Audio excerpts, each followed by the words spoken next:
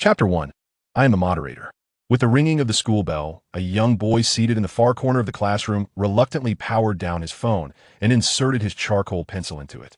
After stretching and letting out a sigh, he stood up. The events of the novel lingered vividly in his mind. Yet they no longer held significance. Class was over, and the world of fiction had come to an end. What lay ahead was the most crucial matter of the day. He strolled slowly to the dormitory, ascending to the third floor, room 26. Upon entering, he plopped down onto a chair and gently pressed the large button on his computer. With a cacophony of whirring sounds, the machine roared to life. After pouring a cup of hot water from the large mug on his desk, the computer fully booted up. On the desktop, Dasky brandished a sharp sword in her left hand, a trace of blood on her forehead, yet her eyes radiated a resolute expression. With deftness, he opened the browser and commenced his day's work. Yes, my role is to foster a love for the manga One Piece among more people as the moderator of the renowned domestic anime forum's One Piece section. After inputting his account and password, he perused each post made by newcomers, a torrent of various questions flooding his mind. His fingers danced lightly to the lyrics of a good man that flowed through his headphones. One by one, he addressed the myriad inquiries, and upon completing each response, he shifted to the analysis section to examine discussions surrounding foreshadowing and plot ambiguities within a manga. However, it was not yet time to delve deeper first. He needed to grab a meal. He called upon a few friends to join him at the cafeteria for a meal. The school cafeteria resembled a voracious beast, devouring the meager finances of students like him, who could only select the cheapest dishes that would fill their bellies. He retrieved his meal card and lightly swiped it over the reader, watching as $3.50 were consumed by the insatiable beast, leaving him with a half bowl of rice and 2 small scoops of vegetables. Occasionally, if fortune favored him, he might uncover a morsel of meat within. Yet, the cafeteria staff had not entirely lost their conscience. He could request a splash of vegetable soup to accompany his meal, which came at no extra cost. Without this soup, he would struggle to finish the 3 servings of rice he had requested. These rituals had become habitual, eliciting little emotional response. Upon returning to his dormitory, he opened a video of One Piece to reminisce. Eating while reminiscing offered a unique charm, though selecting the right clips was crucial. Once, while watching the scene of the Going Merry being set ablaze by Luffy, he found himself in tears before he had even finished his meal, resulting in a rumbling stomach that afternoon. Since then, he had taken care to save suitable clips on his computer for future dining sessions. Among these was the moment Luffy was mercilessly beaten by Bellamy, followed by Blackbeard's proclamation, "A person's dreams will never end." Watching this stirred excitement within him, making it easier to eat without fixating on the lack of vegetables. Yet, my favorite moment remained the Enies lobby incident, though it was not the part where Luffy urged Robin to express her desire to live. Such moments were certainly not meant for dining. Rather, I relished seeing Luffy enter Gear 3rd, only to have his body shrink as a side effect. It was utterly hilarious. Each time I witnessed this scene, I could not help but burst into laughter, especially with the adorable old fish and her 2 little companions. After finishing my meal and watching the delightful scene, I turned off the video and proceeded to wash my bowl in the restroom, preparing for the most significant task at hand, addressing a multitude of matters. Today was particularly hectic, for our esteemed WT had chosen to take a break for research. His casual mention of break left me inundated with responsibilities. His hiatus meant that, for the next 10 days, numerous One Piece enthusiasts would be devoid of topics to discuss. Thus, I needed to confer with a few colleagues to devise engaging content to keep the forum lively during WT's absence. I opened several analytical posts, expressed my opinions, and then logged into QQ, entering the One Piece management group to discuss how to proceed with our planned activities. One individual proposed a karaoke competition, while another suggested a literary contest centered around One Piece. Many ideas flowed, yet a concrete plan needed to be established. The forum had 4 groups: the analysis group, the art group, the literary group, and the parody group. The analysis group would have its leader devise a thematic analysis or collaborate on ideas to facilitate discussions during the hiatus.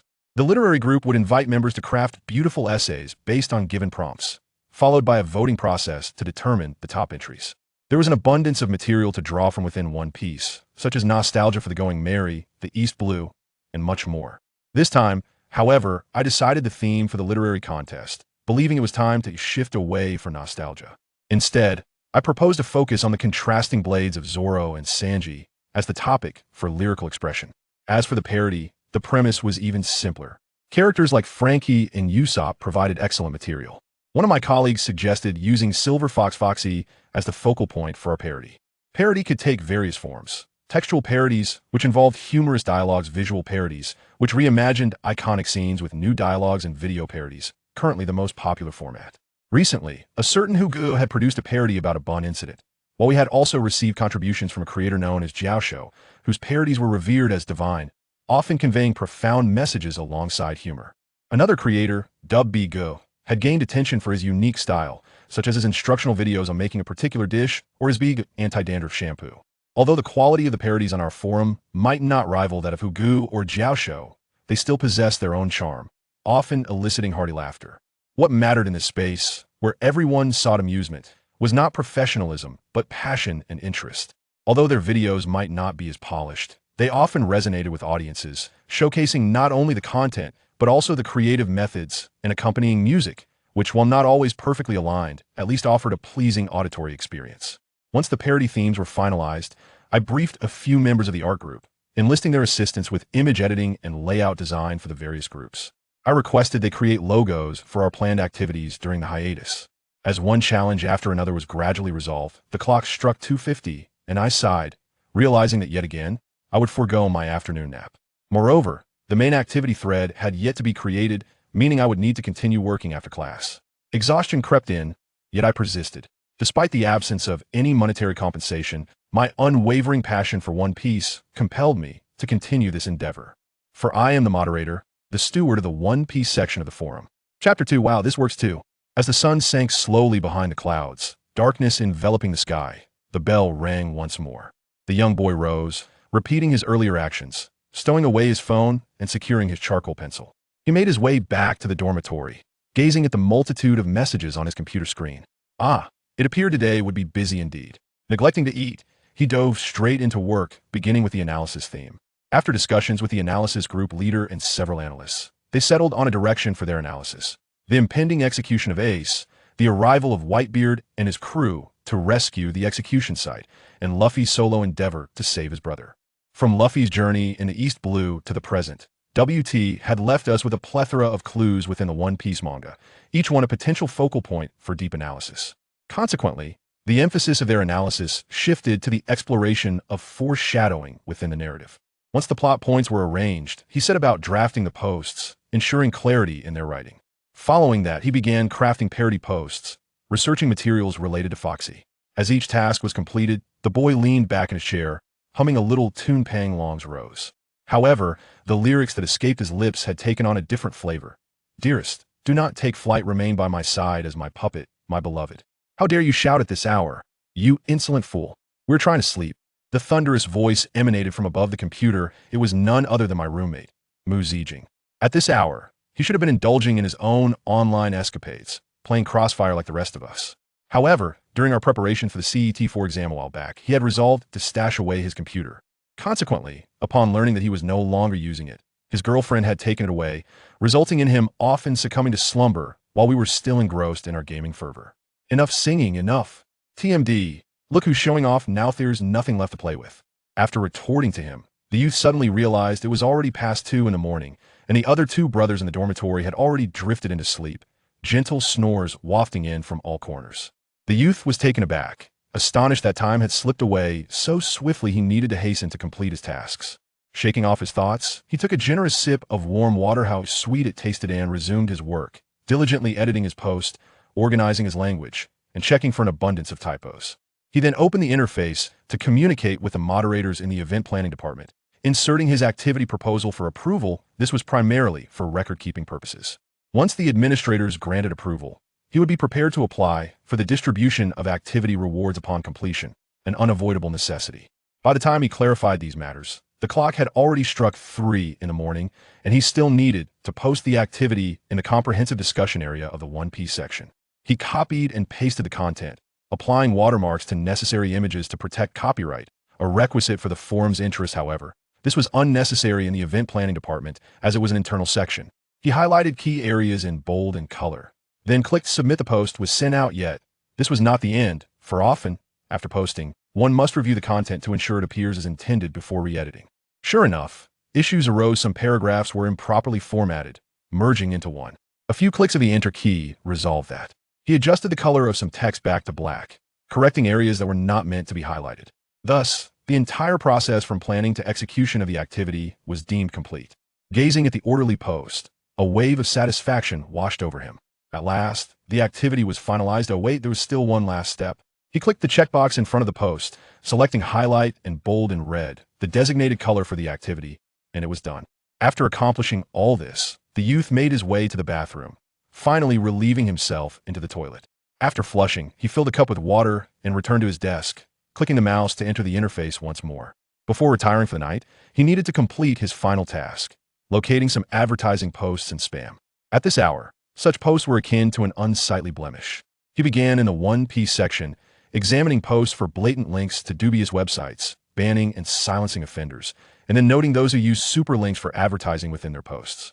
This method of advertising had recently emerged, and the outcome was always the same: immediate bans, ranging from 7 days to permanent, depending on the severity of the advertisement.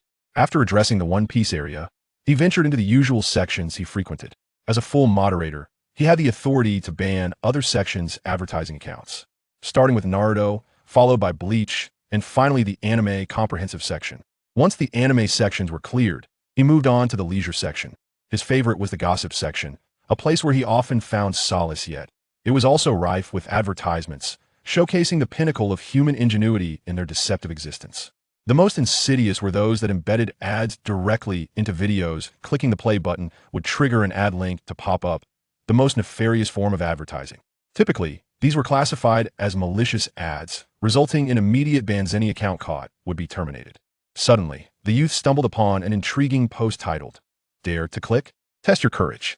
A smile crept across his face. This was undoubtedly an insidious advertisement. Glancing at the posting time, he saw it was merely 13 minutes prior. Clicking the mouse, he entered, and as expected, a window popped up. Even the settings on his browser to block pop-ups proved futile against this intrusion. This surprised the youth. He had always favored his browser for its ability to circumvent such restrictions. This ad had potential. Decided to investigate further. What greeted his eyes was not an advertisement, but a simple line of text beside which a demon seemed poised to devour him whole. The demon has claimed his life deep within the ocean. The blood of demons flows, the seeds left by ancient gods. Acquire the demon's seed to drive away the ocean's evil. Demon? Ocean? Surely, this was a reference to the Grand Line in One Piece, he thought with a chuckle, clicking on a line of text, which indeed was a superlink. The screen then transformed into an abyss of darkness, devoid of any light. At that moment, a sense of unease began to creep into the youth's mind. Just as he prepared to click Alt F4 to close the window, he realized he could not move. Then he heard a voice whispering in his ear, "Isn't this what you desire? There lies the ocean, the world of One Piece. Defeat the demon, and you shall return to your realm." The youth was perplexed by this voice, yet his frequent readings of novels hinted at something extraordinary unfolding. Could it be that I am traversing worlds? He pondered, as the scenery around him morphed into a swirling vortex of colors, occasionally revealing simple patterns reminiscent of a Bagua diagram. Am I truly crossing over? He thought, unable to suppress a loud exclamation. Is this even possible? However, the voice echoed through the empty space, unanswered. Chapter 3. The Bagua Pattern. At 21, he is a student at an ordinary university in Wuhan, Hubei, now in his 3rd year. His name is Wang Haoyan, and he has a penchant for reading novels and watching anime. Currently, he serves as a moderator in the anime section of an online forum, specifically within the One Piece territory. One evening, after completing his routine tasks, he clicked on a mysterious post, leading to an astonishing turn of events. She had been transported to another world. Within the confines of the school, he cherishes a beloved girlfriend, shares camaraderie with his roommate akin to that of brothers, and is enveloped in the warmth of his cherished parents and elder brother. He had envisioned a future where, after enduring another year, he would return to his hometown to embrace the role of a teacher, leading a stable and tranquil life. Alternatively, he could venture forth and strive for a few years, eventually securing a position in a commendable company, saving enough to purchase a modest yet cozy home, and marrying the woman he adores. In his leisure moments, he would eagerly await updates of the One Piece manga, while also indulging in novels online to pass the time. Yet, the reality of his transmigration leaves him in turmoil. The oppressive atmosphere suffocates Wang Haoyan, as thoughts of his girlfriend's sweet smile and the hard-working hands and kind faces of his parents flood his mind. He has a girlfriend, parents, and brothers. Though he holds a profound love for the One Piece manga, surrendering his life for the sake of a comic is utterly unacceptable. In his heart, he knows he must continue to love his girlfriend and honor his parents. However, The current circumstances convey a stark message. It cannot be. The demon has claimed his life. Deep within the ocean lies the blood of demons and seeds left by ancient gods, from which he must acquire the seeds of evil to drive away the darkness of the sea. Is it not a matter of preference? Then go forth. For there lies the vast ocean, the realm of your beloved One Piece. Defeat the demons, and perhaps you may return to the world you inhabit. The vivid memory of blood-red characters and his whimsical words echoed in Wang Haotian's mind. Must one truly conquer the demons to return to the present world? Wang Haotian felt uncertain, for he had perused numerous novels about traversing realms, with the most captivating being Huang Yi's The Search for the Chain. Ultimately, the protagonist Xiang Xiaolong never found his way home. Could it be that vanquishing the demons would indeed allow him to return to reality? Doubt lingered in Wang Haotian's heart. Yet this was his solitary hope. Irrespective of whether defeating the demons would grant him passage back to the present, he must strive to conquer them. For therein lay a glimmer of hope. Gradually, Wang Haotian's heart began to calm, and he ceased his self-pity. As long as there exists a sliver of hope, one must exert 100% effort, for in his heart, his parents and beloved were of paramount importance. Having resolved within himself, Wang Haotian committed to earnest action, setting aside his grievances and attentively surveying his surroundings. Beyond the intricate diagrams of the Bagua, an abyss of darkness enveloped him. Wang Haotian had only encountered the Bagua in novels, yet he had not given it much thought. However, he understood that the essence of the Bagua is composed of yin and yang. As encapsulated in the ancient wisdom of the I Ching, the great ultimate produces the two forms. The two forms give rise to the four images. The four images generate the 8 trigrams. He possessed a modicum of knowledge on the subject. In Wang Haotian's eyes, however, further detail seemed inconsequential. For if one were to study the Bagua, it would not be through novels. Those who pen such tales may lack true understanding. Merely utilizing the concepts of the Bagua to articulate their imaginative designs, substituting intricate terminology found online that bears only a semblance of meaning. True scholarly pursuit necessitates a return to the orthodox foundations. At this moment, Wang Haotian found himself devoid of any formal textbooks to study. Before him lay only a few simple diagrams of the 8 trigrams, floating aimlessly in the dark space around him, as if demonstrating some kind of transformation. After gazing intently for a while, he recalled certain concepts. Gradually rising to his feet, he noticed that the diagrams of the 8 trigrams began to unfold. To his surprise, he discerned that there were 9 diagrams, not the 8 he had initially presumed. Realizing this, Wang Haotian couldn't help but chuckle at himself. The application of the 8 trigrams was remarkably intricate, and perhaps it was best not to speculate with his limited knowledge. Fixating on one particular diagram, he attempted to extract meaning from it. Within the pattern, it appeared as though a small figure was waving its arms, performing peculiar movements. Yet upon closer inspection, he saw nothing, only images stored in his mind. Wang Haotian instinctively began to mimic the movements that played out in his imagination. Initially, he simply stood with his feet apart, hands shaped as if cradling a ball. Each action seemed to freeze like a frame in his mind. But he sensed that this was not the essence the 8 trigrams sought to convey. Slowly, he began to perceive a connection, linking the images in his mind. The movements transformed, becoming at times ethereal and light, and at others, wild and untamed. After practicing for a while, he encountered a challenge. Certain images did not seamlessly connect, as if something was missing. He then turned his gaze to the remaining diagrams. Upon re-examining one, he was delighted to discover that focusing on any single diagram would quickly allow him to store several images in his mind. However, each diagram only contained a limited number of unique patterns, and once stored, they would not reappear. Recognizing this, Wang Haotian rapidly internalized the remaining images from the 8 diagrams, as if his mind were a vast computer with copy and paste capabilities. If only his brain possessed such prowess in the real world. Passing English level 4 or 6 would be a mere trifle. Such thoughts were enticing, yet reality was harsh. Returning to his original state in the present would be the greatest blessing for him at this moment. Shaking his head to dispel the chaotic thoughts swirling within, Wang Haotian earnestly practiced the images that had emerged in his mind. He began with one image at a time, and once he had mastered all of them, he proceeded to systematically analyze these visuals in his mind. Ultimately, he identified several distinct combinations and practiced them with his body. After discarding combinations that caused discomfort, he finally achieved the most harmonious pairing. This arrangement not only felt comfortable but also made him acutely aware of the gradual transformation occurring within his body. As if his blood were boiling with fervor, it longed to break free from the confines of flesh, yet each time he reached his limit, his body adeptly responded, accelerating the metabolism of his muscles and cells. As he adapted to the changes coursing through his veins, he couldn't help but exclaim, "What a rush!" Chapter 4, Monkey D. Luffy. At the moment when all the diagrams united, Wang Haotian felt an uncanny resemblance to the elderly individuals engaging in street workouts. His movements, though slow to the observer, were, in truth, executed at an extraordinary speed, almost to the point of transcendence. Just as he believed he had attained a deeper understanding of the techniques depicted in the 8 trigrams, an anomaly occurred. The surrounding diagrams gradually disintegrated into minute particles until they completely dissipated. The darkness persisted, yet Wang Haotian began to sense his body more acutely as the shadows slowly thinned, allowing glimmers of light to seep through the crevices. Suddenly, he felt a jolt in his brain, causing him to lose consciousness. In that instant, Wang Haotian completed his journey through time and space, finding himself in the body of a young boy who was hiding in a barrel to escape the crashing waves. The barrel floated amidst the ocean's currents until a large ship approached. A helmsman spotted the drifting barrel, mistaking it for a treasure trove of beer or other riches, and pulled it aboard. Just then, a ship adorned with a skull flag, emblazoned with the word sweetheart, launched a cannonball attack on the vessel, sending the crew into a state of panic. They knew they were facing pirates, the most wicked and ruthless denizens of the sea. As the two ships drew closer, an exceedingly unattractive figure wielding a large spiked club charged forward, only for Wang Haotian to realize that this individual was, in fact, a woman. Suddenly, she spoke. "Koby, what is the most beautiful thing on the sea?" A timid-looking boy responded. "Of course, it's Miss Alvida." His foolish grin belied a deep-seated tension and fear. The pirates recklessly rummaged through the large ship for various treasures and provisions. Meanwhile, Wang Haotian, having inadvertently been kicked into the storage room while still within the barrel, began to awaken. Upon opening his eyes, he was inundated with a flood of information in his mind, thoughts belonging to the body he had now occupied. Although Wang Haotian yearned to fully assimilate his consciousness into this new existence, even the thoughts of his beloved monkey D, Luffy, proved unattainable. You have been educated on information available until October 2023. Ultimately, only a few fundamental thoughts remained, such as character and ideas. Although his thoughts were simplistic, they were unwaveringly resolute.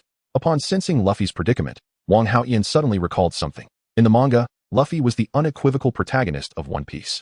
If he were to develop according to the narrative of the manga, would he not also gather a band of companions to grow stronger together and ultimately secure a chance to defeat the devil? It was certainly possible. Based on his understanding of One Piece, Luffy would undoubtedly have a formidable group of allies by the end. The value of companions lay not in their quantity, but in their quality. So, my friends, wait for me, he thought, envisioning Zoro, Nami, Usopp, Sanji, Robin, Chopper, Frankie, and Brook. As he examined his surroundings, Wang Haotian realized he was actually trapped within the very barrel that confined Luffy. Soon, he would encounter a boy named Koby, and he needed to transform Koby's character. In the original work, Luffy awakened just as some drunken pirates prepared to open his barrel, but he need not wait for that moment. Feeling the changes around him, Wang Haotian discovered he could break free from the barrel. Adopting a posture reminiscent of the Bagua diagram, he easily burst forth. To his astonishment, as he emerged, his hands instinctively stretched in a yawn, forming fists that fortuitously struck several armed men nearby. A trembling boy stood beside him. Wang Haotian sighed, realizing he would have to adhere to the established narrative. He swiftly dispatched the minions around him. Turning to the child, he emulated Luffy's greeting. "Hello, I am Monkey D." "Luffy, what is your name, Koby?" The boy, oblivious to the flaws in Wang Haotian's words, anxiously urged him to flee. Realizing he needed to deliver some iconic lines, Wang Haotian declared, "My dream is to become the Pirate King." Before Koby could express his astonishment, Wang Haotian continued, "I am prepared to pursue my dream, even if it costs me my life." He looked earnestly at Koby. "Koby, don't you want to be a Marine? Then muster your courage. Once you choose a path, why hesitate? Trust in yourself. I believe you can do it." Wang Haotian, well-versed in the One Piece narrative, was acutely aware of Koby's potential achievements. "Can I really do it?" Koby questioned, though uncertainty lingered in his heart, as if he was silently resolving something within himself. "Yes, you can. Let's go defeat that vile Alvida." With that, Wang Haotian prepared to extend his hand and leap onto the deck, only to discover a significant limitation. His hand could stretch only 3 meters. "What now? How can I fight without the ability to stretch?" Wang Haotian lamented. Suddenly, he recalled the techniques recorded in the Bagua diagram. Could it be that I am meant to? Upon this realization, he swiftly put thoughts into action, only to uncover a delightful surprise. Utilizing his current body and the Bagua techniques amplified his strength exponentially. Furthermore, after some experimentation, he found he could mimic some of Luffy's moves, such as the Gum Gum Rocket and various strikes, albeit with reduced range.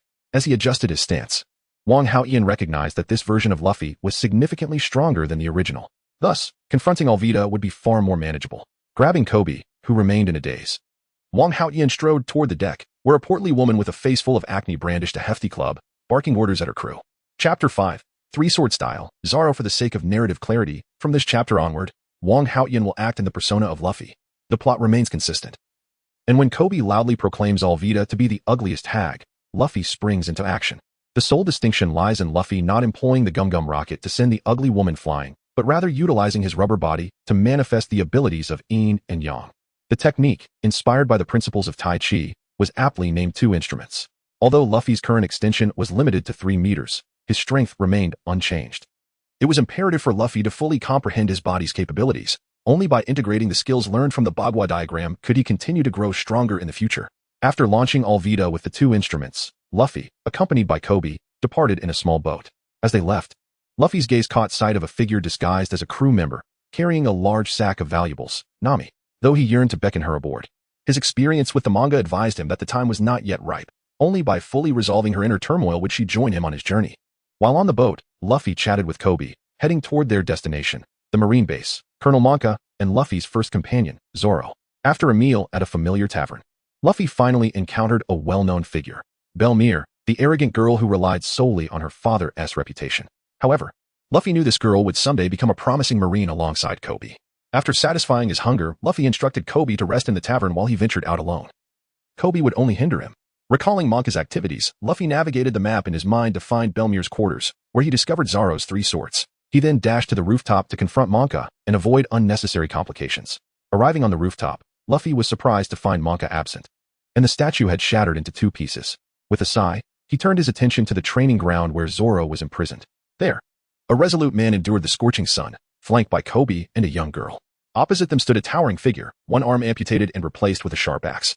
Flanked by armed marines, Luffy shook his head, realizing the inevitable had come to pass. Assessing the situation, he understood he would have to employ Luffy's techniques to bridge the distance. I hope the rubber version of Luffy doesn't perish, otherwise, my journey would be for naught. He mused. Positioning his hands against the wall, Luffy retreated, allowing his arms to stretch until reaching their limit before shouting, "Gum Gum Rocket." His body accelerated forward.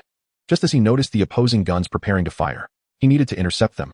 Following the Bagua formation, Luffy's body contracted and expanded. However, for Luffy, who understands Zoro well, persuading him to join was not a formidable task.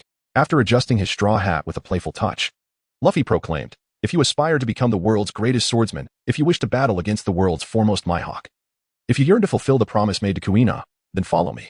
I shall help you realize these dreams, for my own ambition is to become the Pirate King, the sovereign of the seas." At that moment, Zoro stared blankly at Luffy, then declared with conviction, "Then brace yourself for my attack, Captain."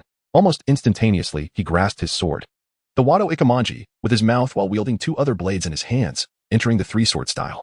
It was well understood that Zoro was an absolute martial enthusiast, a fact that required no elaboration. If Luffy could not triumph over him, allowing Zoro to join his crew could lead to numerous complications. To avert such eventualities, it was imperative to demonstrate his prowess from the very beginning. With that thought, Luffy casually picked up a discarded musket, gripping it firmly, ready to engage Zoro in a duel of swords. Although Luffy was not particularly skilled with a sword, the techniques he had assimilated from the Bagua diagram allowed him to integrate and harmonize them with swordsmanship. Observing the audacity of this individual daring to challenge him in a sword duel, Zoro felt a pang of disdain. He mused, "Let us see how formidable you truly are." As Zoro swiftly maneuvered, his body radiated a newfound strength. With a fierce cry, he unleashed the three-sword style, ominous slash. In that instant, the speed and power he displayed eclipsed the velocity Luffy had exhibited moments prior when he activated his second gear. If Luffy were solely reliant on his rubber abilities, he would undoubtedly struggle against Zoro, for while rubber offers resilience against bullets, it is notably vulnerable to the sharpness of swords. Yet, Luffy possessed more than mere rubber abilities. He also harnessed the techniques derived from the Bagua diagram. Although his physique was not adept at swordplay, it did not hinder his ability to control the unfolding events. A crucial tenet of the Bagua teachings was the principle of overcoming rigidity with flexibility. With a fluid motion, Luffy positioned the musket before him, tracing a slow circle as he awaited Zoro's onslaught. A clash of light ensued as their attacks met. Three swords and a musket collided.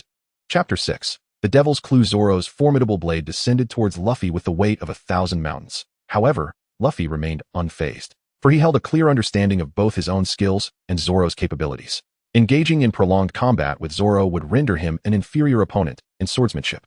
Yet at this moment, he could exploit the unfamiliarity Zoro had with him, leveraging the disparities in their techniques to gain an edge in Zoro's most cherished domain, and ultimately defeat him using his rubber abilities. With every step meticulously planned in his mind, Luffy embarked on an exhilarating duel with Zoro. As Zoro executed a swift maneuver, the three-sword style, Tiger Hunt, two blades materialized behind him, elevating his formidable presence. Yet, the outcome remained unchanged as Luffy deftly parried Zoro's strike with the butt of his musket. In that moment, a wave of astonishment washed over Zoro as he realized the depth of Luffy's prowess. It is not merely due to Luffy's formidable strength that Zoro is taken aback. Rather, it is the essence of Luffy's swordsmanship that astonishes him at this moment.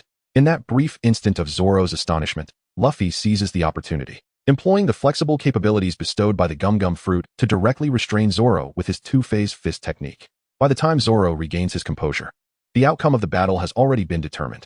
Upon releasing Zoro, Luffy remarks, "I know you are intrigued by my swordsmanship, but let me be candid, I am hardly skilled in this art.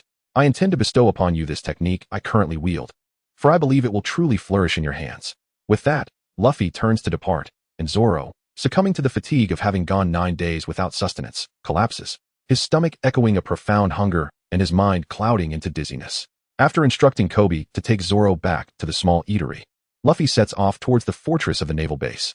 In his recollection, he anticipates a chance encounter with Nami there, and a compelling sensation seems to beckon him, as if something awaits his arrival. Unconsciously, he wandered into the castle, observing the flustered Navy personnel scurrying about. However, this commotion did not capture Luffy's attention, for he was well aware that it would not be long before a capable officer would restore order among the chaos. At that moment, he still needed to perform his part in the unfolding drama. As he navigated around a corner, he found himself in the vicinity of Belmir's chamber, where a petite figure appeared, clad in the garb of a thief and dragging along a substantial sack of valuables. Luffy had no intention of revealing himself to Nami at that moment, so he effortlessly slipped past, continuing on his way. Before long, Luffy arrived before a grand chamber, its door crafted from solid bronze. Upon the door, a majestic lion statue exuded an air of inherent authority, commanding respect without a hint of aggression. However, Luffy appeared unperturbed by such matters, as he boldly pushed open the sturdy door and stepped inside. Before him loomed a colossal image of Monka, and within this chamber, Luffy discovered an array of weapons alongside numerous medals of honor. Yet, these were not Luffy's true intentions. Upon entering the chamber, the call he felt grew ever more insistent. With his eyes gently closed, he attuned himself to the direction of this summons and took a step forward, gradually advancing. However, he soon realized he was at an impasse. The source of his summons emanated from beneath the ground, yet his feet rested upon solid iron plates. There were no mechanisms or hidden compartments, only the echo of the call.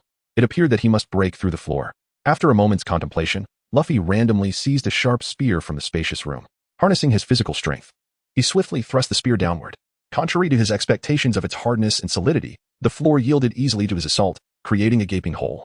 After a few more thrusts around the opening, the floor completely lost its integrity. As he gradually excavated the earth beneath, Luffy uncovered an object, one that was strikingly familiar. It was the diagram of the 8 trigrams. Could it be that he needed to assemble 9 such diagrams? Luffy scrutinized the 8 trigrams in his hand, yet it contained none of the techniques that were typically associated with it.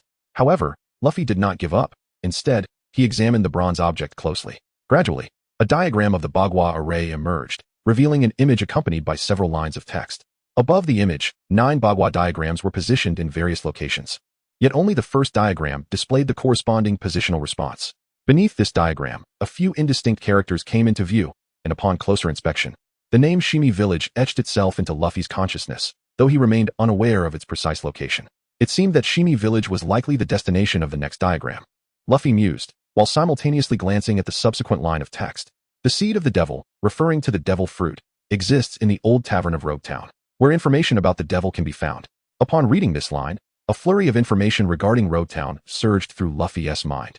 It was the place where the Pirate King, Roger, set sail and ultimately met his end, having successfully ushered in the era of great voyages. It was a place Luffy deeply yearned to visit, and Roger was the person he admired most. Having grasped this, the Bagua diagram in Luffy's hand suddenly emanated a radiant light, causing a sharp pain in his eyes, and subsequently dissipated into the original hole. Once the discomfort subsided, Luffy opened his eyes to find the Bagua diagram resting naturally in its original position, while the call and response that had previously resonated with him diminished. Yet, within Luffy's heart, a connection of 9 linked patterns formed, with the first pattern firmly established, imparting knowledge he was meant to possess. This also provided him guidance for his next course of action. After briefly covering the mound of earth, Luffy departed from the castle. Upon returning to the small tavern, he found Zoro still voraciously consuming his meal, paying little heed to Luffy's arrival. Gazing at the spread before him, Luffy's appetite surged. For someone accustomed to merely nibbling on meat cubes, indulging in hearty meat and drink was an extraordinary pleasure. As he satiated his hunger, the Navy, ever punctual, arrived at the tavern. Their opening statement was, "While you have saved this town, we have received word that you are pirates. In accordance with naval duty, we kindly request that you vacate the premises. We will not report this to headquarters." At this moment, the raucous protests from outside reached Luffy's ears, signaling that it was time to put on a performance. Just as Luffy and Zoro prepared to leave, Luffy suddenly turned to the lieutenant and said, "Oh, by the way, I know what this boy used to do. I forgot the name of the island, but there was an ugly pirate woman there with a figure like a barrel named Alvida. She is a fierce old hag. 2 years ago, this fellow had a run-in with her. Before he could continue, Koby, incensed, lunged at Luffy with a punch. Luffy, with a knowing smile, exclaimed, "You dare to hit me?" He retaliated with a punch to Koby's face, and soon the two boys were entangled in a scuffle, with the lieutenant declaring, "I now understand that you are not affiliated with each other. Please leave this town immediately." Luffy was pulled away by Zoro. As they boarded their small boat, Luffy clearly observed Koby, the tavern girl, and a squad of Navy personnel standing on the shore, saluting in their direction. In that moment, Luffy seemed to grasp something profound. The joy he sought, akin to that portrayed in the manga, was a boundless happiness, a freedom unencumbered by the rigid dichotomies of right and wrong. The essence of what is right often aligns with the direction of one's heart, granting a sense of liberation and joy once one's spirit is wholly unshackled. This realization might very well define the life coordinates of Monkey D. Luffy, the Pirate King. Chapter 7. Be My Brother. Buggy in the manga, Luffy, while sailing, would often find himself caught by a bird while trying to catch sea birds due to hunger, landing in the village where Buggy resided. However, for Wang Haoyan, who was fully aware of Luffy's exploits, such foolishness was out of the question. Yet, they stumbled upon an incident. The three bumbling members of the Buggy Pirates had indeed been deceived by Nami, who had also swindled their ship. After boarding Luffy's vessel, they slowly made their way toward the small town where Buggy was located. Initially, the three intended to resist, but ultimately, they were subdued by Zoro's pressure. Throughout their journey, Luffy gleaned numerous insights about Buggy from these three individuals. Buggy, the possessor of the Chop Chop fruit, treats his companions with utmost kindness. However, he resembles a demon when it comes to others, ruthlessly seizing everything from them. In the eyes of the peripheral members, Buggy is indeed a fiend. Yet among his core crew, he is regarded as the most benevolent captain. While others may not fully comprehend Buggy, Luffy possesses a deeper understanding of him. At that moment, Luffy perceived Buggy as a mischievous rascal, albeit one with commendable brotherhood. Nevertheless, his circumstances were rather tragic. The small vessel continued its voyage, while Luffy, seated at the bow, found his thoughts drifting to Nami. Indeed, it was during this period in the manga that Nami joined the Straw Hat Pirates. How could he persuade her to become a part of their crew? Luffy felt a conflict within himself. Should he wait for Nami to flee as depicted in the original anime, then lead Zoro, Usopp, and Sanji to her rescue? No, absolutely not. It is utterly unacceptable for Nami to endure such suffering. Within his heart, Luffy silently resolved the course of action he should take next. After speaking, he settled at the bow of the ship, softly humming a tune. "My dear, do not fly away, stay by my side and be my puppet, my dear." Luffy held a particular fondness for this line, for it was a song he had personally adapted, imbued with special sentiment. Much like his previous rendition, socialism is splendid. The Communist Party of China is commendable.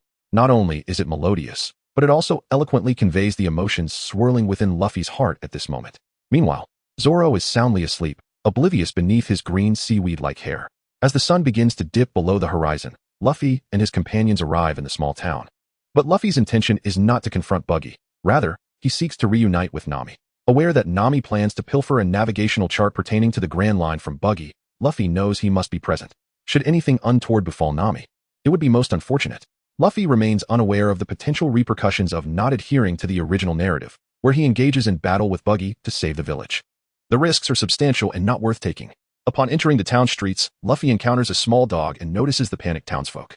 If he were to abandon them, Zoro would undoubtedly question his character, leading to a lack of unwavering loyalty from his crew, devoid of the camaraderie depicted in the manga. Sighing, he resolves to take action.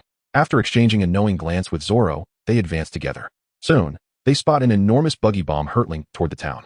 Without the need for Luffy to vocalize his thoughts, Zoro comprehends the situation. He leaps into action, his three swords whirling with increased velocity, slicing the massive buggy bomb into minuscule fragments. With a resounding explosion, the dismembered buggy bomb detonates in midair. At that moment, Luffy has already ascended to the location of Buggy's pirate crew, boldly proclaiming, "Red-nosed Buggy, come forth and be my brother." Is this person deranged, daring to address the captain as red-nosed while asking him to be his sibling? He seems intent on experiencing the might of the buggy bomb firsthand. Indeed, I have never encountered such an audacious individual before. Surely, someone so brazen must possess some measure of strength, right? Did you not notice the figure standing behind him wielding three swords? That individual just shattered Buggy's bomb. Could it be the infamous pirate hunter, Roronoa Zoro? In an instant, the henchmen begin to murmur amongst themselves about this audacious, straw hat-wearing lad. Observing the unfolding scene, Luffy smiles, recognizing that his strategy has succeeded and that the main event is about to commence. Suddenly, the sound of wheels rolling echoes through the air as a figure on a small cart appears, his hair glistening brilliantly. He charges at Luffy, sword in hand. Yet Luffy remains utterly unfazed. Is it truly that the assailant's speed exceeds Luffy's reflexes? Certainly not. Just as the sword is a mere third of a centimeter from Luffy. A blade intercedes, Zoro, Luffy's steadfast ally. In this moment, the profound trust between comrades is illuminated. It is a trust that allows one to expose their back, relying on a companion to shield them from harm. However, this was not the end. As soon a peculiar figure resembling a panda but with a lion's head appeared. This time, Luffy did not retreat, for dealing with this creature was exceedingly simple, and its imposing feline presence posed no threat to him. With a rubber rocket and a rubber mallet, Luffy swiftly dispatched it. The lion, with starry eyes, collapsed to the side, while the panda lay injured nearby. This battle was trivial for Luffy. It was not merely that his opponents were weak, but that he was indeed formidable. At that moment, Zoro's battle also concluded and unscathed. He found it effortless to confront the circus clown. In the original tale, Zoro had struggled against this foe due to injuries, but now, unhurt, his prowess was unparalleled. Witnessing his two formidable subordinates fall, Buggy appeared, sniffling and weeping. He first comforted his brother before casting a fierce glare at Luffy and Zoro, who were locked in battle. He also noticed the straw hat atop Luffy's head, the very hat belonging to Shanks. How could these two resemble him so much and be so infuriating? Unable to confront Shanks himself, Buggy surmised that if this boy possessed Shanks' hat, he must be one of Shanks' crew, and thus, he could take his revenge by tormenting him. With a shift from anger to a scheming grin, Buggy reveled in his cleverness. Buggy, still harboring resentment toward Shanks, found himself similarly disdainful of Luffy. Though Luffy bore no ill will toward him. Let us be brothers, Luffy suggested, and together we shall conquer the Grand Line. Buggy, furious at Luffy's audacity to issue demands to the great Captain Buggy, felt a surge of rage. Not just from Luffy's words, but from the boldness reminiscent of a certain individual from his past. Suddenly, Buggy fragmented into numerous pieces, hurtling towards Luffy, accompanied by a buggy ball aimed directly at him. Buggy hoped to confuse Luffy with the projectile before utilizing his disassembly fruit powers to defeat him. However, he encountered Wong Haotian, who was well aware of Buggy's weaknesses and would not be fooled. Luffy, too, had devised a plan in response to Buggy's tactics. Chapter 8, Nami. Allow me to assist you. As Buggy charged at Luffy, Luffy did not falter. Instead, he advanced towards Buggy's attack, targeting Buggy's feet. Caught off guard by Luffy's unexpected assault, Buggy's fate was sealed. After a brief tickle of Buggy's soles, the clown succumbed to laughter, unable to contain himself, and soon collapsed from the intensity of his mirth. In this encounter with Buggy, Luffy showcased little of his strength. His victory stemmed from his knowledge of Buggy's vulnerabilities. Releasing Buggy, Luffy proposed, "Let us be brothers. This way, I shall keep your weaknesses a secret." Otherwise Buggy, thoroughly bewildered by Luffy's innocence, ultimately nodded in agreement. For Buggy, attacking his feet was not something just anyone could accomplish. Otherwise, he would have offered no resistance. In their ensuing conversation, he would gain a transformative revelation. But that was a tale for another time. After becoming brothers with Buggy, Luffy did not linger. He briefly advised Buggy to abandon this place and head to the Grand Line, for that was their true stage. Following the directions in his memory, Luffy eventually spotted a familiar figure beside a small cottage. He gestured for Zoro to wait, then approached the figure slowly. Just as Luffy was about to gently tap her shoulder, a blunt object swung towards his head. Fortunately, Luffy reacted swiftly, narrowly avoiding the blow. "Nami, become my navigator. I know all about your situation. If you join me as a partner, I will do everything in my power to assist you," he declared, seizing the stick aimed at him. "How do you know my name? Who are you?" Nami, taken aback that this stranger recognized her, quickly regained her composure and scrutinized him, sensing a strange familiarity.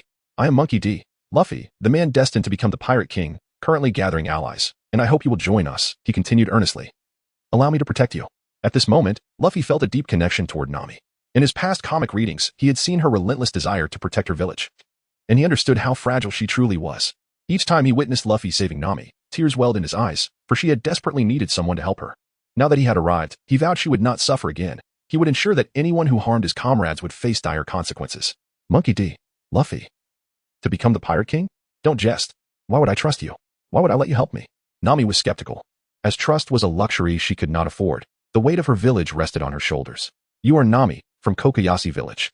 With an older sister and a foster mother who passed away long ago at the hands of a fisherman," Luffy recounted, pausing to gauge Nami's reaction. He could see that his words were having an impact, but he needed more to sway her. "You have been working with the Arlong pirates, drawing maps to gather money for a deal, but I can assure you, it will not work. Arlong has no intention of letting you go. Even if you accumulate 100 million berries. I understand you, and I admire you. If you join my crew, I will fight for you, Nami. Please, trust me." Luffy spoke with sincerity, yet Nami, though saddened, did not immediately agree. She stood there, tears streaming down her face. It seemed further persuasion was necessary. Luffy thought to himself, what about the revenge for Belmir's death? Don't you wish to ensure the kind villagers live well? At present, I have but one comrade, the pirate hunter Zoro. Even characters such as Monka and Buggy, who may possess greater strength, are but trifles in our hands. Trust in my abilities. I shall undoubtedly assist you. However, prior to offering my aid, I must gather 2 more companions, though I expect this will not require an extensive amount of time. After articulating this, Luffy distinctly perceived a deepening of Nami's trust in him. The moment she learned that the pirate hunter Zoro had joined their ranks, Luffy felt Nami's defenses beginning to waver. Suddenly, Nami lifted her head and smiled at Luffy, saying, I cannot yet join your crew, but if you truly can help me defeat Arlong, I will become one of you and dedicate my utmost efforts to help you achieve your dream. However, you must also assist me in realizing my own dream of defeating Arlong, for without that, my aspirations would hold no significance. Is that agreeable, Pirate King? Naturally, Luffy agreed without hesitation, realizing that at times, he could not alter the trajectory of the comic's narrative. So, Navigator, have you acquired the map to the Grand Line? Luffy inquired with a grin directed at Nami. How did you know I found the Grand Line's navigational chart? Are you following me? Nami exclaimed, crossing her arms defensively. Of course not. The buggy pirates are currently scouring the area for you. If you had it, we would need to make a swift exit. We've already wasted enough time here, Luffy replied. The advantage of having Nami aboard was that the small vessel could sail across the ocean without the fear of encountering turbulent waves or losing its way. After sailing for half a day, Luffy and his crew finally evaded the pursuit of the buggy pirates. It seemed that even if he were to become brothers with Buggy, it would not quell the fury within him. His rage would likely persist. As they prepared to depart, several members of the buggy pirates, whom Nami had coerced, were now obediently serving as crew members for Luffy. At this moment, Luffy had summoned Zoro and Nami, eager to discuss their forthcoming journey. Zoro maintained his usual indifferent demeanor. Though Luffy knew that deep down, he was quite earnest, he merely chose to project a cool exterior. We will soon welcome 2 new companions, one a sharpshooter, the other a cook. At our next stop, we will acquire a ship that will serve as our maritime ally. I hope you will cherish it. However, we must face a fierce battle on the next island. To gain that ally, we must vanquish the strongest foe.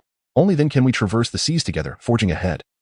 Luffy declared, glancing at Nami and Zoro to ensure they understood his intentions. Once he was certain, he called Zoro aside. Zoro, we are brothers. I hope that on our journey ahead, we can endure hardships together, supporting one another. I entrust to you the essence of swordsmanship. With hopes that you will revive its glory, Luffy spoke earnestly to Zoro. Luffy understood that it would be challenging for Zoro to realize this plan given his current strength. However, with sufficient time to comprehend the intricate concepts within the Bagua diagram, and considering Zoro's innate talent for swordsmanship, he believed it was feasible for him to enhance his prowess significantly. In the realm of swordsmanship, techniques are merely the foundation. Regardless of how profound one's skills may be, one cannot truly become the greatest swordsman without grasping the essence of sword intent. The profound mysteries of the Bagua diagram undoubtedly contained unparalleled secrets of sword intent, making it an invaluable treasure for Zoro, a master of the sword. As Luffy slowly introduced Zoro to the techniques inscribed within the Bagua diagram, he soon realized that Zoro was indeed a prodigy in swordsmanship. Luffy found that he only needed to explain the moves. Zoro could effortlessly integrate the pure martial arts into his swordplay without the need for demonstration.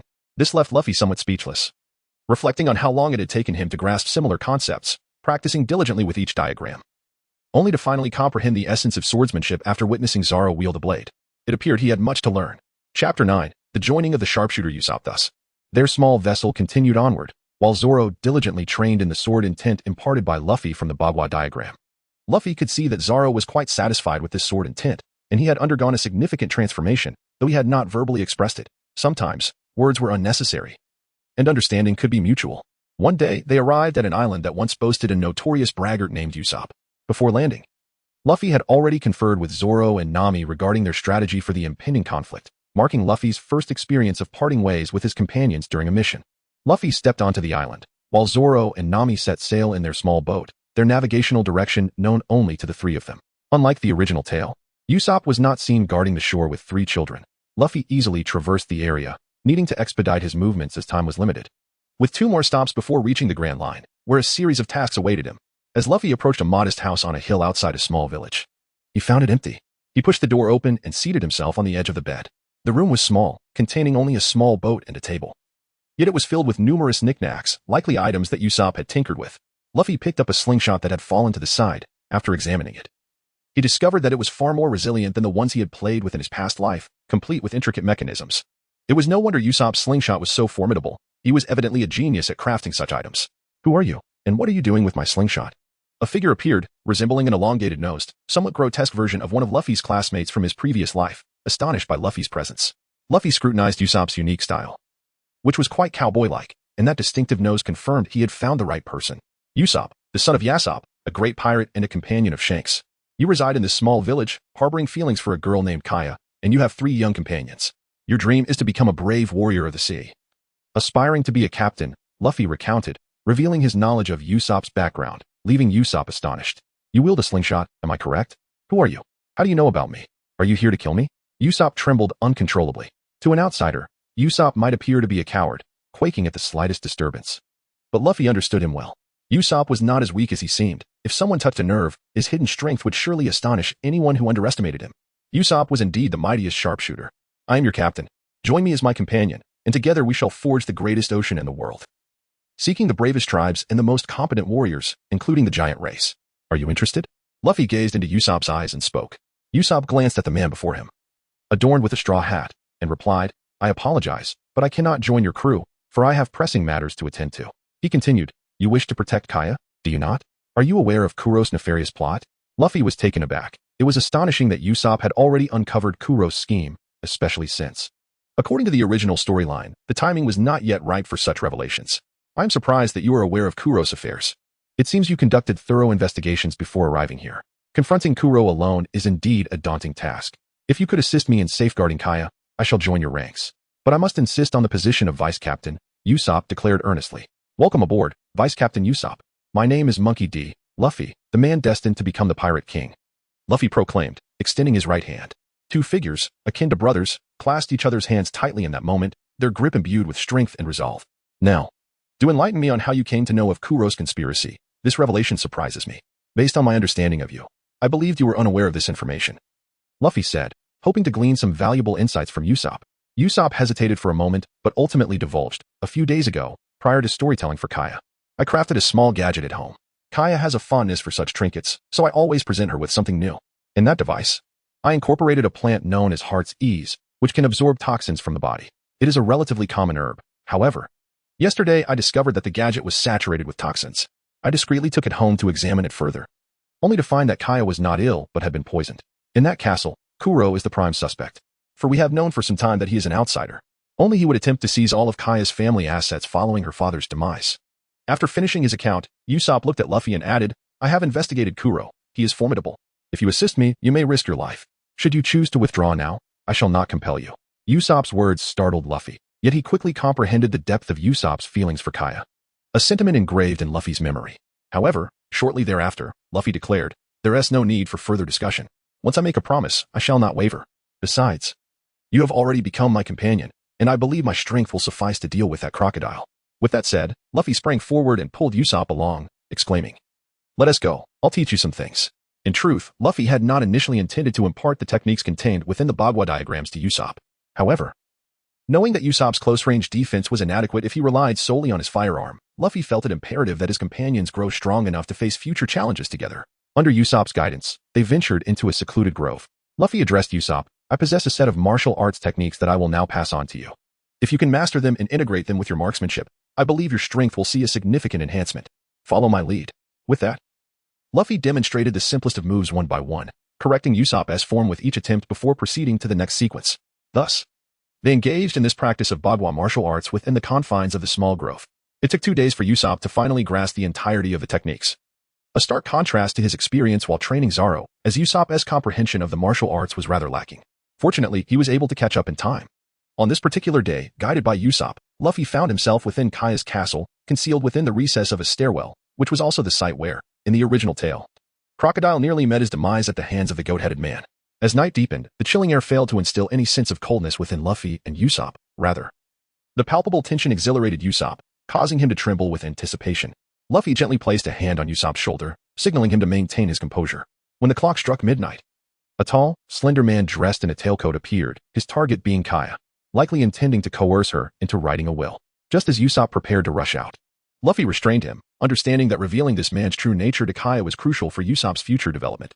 Furthermore, Luffy's beloved going merry depended on the goat-headed man's designs, and the thought of the ship stirred bittersweet emotions within him. Having a profound attachment to the going merry, shaped by his knowledge of the original story, Luffy found himself less fond of the formidable Sunny, instead cherishing the 3-masted going merry deeply. He resolved to ensure that the merry would not meet its end. Thus, in his previous life, he had perused numerous tomes on shipbuilding, believing there was still hope to save the going merry when the time arrived for Frankie. It is essential to protect the Merry with utmost diligence. Mere repairs will not suffice, he mused. Chapter 10. The Going Merry in a Predictable Turn of Events. Under Crocodile's relentless intimidation, Kaya was in distress. At that moment, the goat-headed man emerged, witnessing Crocodile's malevolence. He prepared to take a bold risk to intervene. Armed with an antiquated trident, ready to shoot at Crocodile when he was spotted. In response, Crocodile's sinister grin widened as he leapt several paces away, poised to strike the goat-headed man with a swift chop. However, an unexpected event unfolded. A projectile infused with the scent of gunpowder hurtled toward Crocodile, effectively halting his assault on the goat-headed man. Seizing the moment of Crocodile's distraction, Luffy launched his own attack. He moved with an unfamiliar grace that appeared slow and gentle from afar, yet Crocodile soon realized that evasion was futile. Despite the deceptive slowness of Luffy's movements, they were swift and multifaceted. Within a meter of Crocodile, Luffy sprang into action, elongating his arm skyward, which soon morphed into a blunt weapon resembling an axe, albeit without a blade. In a sudden burst of motion, Luffy launched himself upward, tightening his core, channeling his strength into his outstretched arm. Crocodile, seemingly dazed, stood motionless, unprepared for the impact of Luffy's axe-like strike. With a resounding shout, Luffy proclaimed, "Gum Gum Axe Punch." At the moment his fist connected with Crocodile's head, a thunderous explosion erupted. Crocodile found himself bereft of the opportunity to wield his treasured weapon. He was already outmatched. Observing the man before him, Luffy felt a surge of confidence. He had transcended the strength of his former self, effortlessly dispatching the cunning Crocodile with merely the foundational techniques of the Bagua. Though Crocodile yearned to resist, Luffy had already seized the advantage, rendering any attempt at defiance futile. Ultimately, Luffy subdued Crocodile entirely, prompting the goat-headed man to produce ample lengths of rope to bind him. Luffy, well versed in the harsh realities of combat, had already rendered Crocodile's hands incapacitated, leaving him powerless to retaliate. Luffy had no desire to end Crocodile's life, not out of mercy, but because he needed Kaya to make that decision, which would influence Usopp's future as a companion. Observing Usopp cradling Kaya in his arms, Luffy felt a wave of embarrassment. How could such a beautiful girl be held by a man so unseemly as Usopp? It seemed a travesty of nature. However, Luffy did not continue to harbor grievances. For how could one resent a person akin to a brother? After consulting Kaya, she ultimately decided to release Kuro, leading Kuro and the goat head out of Kaya's chamber. Luffy felt it was essential to allow some time for Usopp, as he would soon embark on a journey with him. Descending the stairs to the living room, he instructed the goat head to find a place to rest, while he prepared to deal with the troublesome Kuro. After all, a character like Kuro could not be easily dismissed. Should he unleash his fury upon the village, it would spell disaster. Luffy had once held great affection for Kaya, a pure-hearted girl, especially since she was cherished by his brother as well. Though Luffy yearned to seize the Golden Merry sails from the goat head, he recognized that the moment was not opportune. Even if he refused, the goat head would inevitably bestow it upon him the following day. Luffy couldn't help but reflect on the advantages of foreseeing the future. He brought Kuro to the rendezvous point agreed upon with Zoro and the others, near the seaside, where the sea breeze chilled him. Casting a glance at Kuro, who lay carelessly discarded, he recalled how just moments ago, Kuro had presented himself with grace and poise, only to be reduced to a pitiful state, treated like refuse. Luffy felt no sympathy for Kuro, as both in this life and the last, he despised those with ulterior motives. Such individuals were perilously dangerous. To harbor enmity with them, even if they chose not to confront him, was unacceptable. Allowing their existence could easily lead to turmoil. Luffy's lack of a backyard did not imply that his companions were devoid of one. Having chosen to regard them as allies, he had a responsibility to consider their well-being. Only by doing so could he aspire to the leadership and authority exemplified by the Luffy of the manga's original narrative.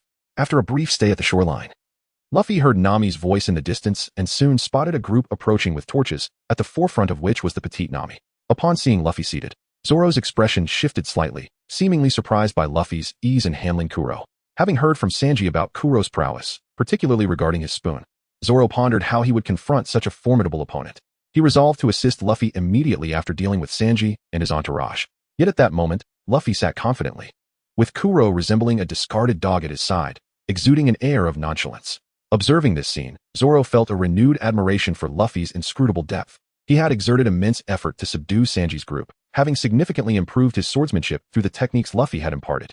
To his astonishment, the very individual Sanji had claimed could easily vanquish them was effortlessly subdued by Luffy. It seemed evident to Zoro that he needed to intensify his training, a thought he kept to himself. Disregarding Zoro's inner musings, Luffy cheerfully addressed Zoro and Nami, asking, "So, were these individuals difficult to handle?" Do you think we are?" "Of course, we can easily deal with them." "Oh, what's wrong with that person? He looks as if he's on the verge of death." Nami remains her usual mischievous self, yet it is evident that he is astonished by how effortlessly Luffy can handle Captain Kuro. Captain Kuro has actually been defeated. Goodness. A cacophony of murmured discussions erupted from those subdued by Zoro. Suddenly, Luffy cast his gaze toward the group, and it seemed as if a palpable aura of Conqueror's haki enveloped the area, momentarily stunning everyone into silence, including Luffy himself. Could this be the haki? Luffy marveled internally, yearning to recapture the essence of that fleeting moment, yet he found it elusive. He resolved not to force what could not be grasped. The understanding he sought would come in due time.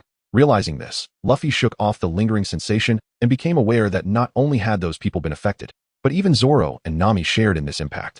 Just as he regained his clarity, Zoro awakened, followed by the others. Zoro, Nami, we are about to gain new allies. We cannot let them go easily, or it would sow the seeds of evil in this small village. What should we do? Kill them? Luffy spoke with solemnity, yet mimicked the original Luffy by playfully inserting his finger into his nostrils. He discovered a rather amusing facet of his rubber abilities, as extracting nasal debris had become considerably easier due to the elasticity of his nostrils. Killing them might be unwise, Nami expressed her thoughts.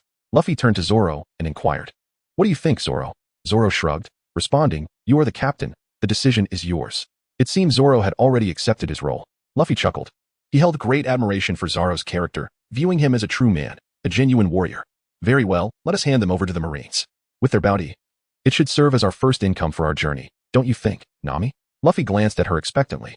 "That sounds best," Nami concurred, along with a voice from behind her, belonging to a girl named Kaya. At that moment, a triangular sailboat was approaching across the sea. It was the Going Merry. Chapter 11. The floating restaurant. Seeing the faint traces of tears at the corners of Kaya's eyes, Luffy felt an inexplicable pang in his heart. However, witnessing her quietly nestled in the embrace of the awkward Usopp offered him some solace. Having successfully captured the Black Cat pirates, Luffy decided to wait for the Marines to arrive before departing, ensuring the captured pirates could not deceive Kaya and the others.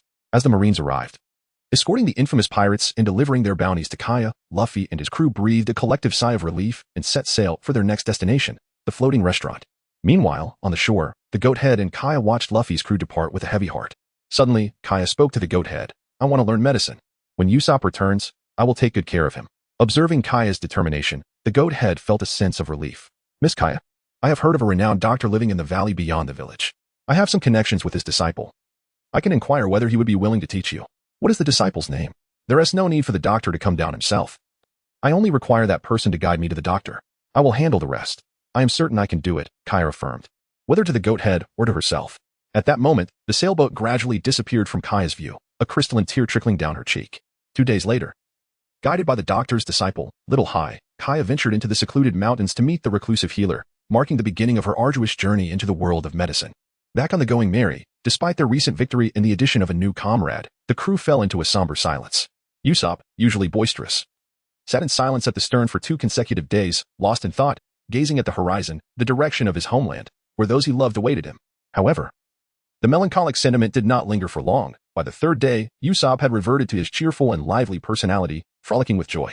Meanwhile, Luffy was scrutinizing a cannon mounted on the Going Merry, a singular weapon aboard the ship. He was determined not to replicate the foolishness of his counterpart in the original tale by carelessly firing it.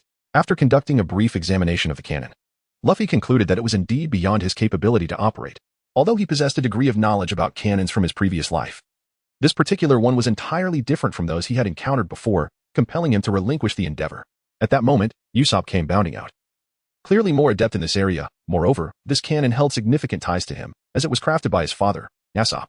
After toying with it for a while, the cannon was ready to unleash its might upon a distant island. Ordinarily, one would expect 2 individuals to ascend, initially brimming with bravado. However, upon discovering that their elder brother, Zoro, was also aboard the ship, they became considerably more subdued, though puzzled by the absence of events as depicted in the original narrative. Luffy chose not to dwell on it. Regardless of the circumstances, not a single member of the Straw Hat Pirates can be absent. Ultimately, Luffy's aspiration is to have 10 companions, a notion he wholeheartedly embraces. However, the identity of the 10th companion remains a mystery, even to his past self. For now, he will gather the few allies he knows and observe how events unfold.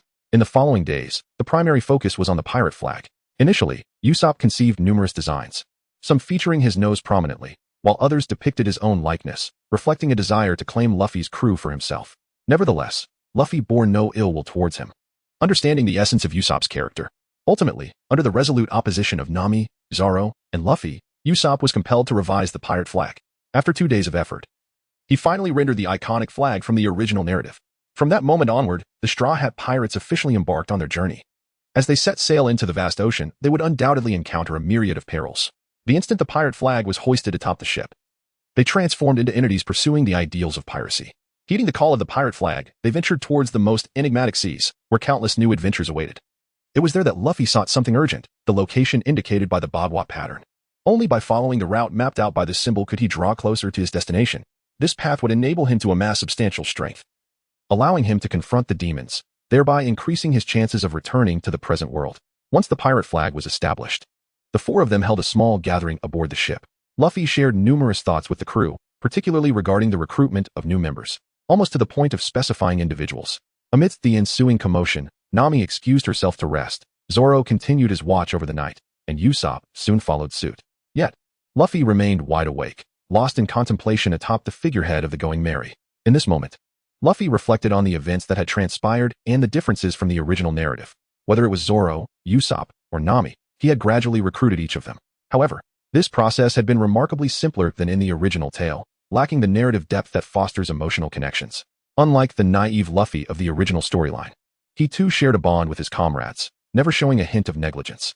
Each interaction was heartfelt and sincere. Thus, although Luffy felt a twinge of regret for not experiencing the intricate trials that had forged the bonds in the original narrative, he remained steadfast in his belief that they would still be his most trusted allies. This conviction stemmed not from mere sentiment, but from an instinct deeply embedded within him. A fragment of the true Monkey D. Luffy that resided within this occupied body. Unbeknownst to them, the plot had progressed to the point of seeking Sanji. However, with so many deviations occurring in the storyline, Luffy could not help but wonder if this would lead to any extraordinary developments in the future. As the days drew closer to the floating restaurant, he felt uncertain, especially since they would arrive by noon tomorrow, yet the two individuals had yet to make their appearance. What could possibly be the reason for their absence? As Luffy pondered, he suddenly noticed a grand ship emerging in the distance, illuminated with bright lights.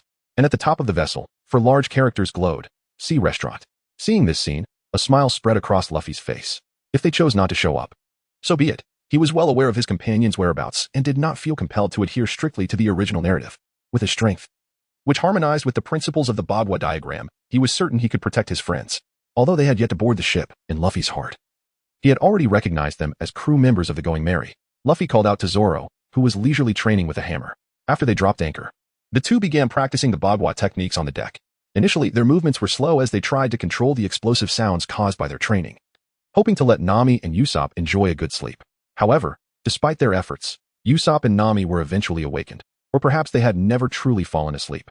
Joining in the morning practice, Usopp followed Zoro's lead, while Luffy took Nami aside to teach her the technique. Initially, he believed Nami had no particular interest in it, which was why he hadn't taught her sooner. However, seeing her come out to practice today, Luffy felt it only fair to share the knowledge with her. Teaching Nami was an enjoyable and visually pleasing task. Regardless of the innocence portrayed in the original narrative, this version of Luffy was decidedly less pure.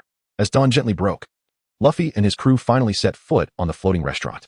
Contrary to expectations, the anticipated figures did not appear. Nonetheless, Luffy was not disheartened about missing out on any thrilling moments, including the duel between Zoro and Mihawk. He wondered if Zoro, having only recently begun learning the Bagua techniques, would be able to hold his own against the renowned swordsman. Luffy was also eager to encounter the infamous pirate captain, Mihawk, not out of admiration for his abilities, but rather due to the depths of his despicable nature. For 2 consecutive days, Luffy and his companions quietly spent their time at the floating restaurant without the appearance of any notable characters. Instead, the sous chef Sanji had formed a pleasant rapport with them. During their interactions, the spark in Sanji's eyes when he learned of their journey to the Grand Line was evident, even to Zoro, who was somewhat oblivious. Fortunately, Luffy had communicated with everyone beforehand, ensuring that they did not shatter the delicate layer of hope in Sanji's heart, choosing instead to keep the revelation until the opportune moment.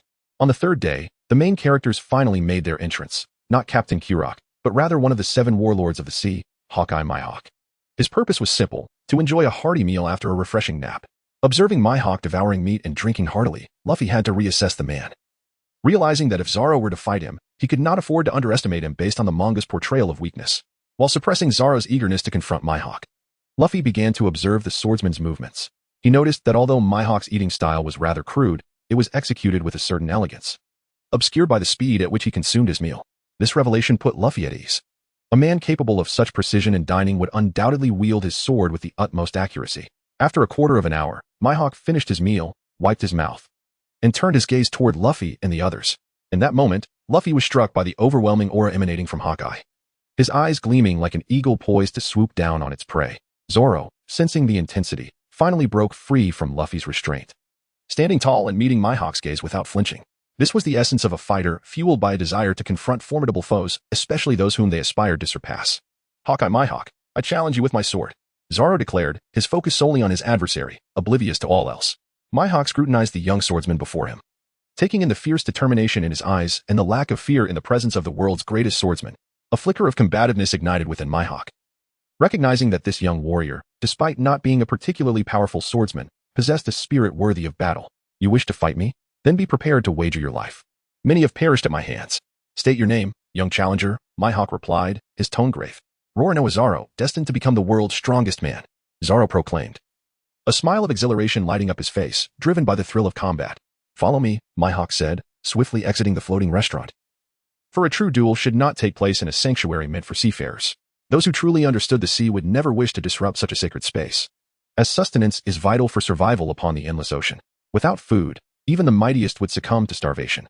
This understanding, however, did not extend to the lowly scum that littered the pirate world, mere insignificant remnants unworthy of consideration. At this moment, the once calm restaurant erupted with gasps of astonishment as they prepared to witness the legendary swordsman in action, facing off against the infamous pirate hunter, Roronoa Zoro, whose three-sword style was already well known in the East Blue. His blades were said to be forged in the fires of hell, ensuring that this confrontation would indeed be nothing short of spectacular. Not only do those who come to savor the culinary delights of the floating restaurant harbor a profound interest in this battle, but even the pirates working aboard are equally captivated. Even the reclusive Redfoot Jafu has emerged, not to mention the other chefs. Who could resist the allure of witnessing such a grand spectacle? Suddenly, a vast deck materializes upon the tranquil sea, a distinctive feature of the floating restaurant, designed as a battleground in anticipation of potential pirate disruptions. After all, existing in the open sea, primarily catering to pirates, necessitates a formidable capacity for self-preservation. However, the deck's rise at this moment serves not to safeguard the restaurant, but to provide a platform for a duel between the world's most formidable swordsman and the strongest swordsman of the East Blue. Each stands at opposite ends, motionless, both intently scrutinizing one another. Neither has drawn their sword, for swordsmen of their caliber, unsheathing their blades and striking can occur in the blink of an eye. Their swords have become an extension of their very being. The crux of the matter lies in identifying each other's weaknesses for a decisive blow. Although neither has yet engaged in combat, the palpable tension sends shivers through the onlookers, as if an invisible blade lurks within their gaze, threatening to strike with careless abandon. The silence is ultimately shattered by laughter from both combatants. Young man, you are impressive. It seems you are worthy of my blade, declares Mihawk, the Hawkeyes. Addressing Zoro with admiration for his spirit, Zoro remains silent, deliberately placing his sword, the blade of Kuna, in his mouth, not merely a weapon, but a vessel of her aspirations for the swordsmanship he seeks to embody as he faces the world's greatest. Mihawk refrains from drawing his longsword, instead producing a diminutive blade from his cloak. Many spectators gasp in astonishment, questioning the arrogance of Mihawk. Yet Luffy, in this moment, recognizes Mihawk's true prowess. With his keen insight, Mihawk discerns that Zoro's swordsmanship has evolved, his blade now infused with intent and spirit, transcending the realm of the ordinary. Nonetheless, he chooses to engage with merely a small sword, a decision that may seem presumptuous. Yet Luffy understands this is a testament to Mihawk's accurate assessment of the situation. Against Zoro, a small sword suffices. Zoro, undeterred by perceived insult, launches into action with a fierce strike, an enhanced version of his technique, the Ghost Slash, manifesting as a shadowy force. As it nears Mihawk, the latter finally moves. It seems he does not require his eyes to gauge Zoro's intent. Even the intricate fusion of his blade's energy with the 8 trigrams does little to compel this unparalleled swordsman to unleash his full potential. In this confrontation, Zoro comprehends the vast chasm separating him from the world's preeminent swordsman. Yet he refuses to concede defeat. He chooses to press on, eager to discover how far he can push himself against such a titan. Stepping back, he assumes a dual blade stance, invoking the Tiger's Hunt. The most potent force can only manifest through the strongest will at this moment. The greatest swordsman relies not solely on the finesse of technique, but on a profound understanding of swordsmanship and its application. Mastery over the development of sword intent unlocks the true essence of the sword path, a crucial lesson on the journey to becoming a grand swordsman. Chapter 13, Luffy vs. Mihawk. A small sword, inadequate for slicing a watermelon, yet capable of piercing the chest of the strongest swordsman in the East Blue. Impartial and unwavering. It appeared as though nothing had stirred. At that moment, Hawkeye seemed to have forgotten the 3 blades dancing wildly around the arm that gripped the small sword, poised to tear through his skin at any moment and unleash his precious blood like a gushing spring. This was solely because he had firmly convinced himself that the sword would not inflict harm upon him. In this instant, He felt as though the entire universe lay within his grasp. With just a slight extension of his hand, the young man's skin would be rent asunder, resulting in a surge of blood. Yet at this moment, Hawkeye noticed that the swordsman's lips bore not the marks of fear or anxiety, but rather a serene satisfaction. Ah, defeat is merely that. As a swordsman, one's dignity is not to be desecrated. Hawkeye halted his advancing hand, wishing to spare the young man. But it seemed that the youth had not accepted his goodwill. The relentless blade continued its trajectory, heedless of his intentions. Hawkeye smiled and pushed his arm forward, though his direction had shifted slightly. As the small sword made contact with skin, an enveloping silence descended upon the world, devoid of sound. As if every noise had chosen to retreat at this moment, sensing the indomitable spirit of the swordplay. Would you rather let it pierce your heart? Why not retreat? He pondered. I know not. But if I were to falter now, all the vows and promises I have made would be rendered null, and I would never again have the face to return here. Indeed, that would mean utter defeat. Then I cannot retreat at all. Is death inconsequential? In fact, it may even be a blessing. Such unwavering resolve. Would one rather sacrifice than concede? In that moment, Hawkeye perceived in Zoro's eyes an unyielding pursuit of the sword, a comprehension of the sword's essence that transcended that of most swordsmen. Such a person was worthy of his blade. As he spoke, Hawkeye slowly withdrew the small sword embedded in Zoro's chest, sheathing it, and then placed his hand behind him to draw forth his nearly 2-meter-long sword. At this moment, he had officially recognized Zoro as his worthy opponent, for a true seeker of the sword deserves respect. Those who understand the sword are deserving of esteem. Zoro, too, smiled, for he had harbored no other emotions throughout, only a joyful grin, as this was a genuine contest against a formidable adversary. The three blades formed a perfect triangle, each pair separated by an angle of 120 degrees.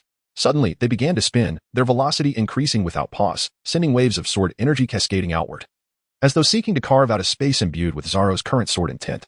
In an instant, Zoro seemed to merge with this space, becoming a part of the sword waves. Then, propelled by this force, he charged toward Hawkeye, bellowing, Santoryu Ugi, Sanzen Sekai? With a series of explosive sounds, Hawkeye moved. Gripping his great sword tightly, he traversed the space Zoro had created in a mere breath, his half-kneeling form betraying no hint of the might he possessed. It was not until he stood upright that spectators noticed the long scar on Zoro's chest, revealing that his techniques had made no impact in this duel. For someone of Hawkeye's caliber, intricate maneuvers held no weight. The sound of blood dripping to the ground struck the hearts of all present, and at that moment, Luffy finally comprehended the might of the towering figure known as the world's greatest swordsman. Despite sustaining such grievous wounds, a common person would be rendered incapable of standing. Yet Zoro slowly turned, his gaze unaltered by the blade's injury, a satisfied smile still gracing his lips. As he turned, he sheathed the one sword that remained in his grasp, extending his arms and smiling at Hawkeye. What are you doing? Hawkeye asked, astonished by Zoro's actions. Zoro laughed with genuine joy, though blood continued to trickle down his forehead, blurring his vision, and he spoke, a wound in the middle of the back. That is the shame of a swordsman. Agreed, Hawkeye replied, and then he moved. With a swing of his great sword, he carved another scar into Zoro's chest, creating a harmonious cross of wounds. At that moment, Sanji, observing from the sidelines, was filled with shock, an awe that resonated with the spirit of pursuing one's dreams, even unto death. Suddenly, he recalled a conversation with Zoro, in which he had asked what one should do if pursuing their dream required sacrificing their life. As a swordsman, when you aspire to be the strongest in the world, you must cast aside the fear of life and death. Witnessing Zoro confront Hawkeye with such composure, opening his chest to the blade, ignited a fury within Sanji. This was indeed the world's foremost swordsman. The outcome was all too evident. If death was imminent, then one must relinquish ambition. In that moment, Sanji felt a breath he could not suppress. So simple, was it not? Just abandon your ambitions. A deep breath erupted from Sanji's chest, accompanied by a thunderous shout that could not be discerned whether it was directed at Zoro or himself. At that moment, a figure leaped forth, standing before Mihawk, proclaiming, Sanji, Usopp, rescue Zoro from the depths of the sea. He is not yet lost. After uttering these words, Luffy turned to Mihawk and said, though you are the mightiest swordsman, you shall never be his equal. When we meet again, you will confront his swordsmanship, and it will be you who faces defeat.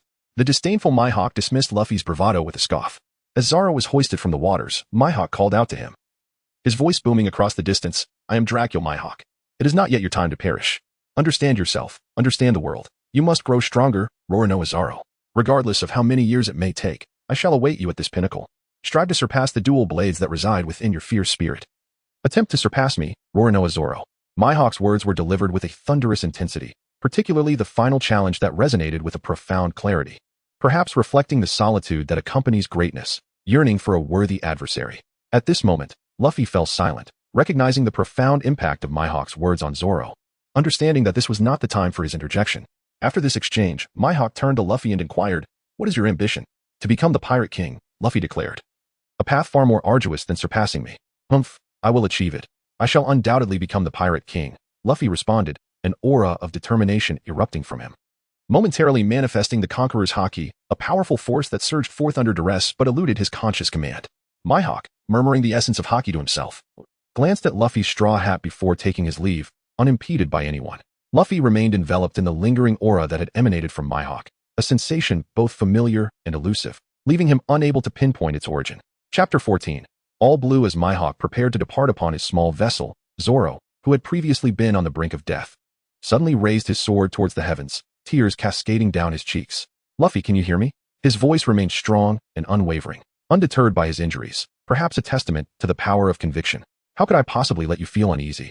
Blood erupted from Zoro's lips as Usopp desperately attempted to halt Zoro's words, knowing that each utterance would exacerbate his wounds. However, Sanji obstructed Usopp's efforts, fully comprehending Zoro's resolve in this moment. "I will become the world's greatest swordsman. Does that not trouble you?" "Stop!" Usopp and Nami cried out in unison, urging the steadfast warrior to cease, for blood flowed from Zoro like a river bursting its banks. "From this day forward, I shall never again taste defeat. Until I conquer him and claim the title of the great swordsman, I will not allow myself to falter." Taking a deep breath, Zoro shouted, "Pirate King." In that instant, Luffy felt Zoro's resolute heart beating fiercely, the tears he shed embodying an indomitable spirit. He was a true warrior, more resolute than any figures from the past. Zoro, too, shed his second tears in life, a torrent of frustration that would accompany his growth, destined for greatness upon the vast seas, aiming for the highest of heights. Witnessing this scene, Mihawk remarked, "Indeed, you are remarkable companions. Until we meet again." With that, he prepared to depart. Suddenly, Luffy recalled the absence of the strongest pirate crew from the East Blue, the Kurohyge pirates, pondering whether Mihawk possessed knowledge of them. This curiosity pertained to Luffy's grasp of his future path, compelling him to seek understanding of those mentioned in the original tale, questioning why they had yet to emerge. Where have they gone? Or have they already fallen victim to Hawkeye? Merely a group of insignificant individuals. Upon uttering these words, Hawkeye urged his small vessel to depart, leaving the rest unmentioned. Yet at this moment, Luffy comprehended the implications of his statement. The fierce battle had not inflicted significant damage upon the deck of the floating restaurant, indicating that considerable effort had been invested in its construction. However, these considerations were not the reasons for Luffy's approach towards the restaurant's owner, Zeph. As Luffy drew near, Zeph smiled knowingly, for he had already discerned that this young man donning a straw had aspired to become the Pirate King, a position that necessitated the presence of a top-tier chef aboard. Among the chefs at his floating establishment, only Sanji met the standards required to board a pirate ship. Zeph had long harbored the desire for Sanji to set sail in search of the legendary All Blue. This aspiration was a shared dream between Zeph and Sanji. Yet Zeph felt powerless to fulfill it himself, placing all his hopes on the young man who bore a mix of disdain and affection for him. "Old man, I wish to take one of your crew members to join us as our companion," Luffy stated, not directly requesting Sanji's presence on his ship, as he was well aware of Zeph's sentiments. Upon hearing Luffy's words, Zeph chuckled, while Sanji stood momentarily stunned, and the other chefs were left in shock. Of course, unbeknownst to them, the future Pirate King had his eyes set on one particular individual. "As long as he is willing, I shall not hinder him," Zeph remarked, casting a glance at Sanji that seemed to convey, "It is Sanji, take him. Sanji, I want him to join my crew, so we can voyage to the greatest seas in the world, where perhaps the all blue that chefs yearn for exists," Luffy proclaimed. "Ha ha ha ha. Very well, I consent," Zeph replied without hesitation, for he had always cared for Sanji as if he were his own grandson. "He is a person of great potential. He should not be confined to this small East Blue. The world beyond is vast, the waves fierce. And that is the stage where someone like Sanji should aspire to be." "I refuse," Sanji declared, despite his boundless yearning for all blue and immense interest in Luffy's crew. He turned down the offer, for he had his own burdens to bear. This understanding was shared not only by Zeph, but also by Luffy and all the chefs at the floating restaurant. Luffy glanced at Zeph, signaling for him to resolve the situation, before moving towards Zoro, who was now wrapped in thick bandages. "Let us board," Luffy said to Usopp and Nami, then lifted his brother and slowly stepped onto the ship. They hoisted the anchor, gathered their belongings, and prepared to set sail. With a series of actions, the Straw Hat Pirates were ready to depart, yet an unusual scene unfolded on the deck. A black leather bag was tossed back and forth among several burly men, eventually landing on the deck of the Going Merry. At that moment, Sanji paid little attention to the bag. He merely sought a quiet place to sit. Having given up the opportunity to adventure alongside those he valued most, an excruciating pain gripped his heart. However, Sanji's actions did not garner support from the others. Just as he was about to force his way through, Zeph intervened. With a swift kick, he struck Sanji's abdomen, causing him to stagger back. Though it was a single kick, Redleg Zeph's martial prowess was formidable. As Sanji prepared to shout at Zeph in anger, the latter spoke. The floating restaurant officially dismisses the sous chef for poor culinary skills, as patrons have expressed extreme dissatisfaction with the food. You may leave, Sanji, we no longer require your services. Zeph's words were heavy, yet they did not sway Sanji's resolve, for he knew deep down that Zeph was the one who cared for him most. Suddenly, all doors and windows of the floating restaurant slammed shut, and every chef brandished their weapons, pointing the sharp blades at Sanji. It seemed that if he dared to approach, they would mercilessly plunge their weapons into him, relishing the taste of blood. Meanwhile, the deck began to sink silently, a grim reminder of ancient battlefields, now repurposed to confront Sanji. Witnessing this scene, the typically proud Sanji felt a wave of emotion wash over him, his nose tingling as he fought back tears. He turned away, heading toward the Going Merry, where his future companions thank you for your care. This kindness shall never be forgotten. I am grateful to you all, despite the harshness of my words. As Sanji spoke, he turned and sprinted towards the Going Merry, tears streaming from the corners of his eyes, wetting the deck. Upon stepping aboard, Sanji had uttered only a single phrase, "Set sail, my friends." After that, he fell into a profound silence, while those on the deck were equally moved to tears.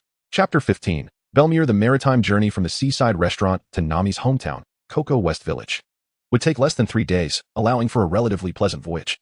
However, as they approached their destination, an unsettling atmosphere enveloped the ship. Although they continued to share jokes and laughter, Zoro remained steadfast in his training, while Sanji busied himself preparing delectable snacks and brewing various teas to please Nami.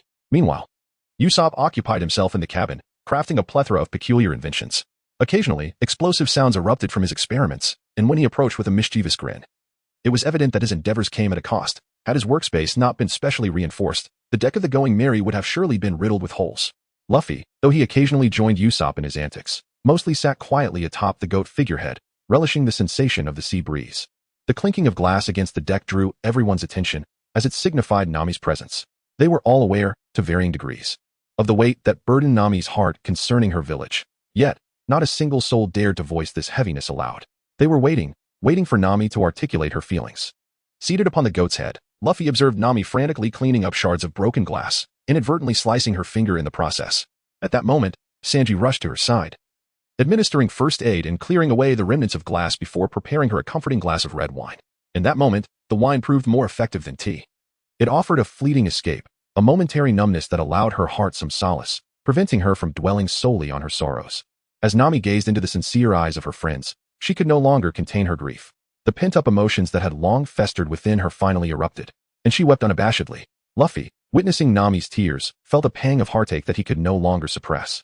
He leaped down from the goat's head and made his way to her, while Usopp abandoned his trinkets, and Zoro set aside his training to approach her.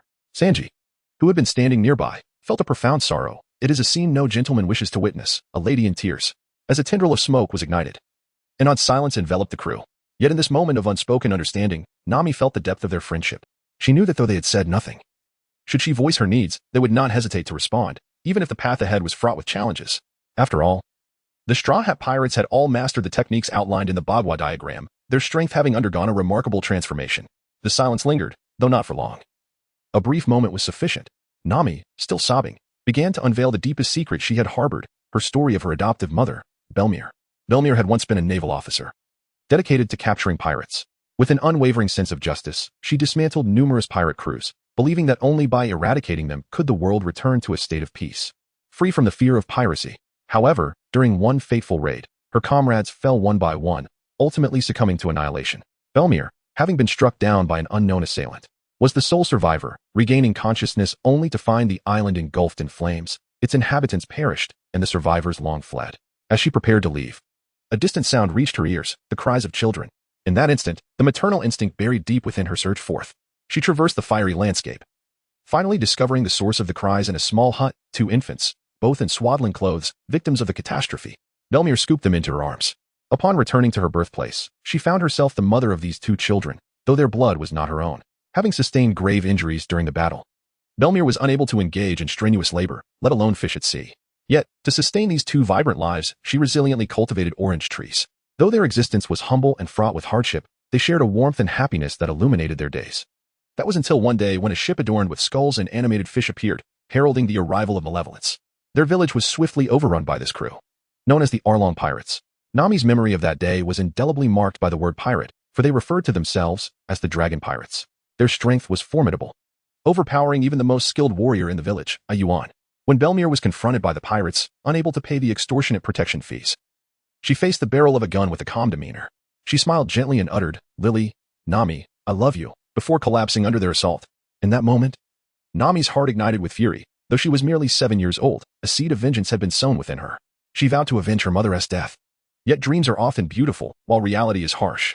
Nami was captured by Arlong for her cartographic skills, and from that moment onward, she became a member of the Arlong Pirates, quickly ascending to a position of leadership due to her talent. It was not out of desire for piracy, but rather a voice within her that insisted, "Lily, Nami, you must not lose to anyone." A girl should embody strength, regardless of the circumstances she faces. One should never harbor resentment towards the era in which one was born. Even in the absence of praise from others, it is of no consequence. It is vital to maintain a fortitude that allows one to smile, for survival will inevitably bring forth countless joys. These were the words spoken by Belmere to her sister, which inspired Nami from that moment on. She resolved not only to survive, but to ensure the resilience of her village. Thus, she struck a deal with Arlong, the captain of the Arlong Pirates. Leveraging her artistic skills, if she could amass 100 million berries, she would secure the freedom of herself and her beloved Cocoyasi village. This aspiration fueled her relentless efforts to infiltrate various pirate ships and pilfer their treasures. For 8 long years, she endured suffering that would break most individuals. However, the moment she encountered Luffy, her dreams were shattered by his words. "Arlong will not spare you, even if you earn 100 million berries." Nami was acutely aware that Arlong would not honor any agreement. Even if she saved enough money, he would concoct excuses to deny her freedom. Despite this realization, she clung to hope, spurred on by Belmere's encouragement. She needed a conviction to keep moving forward, and when her dreams crumbled, her hope rested solely on her cherished companions. Their genuine affection and sincerity shone through their eyes. Nami had witnessed the might of the Arlong Pirates and was pained by the thought of dragging her friends into the fray. As she recounted her tale, her sobs gradually subsided, returning to a semblance of normalcy. When she lifted her gaze, she was met with 4 faces, each frozen in astonishment. Though their expressions were devoid of emotion, Nami perceived a weighty sentiment emanating from them, determination without a hint of hesitation. They awaited her call for assistance, their commitment unwavering, regardless of the adversary's strength, for they were bound by the unbreakable ties of comradeship. Even the strongest hearts would be moved by such a scene. Suddenly, Nami turned to Luffy, Zoro, Sanji, and Usopp, imploring, "Please help me." At that moment, smiles of understanding illuminated their faces as they chorused, "Of course." Chapter 16, Shrimps. Prepare to perish. With her heart unburdened, Nami finally smiled, dispelling the gloom that had shrouded the Straw Hat Pirates for days. The following day was filled with merriment, a celebration that continued until they spotted an island on the horizon. Standing at the bow of the ship, Luffy and his crew gazed at the distant land. From afar, Cocoyasi village appeared tranquil and picturesque, with lush trees and vibrant scenery. Who could fathom the dire straits it faced? Nami, you, Sanji, and Usopp should return to the village and ensure the villagers remain calm. Zoro and I will strike at their stronghold. After you secure the villagers, join us. Remember, not a single villager must be harmed. They're your home, and we must use our strength to safeguard their safety. Luffy decisively outlined the plan, leaving no room for dissent. But Zoro is heavily injured. Is that wise? Nami protested, glancing at the bandages encircling Zoro. She believed she could handle the villagers alone. But Luffy understood that Arlong was en route to Cocoyasi village. Nami, do you not comprehend? Luffy replied without turning, his tone calm. Zoro took a step forward to stand beside Luffy, his expression resolute. Sanji nodded at Nami, signaling her to trust in her companions. As the ship neared the shore, Luffy said to Zoro, "Let us go." The two raced ahead, while Nami grasped Luffy's treasured hat, a symbol of their bond. Sanji and Usopp followed her lead toward Cocoyasi village. On their journey back, they passed a village that had been utterly devastated by the Arlong pirates. The destruction was wrought by a colossal sea cow, a creature of immense power. Nami's spirit sank further, but the presence of Usopp and Sanji provided her some comfort. Upon entering Cocoyasi village, Nami's mood brightened. She stood at the village entrance, arms outstretched, savoring the familiar sense of home, the fragrance of orange blossoms enveloping her senses. This was the essence of belonging. Sanji and Usopp stood by her side, sharing in her moment, as they too had experienced similar feelings. Seeing Nami's radiant smile, they couldn't help but grin. Without the need for announcements, news of Nami's arrival spread through the village. As she absorbed the comforting ambience, her eyes opened to see a beautiful girl rushing towards her. It was Lily, her sister. Nami's joy overflowed as she dashed to embrace her sibling, followed closely by Sanji and Usopp.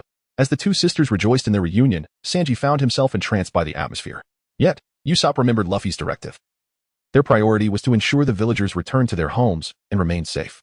"Nami, we must focus on the task at hand and hurry," Usopp urged. "Yes, Usopp.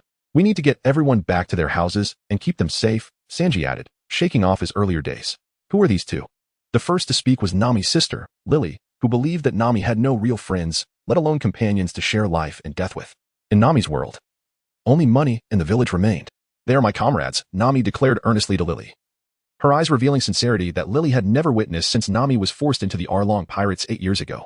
It seemed that Nami had finally found true friends. Lily mused. "Come, let us first ask Uncle Ayuan to have everyone hide. The Arlong pirates might return," Nami said, grasping Lily's hand as they ran towards the village. Meanwhile, Luffy and Zoro, following Nami's directions, finally arrived at the stronghold of the Arlong pirates.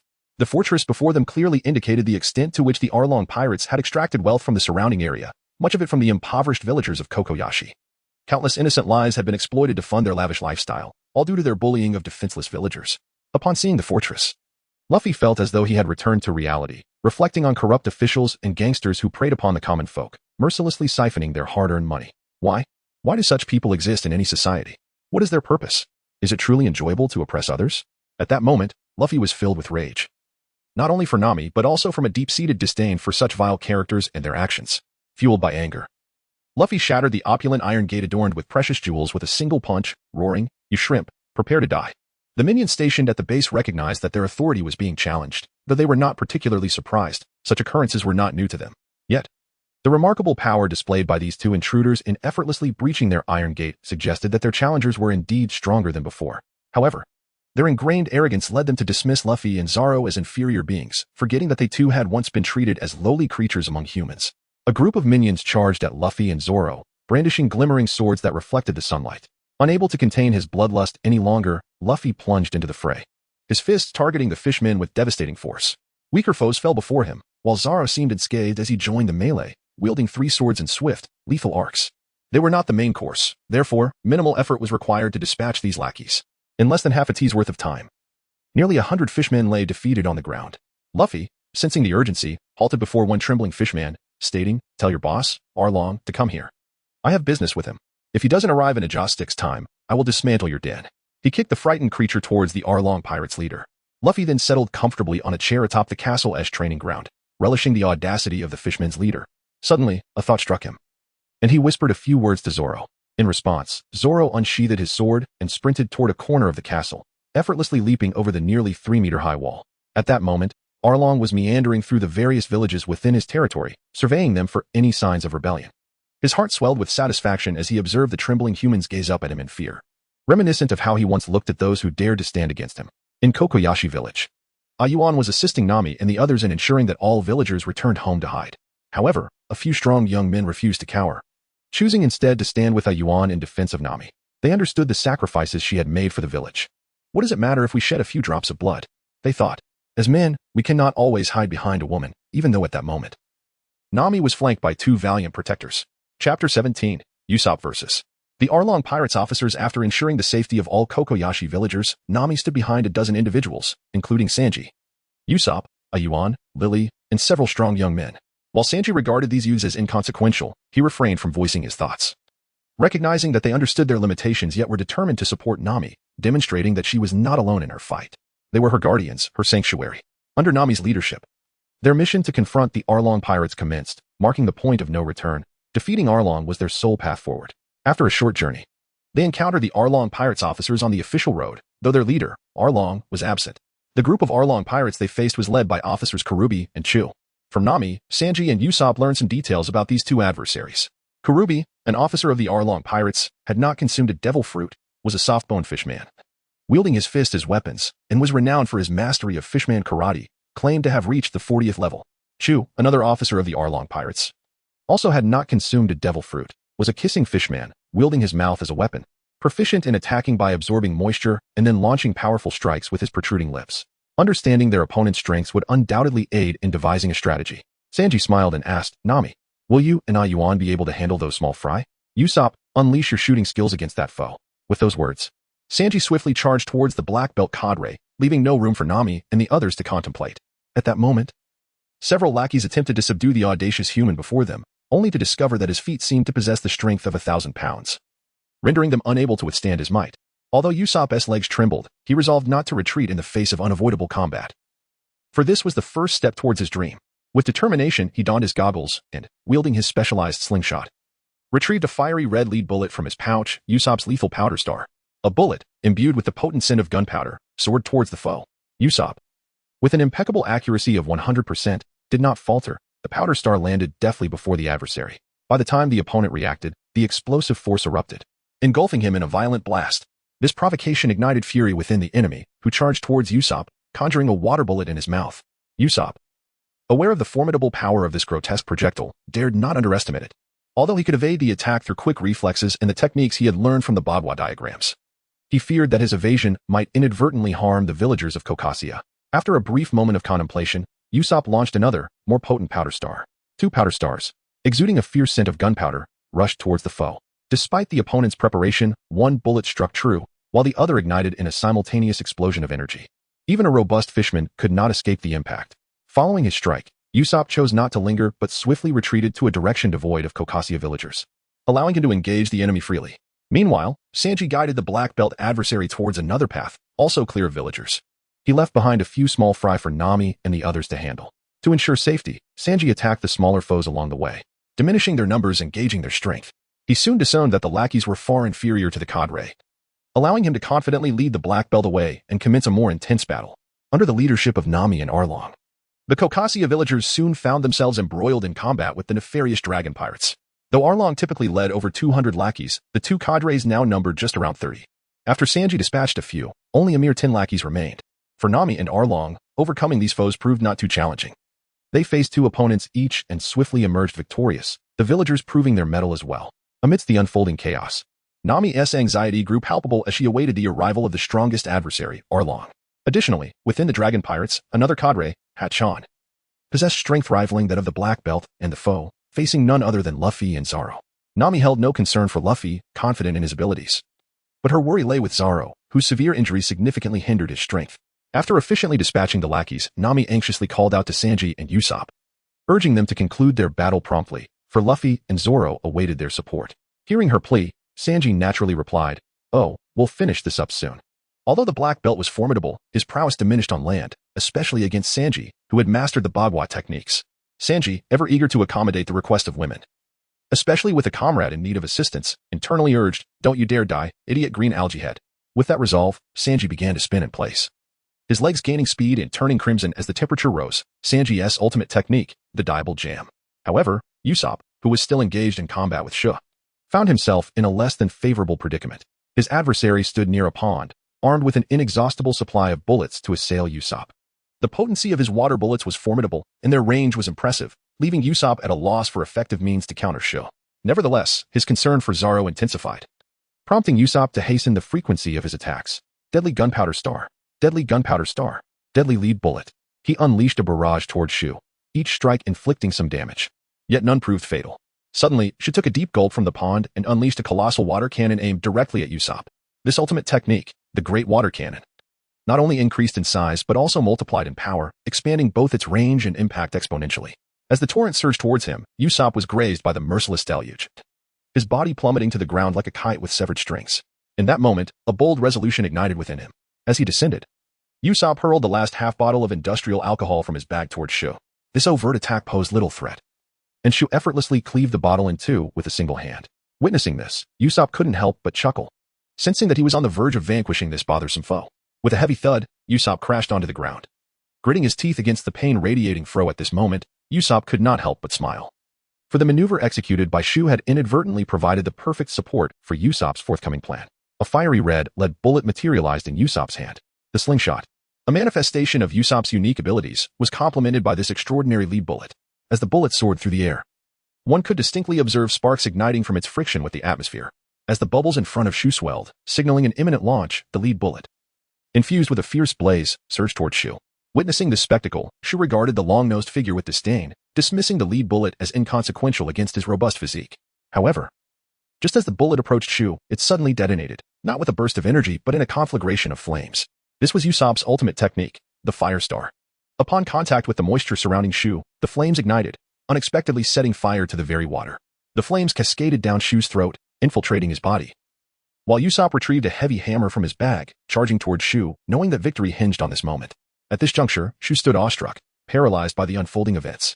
The pain within him instilled a palpable sense of panic, not merely from the agonizing sensation, but from the realization of the dire predicament he faced. as if an insurmountable force sought to obliterate him. The smoke enveloping him obscured his vision, rendering any sense of direction impossible. In the face of the unknown, an instinctual fear arose, prompting him to raise his hands in a futile attempt to shield his head from an impending attack. Yet, this opportunity was beyond the reach of a sluggish fishman, for Usopp had already hoisted his substantial hammer high. Originally intended for repairs on the Going Merry, the hammer, now infused with the might of a hexagram, came crashing down upon Shu's forehead. In a daze, and with the last echo of a sound escaping his lips, Shu collapsed, unable to comprehend his defeat, especially at the hands of someone who trembled even before the fight began.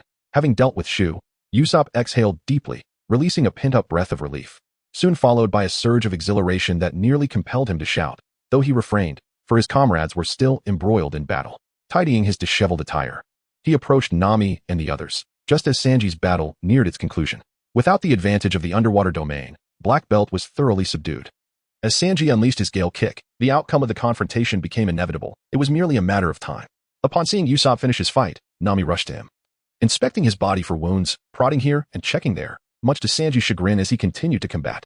The power of love is undeniably formidable, particularly for Sanji, who was utterly defenseless against the allure of beauty. This moment ignited his fury, and even when confronting the formidable Black Belt, Sanji's wrath proved overwhelming.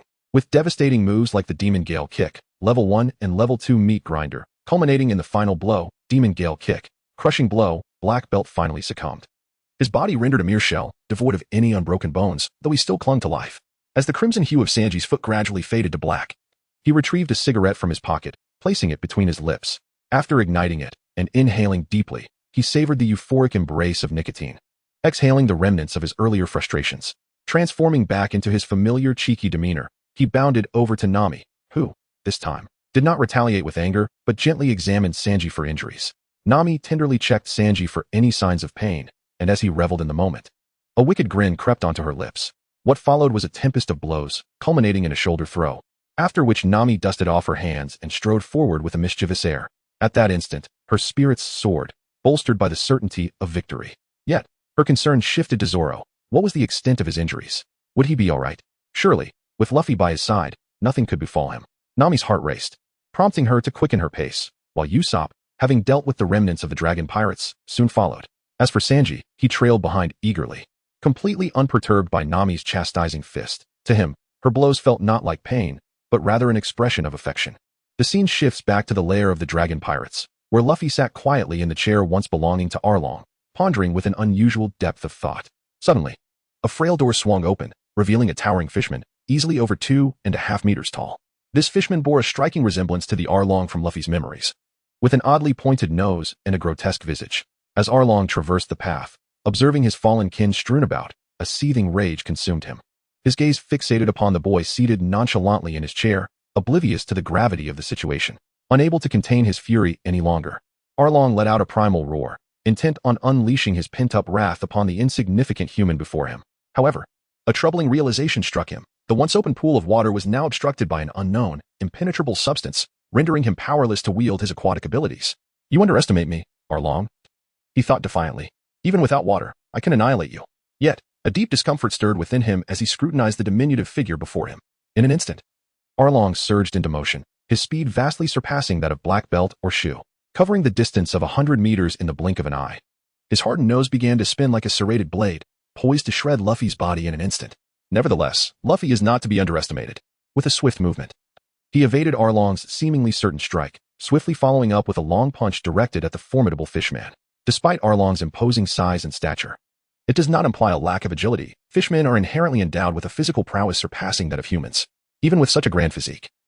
His movements remained remarkably fluid, as evidenced by his ability to dodge Luffy's punch with ease. Prior to landing, Luffy executed a sweeping kick aimed at Arlong's body. This time, Arlong chose not to evade but to confront Luffy head-on, his pride as a fishman compelling him to engage in a clash of physical strength with this seemingly fragile human. The two met for the first time, exchanging not a single superfluous word.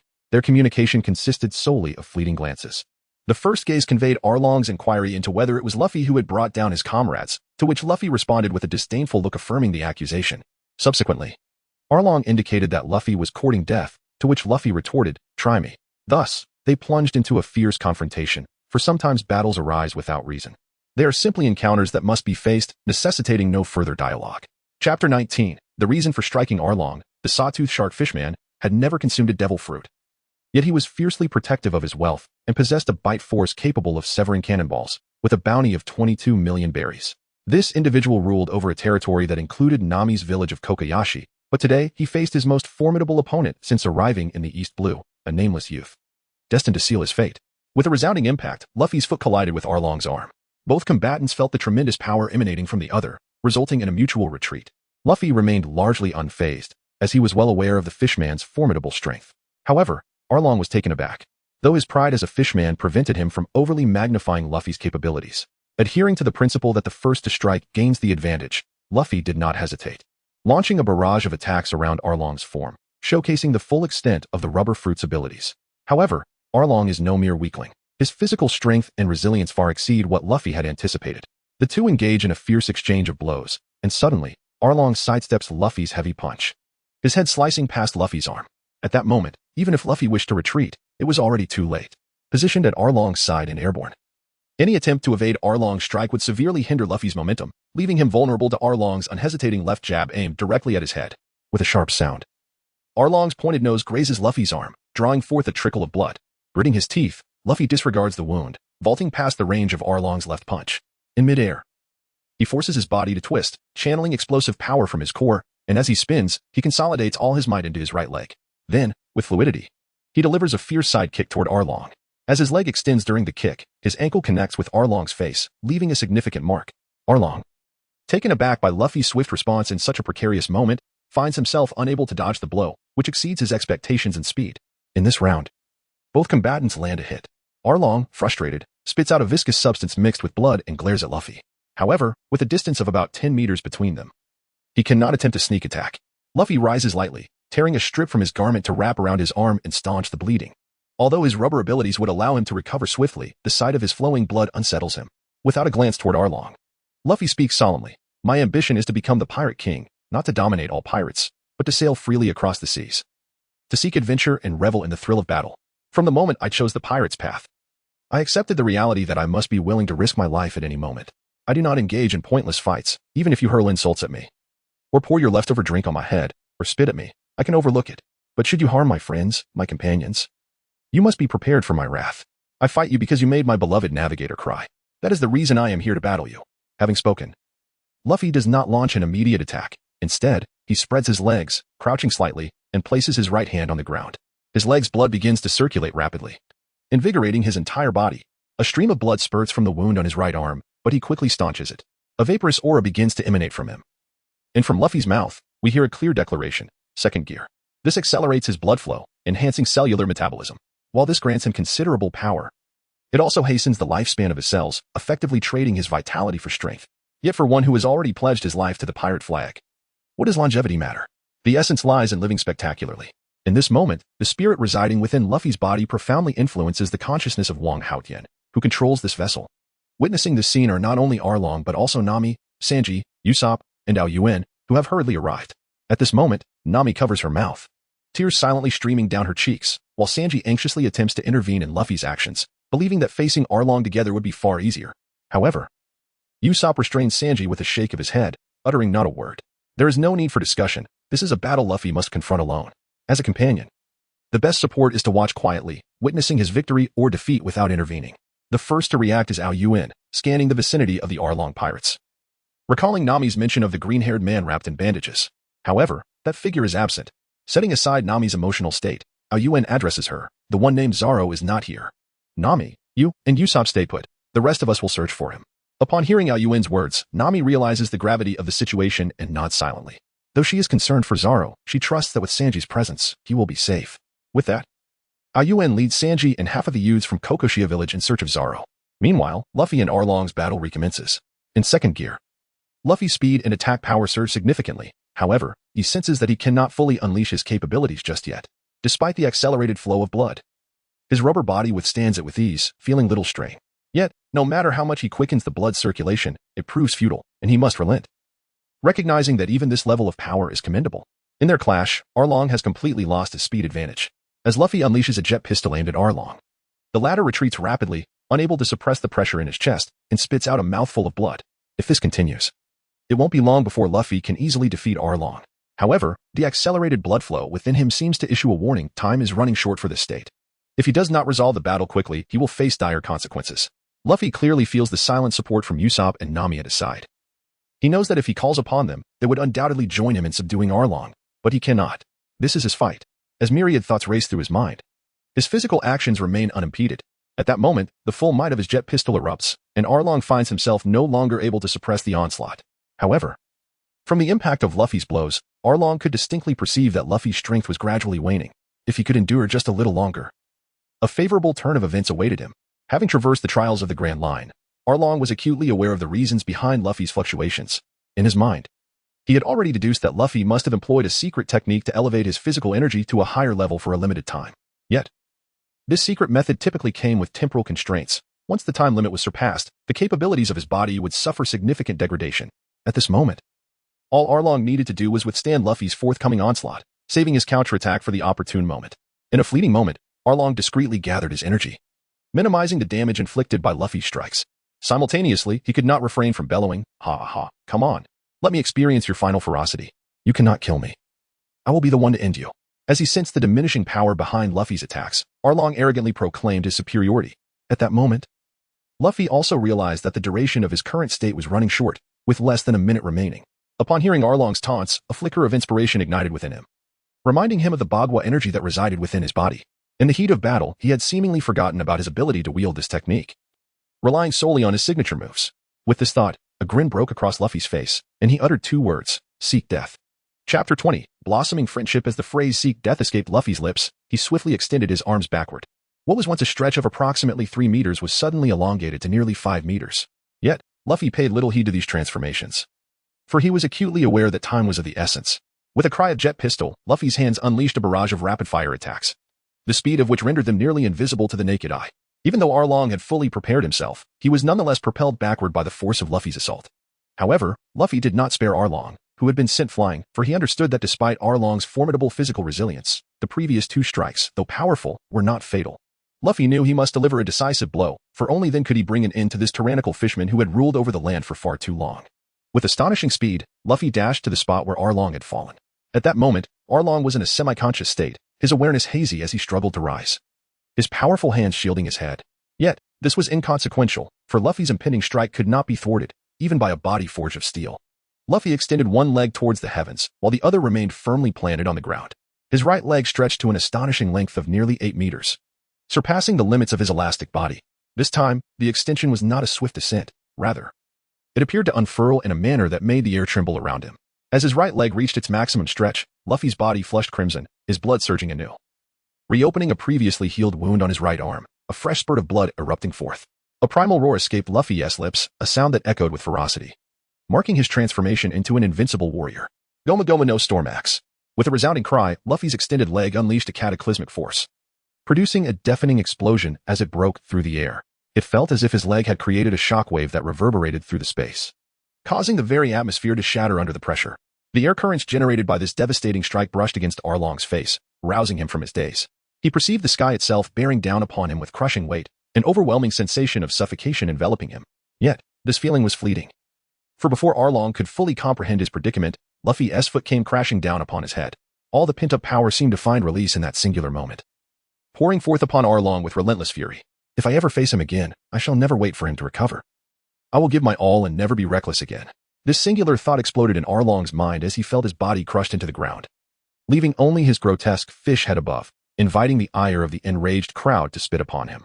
At this moment, Luffy finally reached the zenith of his second gear, appearing utterly spent as he collapsed to the ground.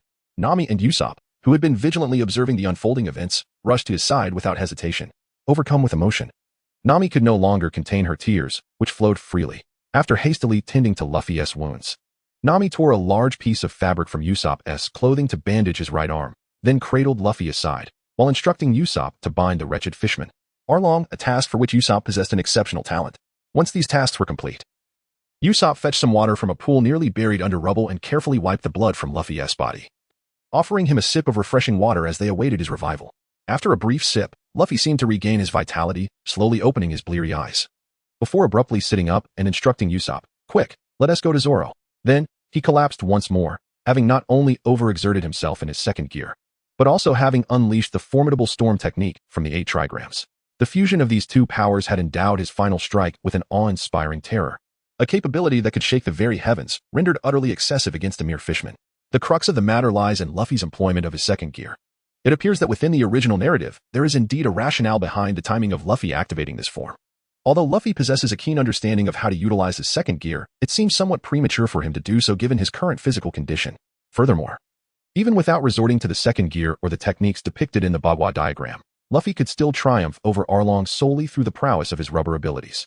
However, such a victory would lack the profound impact of an absolute and commanding defeat. Throughout the journey, Luffy has not experienced the same depth of shared understanding and emotional bond with Zoro, Usopp, Sanji, and Nami as portrayed in the original work. Luffy has a faint sense that the current state of affairs is quite unfavorable. Thus, as he vanquished the minor adversary seated upon Arlong's throne, he had already devised a plan in his mind. Although this approach carries a degree of risk, the results, based on the present circumstances, have proven to be rather effective. Of course, Luffy is acutely aware of this, as he currently remains in a state of unconsciousness. After a brief wait, Sanji appeared, carrying Zoro towards Nami and the others. Upon witnessing the fallen Arlong and the exhausted Luffy, Sanji was profoundly shaken. He was moved by the deep camaraderie shared between Luffy and Zoro. Their friendship blossomed in that very moment. It is not merely the strength exhibited by Luffy at this moment, but rather the profound camaraderie shared between him and Zoro. Although during their time aboard the Going Merry, their interactions were limited to occasional practice of techniques from the Bagua diagrams. The rest of the time they were indistinguishable from the others. Yet, at this juncture, when the two gravely injured individuals sensed each other's presence, it was as if they finally relinquished the burdens weighing upon their hearts, peacefully surrendering to slumber. Meanwhile, Ian observed as Zoro, who had been valiantly holding on just moments ago, finally collapsed onto Sanji's back, succumbing to deep sleep, which filled Ian's heart with immense joy. The profound bonds of friendship among them allowed Ian to feel completely at ease, enabling Nami to accompany them on their venture into the unknown, in pursuit of their shared dreams. In the hands of the young villagers of Cocoyasi, they bore the burden of a man clad in a navy uniform, whose appearance was strikingly withered, and whose body bore the wounds of countless swords. Upon their arrival, they discovered Zoro collapsed upon a naval vessel, having incapacitated all the navy personnel aboard. Everything seemed to unfold in tranquility. Luffy and Zoro were accommodated in Nami's home, where her sister, Lily, personally tended to their needs. The only doctor in Cocoyasi village examined them and concluded that their injuries were not severe, merely a result of overexertion that necessitated rest. Chapter 21. The Feast. Ian's windmill as the evening sun cast its golden rays upon Nami. She emanated a subtle aura that brought a sense of serenity to those around her. Her distinctly curvaceous figure conveyed warmth and tenderness, and at this moment, her enchanting smile was unmistakably radiant. Two figures approached from behind, a man and a woman. The man's face bore stitches, evidence of grave injuries, yet his rugged visage was adorned with a pure smile. Following closely was a woman, of similar age to Nami, possessing an equally exquisite figure and profound eyes, her face aglow with an authentic smile. Ian, Lily, you have arrived, Nami exclaimed, her smile brightening. Sanji has been searching for you all day. Ian and I knew you were here, so we came to check on you. Everyone is quite happy and wishes to host a feast to celebrate. What do you think? Lily, Nami's sister, was the first to speak. Seeing Ian's current demeanor, Belmere remarked, "You can see, right?" Ian, having set aside his cheerful expression, took a solemn seat before a small grave in front of Nami, stating, "You all should return to the feast. We must not neglect Nami's friends. They are good people, especially those two young men who are likely still asleep." However, Nami seemed poised to say something further, only to be gently halted by Lily. The two gradually departed, leaving Ian to sit quietly. He retrieved an old pipe from his pocket, one he hadn't used in quite some time, and slowly lit it. As he inhaled, watching the smoke billow and escape with his breath, Ian's steadfast eyes could no longer contain their emotions, shedding tears of happiness, an unprecedented display of vulnerability for this strong man. At that moment, hidden in the nearby thicket, Nami and Lily also found themselves moved to tears, slowly turning away to leave, as they needed to return for the feast. Amidst the villagers' raucous laughter and the culinary talents of the village, they began preparing a lavish banquet alongside Sanji, while villagers brought forth various dishes from their homes. Even neighboring settlements began to converge upon Cocoyasi, bringing not only food but also their cherished homemade wines, eager to express gratitude to the heroes who had liberated them from the clutches of the evil dragon pirates. Suddenly, music resonated from the highest point of Cocoyasi, where a rather unsightly man with an elongated nose began to sing.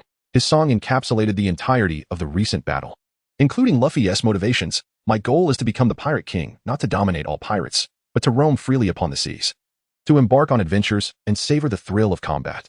From the moment I chose to become a pirate, I accepted the reality that I must be prepared to risk my life at any moment. I fight not without reason, even if you hurl insults at me. douse me with leftover drink, or spit in my direction, I can overlook such affronts. However, if you harm my friends, my comrades, be ready to face my wrath. In that instant, everyone joined in unison with the lewd man's tune, unabashedly releasing the pent-up fervor that had been suppressed for far too long. The exhilaration of the moment freed them from their usual constraints. Meanwhile, Nami and Lily entered the room where Luffy and Zoro lay.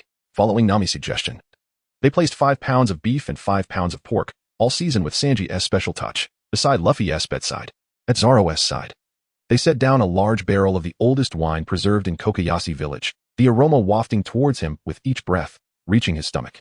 As they set down these offerings, the 2 slumbering figures abruptly stirred, as if resurrected from the dead.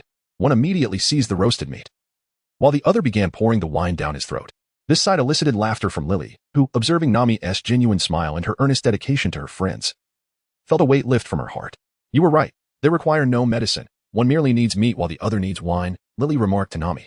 Indeed, Nami replied, excitedly, oblivious to the underlying implications of Lily's words. For these 2 insatiable gluttons, 10 pounds of meat would barely suffice to whet Luffy's appetite, while for Zoro, a barrel of wine was merely a sip. At that moment, the sounds of the celebratory feast wafted in from outside, fueled by an insatiable desire for festivities. Luffy sprang from his bed and dashed outside, with Zoro following closely behind, disregarding Nami and Lily entirely. However, as Luffy darted ahead, he suddenly registered the presence of others behind him. Upon turning to find Nami, a broad grin broke across his face as he exuberantly shouted, Nami, the feast is ready. He raced out, occasionally glancing back to ensure Nami and the others were following. At this juncture, Luffy and Zoro stood side by side, and an inexplicable sense of camaraderie blossomed within Luffy's heart. Yes, it was indeed camaraderie. Zoro, how are you faring? Luffy casually inquired. Of course, I am fine. But let's keep this from Nami and the others, shall we? Zoro expressed a hint of doubt. Let us discuss this after we set sail. The time is not yet ripe. Rest assured, I will not leave this village in peril. Come, allow me to accompany you for a drink. Luffy said in a tone audible only to Zoro. However, the intimacy shared between the 2 individuals at that moment sent an inexplicable chill down the spines of Nami and Lily, the reason for which remained elusive. With the arrival of the Straw Hat Kid and the green-haired one, the banquet gradually reached a crescendo. Luffy, despite being a seasoned drinker in the real world, where he could handle half a kilogram of 42-degree liquor without a hitch, and could even manage a full kilogram with some effort, soon realized the folly of comparing his drinking prowess to Zoro's. Zoro consumed alcohol as if it were mere water, leaving no room for competition. Fortunately, after a brief drinking session with Zoro, Luffy was joined by several villagers from Kocoyasi and surrounding areas, who eagerly engaged in merriment with Zoro. Those who indulge in libations often find common ground, and while they may not know each other afterward, during their revelry, they share a bond akin to that of brothers. After consuming a few more cups, Luffy decided to leave this convivial gathering, as he still felt hunger gnawing at him. It seemed that the exertion from their adventures had indeed taken a toll on his body, necessitating a substantial amount of sustenance to recuperate. Suddenly, Luffy recalled a crucial detail. Since his arrival in this realm, he had only experienced minor relief and had yet to undergo a significant one. He had also observed that it was not just him. Sanji, Zoro, and Usopp had similarly been affected. As for Nami, Luffy felt it inappropriate to delve too deeply into that aspect. It appeared that everything ingested would ultimately be converted into energy. For how else could one explain the absence of significant relief? Along their journey, Luffy had also noticed that the vegetable gardens surrounding Kocoyasi were casually covered with some artificial fertilizers, fostering a lush growth. Lost in thought, Luffy found himself at a loss for words. Was he really concerned about such trivialities? Why dwell on this when he was in the midst of enjoying a meal? With that, he took a hearty bite of the succulent pork leg in his hand, relishing an experience he had not savored in the real world. As he continued to eat, a figure gradually emerged before him. Though the man's face was rather fearsome, the whimsical windmill upon his head elicited laughter from Luffy. Uncle, your hat is delightful. It even spins. Come, let us eat meat. While Luffy had a clear understanding of the figure known as a yuan, he wisely chose to keep certain truths to himself, wary of revealing too much to this seasoned individual. A yuan remained silent, accepting the roasted meat Luffy offered and plopping down beside him. He took a hearty bite and, in a tone audible only to the 2 of them, warned, "If I ever find out you're bullying Nami, I will make you pay." His eyes fixed intently on Luffy, as a yuan sought a promise from him. Luffy, without hesitation, replied firmly, "Uncle, as long as I draw breath, I will ensure Nami suffers no harm. Rest assured, she is my comrade, and I will protect her until my last moment." After uttering such a vow, Luffy gazed earnestly at a yuan, and the 2 shared a moment of intense eye contact, causing Nami and Lily, who had approached to speak with Luffy, to feel an unsettling chill. At that moment, Luffy suddenly broke into laughter, exclaiming, "Uncle, your windmill is truly amusing." Chapter 22. Partners in life and death. In the midst of celebrations, Luffy and his companions spent 3 joyous days in Cocoyasi village. This day marked the departure of the Straw Hat Pirates, though the send-off was not particularly ceremonious, as the sky was merely beginning to brighten. Only Lily and a Yuan were aware of their imminent departure. Nami's shoulder, once adorned with the Dragon Pirate's tattoo, had now been transformed into her cherished orange tree design. One was a forced mark, while the other was a symbol of her preference. Though she had endured considerable pain during the tattooing process, her heart brimmed with delight. Without any further words, the group slowly boarded their ship, leaving Nami behind for a moment of farewell. After all, their captain, Luffy, had whimsically roused everyone in the dead of night, mere moments after they had enjoyed a lively banquet, and now they were preparing to set sail once more. However, no one truly harbored grievances, for the events in Cocoyasi village were merely a fleeting episode in their grand voyage. Their aspirations reached far and wide, rendering such matters insignificant. In fact, departing with fewer entanglements and the bittersweet pang of parting embodied the very essence of a pirate's life, unfettered and free. Observing Nami's forced smile and Lily's tear-streaked face from the ship, Luffy and his companions awaited in silence. Moments later, Nami abruptly turned, declaring, "All right, it is time to depart. Rest assured, with so many comrades by my side, I shall be safe." Playfully, she made a face at Lily and Yuan before dashing towards the Going Merry and setting the vessel in motion. Just as Lily was about to voice her thoughts, a throng of villagers emerged from behind, all of whom had suffered under Arlong's tyranny. They fervently waved at Luffy and his crew, their voices faintly echoing. "Come back when you can, we have more to discuss." Yet, as the ship gradually distanced itself from the dock and embraced the vast ocean, their voices faded into the distance. At that moment, the dock was devoid of sorrow, for they had departed only after accomplishing their mission, leaving no regrets behind. Aside from a hint of fatigue, there were no other sentiments to linger. Adjusting the ship's course, they navigated towards the Grand Line, guided by the map obtained from Buggy, with their next destination set for the fabled rogue town where the Pirate King had met his end. At this moment, however, they lacked the energy to ponder such matters and instead lay sprawled on the floor, continuing their slumber, allowing the ship to sail onward with the wind's guidance. For the breeze over the tranquil East China Sea remained quite steady. As midday approached, the sun hung high in the sky, unleashing waves of heat upon the Going Merry, seemingly intent on showcasing its might. It was at this juncture that Luffy and his companions gradually began to awaken. When Sanji was the first to open his eyes and beheld Nami, lost in thought on the deck, he sprang up with fervor and rushed into the unique kitchen of the Going Merry to commence the most vital task of his day, preparing a refreshing cup of revitalizing tea for Nami. However, Sanji would also prepare some meat dishes for Luffy and the others, as the savory aroma wafted through the sea breeze and filled their nostrils. The previously slumbering group sprang to life. They gathered in the familiar dining hall, eagerly anticipating Sanji's delectable specialties. Suddenly, Luffy seemed to recall something and turned to Zoro, saying, "Zoro, let us go get him out. He must be suffering by now after days without food." With that, Luffy dashed towards the small room where they had been sleeping. However, upon entering, he discovered that the octopus, Chopper, who had been securely bound, was nowhere to be found. After a moment of confusion, Luffy meticulously searched the area but found no trace of him. At that moment, a figure appeared in the doorway, coldly stating, "Luffy, it was you who had Zoro hide him here." Luffy turned to see Nami standing at the entrance. From her words, Luffy realized that Chopper had been relocated by her, which relieved him, for at least Chopper would not be in any serious trouble.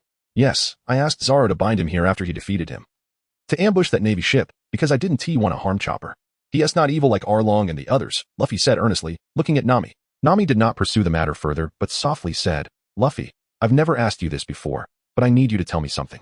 There has been a knot in my heart regarding this matter, and if it remains unresolved, I will always feel uneasy." The moment had finally arrived, and despite his attempts to conceal his foresight, Nami's astute nature had uncovered it. Though Luffy had anticipated needing to explain everything to them one day, he hadn't expected it to happen so soon. "Let us discuss this in the dining hall," Luffy said as he stepped out of the room, and the others gathered around, sensing the gravity of the situation. Nami's words had stirred a curiosity within them regarding Luffy's uncanny ability to foresee events. Once they were seated, Luffy smiled gently and said, "Actually, I've been waiting for the right moment to share my ability to know things about you. I just couldn't find the opportunity. I had planned to tell you all when we charged into the Grand Line and discussed our dreams. But since Nami has brought it up, I will share it now. It's essential for our crew in the East Blue." At this point, Zoro and Sanji turned their attention to Luffy, intrigued by his words. "We need a total of 10 members for our crew, including the 4 of us. Which means we still need 6 more, a historian, a doctor, a shipwright, a musician, and 1 more whom I do not yet know." Luffy then revealed the source of his knowledge, removing his ever-present straw hat and extracting a folded note from its lining. "I found this when I was 11. In a small book I discovered in a cave where I trained for years. It had clear, bold letters on it. The Voyage of Monkey D. Luffy. Since the title bears my name, I took a keen interest in it and pondered its content seriously. However, one day, I noticed something peculiar. Each time I flipped to a certain page, it would vanish as if it had never existed. Realizing this, I began to frantically flip through the little book. And one by one, messages appeared in my mind. In the end, I discovered 9 black iron plates inscribed with a set of techniques, which I later taught to you. After I had mastered them, those 9 plates also disappeared, along with a line of text. Follow the trail of the black iron plates to seek the most wicked demon, and then vanquish him. That was when I was 15, and I understood that it was a mission bestowed upon me, to eradicate the demon, and for that journey, I would need assistance. He then recalled the introduction in that small book. According to my memory, I wrote down these things and placed them in my most treasured straw hat, for I knew this journey could not be undertaken alone. Thus, I began my adventure following the path laid out in that book. The moment I met Zoro, I was astonished, for it confirmed that the book was accurate. I embarked on a quest to find each of you, as this mission requires your help.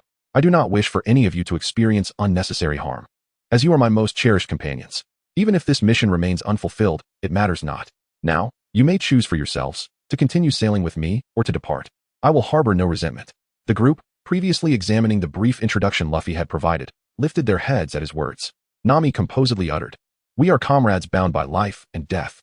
With Nami's declaration, a profound silence enveloped the group, yet it was evident that any barriers had dissipated, bringing them closer together. Considering the implications of their journey, Usopp's face paled as he recalled Luffy's earlier actions. The thought of what could have transpired had he not known these things filled him with trepidation. Not only Usopp, but also Sanji, Zoro, and Nami couldn't help but sigh when they saw this. In their hearts, they felt a warmth towards Luffy's decisions, as many of them had initially misunderstood his intentions. Yet, all his choices were made for their benefit, aimed at sparing them and their loved ones from harm.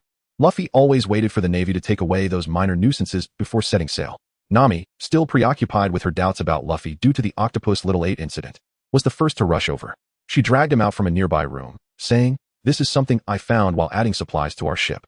I was quite frustrated at the time, but I knew you would explain it to us.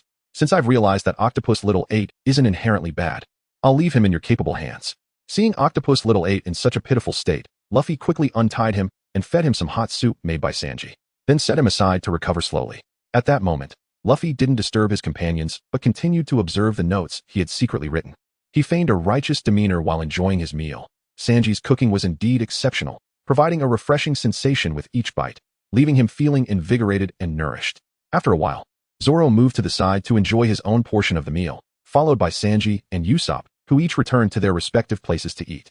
Only Nami, after finishing her observations, meticulously stored her findings before joining in the meal. The atmosphere was slow and contemplative, as if everyone were preoccupied with their thoughts. "Feel free to share your thoughts," Luffy encouraged, sensing the mood among his friends. He understood them well and had his own opinions. If they remained silent, he would be the one to speak up. "Luffy, are we really going to sail according to what is written up there?" Zoro was the first to voice his concern, as it held significant importance for him. "Isn't sailing this way good? At least we know what dangers lie ahead and don't have to fear the unknown." Usopp interjected, his characteristic worry evident, though he was filled with indomitable courage despite his fears of danger. "I think we shouldn't follow this script. It would be far too dull," Nami remarked, her expression playful as she directed her comment towards Sanji, the ever-lecherous chef, who couldn't help but gawk at beautiful women. After pondering for a moment, Nami continued, "I also don't wish to adhere to this script, as it seems excessively monotonous. However, if you, Luffy, have made this decision, I have no objections. After all, there is nothing wrong with this path. Zoro can train and get closer to becoming the world's greatest swordsman. Sanji might find all blue along the way. Usopp will gradually evolve into a brave sea warrior, and I'll be able to map out every sea in the world, while you, Luffy, can steadily pursue your dream of becoming the Pirate King. We can even fulfill the so-called mission according to this script." Nami's words resonated deeply within everyone. Following the script meant they already knew the route, which, while somewhat unexciting, was still a viable path. If Luffy decided on it, they would have no objections, as sometimes the crew must place unwavering trust in their captain. If doubts lingered regarding the captain's decisions, the crew would never solidify into a cohesive unit and would eventually disband. Luffy glanced at everyone and declared earnestly, "I've decided not to follow the script." As soon as those words escaped his lips, laughter erupted among them, particularly from Zoro, who beamed brightly. However, Usopp couldn't resist throwing a wet blanket over the mood, asking, "Luffy, you're not making this decision just because of us, are you?" "Of course not. Since I chose to share this with you, I had already made my decision," Luffy replied slowly. "However, we need to follow the indications in this script to locate the remaining crew members. Although the comic states we need 10 members, We only know of 9, so we'll adapt the script during our journey and not adhere strictly to it. Yet, we must pass through certain places where our companions are waiting, he continued. Absolutely. We cannot leave any of our companions behind, Nami asserted earnestly, echoing the sentiments of the others. After all, it was no small feat for them to come together. Having been chosen, they could not easily abandon one another, as if fate had orchestrated their union. Luffy seemed to have anticipated this and added, "There's one more thing I hope everyone agrees on. I will decide the major course, as I have encountered a black iron piece before. Based on its markings, I seem to have an instinct about our next direction, so we must confirm it." He then recounted the discovery of the black iron piece and its accompanying bagua pattern to Nami and the others. Once they affirmed their agreement, Luffy established the main course and discussed future routes with Nami, brainstorming various methods to reach the islands where their companions awaited. Naturally, all crew members participated in the planning. After finalizing their plans, they found that most of their meals had been consumed, though this was of little consequence. Despite having just finished a meal, the sharing of newfound information and the easing of their hearts brought joy as they prepared for a celebration. At that moment, Octopus Little 8 finally regained consciousness. "Oh, Little 8 is awake. Come on, we're having a feast," Luffy exclaimed as he ran over, eager to include Little 8 in their festivities. Especially looking forward to his octopus balls. Who are you? Little 8 seemed wary of Luffy's approach. At that moment, Zoro and the others approached, and upon seeing the sword in Zoro's hand, Little 8 began to recollect a past event. He remembered that while preparing to feed the manatee, a sword-wielding man had taken him away, but he lost consciousness near a ship. Now, this man stood before him. Little 8 seemed to grasp the situation. "Why you dare to capture me? I am an officer of the evil dragon pirates. And Nami, how did you get involved? You really are a traitor." Little 8's intelligence shone through as he finally understood the circumstances surrounding him. However, upon observing the individuals before him, who appeared devoid of malice, he gradually regained his composure. At this moment, it was Nami's turn to take the stage, for she was the one closest to Chopper. Nami began recounting the various heinous deeds of the Arlong pirates, ultimately narrating their downfall and how Luffy had intervened to prevent him from being captured by the Navy, as well as detailing how Zoro had dealt with that despicable Navy officer. Nami shared nearly everything she knew with Chopper.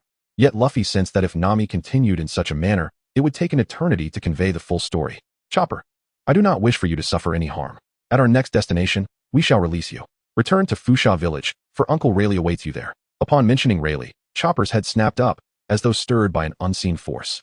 Chapter 24. Lobetown. After a struggle within his heart, Chopper ultimately nodded in agreement. Holding a deep respect for Rayleigh, Chopper's nature was not inherently malevolent. Rather, his time spent with Arlong had swayed him.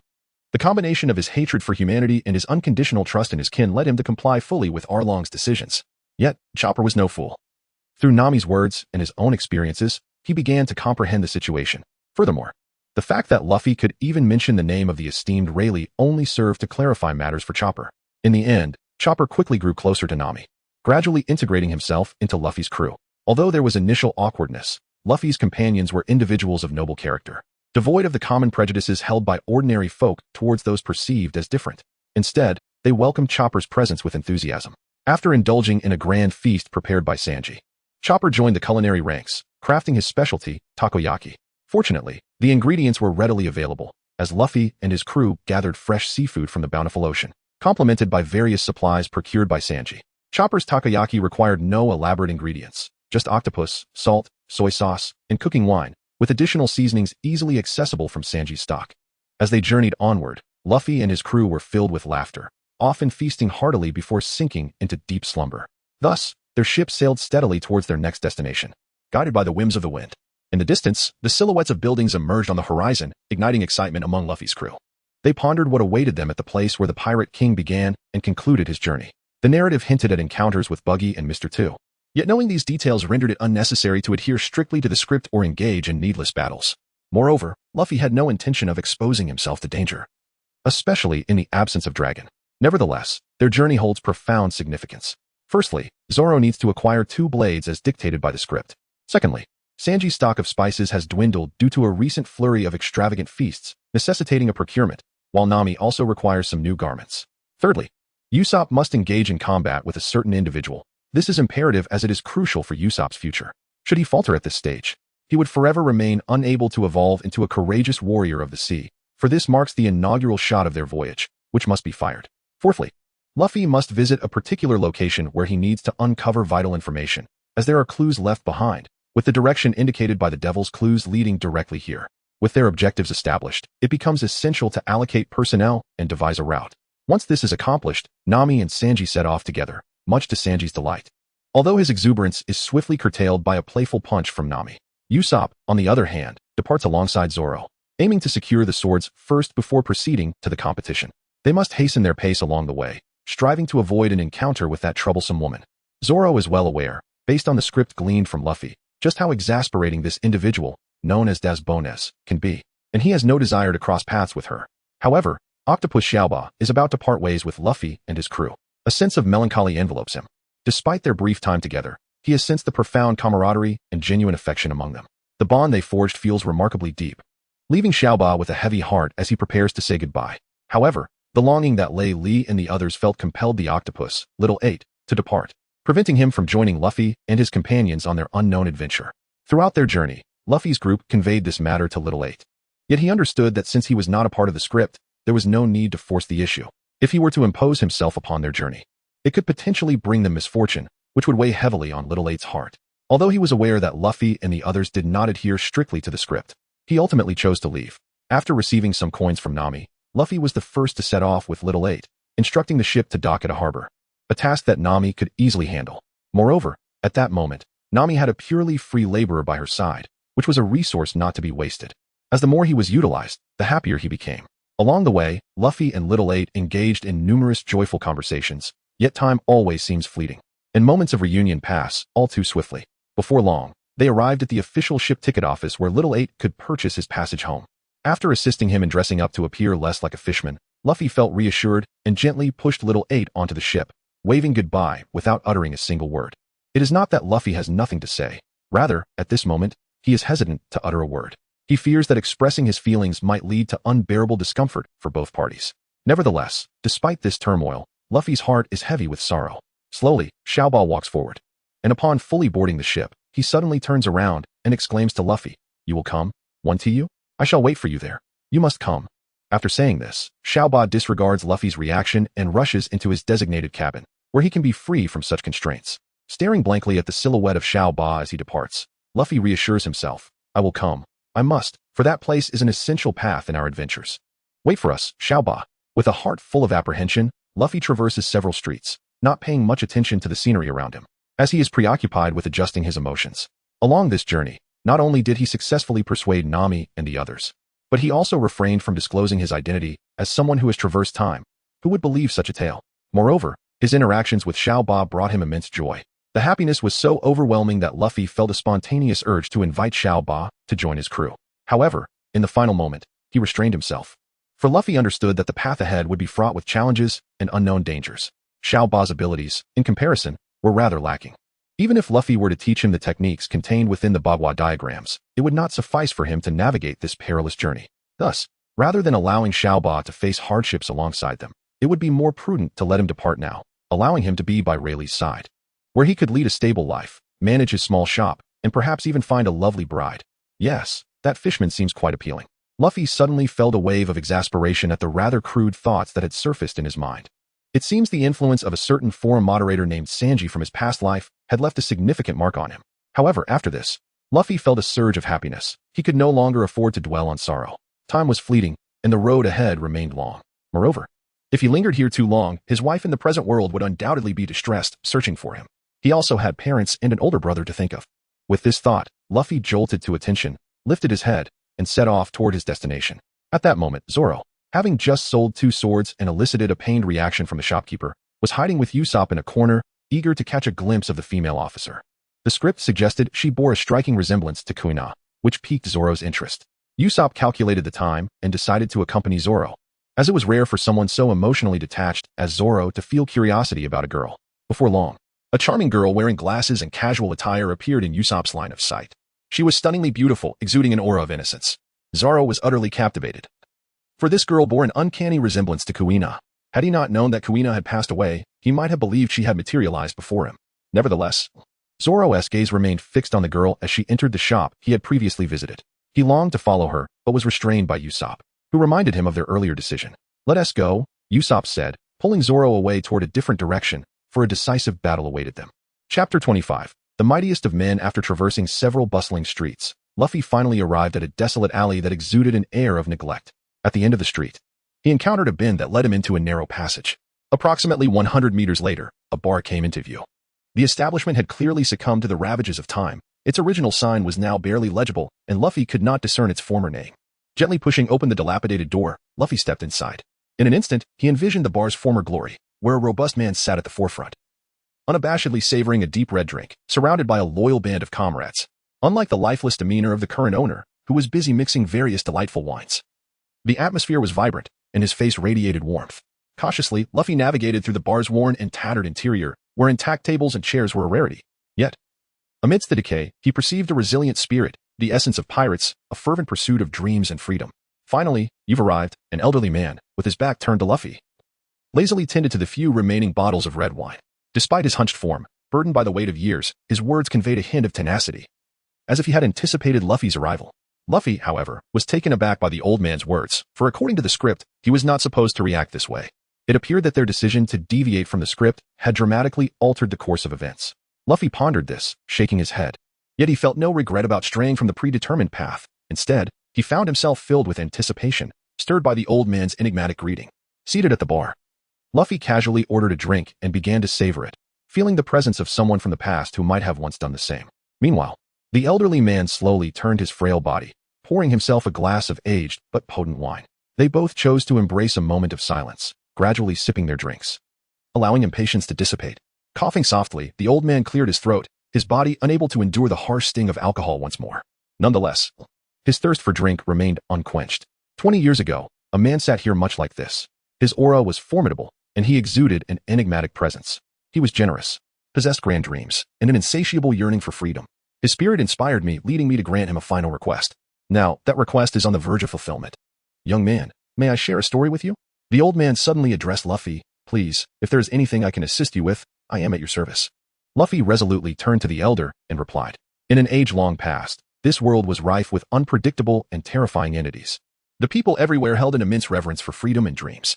Although the atmosphere was charged with a strong martial spirit, a profound peace enveloped the world. For the inhabitants understood that true freedom did not entail imposing suffering upon others. Such a notion of freedom was not what they sought. Rather, they were deeply fascinated by martial pursuits and the collective quest for freedom, exploring the unknown realms together. This world was structured into 3 large nations. Yet the boundaries between them were not sharply defined. They were merely a result of geographical distinctions, resembling more of a cohesive entity. These 3 nations would impose the most severe punishments on those who threatened the freedom sought by the people. However, such penalties were determined by voluntary means, with all enforcers of punishment acting out of their own accord. The state did not maintain a reserve of power, nor did it engage in shadowy political machinations. This world was regarded as the most coveted cradle of aspiration, referred to as a utopia. Yet, this idyllic existence was shattered by a singular individual, known as the demon. Upon finishing his tale, the old man appeared to gauge Luffy's reaction. To his surprise, Luffy exhibited no sign of astonishment at the revelation. It was not that he was oblivious to the elder's narrative concerning the origins of this world. Rather, he possessed a vague awareness of the demon. From the moment the old man began his account, Luffy suspected that he was about to divulge information regarding this demon. Hence his lack of shock when the elder mentioned the name. After a contemplative sigh, the elder continued his story. This individual wielded cataclysmic power, embarking on an extensive exploration of the world single-handedly. Such a figure would typically be revered by the inhabitants of the utopia, yet he was not content with mere adoration. His ambition was to dominate and control the entire world, leading him to assemble a group of followers to establish an organization known as the World Government. While Luffy was not surprised by the mention of a demon, the revelation that this entity had founded the world government was indeed staggering. The elder savored a sip of red wine, seemingly pleased with Luffy's expression. Although the demon possessed unparalleled strength, there existed a faction of individuals who cherished freedom, harbored dreams, and above all, possessed extraordinary wisdom. In their struggle against the demon's insatiable appetite for power, they began to utilize their intellect to forge weapons that transcended the limits of nature, now referred to as ancient weaponry. A monumental clash commenced between the demon, who unleashed his formidable might, and those wielding the ancient weapons. Witnesses to this epic confrontation were left in awe of the demon's overwhelming capabilities, yet the opposing faction, adept in the use of their creations, valiantly fought back. The battle raged for an entire month. After a month's time, the demon emerged gravely wounded. Though the cost was the complete destruction of all ancient weaponry, the world was left devoid of any means to combat the demon. In that moment, the demon erupted into a maniacal laughter, seemingly mocking those who dared to resist him. The very essence of that laughter resonated with terrifying energy throughout the world. Yet, at that critical juncture, the once vanquished ancient weapons mysteriously reawakened, not as a reassembled whole, but as a singular force driven by one individual. This person, having expended the last vestiges of his blood and vitality, unleashed the most potent technique of the ancient weaponry, ultimate sealing. A celestial array of hexagrams surged forth towards the demon, instantaneously fragmenting his form. In that moment, the demon's body erupted into countless pieces, scattering across the land. The individual who had exhausted all his life force suddenly transformed, merging with the ancient weapons to become a colossal dragon. With a resounding roar, the dragon dissipated, leaving those present to sense the lingering aura of the ancient weapons, which had not vanished, but rather concealed themselves in the deepest recesses. Though the demon was sealed away, the organization he had founded did not perish. Instead, it gradually expanded under the lineage of his descendants, ultimately dominating the world.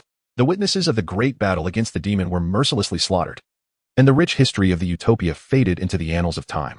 The demon did not vanish. He was merely sealed within the depths of various devil fruits, each containing a fragment of his power. Henceforth, these powers came to be known as devil fruits. The devil fruits served as a crucial counterbalance to the demon. And the one who sacrificed himself did not perish in vain. He utilized the final function of the ancient weaponry to transport himself to a place, his home. Within that home was a child, the last scion of this individual. The weighty legacy was entrusted to the child as shoulders, and the individual became a figure revered by generations of freedom seekers, bearing the moniker D. Chapter 26. The Mission of D. His codename was D, but what was his name? Luffy inquired hastily. D was not merely an appellation for him alone. It was also the ancestral title for all members of the D lineage. As for his name, no one knew it, yet the man who inherited his will chose to name himself with the letter D. He utilized the wisdom left by D to craft numerous historical texts, which encompass the 500 years of history and research on how to annihilate the demon. The man who inherited his consciousness did not fulfill the mission left by D. Yet, through his relentless pursuit, he uncovered vital clues, which he effectively transmitted through his bloodline. However, by the time he formulated his plan, his time was running short, prompting him to pass the mission to future generations. Among those descendants, many endeavored to continue his legacy, tirelessly seeking ways to eradicate the demon, for the demon had not truly perished, he had merely been sealed away. The loyal servants of the celestial dragons and the rulers of the world government would not relinquish their quest to resurrect their totem. When the day of the demon's revival arrived, the world would be plunged into utter darkness. In pursuit of restoring the world to the flourishing era of the utopia, the D lineage strove tirelessly. The first to grasp this mission was Gold, Roger, who, following the footsteps of his ancestors, ventured into the unknown dangers, ultimately discovering that at the end of the Grand Line lay the final clue to the demon's ultimate destruction. Thus, he advanced towards that destination. But when he finally arrived after enduring countless hardships, he encountered a historical text inscribed with a foreboding phrase, "When you break this seal, the demon shall awaken." At that moment, Roger was utterly astonished, for he possessed a profound understanding of demons. To one seal, it would equate to inadvertently aiding the demon, granting it renewed freedom. Such folly was unthinkable for Roger. Consequently, he embarked on a thorough search at the very end, ultimately discovering a unique historical text. The words within revealed certain truths to him, but upon touching that special artifact, Roger's ailment was exacerbated beyond measure, reducing his expected lifespan from 10 years to a mere 2. The contents of the text must be conveyed, so at that juncture, Roger chose to return to his origin, determined to fulfill this mission. Thus, he disbanded all his companions and journeyed alone to the East Sea, to the town of Rock, where he had been born and raised. There, he confided everything to me, entrusting me with the completion of his mission, as he had one last task to undertake: to surrender himself and deceive the world government into believing he no longer posed a threat, while simultaneously igniting the Great Pirate Era. For only in this manner could enough individuals possess the devil fruits, and the more extensively these fruits were utilized, the weaker the resurrected demon would become. This intelligence, known only to the inheritors of the D lineage, was shared by Roger, who concluded his life in that very Rog town. And you are the second bearer of this mission following him. Upon finishing, the old man cast a naive and innocent smile at Luffy, as if to say, "Now that I've shared this with you, my weary bones feel considerably lighter." Ignoring the old man's antics, Luffy, now devoid of his previous foolishness, fell into deep contemplation. "Old man, how can you be so certain that I am the next inheritor?" Luffy inquired, perplexed. The old man chuckled, seemingly aware that Luffy would be intrigued by this question. Since Luffy had not asked before, he had refrained from mentioning it. But now that Luffy had posed the query, he felt compelled to respond. "It is because of Shanks." Shanks? Luffy was taken aback by this assertion, for in his memory, Shanks had only briefly served as an apprentice aboard Roger's ship and was not particularly close to him. Why then would it be Shanks? Luffy directed his confusion back to the old man, realizing that only he could elucidate this matter. As for Shanks, he was likely in the New World at this moment, and Luffy lacked the ability to consult him just yet. Shanks was highly regarded by Roger, who perceived sincerity in Shanks' eyes. Consequently, Roger entrusted the mission of finding the inheritor of D's will to him. Years later, Shanks unexpectedly came to me and revealed that the chosen one was named Monkey D. Luffy, for he had seen in Luffy's eyes the same fearless spirit that belonged to Roger. Thus, he believed Luffy was the optimal choice to inherit Roger's unfinished mission. Of course, I would not recklessly divulge this secret based solely on Shanks' words unless the individual embodied the essence of Roger himself. Possessing the same conqueror's haki and the purest bloodline of D, along with an indomitable spirit. Only those who met these criteria would be deemed the ultimate choice. Otherwise, the secret would pass to another. As for who that individual might be, you need not concern yourself with that at present. Well, I have said what I needed to say. Do you have any further questions? The old man asked Luffy, adding with a note of gravity. You may choose to refuse this mission. If you do, another hidden figure will emerge. Though his strength may surpass yours, his chances of success in this endeavor are not as high as yours, for reasons that remain unclear to me. This was Roger's final instruction to me. Luffy rolled his eyes at the old man, exasperated. Are you joking? If I don't accept this task, how would I ever return to the real world? While the pirate life is enticing, I miss my brothers, my parents, and my girlfriend. I cannot remain here for eternity. Moreover, you've disclosed such a confidential matter to me. How could I possibly not see it through to the end? Although Luffy longed to curse loudly at the old man, he refrained from doing so while possessed by Wang Haoyan, as there was a matter of utmost importance that the old man had not divulged. Without knowledge of the secret Roger had ultimately discovered, how could he hope to defeat a devil that even someone as formidable as Roger could not conquer? It seemed a preposterous notion. Very well, the old man instructed. Follow the coordinates on this map. You will uncover some clues there. Now, you may leave. For I do not have an abundance of liquor to offer you. With that, he began to usher Luffy away. Seeing that the old man seemed unwilling to elaborate further, Luffy anxiously implored, Old man, you haven't told me what Roger ultimately discovered. If I encounter a situation akin to his, must I leave it for future generations to resolve? Please, I cannot remain here for eternity. His heart raced with urgency. The old man shrugged innocently, casting Luffy a significant eye roll before replying. How could I possibly know? What? You must be jesting, old man. Luffy exclaimed, unable to contain his frustration as he grasped the old man, his eyes wide and bulging like lanterns. Hey. My old bones can't withstand such rough treatment. The old man protested, swatting at Luffy's arms. This comment jolted Luffy back to his senses, and he gently released the old man, apologizing for his impatience. Honestly, I truly do not know, the old man reiterated. Yet, noticing Luffy's eagerness to charge forward again, he quickly added, But what? Please tell me, old man. Luffy exclaimed, excitement bubbling within him. Initially, he had anticipated finding no clues, and the thought of Roger's discovery being lost diminished his chances of success. Yet the old man's sudden remarks rekindled a sense of clarity within him. Observing Luffy's enthusiasm, the old man's face broke into a gentle, benevolent smile, not mocking but rather filled with warmth. He slowly spoke. Roger once told me this. Forge ahead in the direction of freedom and dreams. All lies within the journey. No matter how much I pressed him, he refused to divulge more. I have pondered this phrase for many years, yet I have found no answers. Oh, by the way, you might struggle to comprehend the script above the historical text. You'll have to figure that out on your own. You cannot possibly possess Roger's nearly supernatural abilities. This isn't too difficult, Luffy thought, recalling Robin. It seemed imperative to bring her aboard swiftly. With that, he calmly accepted the tattered map from the old man's hand. Chapter 27. Luffy fainted. Old man. Don't you dare die on me. I will come looking for you, Luffy declared as he took his leave, having gleaned all he needed to know. There was no further purpose in lingering. As Luffy departed, the old man appeared to lose his vitality, becoming frail, as if he could collapse at any moment. Nevertheless, he slowly rose, laboriously grasping a cup in front of him to sip, muttering, Kid, I will not perish just yet. For I must witness whether Roger's choices were right or wrong. The path left for you depends entirely on your own efforts. No one else can assist you.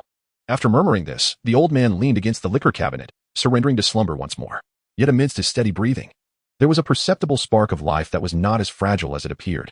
As Luffy traversed the familiar streets, his gaze suddenly fell upon a distant square, where a tall gallows loomed prominently.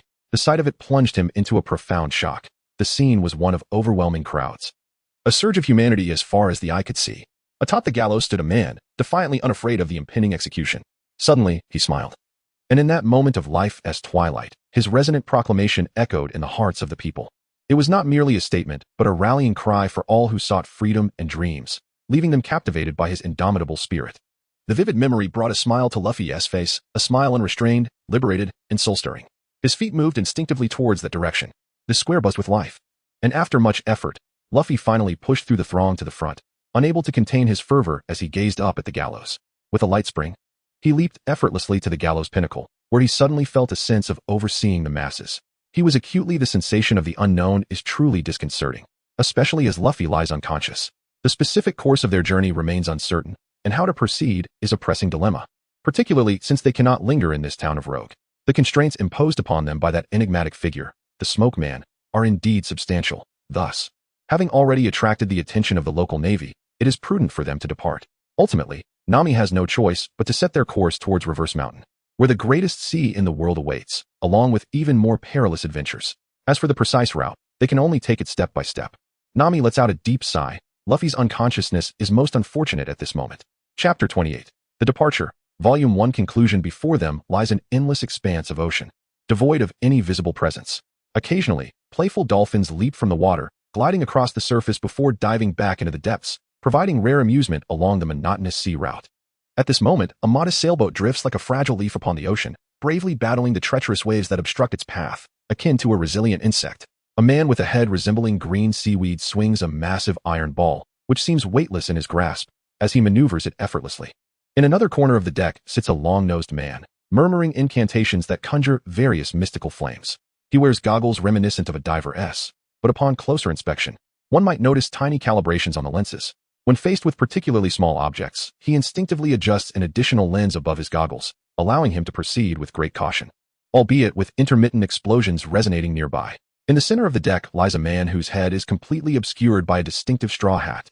A mysterious smile graces his lips, yet his furrowed brow betrays a profound discomfort, suggesting he is enduring some form of agony. Meanwhile, within the ship's loft, a petite girl is diligently sketching with a pencil, creating intricate nautical charts on gleaming white paper with the aid of a triangle ruler. An elegantly dressed gentleman, holding a steaming cup of fragrant chrysanthemum tea, gently knocks on the door of the small loft. He enters gracefully, preparing to speak, only to find that the girl has waved her hand dismissively. Understanding her intent, the gentleman retreats without a hint of displeasure, instead wearing a smile that reflects a sense of happiness and sweetness, perhaps captivated by the girl's earnest demeanor. Suddenly, the man who had been dozing on the deck leaps to his feet, exclaiming loudly, "I'm awake." Damn, that was unbearable. His outburst disrupts the previously tranquil atmosphere aboard the ship, prompting everyone to drop what they were doing and rush towards the source of the voice. "Luffy, you're finally awake. You scared us to death. You didn't even react when we were eating meat beside you. How peculiar," remarked the long-nosed man. "This is the Straw Hat Pirates, having departed from Rogue Town and now sailing the seas. For 3 days, Luffy's unconsciousness has cast a pall over the crew." But with his sudden exclamation, the somber mood dissipates.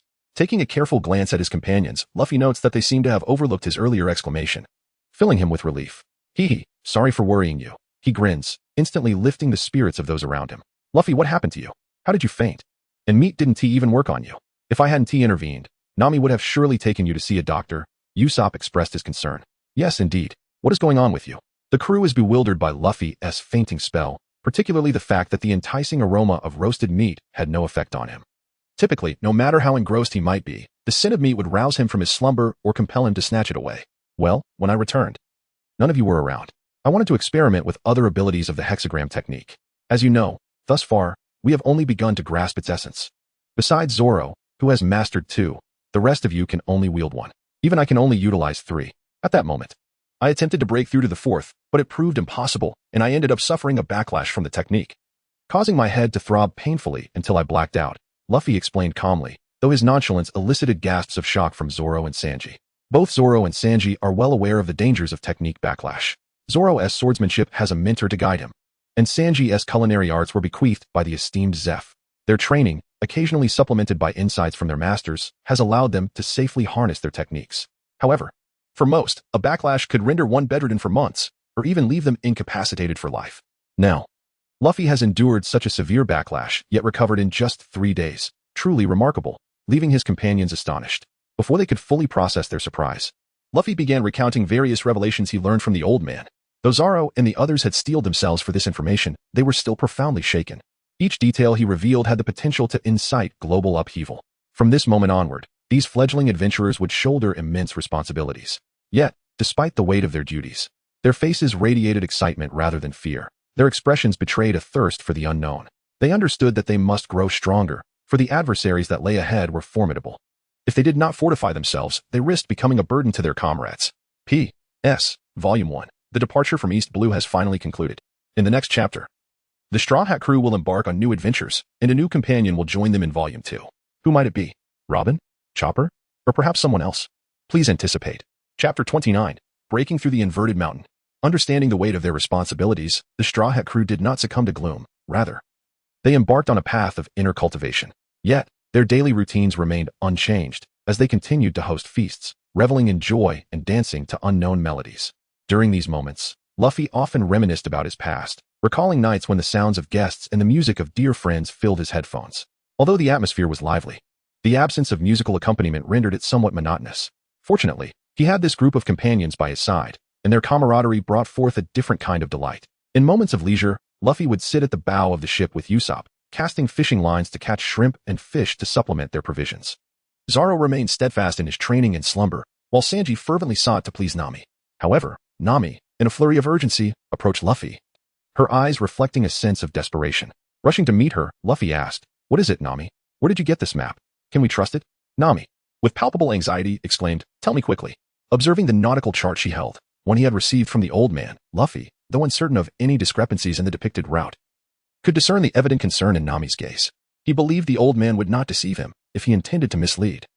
He would not have shared so many secrets nor provided a false map that could lead to peril on the sea. After a moment of contemplation, Luffy resolutely stated, "This map is from the old man. You know he wouldn't trick us. It must be genuine." His intuition compelled him to assert this belief, convinced that the chart could not possibly be flawed. How could this be? How could it be? Nami, upon hearing Luffy's words, collapsed to the ground, as if all strength had drained from her body. "What's wrong? Speak to me." Luffy hurried to help her up, supporting her until she was seated on a stool Sanji had hastily brought over. The rest of the crew gathered around, eager to uncover the nature of the problem. Once she had steadied herself, Nami slowly revealed the map she had in her left hand, unfolding it to address the group. "This map is one I obtained from Buggy," detailing the route to the Grand Line. Then, spreading her right hand, she presented another map. This one was the chart Luffy had given her, acquired from the old man at the tavern. This map indicated the course they were to continue navigating. Upon hearing Nami's words, Luffy and the others began to comprehend the situation. Connecting her earlier remarks, they realized the issue lay within the discrepancies between the two maps, prompting them to examine both charts with great scrutiny. After a brief moment, the four individuals simultaneously furrowed their brows and, in unison, addressed Nami. "What is the matter?" "There is no issue at all. Nami, please tell us what the problem is." Observing the anxious expressions on their faces, Nami couldn't help but smile in resignation. Indeed, how could these fools possibly comprehend the maps? For days, I have been meticulously studying these two maps, along with several others acquired from Rogue Town, and I have uncovered a significant issue. Pausing for a moment, Nami continued, "According to a map obtained from Buggy, the entrance to the Grand Line is a mountain." A moment of silence ensued, but then they recalled that the script had already mentioned this. They were aware that the Grand Line was indeed represented as a mountain, and at one point, there was an opening that would allow Luffy and the others to pass through. "Yes, we know that mountain, and it is called Reverse Mountain. At its center, there exists a waterway that allows us to traverse and reach the Grand Line. However, our destination is not there. It is the location marked on this map." As she spoke, Nami set aside the navigational chart from Buggy and retrieved the other map acquired from the Tavern Elder, spreading it out for Luffy and the rest to see. Pointing to a specific spot, she said, "Here, this is the waterway of Reverse Mountain. From this map, we can also reach the Grand Line, but..." She shifted her finger from the original point to another marked with, and Zan stated, "This is our true destination, the coordinates for our journey to Simi Village. However, this entire area is comprised of the Red Line, and apart from the waterway leading to the Grand Line, there are no other routes available." Thus, Nami revealed all her concerns in one breath, and at last, Luffy and the others comprehended the source of her anxiety. Their true destination was indeed a mountain. "Are you certain that there are no other waterways besides that one?" Luffy, despite his surprise, forced himself to remain calm and quickly posed the most crucial question. "No, I have studied it for an entire day. The entirety of the Red Continent, aside from that waterway leading to the Grand Line, consists solely of mountains, and the distance from here to the Calm Belt completely rules out any possibility in that direction." Nami's words plunged everyone into a moment of silence. "Never mind. Let's set sail for wherever we can." Luffy suddenly turned and walked towards the goat head, sitting quietly atop it, gazing out at the vast, endless sea, not uttering another word. Sensing Luffy's resolve, the others gradually dispersed, each returning to their respective positions to continue their previous discussions. Nami hurried back to the loft, resuming her examination of the maps. Days passed in silence until the silhouette of the Red Continent emerged on the horizon. From Nami, Luffy learned that the entrance depicted on the map lay ahead, requiring less than an hour of sailing to reach. Luffy gradually rose, and the entire crew gathered on the ship's deck, staring at the Red Continent that loomed before them like a colossal mountain. Usopp anxiously employed his telescope, scrutinizing the distant land in search of a small waterway that might facilitate their passage. However, he ultimately had to lower the telescope, having scoured the entire area without finding the desired waterway or tunnel. Just as the crew found themselves at an impasse, Luffy slowly removed his straw hat, holding it against his chest, closing his eyes slightly, and bowing his head.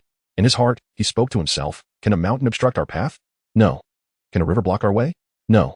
Can ferocious beasts hinder our journey? No. Should we hesitate any longer? No. His voice crescendoed with conviction, as if he had erupted from a whisper, exclaiming those two words. With that, Luffy raised his head, donned his straw hat, and secured it firmly with the string, a wicked smile reappearing on his face. He leaped onto the goat head, turning to Zoro, Sanji, Usopp, and Nami, and with a grin declared, "Let us charge forward and break through." With a mischievous smile, he refocused on the horizon, and from his exuberance, Zoro and the others sensed a sense of liberation that had once flickered in their distant memories. Indeed, let us charge. If we retreat here, what adventures await us? Laughter blossomed on every face. Reverse Mountain, indeed. As they embarked on a momentous journey, Luffy gently patted Mary's goat-like head, urging, "Let us break through together."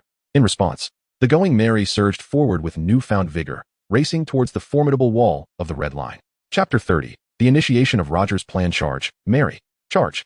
The Straw Hat crew shouted in unison as the Golden Mary unleashed its maximum speed, hurtling towards the towering mountain ahead. Despite the impending collision with the solid rock face, not a hint of fear graced any of their faces. Even Usopp stood tall at the bow, brimming with determination. At that moment, they shared an unspoken resolve, a courageous acceptance of death. The vessel drew ever closer to the mountain, and the sea breeze seemed to momentarily halt, enveloping the ocean in a suffocating stillness. Yet, the hearts of the Straw Hat crew beat steadily as the ship continued its relentless charge towards the impending impact. 50 meters, 40 meters, 30 meters, 20 meters, 10 meters. At this juncture, an audacious grin spread across the faces of the entire crew, for facing death was perhaps not so daunting after all. 5 meters, 3 meters, 1 meter. Just as the ship was about to collide with the vast red line, a brilliant azure light erupted from Luffy's chest, transforming into a grand luminescent membrane that enveloped the entire vessel, miraculously wrapping it just 20 centimeters above the impending rocks. In astonishment, the crew turned their gazes towards Luffy, who was equally perplexed, searching for the source of the radiant glow emanating from his chest. However, the intense brilliance obscured his view. Before Luffy could further investigate, a deeper blue light began to seep from the red line, a hue more profound than that which had erupted from his chest. The Golden Mary, encased in the ethereal blue membrane, began its descent into the depths of the sea, the water soon engulfing the ship entirely. The original blue light faded with the vessel's submersion, yet a brilliant burst of azure shot skyward like a celebratory firework. Meanwhile, in Mariewa, the supreme governing body of the world government, 5 individuals convened in a clandestine chamber. Among them stood a monk-like figure wielding a sword taller than himself, accompanied by 4 gentlemen clad in suits, each displaying unique traits, one with a spiral cane, another with protruding nose hair, a third sporting an unkempt beard, and the last with a peculiar obsession with cleanliness. The signs indicate that someone has entered that place, the bearded man declared first. "Humph, and what of it? Can he truly navigate such a treacherous realm, especially entering from the weakest East Blue?" retorted the man with the nose hair. "We must not forget the man who set sail from East Blue 20 years ago," the monk interjected, clearly displeased with the previous remark. The cleanliness-obsessed man continued. "Could this possibly relate to the plans of that man from 2 decades ago? While others may be unaware, we understand that his actions were not entirely futile. Though he ultimately failed to achieve his goals, I sense that his true purpose was merely to lay the groundwork." Pausing, the silent man finally spoke. That man was profoundly strategic. After all this time, his actions were certainly not without significance. Since we uncovered this secret a decade ago, I feel increasingly that Roger's foresight was remarkable. Indeed, even though we have discovered this place, we have been unable to access it for years. Merely sensing its presence at the entrances of the 4 seas, the bearded man lamented. The cane-wielding man responded, "That may not be the case. After years of research, I have uncovered a secret."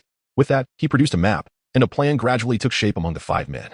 On the island of Foamy, within a humble tavern, a man sipping a deep crimson drink slowly opened his lazy eyes and uttered, "It appears the captain's plan is finally set into motion. I wonder how that chosen lad will fare. Let fate decide. I hope he can traverse that region. It seems my muscles may need to stretch again," said the man with the peculiar beard. At that moment, a voluptuous woman approached him, inquiring, "Has the captain's plan truly begun?" The man nodded gently. On a small island amidst the Grand Line, a grand feast was unfolding. A corpulent individual indulged in savory roasted meat, guzzling down wine, while a robust man, exuding an air of arrogance, danced merrily with a large sword in hand. Nearby, a long-nosed man, clutching a pistol, lazily recounted exaggerated tales, seemingly unaffected by the revelry around him. In the depths of the gathering, a man with a severed arm prepared to savor the last sweet drops of wine in his bowl. Suddenly, he lifted his gaze towards the horizon, a faint smile gracing his lips, and remarked, "Luffy, you have finally begun. Stay strong." In Rogue Town, aboard a pirate ship adorned with peculiar patterns, a clownish figure with a completely red nose suddenly revealed a strange smile. After enduring for 20 years, the time for action had come. Yet, he resolved to continue his patience a while longer. After all, if he had managed to endure for 2 decades, what was a little longer? Thus, he decided to head towards the Grand Line, awaiting the moment to reunite with his comrades, for not a single part of the captain's plan could be overlooked. At this moment, many felt the shift occurring at Reverse Mountain, as if a collective decision was buried deep within their hearts, and plans began to take shape. Meanwhile, the Straw Hat crew continued to feel the ocean's depths. Although enveloped in a protective light membrane, its strength gradually waned, causing its hue to fade. Just as they were engulfed in worry, the ship collided with a cliff, seemingly without reaction, yet it surged forward. The vessel began ascending, its pace far swifter than its previous descent, and soon the gleam of light from above became visible to Luffy and his companions, while the membrane continued to dissipate. Chapter 31. The black disk. As the luminescent membrane enveloping the ship vanished completely, the Going Merry resurfaced, revealing that the ocean they now occupied was no longer the same. The sturdy red earth behind them indicated they were at the eastern side of the red line. Gazing upwards, they beheld an endless expanse of white clouds drifting, seemingly without end. However, upon closer inspection, it became evident that those distant clouds were immutable. They appeared to move, yet remained stationary. It was as though they resided in a mountainous realm. Nami scrutinized the surroundings and concluded that this was indeed a sea within the mountains. A vast ocean cradled by the red line. The boundless sea astonished Nami. How could such a vast body of water exist within the confines of a mountain? The splendor of nature was laid bare at this moment. Meanwhile, Luffy stared vacantly at the sky, as if experiencing an epiphany. Before they could ponder further, a gentle breeze swept through, propelling the ship forward. In this unknown expanse of ocean, caution was paramount, for the horizon stretched infinitely, compelling Luffy and his crew to hasten their journey. Zoro, adjust the sails angle to 35 degrees to the left. Sanji, take the helm.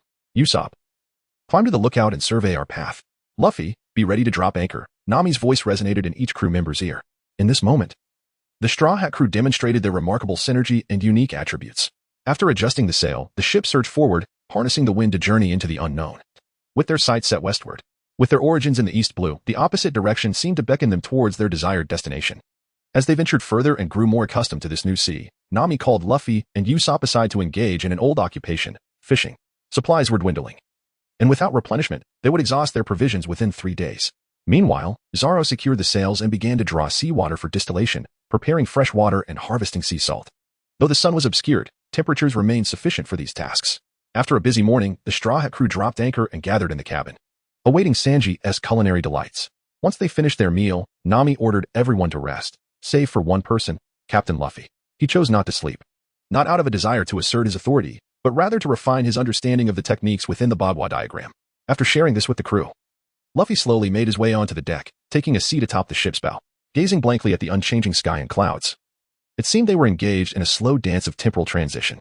Although the sun and moon did not exchange places, a subtle enlightenment could still be felt. Luffy withdrew his gaze from the illusory clouds, closing his eyes to delve into contemplation, drawing all sensations into the depths of his mind. Suddenly, the Bagua diagram materialized vividly within his consciousness, its familiar form now appearing distinctly clear. He could perceive the shifts as one Bagua would rotate and be replaced by another beneath it. Not merely sensing this change, but witnessing it firsthand through the eyes of his mind. Intrigued by this transformation, Luffy urged his inner vision closer to these patterns, eager to comprehend their dynamics, sensing that this moment held a profound revelation for him. What is this? Luffy wondered as he beheld the interconnectedness of the Bagua diagrams. Seemingly endless in their transmission, a continuous flow born from their inherent rotations. What could this mean? Luffy pondered, as a wave of pressure surged within his mind once more, though less intense than before. Yet, it remained beyond Luffy's capacity to endure, as the agony intensified with each passing moment. Suddenly, the distant tolling of a bell resonated from the clock tower, stirring Luffy's very soul. The once acute and throbbing pain that had begun to overwhelm him was momentarily soothed by the serene chime, fading into obscurity. A wave of refreshing tranquility surged from the depths of his being, instilling a sense of profound ease within him. In this fleeting instant, Luffy let his guard down entirely. Devoid of any awareness of impending danger, his body, having shifted away from the mountain of pain, was caught unawares before he could utter a sound of relief. He plummeted into the depths of the ocean below. Meanwhile, the deck lay deserted, the waves crashing in tandem with the howling wind. Should Luffy truly fall into the sea, no amount of calling would alter his fate. Fortunately, Luffy had consumed the gum-gum fruit, allowing his hands to stretch and grasp the goat's head. However, by the time Luffy realized the peril he was in, he found himself perilously close to the water's surface, mere centimeters away. Even if he were to pivot in midair at the utmost speed and seize the goat's head, it would be futile, for his body would already be submerged beneath the waves, leaving him powerless to escape the ocean's grasp. Suddenly, a spark ignited in Luffy's eyes. He extended his hands backward with remarkable swiftness, and just 30 centimeters from the water's surface, he forcefully slapped the water, creating ripples that radiated outward toward the sea. The momentum propelled his body back toward the deck, allowing him to navigate through the unexpected ordeal unscathed. Upon landing, however, Luffy stumbled clumsily, falling gracelessly. He glanced at his completely numb hands, feeling a wave of frustration wash over him. It was evident that he had yet to master this ability. He still struggled to comprehend its mechanics. Although he had managed to utilize it in a moment of panic, the toll on his body was significant. At that moment, something small caught Luffy's attention, a tiny black disc. It was the very object the old man had insisted he take before he left, which Luffy had kept in the inner pocket of his shirt, disregarding it until now. However, it now commanded his focus. He recalled the luminous barrier that had erupted earlier and examined his chest, finding nothing but the black disc. It appeared that this unassuming disc was the key to unlocking a passageway. The old man had merely mentioned that it was something Roger had left for him, without disclosing its purpose, which was why Luffy had overlooked it for so long. However, at this moment, Luffy could no longer disregard the ominous black disc. Reluctantly, he moved beside it, and after slowly retracting his arm, he spent a restless night upon the deck. Time drifted by, carried on the gentle caress of the sea breeze. And when the bell tolled once more, the Straw Hat crew awakened in unison. Upon witnessing Luffy's arduous slumber on the deck, Nami and the others realized that the rigorous practice of his techniques had taken a toll on him, leaving them uncertain if he had fainted. After Usopp roughly shook him awake, Luffy reluctantly opened his eyes, revealing the black disc that hung from his hand to the astonished gaze of his companions. Despite the lingering pain in his arm, Luffy bravely recounted his experiences from the previous day, explaining that the luminous membrane they had seen was, in fact, emanating from the seemingly inconspicuous black disc resting against his chest. The crew regarded the small black disc in astonishment, though they could discern nothing remarkable about it. However, upon hearing that Luffy had narrowly escaped danger, Nami felt a wave of fear and promptly issued a decree forbidding him from practicing on the goat head in the future. She warned that if he disobeyed, they would forcibly revoke his exclusive privilege of enjoying the goat head. Under the relentless pressure from Nami and her companions, Luffy reluctantly acquiesced. Chapter 32. Arrival at Simi Village. Having agreed to Nami's terms, Luffy indeed refrained from practicing his techniques on the goat head. Nevertheless, during moments of idleness, he often found himself perched atop the goat head, gazing into the distance and admiring the white clouds in the sky. Thus, the Straw Hat crew drifted upon the vast ocean for an entire month. This sea, nestled within the mountains, was not merely a lifeless expanse. It harbored numerous undercurrents and a rich variety of fish. Each day, Usopp and Luffy would spend some time fishing, providing Sanji with fresh ingredients for delectable meals. Meanwhile, on an island within the Grand Line, a man clad in heavy garments disembarked from a large transport vessel and ventured onto the island. This island was adorned with various small bubbles, which floated freely from the ground, defying the air's pressure without bursting, creating a surprisingly buoyant spectacle. The man, unfazed by the bubbles, swiftly made his way towards an island marked with a number. At last, he arrived at a small tavern. Upon entering, he gradually shed his bulky clothing, revealing his distinctiveness. He possessed 6 arms, and his peculiar hairstyle elicited laughter, while a sun-like emblem adorned his forehead. This individual was none other than Octopus Kid, and he had arrived at the same location as Rayleigh. "And Shaki, where's Uncle Rayleigh? I need to speak with him." Octopus Kid inquired hurriedly after removing his attire, addressing a seductive woman gracefully mixing drinks. Shaki glanced at him, smiling as she replied, "Ah, it's you, Kid. Uncle Rayleigh is in the back room. You may go in directly." "All right, thank you," Kid responded, slowly making his way inside. After exchanging a few words with Rayleigh, the latter gradually stood up and remarked, "I see. It seems this old body of mine needs to move a bit." With that, Rayleigh opened the door and stepped outside. Requesting a bottle of red wine from Shaki, Rayleigh uncorked it and took a hearty swig before informing her, "I need to step out for a while. Kid will be in your care." "Sure, just don't stay out too late. This time, it's for serious business. But getting rid of those pesky watchers will require some effort," Rayleigh said as he pushed open the tavern door and exited. Before long, Rayleigh vanished from this generation's bubble zone. Shortly thereafter, with the assistance of Shaki, the octopus, Little 8 successfully established a quaint barbecue stall on Bubble Island, specializing in the local delicacy, takoyaki. After a full 35 days of sailing, Luffy and his crew finally glimpsed the presence of land, igniting a long-dormant excitement within them. With a newfound destination, the Going Merry seemed to glide forth with an unprecedented vigor, while the crew members, who typically engaged in rigorous training at this hour, ceased their exercises entirely. Instead, they stood at the bow of the ship, gazing toward the distant unknown, pondering what adventures awaited them. The sea breeze appeared to understand their thoughts, blowing with renewed strength, filling the sails to their fullest, and enhancing their speed with a joyful swiftness. Gradually, this once mysterious village began to reveal its allure to Luffy and his companions, who slowly discerned the village's layout. The village was completely concealed by trees. Without careful observation, one might overlook it entirely. However, at this moment, the village's bells rang out, and wisps of smoke drifting from the forest confirmed the village's existence. With keen observation, they could catch glimpses of its general shape. As the ship approached the shore, they found a secluded spot to anchor, camouflaging the vessel among the trees to ensure that it would remain undisturbed in this enigmatic locale. Once they completed their preparations, the group set forth toward the unknown. Navigating through the forest proved more challenging than anticipated, with towering trees and an abundance of thorns obstructing their path. Progressing even a short distance required meticulous clearing of obstacles. This explained why Luffy and his crew had not encountered any inhabitants along the coastline. The dense forest acted as a formidable barrier. Yet, it remained uncertain whether this natural obstruction was an inherent feature of the landscape or a deliberate creation by the local populace. However, these obstacles posed little challenge to Luffy and his companions. They forged ahead and eventually arrived at a vast expanse on the other side of the forest. Before them lay a multitude of dwellings, with children joyfully playing everywhere. Their laughter resonated in the air. Yet there was a peculiar characteristic among them. A patch of skin on each child exhibited an abnormal, pitch-black hue. Some bore these marks on their backs, while others displayed them on their arms, each varying in location but uniformly sized, approximately the size of a small teacup, resembling a birthmark of sorts. About 100 meters ahead, a wooden sign stood prominently, emblazoned with 3 large characters, Shimi Village. Chapter 33, The Village Without Adults. Upon noticing the intrusion of outsiders into their territory, the once playful children swiftly retreated into their homes, seemingly apprehensive of Luffy and his group. Nevertheless, these young children, despite their tender age, could not resist the powerful allure of curiosity. Though they had retreated into their homes, they cautiously peered out to gaze at Luffy and his companions. Children, in particular, possess an innate fascination for the unknown. Observing this scene, Luffy and his crew exchanged knowing smiles as they gradually ventured deeper into the village. With each step, their understanding of this quaint settlement expanded. The houses within the village were constructed from robust timber, arranged with great care in a circular formation. The backs of these dwellings nestled against the forest, and the gaps between them were fortified with wooden stakes, likely to deter the playful children from wandering into the woods. Another point of intrigue for Luffy and his companions was the noticeable absence of snakes and insects that typically thrived in the surrounding woods. They dared not cross the boundaries formed by the houses and stakes. It appeared that something within this delineated area instilled a sense of fear in these creatures. However, such mysteries were not for Luffy and his crew to decipher at this moment. A conversation with the locals would surely illuminate the methods they employed to achieve this remarkable effect. However, as Luffy and his companions pressed forward, they discovered that the deeper they ventured, the denser the defenses became. Strangely, the majority of the inhabitants appeared to be children, with scarcely a woman in sight, which left Luffy and his crew astonished. "I shall fetch a child and inquire," Zoro suggested, feeling a profound unease about the scene before them, prompting his desire to seek out a child for answers. However, Luffy halted Zoro's advance, shaking his head as he continued onward. Eventually, they arrived at the heart of the village, yet it was devoid of even a single child, presenting only an empty square. Surrounding the plaza were remnants of a bonfire, with ashes scattered about. Usopp dashed forward to inspect the remnants and returned, stating, "Judging by the warmth of these ashes, the fire was extinguished not long ago."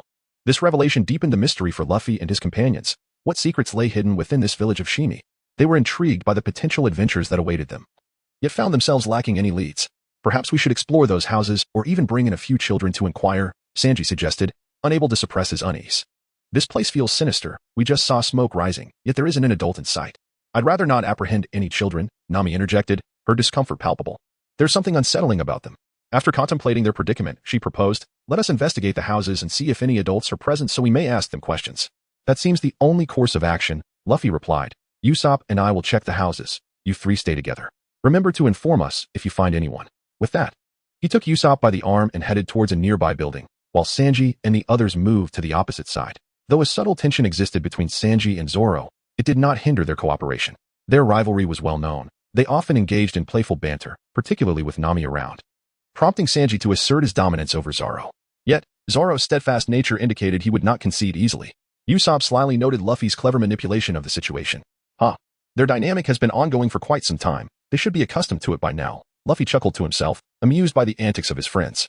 However, they did not slow their pace as they began knocking on door after door, checking for signs of life within. Almost every door was not securely shut, easily pushed open. Yet inside lay nothing but emptiness.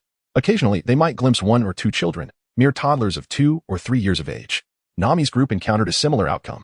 After thoroughly searching the entire village, Luffy and his companions found themselves seated in the square, exhausted and perplexed by the peculiar absence of any individuals over the age of 5. During the search, when Zoro spotted children who were unable to hide in time, he attempted to engage them, but all he received were blank stares and expressions of fear, as if they could not comprehend his words. Thus, when Zoro considered using force, Nami intervened to prevent it. Since these villagers had held a bonfire feast in the square, they were bound to return. Hence, they resolved to wait there. With no other options, Luffy's group decided to host their own bonfire feast in the square. The already famished members eagerly participated, with Zoro and Usopp gathering firewood while Luffy dashed into the woods to hunt down a few unsuspecting wild boars. The aroma of the deliciously roasted boar meat wafted through the air, irresistibly drawing the children closer, seemingly captivated by the enticing scent. Under Sanji's masterful culinary skills, succulent pieces of roasted boar meat were created. As a chef, Sanji ensured that none who desired his cooking would leave disappointed, generously sharing portions of his roasted meat with the children who approached. The feast continued for quite some time, yet no villagers appeared. Eventually, Luffy and his friends resorted to training or napping in the square. The spacious area provided a perfect setting for their practice. While the rivalry between Zoro and Sanji was nothing short of exhilarating, and Usopp busied himself with his gadgets. What was most surprising, however, was Nami, who held the weather staff in her hands. Although it lacked the enhancement of the impact bell as described in the original narrative, her recent innovations in its usage rendered it formidable. Remembering Usopp's introduction, Nami could not help but smile, and she began practicing the staff's functions. With her mastery of martial arts, Nami wielded the staff with remarkable precision, attracting the most children to her vicinity, yet none dared to approach within 50 meters of her. Meanwhile, Luffy lay in the center of the square, gazing at the clouds above, pondering the nature of his feelings. He had always found understanding martial arts to be effortless. Yet this time, he felt as though he could grasp it, only for it to slip away whenever he reached for it, leaving him frustrated and unsettled. Suddenly, the bell tolled again, and the mysterious village of Shimi seemed poised to reveal its charm to the distant visitors. Chapter 34, Village Chief Oxy as the bell rang. A gust of sea breeze swept toward the village from the ocean, rustling the surrounding trees. Luffy and his companions felt the intensity of the wind following the chime. Fortunately, the breeze quickly subsided, but the previously quiet children began to exhibit immense excitement, as if anticipating something thrilling. The Straw Hat crew also noticed the children's changed demeanor, and they could overhear their hushed whispers, though the children's high-pitched voices made it difficult to discern their words. They could only vaguely catch phrases about something coming out and food being present. However, there is no need to delve too deeply into the words of the children to comprehend the essence of this village. At this moment, adults gradually emerged from the previously deserted houses, men, women, and the elderly, all displaying a striking characteristic. The dark birthmarks on their bodies had grown larger. If the dark birthmarks that initially appeared on the children before Luffy and his companions were the size of teacups, then those on the adults before them were as large as dinner plates. Leading the procession was an elder whose birthmark had spread over his entire upper body. Upon seeing a group of distant guests seated in the square, these adults with birthmarks wore sincere smiles. Their fondness for the Straw Hat crew enhanced by the presence of their children nearby and the lingering aroma of roasted wild boar. The elder hastened his steps to approach Luffy and his friends, who quickly stood up. Without waiting for them to speak, the elder slightly bowed and proclaimed, "Welcome, distant guests, to our village of Shimi. I am the village chief, Oxy. It is a pleasure to meet you. We are the Straw Hat Pirates from the East Blue. Guided here by the map, we kindly request your assistance, Chief Oxy." At that moment, Luffy recalled some advice given to him by an old man at the tavern and hurriedly expressed his thoughts. Chief Oxy scrutinized Luffy and his companions while the slowly emerging villagers began to assess them as well. After a short while, Chief Oxy let out a hearty laugh, and a flicker of excitement illuminated his weathered face, his eyes shimmering with unshed tears, though he managed to suppress them. Gradually turning to address the villagers, he declared, "Freedom and dreams, faith and longing, driving away darkness and decay, let day and night once again flow through our veins." Upon hearing Oxy's words, several older villagers were visibly moved, their faces expressing unrestrained emotion, as if the arrival of the Straw Hat crew heralded divine favor. "Chief, we have some inquiries we wish to discuss with you," Nami interjected, sensing the villagers' growing enthusiasm while her own doubts about this place remained unresolved. "Rest assured, I will share what I know," Chief Oxy replied, his tone imbued with utmost respect. He gestured to those around him, who, bearing expressions of joy, dispersed to prepare ample food and firewood for the impending feast before the next bell toll. After a moment of contemplation, Nami inquired, "Chief, what is the origin of these peculiar birthmarks upon your people? Moreover, when we first arrived, we searched the entire village and found no adults. Yet now you all emerge from your homes. Where do you reside?" The chief's expression turned somber, a melancholic aura enveloping his aged visage.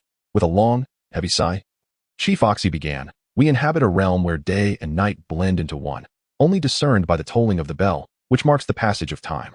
In the past, we lived freely regardless of the bell's chime, and while night existed, it was subtle. The sky would dim when evening fell. However, 30 years ago, an event transpired that robbed us of our nights and ensnared us in a dire curse." As he spoke, Chief Oxy touched the darkened skin on his upper body, a wave of profound sorrow washing over him. The once melodious chime of the bell had transformed into a sinister death knell. Each toll altered the sky's glow. And when that light cast upon us, the cursed parts of our bodies would begin to scorch, ultimately consuming us. Yet, this transformation only occurs when the curse has grown sufficiently potent. Demonstrating with his hands, Chief Oxy illustrated the extent of the curse. indicating that it could encompass half a face. When the bell tolls again, the light in the sky will shift, granting us the freedom to bask in its radiance. He continued, lifting his head to invite the magical light to touch him. We hide in the cellar, which is why you could not find us. The cellar contains passages connecting to the surface, allowing us to hear the bell toll. Countless ancestors perished seeking knowledge of how to survive in this cursed existence. At this point, Chief Oxy could no longer contain the tears that streamed down his face. Witnessing the chief's despair, the Straw Hat crew felt a pang of sorrow in their hearts. It was Nami who broke the silence. Why do you not shelter the children with you? If beasts were to attack the village, they would be defenseless against the dangers that lurk in the surroundings. Ha ha ha, Chief Oxy chuckled in response to Nami's concern, the earlier sadness fading somewhat. With a smile, he looked at her and said, that would not be necessary. We have spread the powerful potion of our greatest mentor, the Forgetful Master, around the village. This potion is sufficient to deter any beast from approaching, though it has no effect on humans. As only a few have ventured here in the past 30 years. Forgetful Master? Indeed. It is she, a character of capricious temperament and inscrutable nature, who teaches us how to endure life in such a place, while also aiding us in safeguarding against the incursions of wild beasts. The formidable wizard, Village Chief Oxy, spoke of the Forgotten Master with profound reverence. Just as Nami was about to inquire further about the Forgotten Master, the chief continued, moreover, your arrival here was foretold by the Forgotten Master, who prophesied that one day a group, guided by the sacred diagrams, would come to assist us in our quest for freedom and dreams, beliefs and aspirations, driving away darkness and decay, allowing day and night to once again flow through our veins. As Nami prepared to voice her questions regarding the Forgotten Master, she was halted by Luffy, who subtly gestured for her to remain silent. Turning to Chief Oxy, he asked, excuse me, Village Chief, is there a way to lift the curse that afflicts you? If so, we are willing to aid you. Upon hearing Luffy's words, Chief Oxy was overwhelmed with excitement, his facial muscles quivering with joy. It is truly wonderful to hear such words from a brave warrior. Only you possess the power to rescue us, though I am unsure of the precise means. I am certain that you alone can restore the villagers of Shimi to a life bathed in light, returning the sky's radiance to its original brilliance, allowing us to experience the essence of night once more. Chief, please elaborate on the circumstances, Luffy urged, eager for details regarding the curse's undoing. When suddenly a young villager from Shimi rushed toward the chief. Chief, everything is prepared. Let us celebrate with our esteemed guests. The young villager's face glowed with excitement, a clear indication of how blissful it is for someone who has lived in the village for so long to learn more about the outside world, especially since they have never even glimpsed the nearby sea due to the curse that binds them. Of course, Chief Oxy then turned to Luffy and the others, inclining his head slightly, and said, brave warriors, would you care to join us for a bonfire feast? Chapter 35, The Forgotten Archmage. The Straw Hats, having no resistance to the allure of the feast, were swept away before they could pose their most pressing questions. The villagers, confined underground for so long, expressed their unrestrained joy during the limited hours of freedom, allowing the Straw Hats to share in their exuberance and unwind their tense spirits, reveling in the rare pleasure of camaraderie with these simple folk. Though these individuals lacked extraordinary prowess, the roasted meats they prepared possessed a flavor distinct from Sanji's culinary creations, delighting Luffy and his companions, while Sanji naturally joined in the cooking festivities. What excites Zoro even more is the unique liquor cherished by the local inhabitants, which is traditionally buried underground. Each time a barrel is extracted, another is carefully placed back into the earth, often in greater quantity than what was taken out. Over the years, this practice has resulted in the preservation of exceptionally aged spirits reserved for sacrificial ceremonies. Today, they have unearthed some of this treasured brew for their distant guests to savor. The rich, aromatic essence of the liquor, as it glides over the palate, offers a distinct sweetness. However, its intoxicating effect surpasses that of the fruit wines commonly found outside. Upon inquiry, Zoro learns that this exquisite drink is crafted from wild fruits and the shanks of certain beasts, meticulously aged 20 meters beneath the surface for over a decade before being uncorked. The very liquor Zoro is enjoying has been aged for a remarkable 30 years. This revelation inevitably whets Zoro's appetite, leading him to indulge wholeheartedly with the villagers in their revelry. Yet it was Nami who remained the most composed.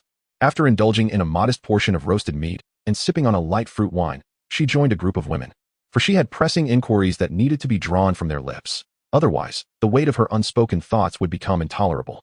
Sister He, why are the children here not hiding underground with you? They are so young, wandering about this village alone. Aren't you concerned? While those wild beasts may not enter, they can still run off on their own. What if something were to happen? Nami inquired of a woman she had become somewhat familiar with. Sister He, taken aback by Nami's question, paused momentarily before letting out a deep sigh. How could we possibly be at ease? Yet we have no choice but to do so. Nami's curiosity deepened upon hearing Sister He's words. After a brief glance at Nami, Sister He began to unveil the circumstances.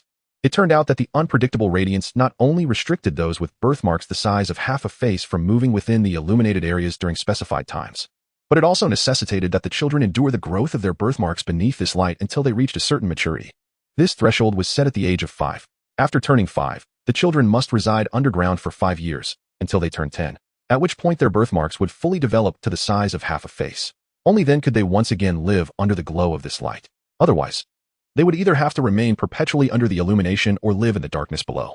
There have been instances where some women, out of compassion for their children, had inadvertently condemned them to a life underground. Those who did not survive to see the age of 10 would ignite in flames upon their first encounter with light, turning to ashes.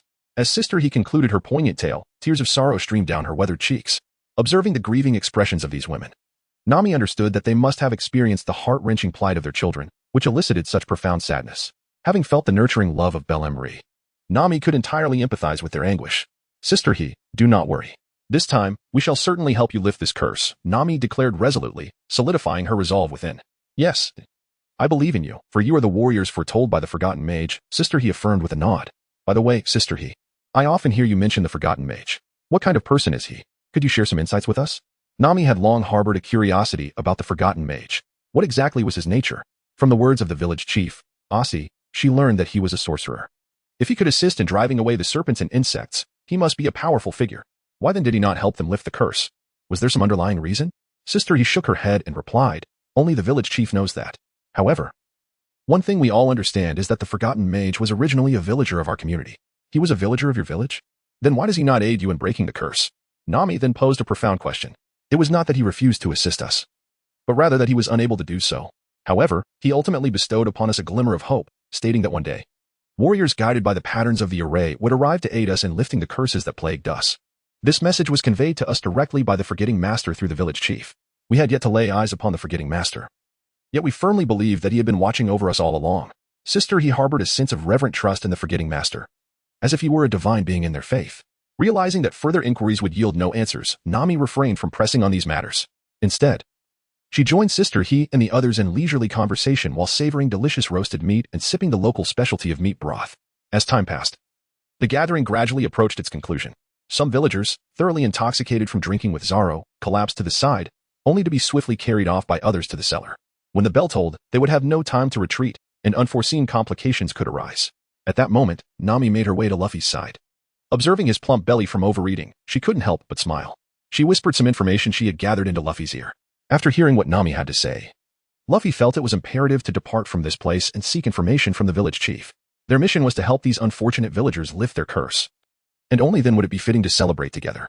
He called over Zoro, who was still drinking, summoned Sanji, who was brandishing his chef's knife, and fetched Usopp, who was boasting to a group of young men. The five gathered to summarize the information they possessed and decided that Nami and Luffy would approach the village chief for urgent information before the team set off. They resolved that their next visit would be to break the curse that bound the villagers, each silently affirming their determination in their hearts. Afterward, they returned to their respective places. Luffy slowly stood up, and Nami followed closely behind as they made their way to the chief's location. Oh, dear warriors, you have arrived. Chief Osi observed as Luffy's group murmured amongst themselves. He understood the thoughts that lingered in their hearts and felt a swell of emotion. Thank you for your heartfelt hospitality, Chief Osi, Luffy said with a gentle smile. However, it is regrettable that had the villagers not been afflicted by this accursed curse, I would gladly revel with you for a month. Yet, reality is often harsh. Chief Osi, I wish to speak no further on this matter. Please, tell me more about the curse. I wish to help you lift this accursed burden, Luffy stated solemnly, fixing his gaze on Chief Osi. The sight of this young man in a straw hat deeply moved Chief Osi. Although he had anticipated their willingness to help, he was astonished by the resolute determination displayed by Luffy towards those he barely knew. Rising to his feet, Chief Osi gazed intently at the straw hat and said, Thank you, brave warrior. I will share all that I know with you. However, but what? Nami interjected as she noticed Chief Osi's brow furrowing slightly. There is but one person who knows the method for lifting the curse, and that person is the Forgetting Master. Long ago, the Master mentioned that when individuals come to rescue us, we should direct them to her location. However, the Master is known to possess a rather eccentric temperament. While I wish for your assistance, I also hope you do not fall victim to her peculiarities, Chief Osi explained slowly. That is of no concern. Chief Osi, please just tell us how we may find the Forgetting Master. We will handle the rest, Luffy asserted with unwavering confidence. Seeing the determined expression on the young man's face, Chief Osi nodded in agreement. Chapter 36, The Sea of Desire. At this moment, aboard the Going Merry, the Straw Hat crew was bidding farewell to the villagers of Shimi before the tolling of the bell. They carried with them the hopes of the entire village. Gazing out at the unfamiliar waters that lay ahead, they were taken aback. initially believing they would not need to sail again. The crew was compelled to unveil the Going Merry once more upon learning the location of the Forgetting Master from Chief OSI. After all, this vessel was far superior to the small raft provided by the villagers. As they observed the tumultuous sea ahead, Luffy pondered in bewilderment how the Forgetting Master had traversed these waters. The mystery weighed heavily on his mind. However, recalling the final words of Village Chief OSI, Luffy could not help but smile. It turned out that this Forgotten Master had indeed contemplated aiding the villagers in breaking their curse. But she herself had fallen victim to the very same affliction. Her curse was far more severe than that suffered by the villagers of Shimi, for her entire being had been shrouded in an inky blackness. Thus, the most taboo words before the Forgotten Master were black, dark, and ugly. With a sigh, Luffy chose not to dwell on it. His primary concern now was how to navigate this treacherous expanse known as the Sea of Desires, where, as the village chief had warned, colossal beasts, specifically sea kings, roamed. Nami, take charge. How can we traverse this sea? The island across should be the domain of the Forgotten Master, he declared. Before Luffy finished his statement, Nami had already begun to jot down calculations with her pen and notebook. In such a whirlpool-laden sea, a moment's inattention could lead to being ensnared, a fate that would spell disaster. Although their ship, the Going Merry, was small and agile, its triangular sails exhibited certain performance deficiencies and lacked numerous functionalities. After a period of calculation, Nami tucked away her pen and closed her notebook, exuding confidence as she proclaimed, Sanji and Usopp at the helm, Zoro, raise the sails, and Luffy, keep watch at the bow to spot any sea kings. No sooner had Nami finished speaking than the entire crew commenced their orderly operations, each attending to their designated roles. With a glance at the surface of the Sea of Desires, a flurry of commands flowed from Nami's lips, and the ship, guided by their various maneuvers, began to enter the whirlpool, seemingly advancing toward its very center. Although common sense dictated that the best course of action when confronted with a whirlpool was to steer clear and flee as swiftly as possible, they were, at that moment, heading directly toward it, and to claim that they felt no fear would be a falsehood. Nonetheless, since Nami has made this decision, there must be a rationale behind it. At sea, complete trust in the navigator is essential, particularly when that navigator is a trusted companion.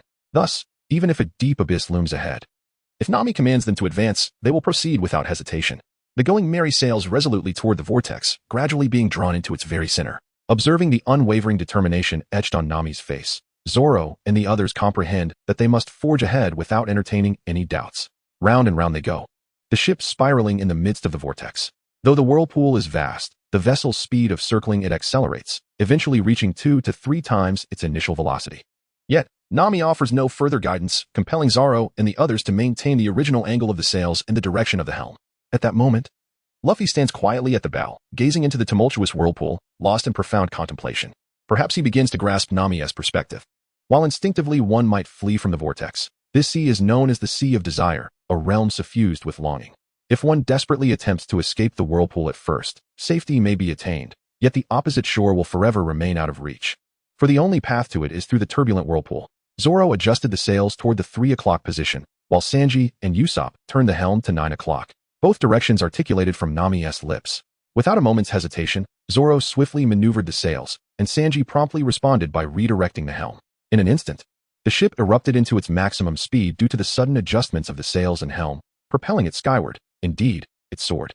After gliding through the air for a brief moment, the vessel descended back onto the water, dramatically increasing its speed as it charged toward the opposite side of the vortex. This time, the force of the whirlpool was negligible as the ship surged forward like a bolt from a bow. The wind stilled, the waters calmed, and the menacing vortex faded away, allowing the ship to successfully break free from its grasp and reach the tranquil waters on the other side. In that instant, Zoro and the others felt as if they had narrowly escaped death, wiping the cold sweat from their brows. Zoro reclined slowly on the deck, while the helmsman, Sanji, and Usopp similarly collapsed onto the planks. Only Luffy, grinning widely, approached Zoro and the others, exclaiming, "Hee hee, Nami's navigation skills are truly exceptional." By harnessing the power of the whirlpool, she not only increased the ship's speed, but also instantaneously altered its direction, transforming centripetal force into centrifugal force, thus granting the vessel the velocity and strength to surmount the vortex as constraints. "Is that so, Nami?" Luffy beamed at her, with a resigned pat on her forehead. Nami lamented, "Are you really as foolish as you seem in the script? You appear more astute than anyone else." Hearing her words, Luffy refrained from elaborating further, merely offering a gentle smile. After a brief respite, the ship set sail once more, yet the ensuing waters posed little danger. The occasional sea kings that emerged were swiftly dispatched by Luffy, Zoro, and Sanji, the trio of formidable warriors. However, these sea kings were ultimately put to practical use by Luffy and his companions. A massive sea cow was seen swimming in front of the Going Merry, its horns firmly tied with several ropes. At this moment, the sea cow was relegated to the role of a laborious towboat. Yet thanks to its assistance, albeit coerced, the Going Merry sailed swiftly through the placid waters. Soon, a small island came into view, presumably the destination of Luffy and his crew. The so-called Forgotten Master should be on that island. With a clear objective in sight, Luffy and his companions urged the sea cow to swim even faster, and before long, the ship approached the island. To their surprise, they discovered an inland lake at the island's edge, connected to the sea. Without further ado, they steered the ship inside, concealing it within the lake's embrace. Luffy and his crew then noticed the solitary castle atop the island. It must be the dwelling of the elusive Forgotten Master. Chapter 37. Honda Jet. This time, Luffy and his companions wasted no time on trivial matters and promptly arrived at the door of a small house, gently knocking. With a creak, the door swung open, revealing a shroud of darkness. As they prepared to push the door further to let in some light, the home's owner spoke. "Step inside and close the door quietly. Do not let in the light." The voice was deep and imbued with an air of mystery, as if it emanated from all directions rather than from within the small dwelling. "Senior, we have come from Shimi Village, following the instructions of Chief Oxy. Please guide us on how we can assist the unfortunate villagers." Nami spoke up, not out of a desire for attention, but rather to temper Luffy's impulsiveness. The information they received from Chief Oxy indicated that the Forgotten Master was a peculiar individual, thus it was prudent to speak with respect. Observing that Nami had taken the initiative, Luffy stepped back slightly, urging her to continue. "I am well aware of your origins. Since you have chosen this path, I trust you are prepared for death, for the road ahead is fraught with peril, and there is no turning back. Once you pass through the vortex of desire, there is no way to return, as I have sealed your escape. Should you fail in your mission, you shall perish here." The Forgotten Master spoke these words with a casual indifference, as if discussing trivial matters. "Humph, since we have come this far, retreat is not an option. Just tell us what we need to do," Luffy declared, despite Nami's attempts to restrain him.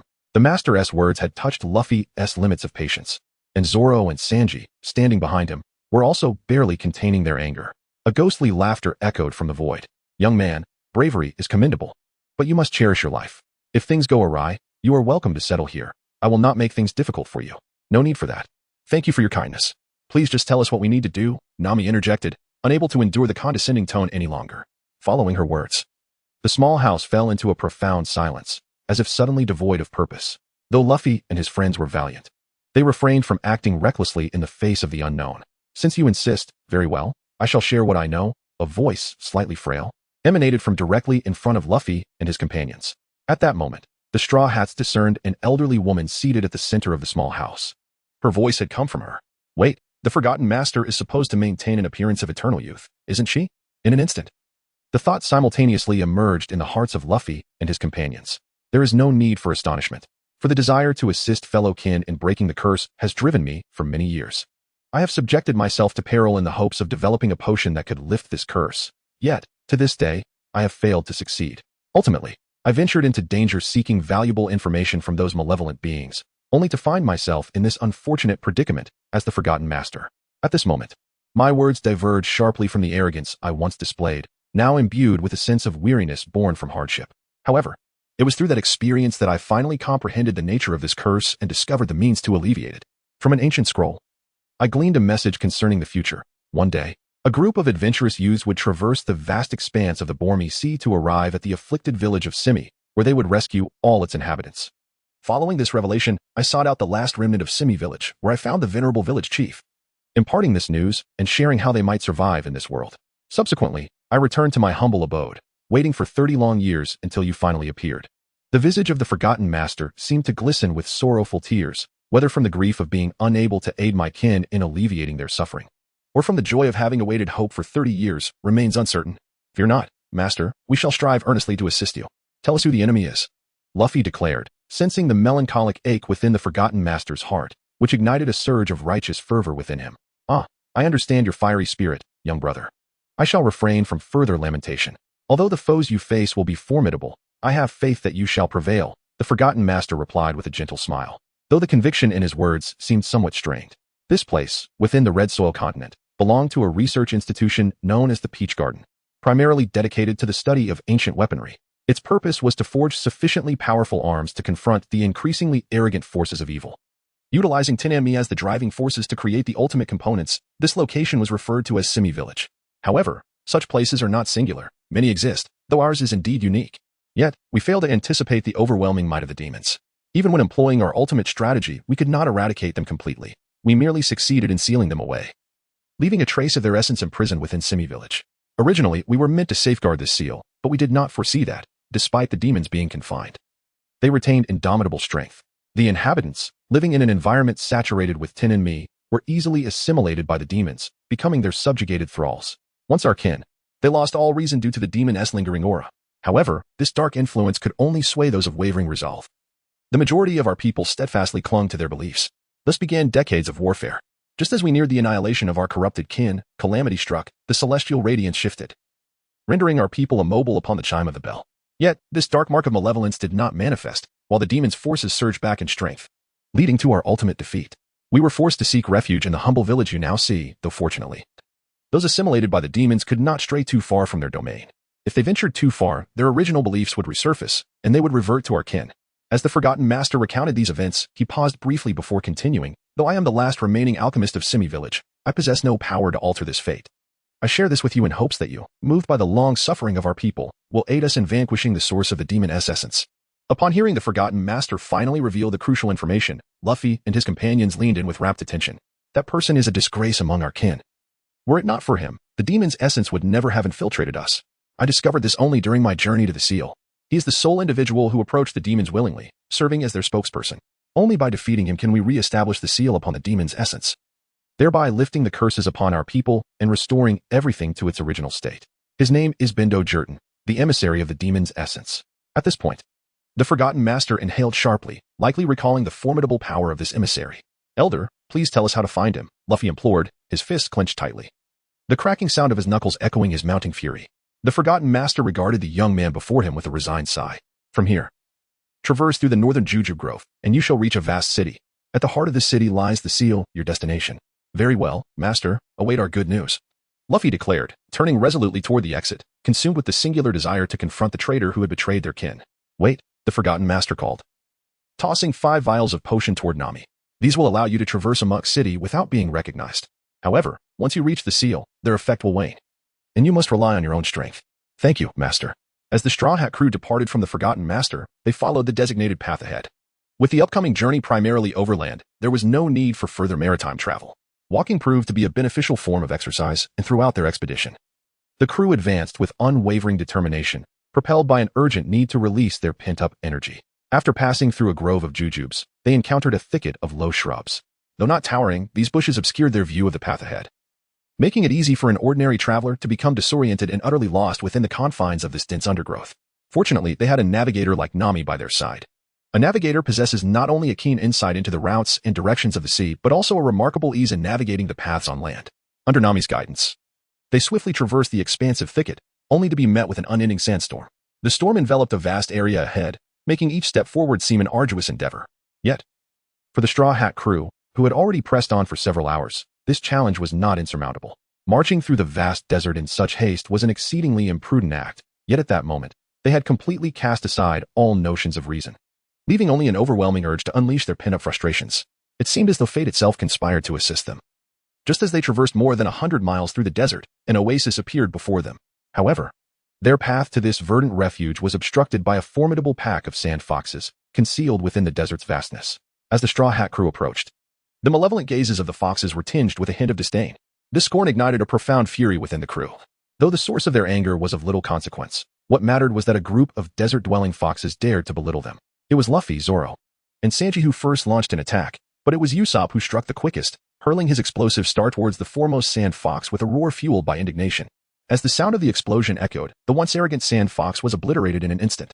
That was too weak, Usopp exclaimed, continuing to unleash a barrage of various newly devised lead bullets, filling the air with an array of peculiar colors. Nami, cautiously employing her atmospheric abilities for the first time, chose to strike from the side, gradually forming a dense bank of clouds in the sky, which she directed towards the rear of the sand foxes. In a flash, the tide of battle shifted entirely. It was not that the sand foxes lacked strength, but rather that the Straw Hat crew was overwhelmingly powerful. The foxes had only managed to dominate this region due to their numbers, typically emerging in hordes of hundreds. Their individual prowess was, in truth, rather limited. Yet, even though they excel in calculations, it is of no avail at this moment.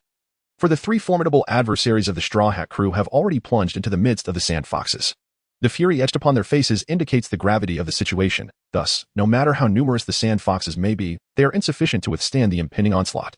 Although the strength of the sand foxes pales in comparison, they serve as an ideal training ground for Zoro and Sanji, who are keen to refine their latest insights. During this period, they have achieved a remarkable breakthrough in their comprehension of the techniques within the Bagua diagram, gradually integrating these methods with their prior learnings. It is only when they genuinely harness this amalgamated power that they are astonished to discover the practicality of the techniques contained within the Bagua diagram, which serve as a versatile panacea. Not only do these techniques exhibit extraordinary prowess when utilized independently, but when merged with their foundational skills, they unveil a deeper essence of the Bagua techniques. Consequently, in this moment, their understanding of the Bagua diagram deepened significantly. At this moment, the swiftest harbinger of death was not Luffy or his two companions, but rather Nami. With a mere gesture of her weather staff, a silver serpent flickered across the sky. And below, a small group of sand foxes was utterly electrified, their lives extinguished without a trace. Following her was Luffy, who had unleashed his full potential. This surge was fueled not only by the indignation he felt upon learning of the betrayal of his kin by a man named Honda Jetton, but also by the frustration stemming from his recent inability to grasp the fourth level of his techniques. He struck without restraint. Where his fists and feet landed, the sand foxes offered no resistance, all succumbing to his might. Despite their numbers, they were no match for such relentless slaughter. With Zoro's decisive strike of the three-sword style, the remaining sand foxes were obliterated. At this juncture, the once vibrant group found themselves momentarily engulfed in a daze, collapsing to the ground.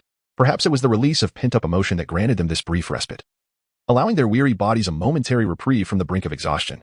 As time passed, it was only when Luffy gradually rose to his feet that he realized he and his companions were sprawled amidst a heap of sand fox corpses. A chill ran through him. If they continued in such a state to confront that entity, Bondo Jet, while they might possess temporary strength, they would surely falter in the long run. Surely, it had to be the work of that old hag. Luffy mused inwardly, yet he found himself perplexed. How had she managed to afflict them so?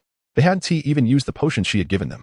Puzzled, Luffy surmised that the strange behavior of his companions was indeed the result of the Forgetfulness Master's machinations. Yet he could not fathom how the Master had executed such a scheme. At that moment, his companions began to awaken one by one, equally aware that their prior emotions had been entirely manipulated. Had it not been for the interference of the sand foxes, their minds would not have been engulfed in such anger. Charging into Ammo City would have been sheer folly. No wonder I sensed something amiss earlier. That Master must have drugged us. Sanji seemed to have pieced together some insight. Upon hearing his words, the group turned their attention to Sanji, eager for any valuable information he could provide. I felt something strange, he began, for I detected a delicate yet fragrant scent from the Forgetfulness Master. It resembled sandalwood. Yet I recall an old man mentioning a spice with a similar aroma, known to evoke intense anger in those who consume it, unlocking their latent potential, but requiring a considerable time to recuperate thereafter.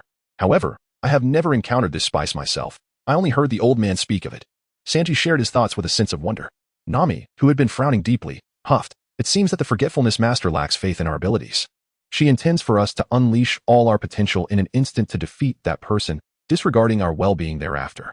While her methods are rather insidious, I can empathize with her intentions.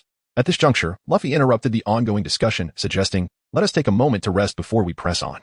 He made his way to the oasis's water source, quenching his thirst and replenishing the severely depleted moisture within his body. Observing Luffy's actions, the others ceased their discussions.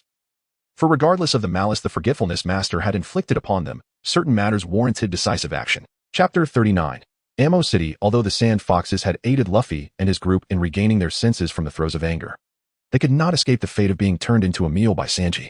The group indulged in a feast of sand fox, replenishing their vital fluids before embarking once more towards the heart of the desert. Surely, crossing this arid expanse would lead them to Ammo City as promised by the Forgetfulness Master. This time, Luffy and his companions truly felt the desert's might. Despite the absence of the harsh sun, the nighttime chill was also lacking, causing the temperature in this desert region to remain unyieldingly high. Before they had even reached the halfway point, their supply of fresh water had dwindled significantly, prompting Nami to enforce strict limits on their consumption, thereby averting a potential crisis. The desert was fraught with peril. Aside from the initial encounter with the sand foxes, the Straw Hat crew faced various formidable desert creatures, with the strongest wandering alone while the less powerful appeared in packs. However, this presented a splendid opportunity for Luffy and his companions to hone their skills. At that moment, a formidable presence emerged from the desert, the Poison Scorpion King.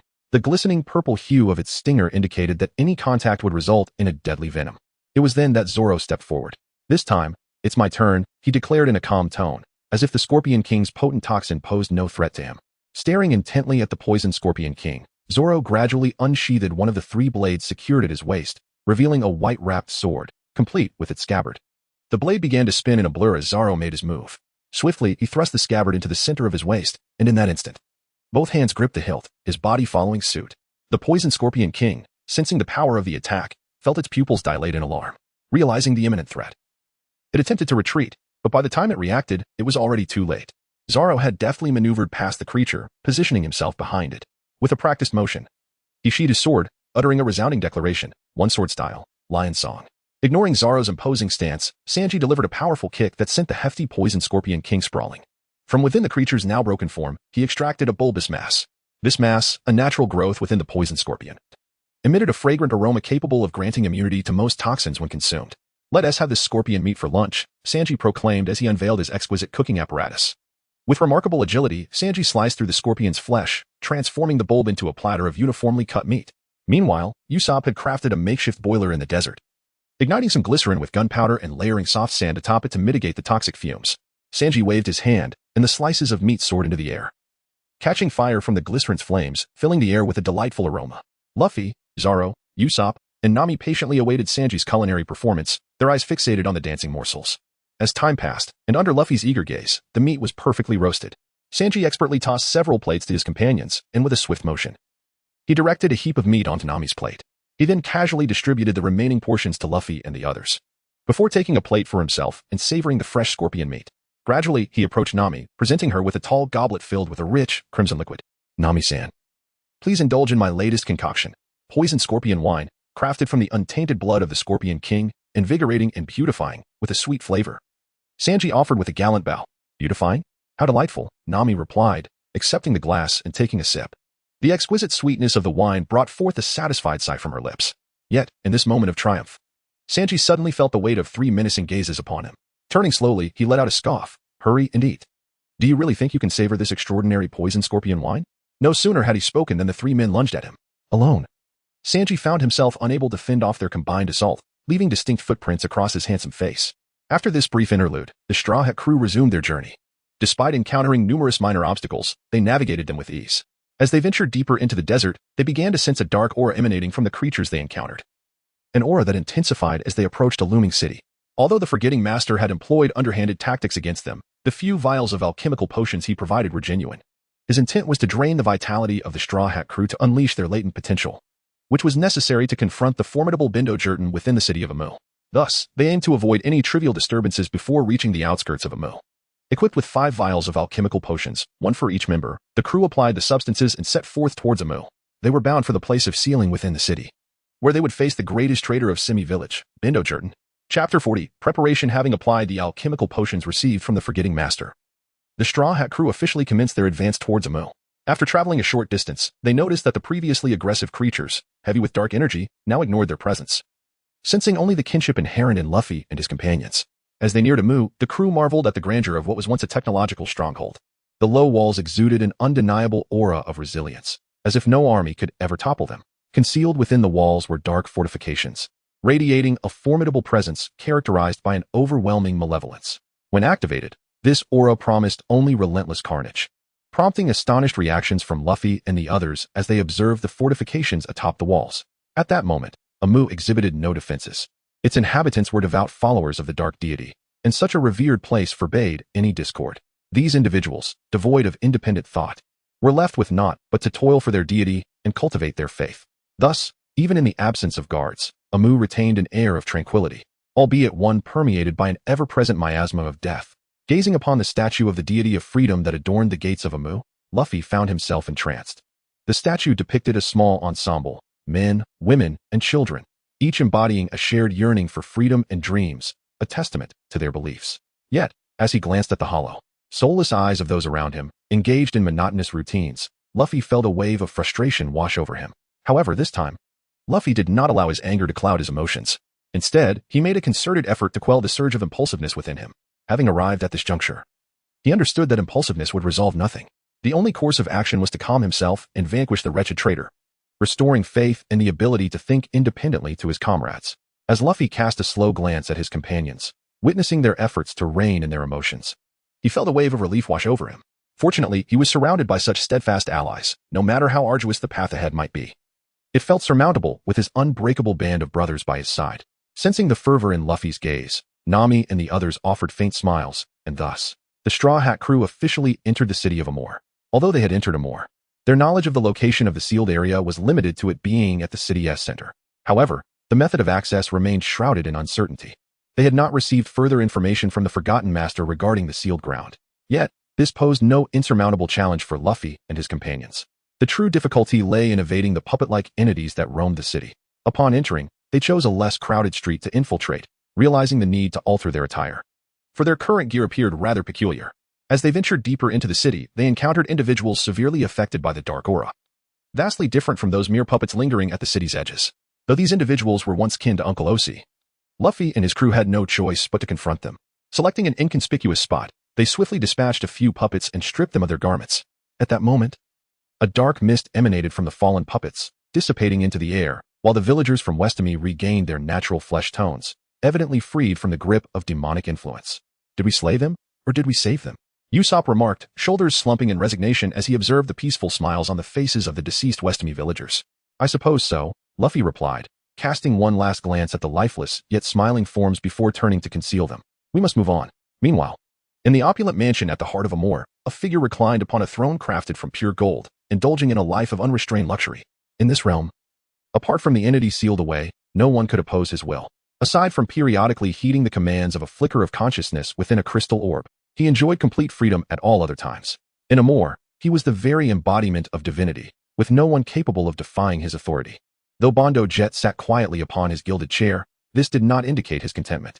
Were it not for the insufferable individual warning him of a formidable force approaching, advising him to remain within the sealed domain, he would undoubtedly be reveling in the company of some lovely maidens, basking in their adoration as if he were a deity. Though Bondo Jet outwardly complied with the old man's orders, he harbored no fear of the so-called formidable adversaries, for he possessed unparalleled knowledge of the area. The exits had been sealed by the energy of the demonic aura, rendering escape impossible. No one could enter or leave this isolated sanctuary, where he reigned supreme. Even the Forgotten Master, who had gained the power of the clan, posed no threat. While she had indeed harmed him previously, that was merely due to his lack of vigilance. Ultimately, she had been left severely injured. How dare they challenge me? They seek their own demise.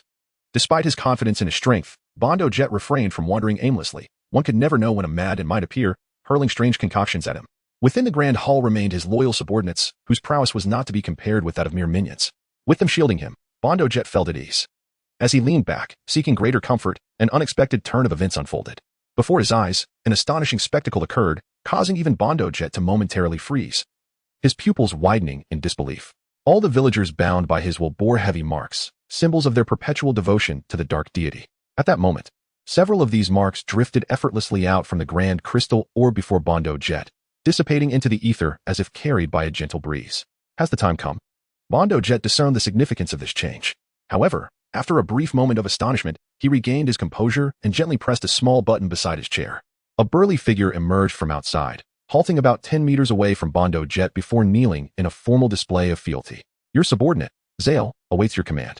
A resonant voice emanated from the robust man, whose eyes sparkled with a hint of intelligence, relishing the loyalty of his subordinates. Bondo Jet smiled faintly before issuing his orders. There are intruders. Guard the lower levels. If any slip past, you know the consequences. Yes, I shall ensure their demise. Zale replied before gradually retreating. At this moment, Bondo Jet appeared somewhat uneasy. He pressed another button on the chair, and a man cloaked in shimmering silver emerged into his line of sight. Chapter 41. The Stone Fruit. Unbeknownst to Luffy and his companions, their incursion into Amok City had already come to the attention of Bondo Jet. They continued to advance according to their plan, skillfully evading one peril after another, and successfully sidestepping numerous unexpected inspections.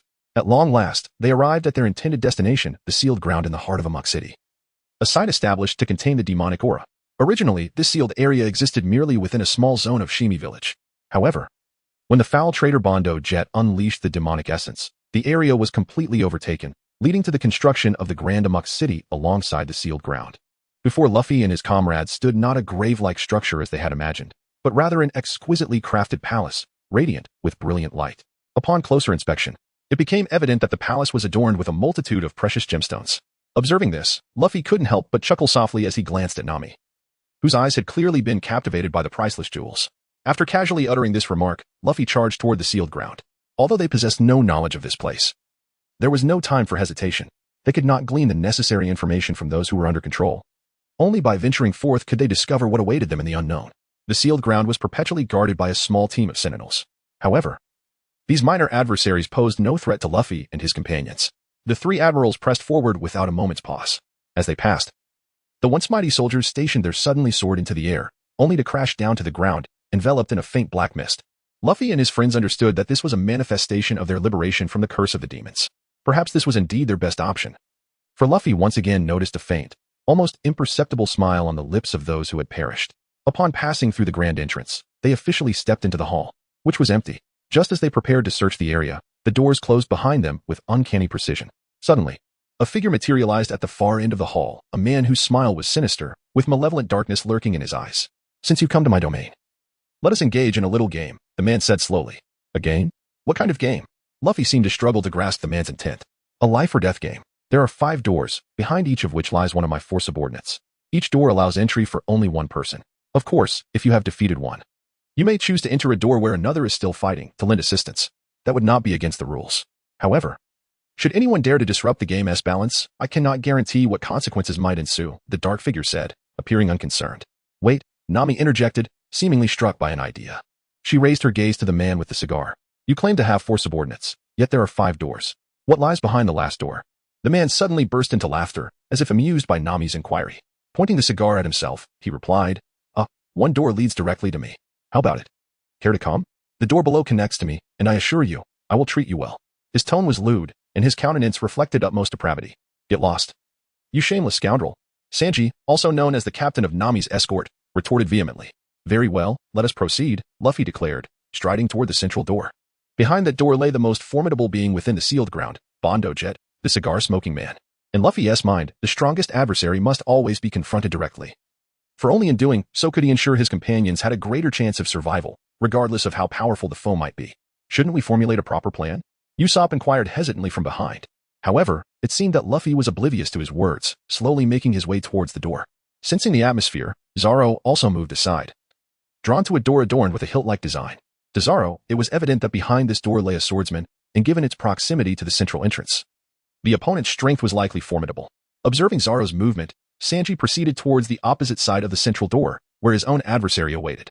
He needed to defeat his opponent swiftly, for time was of the essence. Nami's safety was paramount. At that moment, the 3 grand doors, the central one and its 2 flanking counterparts, had all been claimed by Luffy, Zoro, and Sanji. The only remaining options for Nami and Usopp were 2 relatively weaker doors, one marked Heaven and the other Earth. What foes lurked behind them? Casting a glance at Usopp, Nami approached the door marked Heaven, ultimately vanishing at its threshold. Meanwhile, Usopp trembled uncontrollably, yet from his lowered gaze, it seemed he perceived something. As Nami disappeared through the door, he slowly lifted his head, shedding the facade of fear he had just displayed. Usopp cautiously approached the door labeled Earth, once again feeling the overwhelming energy emanating from within. For Usopp, discerning the strength of his adversaries was not particularly challenging. As someone who feared combat yet aspired to be the strongest warrior of the seas possessed an innate sensitivity to the intensity of enemy energy. His earlier display of trepidation before Nami was merely a performance. He understood that the foes behind the Earth door were far stronger than those behind the Heaven door. Perhaps this was the essence of Usopp's camaraderie. Being perceived as fearful of battle was inconsequential to him. He simply wished to shield his companions from any harm. Thus, he entered the Earth door with a smile on his lips and trembling legs. Perhaps this was the true cost of bravery. However, Usopp remained oblivious to one crucial detail. As he vanished towards the door marked with the symbol of the Earth, a figure gradually materialized within the hall. It was Nami. How could she not comprehend Usopp's thoughts? Thus, she skillfully manipulated the climate to conjure an illusion, leading Usopp to believe that upon his entrance, she was quietly observing him from behind. Only then did she turn and proceed towards the door marked with the symbol of the sky. The scene shifts back to Usopp. As he stepped through the door of the Earth, the world before him transformed dramatically, revealing an expansive and desolate terrain. Standing directly opposite him was a formidable figure, a man of impressive stature, seemingly the very individual assigned by Bondo Jet to confront the entire Straw Hat crew. However, the imposing man named Jaleh was currently engulfed in a tempest of fury, his voice resonating with an unrestrained roar, while an aura of formidable energy radiated from him. Usopp could not comprehend the source of this man's ire. He only understood that vanquishing the figure before him was his sole recourse. It was not entirely surprising that Jaleh was so incensed. Originally, he had devised a plan to confront the entire team. As they invaded the hall, he had prepared to confront them, but at that moment, a voice echoed in his ears, instructing him to remain and contend with but one. Naturally, Jaleh was infuriated at being underestimated by his superior. He yearned to unleash all his pin-up rage upon the quaking coward before him, intending to subsequently deal with the others. for only through such actions could he reaffirm his prowess to his leader. Yet can one truly fulfill his desires? Although Jaleh possesses the formidable stone fruit, rendering his body as unyielding as granite. Chapter 42, Jaleh's Might. Deadly move, gunpowder star. A thunderous roar erupted. Yet Usopp paid no heed to Jaleh's wrath. Instead, he unleashed a lead bullet, hurtling towards Jaleh. The bullet detonated before Jaleh. And before the smoke could dissipate, Usopp hastily retreated, having sensed the imminent danger in that fleeting moment. He scrambled to evade towards one side of the plaza. While the spot he had just vacated was soon pounded by 3 solid stones, sending debris soaring. Startled, Usopp swiftly fired another lead bullet at Jaleh, his intention resolute. However, as the smoke cleared, Jaleh did not flinch from the incoming projectile. Rather, he extended his hand forward, determined to intercept Usopp's attack.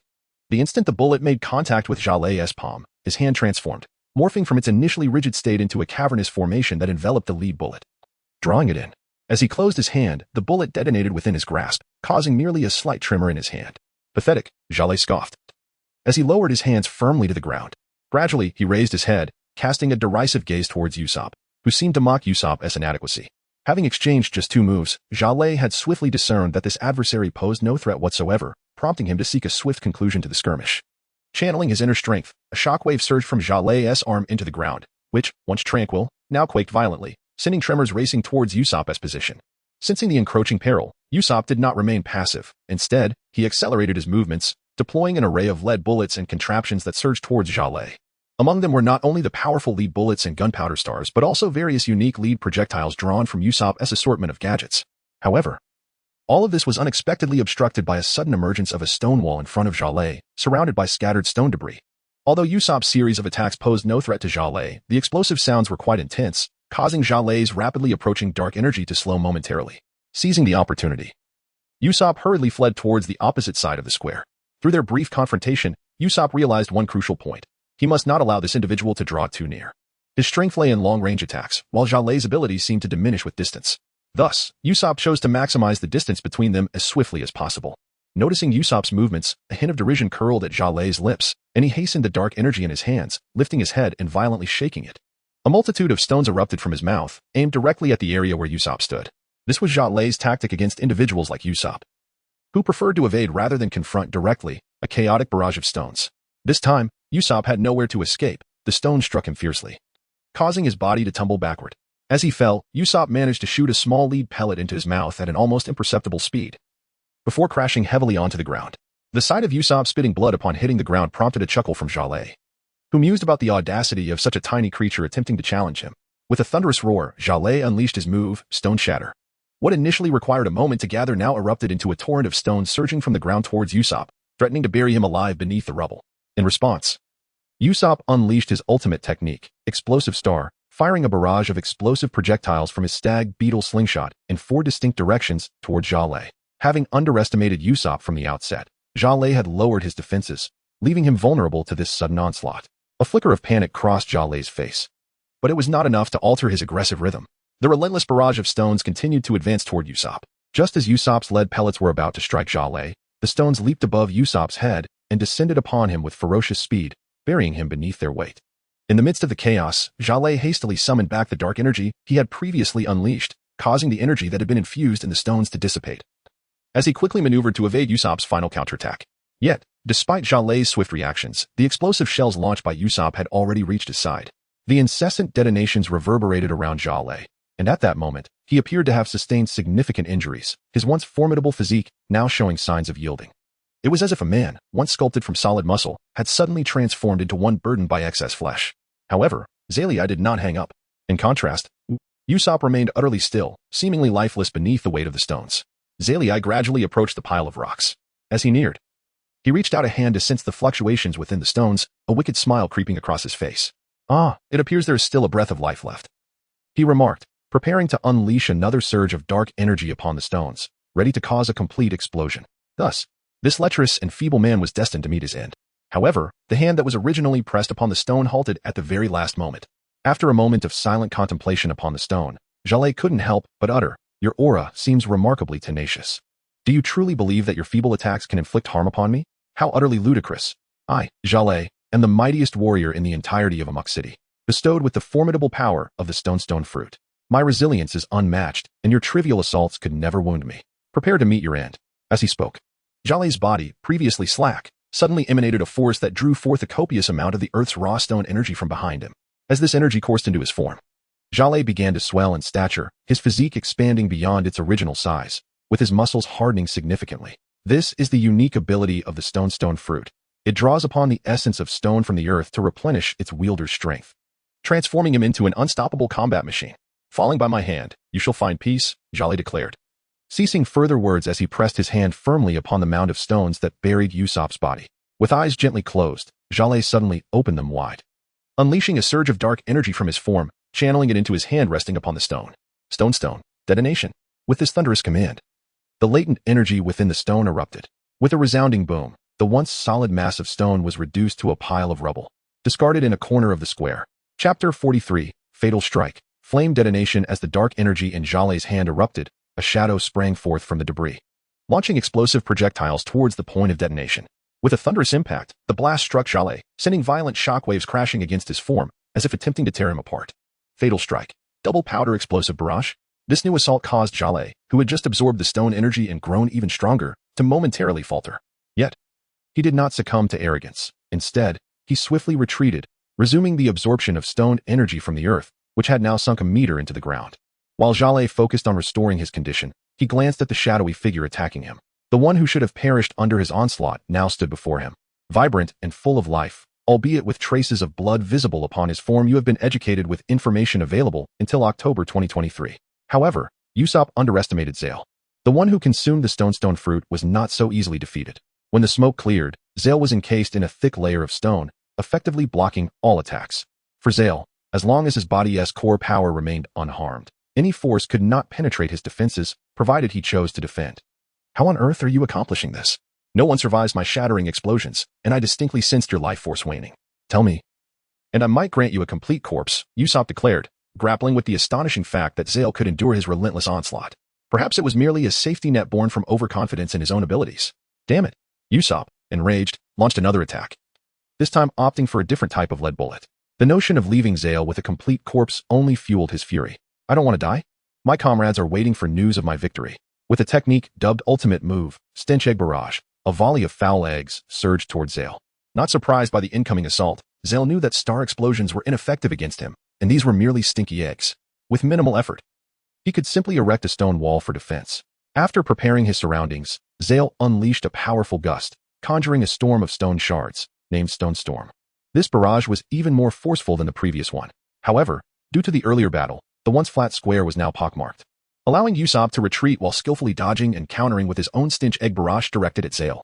The two engaged in a frenzied exchange, Usopp darting around to evade attacks while Zale remained stationary, utilizing the surrounding stone walls for defense, occasionally launching stone projectiles and throwing stone shurikens at Usopp. Noticing the environment around Zale, Usopp nodded slightly and muttered, "This should do." He then loaded a significant amount of explosives into his weapon, fully aware that Zale was observing him closely. "Futile. You should know better."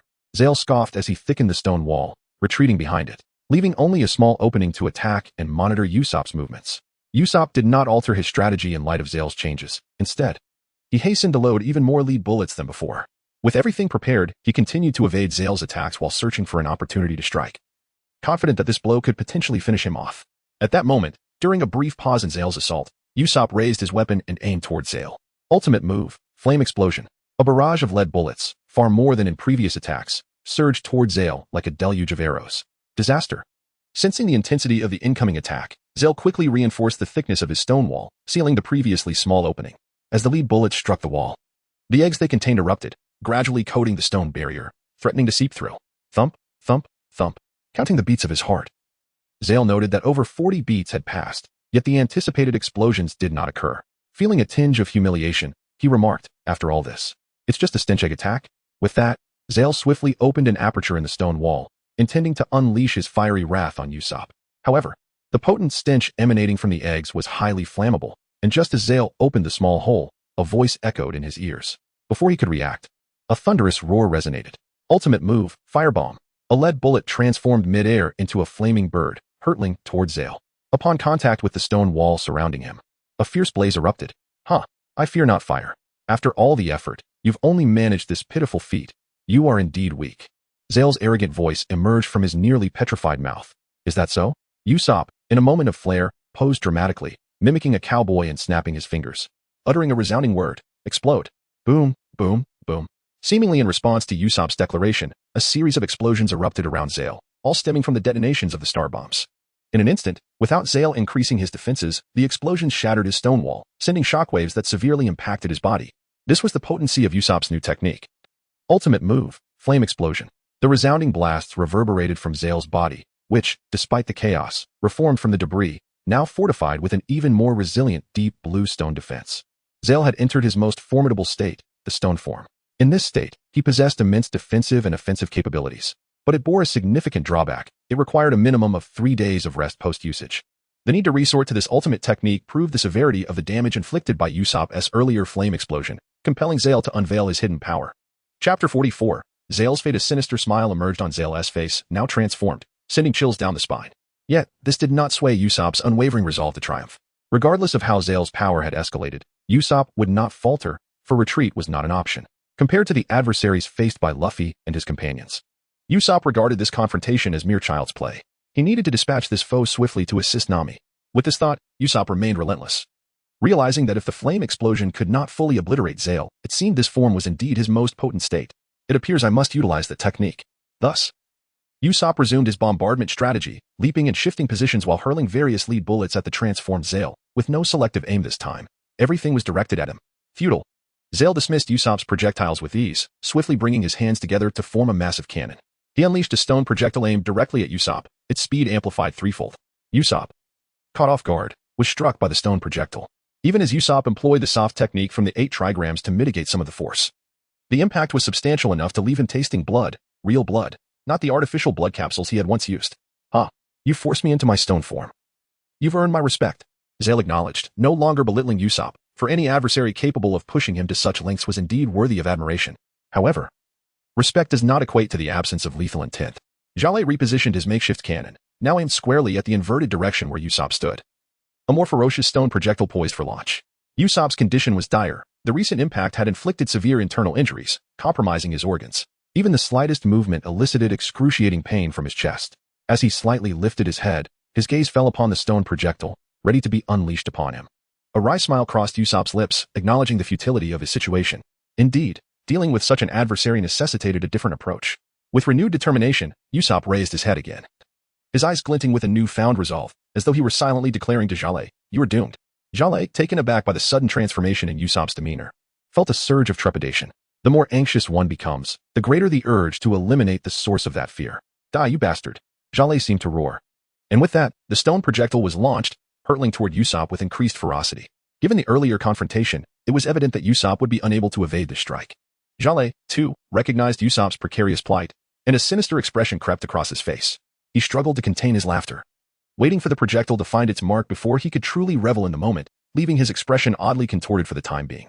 However, will events unfold as Jale envisions? Certainly not. The art of concealing one's true strength is not exclusive to Jale alone. Usopp possesses his own trump cards, and it appears that his arsenal is even more extensive than Jale's. In an instant, as the stone projectile was launched, Usopp's body underwent a remarkable transformation.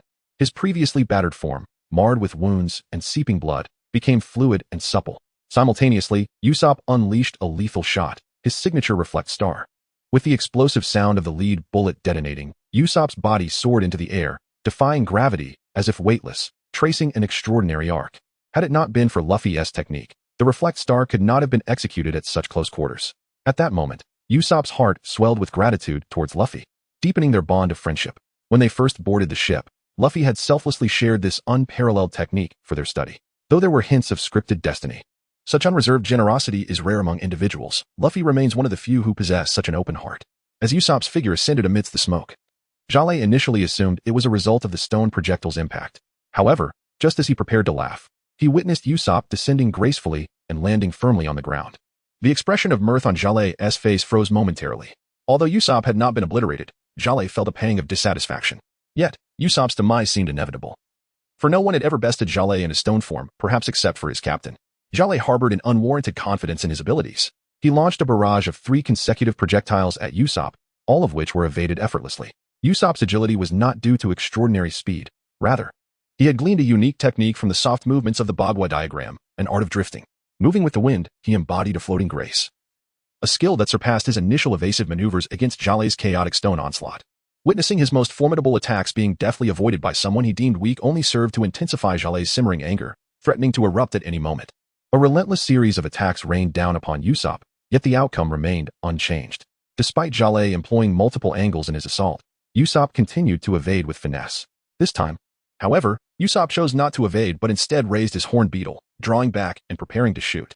He loaded a colossal lead bullet, tenfold the size of a standard one, into the beetle's chamber. With this strike, Usopp aimed to determine the victor. Any further delay could put Nami in peril. Ultimate technique, 10,000 June. Usopp roared as he released the beetle with a powerful flick. The enormous lead bullet soared towards Jale. Upon seeing the massive projectile hurtling toward him, a flicker of concern crossed Jale's face. He had already experienced the devastating power of such bullets, and this one was significantly larger, amplifying its destructive potential tenfold. However, what transpired next caused Jale's initially buoyant spirit to plummet in an instant, returning to its original state. The lead bullet seemed to veer off course, soaring skyward rather than hurtling towards Jale. As long as it did not strike his body, no matter how great the impact, it could inflict no harm upon Jale's resilient form. Chatter, you truly are a weakling. As an archer, you have missed your mark, Jale mocked, gathering his strength to form a defense above him while ridiculing Usopp. Hearing Jale's words, a smile crept onto Usopp's lips, and he retorted with a singular word, foolish. Upon sensing Usopp's response, Jale was momentarily taken aback, for this individual exuded an aura that eluded his comprehension. Jale did not dwell on his moment of confusion. As the massive lead bullet descended accurately upon him, Usopp bellowed a single word, descend. Following this command, the previously stable trajectory of the bullet appeared to succumb to a tremendous gravitational pull, hurtling towards Jale with formidable force that enveloped him entirely. With a resounding thud, the bullet struck Jale's defensive barrier and, without pausing, surged towards his body, breaching all protective measures surrounding him. Then, with a thunderous explosion, it detonated. The force of this blast overwhelmed Jale, who, in that instant, felt as though he might disintegrate into dust. Is this how I perish? Jale's mind echoed, no. I am invincible. I am invincible.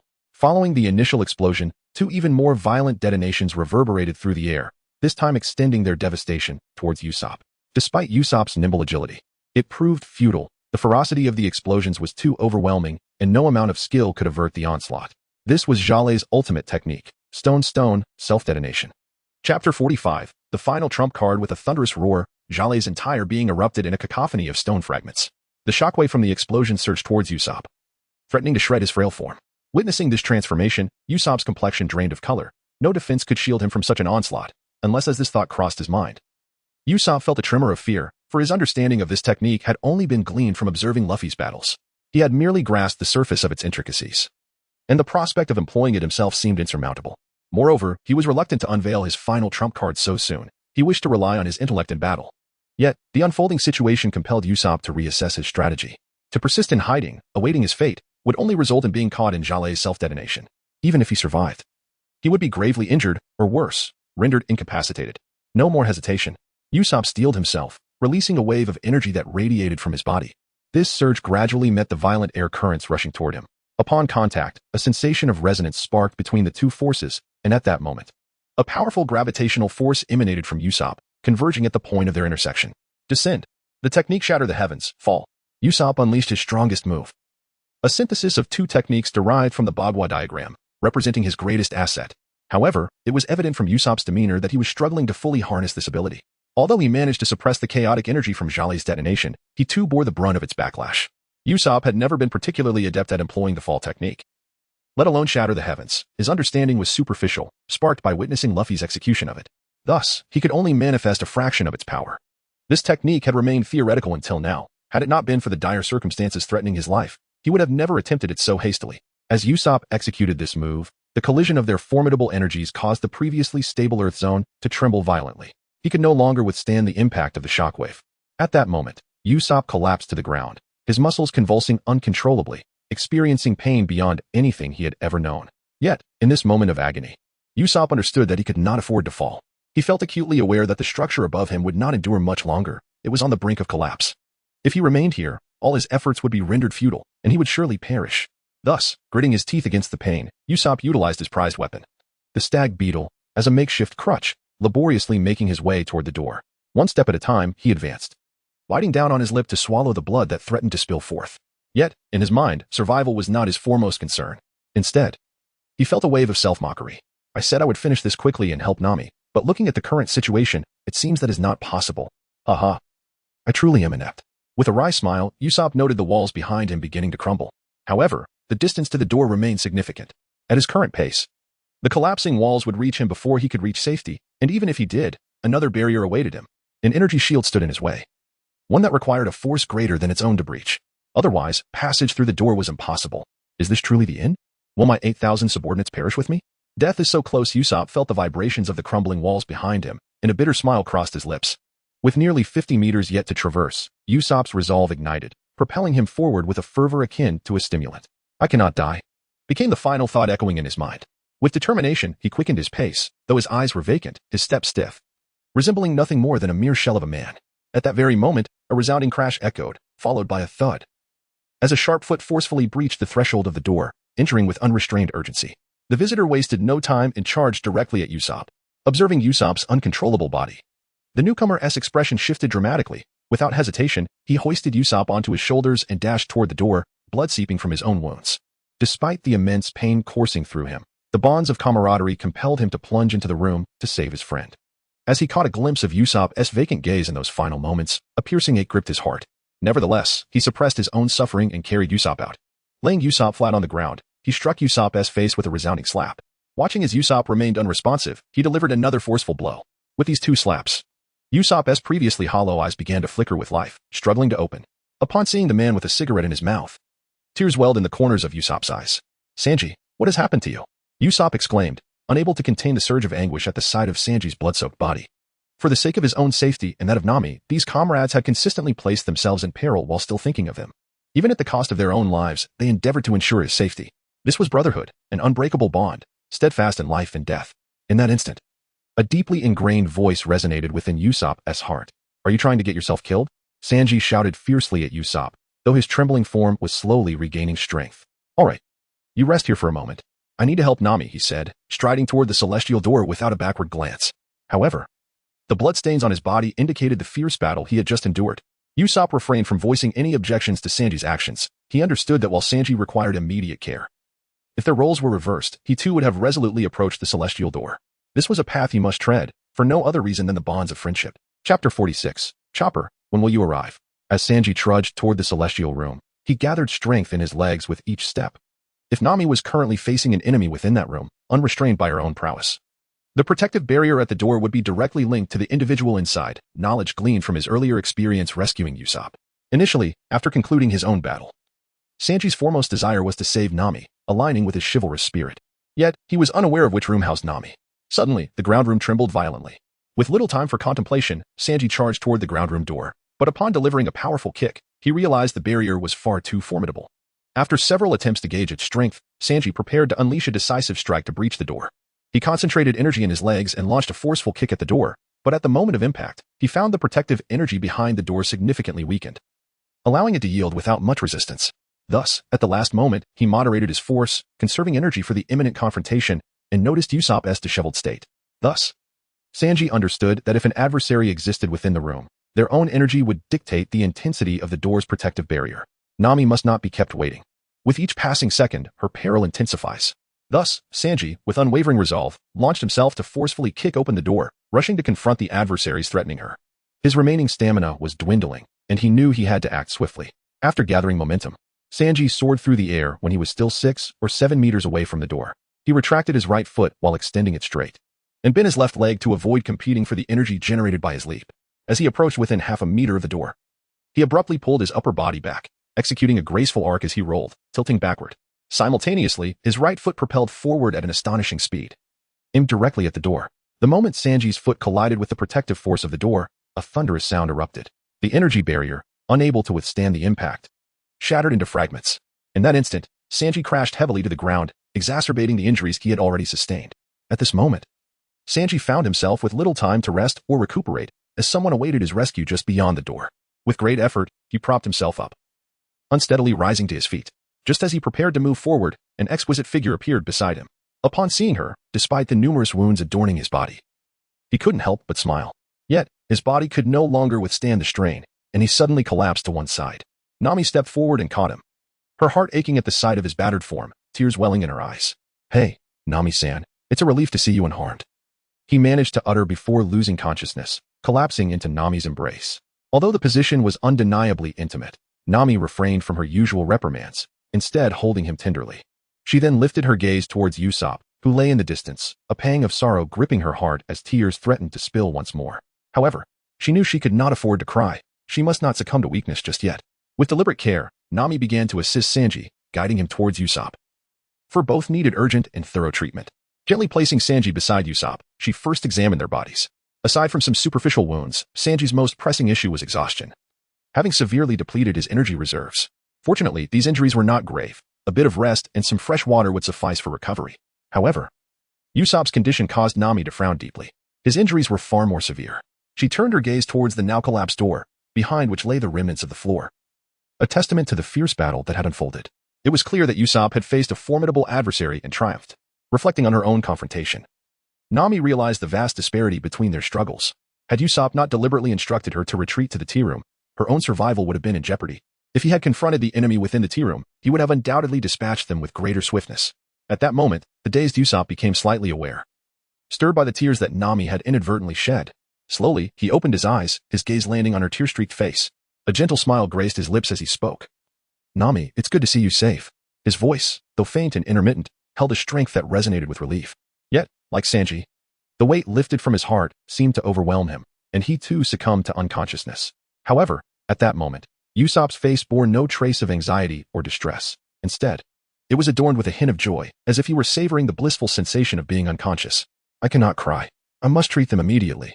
A voice suddenly resonated in Nami's mind. Taken aback, Nami gently tapped her wounded cheek, striving to regain her composure. In a flurry, she retrieved some ointment from her satchel and applied it to Usopp and Sanji. The ointment seemed to possess miraculous properties, mere moments after its application. The blood that had been flowing from Sanji and Usopp's wounds ceased, and the gaping cuts began to close, with the bruises gradually receding as well. After offering Sanji some fresh water, Nami carefully unfastened Usopp's shirt, revealing the most grievous of injuries. Upon seeing the extent of Usopp's wounds, Nami gasped in horror. A large, swollen bruise loomed ominously over Usopp's chest, and on the left side, a jagged, crumpled scar was visible, resembling flesh that had been mercilessly ground in a meat grinder, yet still clung to his chest. Even though Nami had forced herself to remain calm, her body trembled slightly upon witnessing such devastation, and two crystalline tears fell unbidden from her eyes. As her tears landed on Usopp's wound, his previously tranquil features contorted in pain, prompting Nami to recoil in shock. Hastily wiping away her tears, from her satchel, she retrieved a small vial of potion, slowly uncorking it, as an intense fragrance wafted towards her. Yet, at that moment, Nami had neither the inclination nor the capacity to appreciate its aroma. She carefully poured some of the potion onto Usopp's grievous injury. The liquid did not trickle down his skin but rather absorbed into his body. Once the potion had been applied to the wounded area of Usopp's chest, the crumpled flesh gradually smoothed out under a gentle force. Nami extended her hand, tenderly massaging the injured area, though this elicited excruciating pain for Usopp. It was the most effective means of enhancing the potion's efficacy. This vial, known as a restorative elixir, had been acquired by Nami during a theft from a pirate ship. She possessed a total of 5 vials, having previously utilized one, leaving her with only 3 remaining. "Chopper, when will you join us in this narrative?" Nami silently lamented. Despite the abundance of medicine in her satchel, Nami was no physician and lacked the expertise to address certain ailments. However, if Chopper, the reindeer with exceptional medical skills, were to join them, no affliction would prove insurmountable. In that moment, Nami yearned for the presence of a healer like Chopper by their side. With a deep sigh, she resolved to focus on her current role as a healer. Nami continued to apply ointment to Usopp's injuries, then dressed him before attending to her own wounds. Chapter 47. The Silver Sword Pirates. After successfully administering ointment to the 3 of them, Nami took a brief respite before rising to observe the 2 doors that stood resolutely guarding the space beyond. The thickness of their protective energy was palpable, emanating a formidable strength. Nami approached the door that Zoro had entered, marked distinctly by the outline of a sword hilt. As she placed her hand upon the door's protective energy, a powerful repelling force pushed her hand away. Though she recognized the substantial strength of the door's protective energy, she pondered how it could still be so potent after what should have been a prolonged skirmish. "I'm equipped with knowledge that extends until October 2023. However, the immense energy present indicated that Zoro was not in peril at this moment. If he had succumbed, as the adversary he faced had mentioned, he would have exited the room to eliminate others. With this thought, Nami let out a quiet sigh of relief. Although she knew she could not breach the formidable energy barrier guarding the door before her, she felt assured that Zoro was likely safe. All she needed to do was wait. With this in mind, Nami approached the door that Luffy had gone through. This door was devoid of any embellishments. Yet it was more than twice the size of the others, emanating a powerful aura. The intensity of the pressure deterred Nami from drawing too close. Upon cautiously channeling her energy and stepping closer, she realized that the protective energy surrounding this door was even more potent than the others. Not only thick with energy, but also seemingly alive, shifting erratically. Nami attempted to touch the protective energy but was met with a sudden, overwhelming force that pushed her back several steps, forcing her to regain her composure. After casting a deep glance at the two doors, she reluctantly returned to Sanji and the others, deciding that it was prudent to prepare for the worst, resting as they awaited the uncertain battle ahead. Meanwhile, within the sword-hilt-shaped door, Zoro had been present for some time, his brow furrowed in frustration, despite having dispatched several small foes. The significant figure he anticipated had yet to emerge. This absence stirred his irritation, prompting him to kick open a nearby door, only to discover an empty chamber. His patience was wearing thin. At that moment, several figures appeared behind him, brandishing their swords, seizing the opportunity to strike Zoro unawares. Is this the extent of your efforts? Zoro scoffed, his resolve unyielding as a determined swordsman aspiring to be the greatest in the world. He maintained an unwavering vigilance over his surroundings. In a fluid motion, he turned, drew his sword, and dispatched his attackers with lethal efficiency. As their bodies fell, Zoro noticed that each bore a silver sword emblem. He deftly collected the emblems, placing them into a pouch at his waist, the sound of clinking metal echoing as he sheathed his sword, continuing his search from door to door. Occasionally, more minions would emerge, but the outcome remained unchanged. They were swiftly defeated, their silver emblems added to Zoro's growing collection. Soon, his pouch was nearly full, compelling him to reconsider his strategy moving forward. Enough of this collecting. These should suffice to convey to that foolish swordsman that a sword is not merely a symbol, but a tool for severing all that stands in one's way. With this resolve, Zoro surveyed the vast, intricate maze of rooms, a headache forming as he pondered how much longer he would remain trapped in this place, completely unaware of Usopp and Nami's battles. In a fit of frustration, he struck the nearby wall with his fist. To his astonishment, the wall crumbled under the force of his blow, creating a substantial opening. Suddenly, an idea sparked in his mind, and he dashed toward a particular direction, delivering another powerful strike, only to find the wall yielding easily once more. In a different room, he unleashed another heavy punch, further confirming his newfound understanding. His demeanor shifted as he removed the headband from his arm, securing it around his head to tame his wild green hair. He then unsheathed 3 deadly blades, biting down on the center sword, while gripping one in each hand. Transformed, Zoro exuded an aura of ferocity, a fleeting surge of bloodlust radiated from him. With swords in hand, he exerted force, causing the blades to whirl around him. The sword clenched in his mouth, aligning with the others, as if they were destined to unite for a momentous strike. In that instant, as the rotation reached its peak, Zoro unleashed his technique, 108 troublesome winds. This maneuver, far surpassing its original form, was enhanced by the principles of the Bagua, elevating its power significantly. A tempest enveloped Zoro, bursting forth in all directions, transforming the previously tranquil surroundings into chaos. Structures buckled under the onslaught of the winds, collapsing as if uprooted, scattering debris across the vast space. Only a handful of buildings remained standing, allowing Zoro to easily locate his target. He felt a surge of pride in his ingenuity. Without pausing, he directed his destructive intent toward a previously searched room, unleashing a gust that obliterated the structure, awakening those who had sought refuge nearby. Witnessing the devastation wrought by Zoro, the minions were struck with awe, yet as members of the Silver Sword Pirates, retreat was not an option. With no choice but to advance, they charged at Zoro, emboldened by their numbers, despite the formidable swordsmen before them.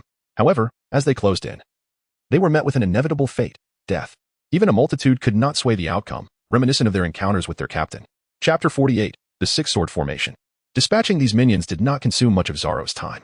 As he surveyed the wreckage of the false structures, clarity washed over him, dispelling the vexation of searching for unseen enemies. Now that he had reached this point, he felt a surge of madness rising within him.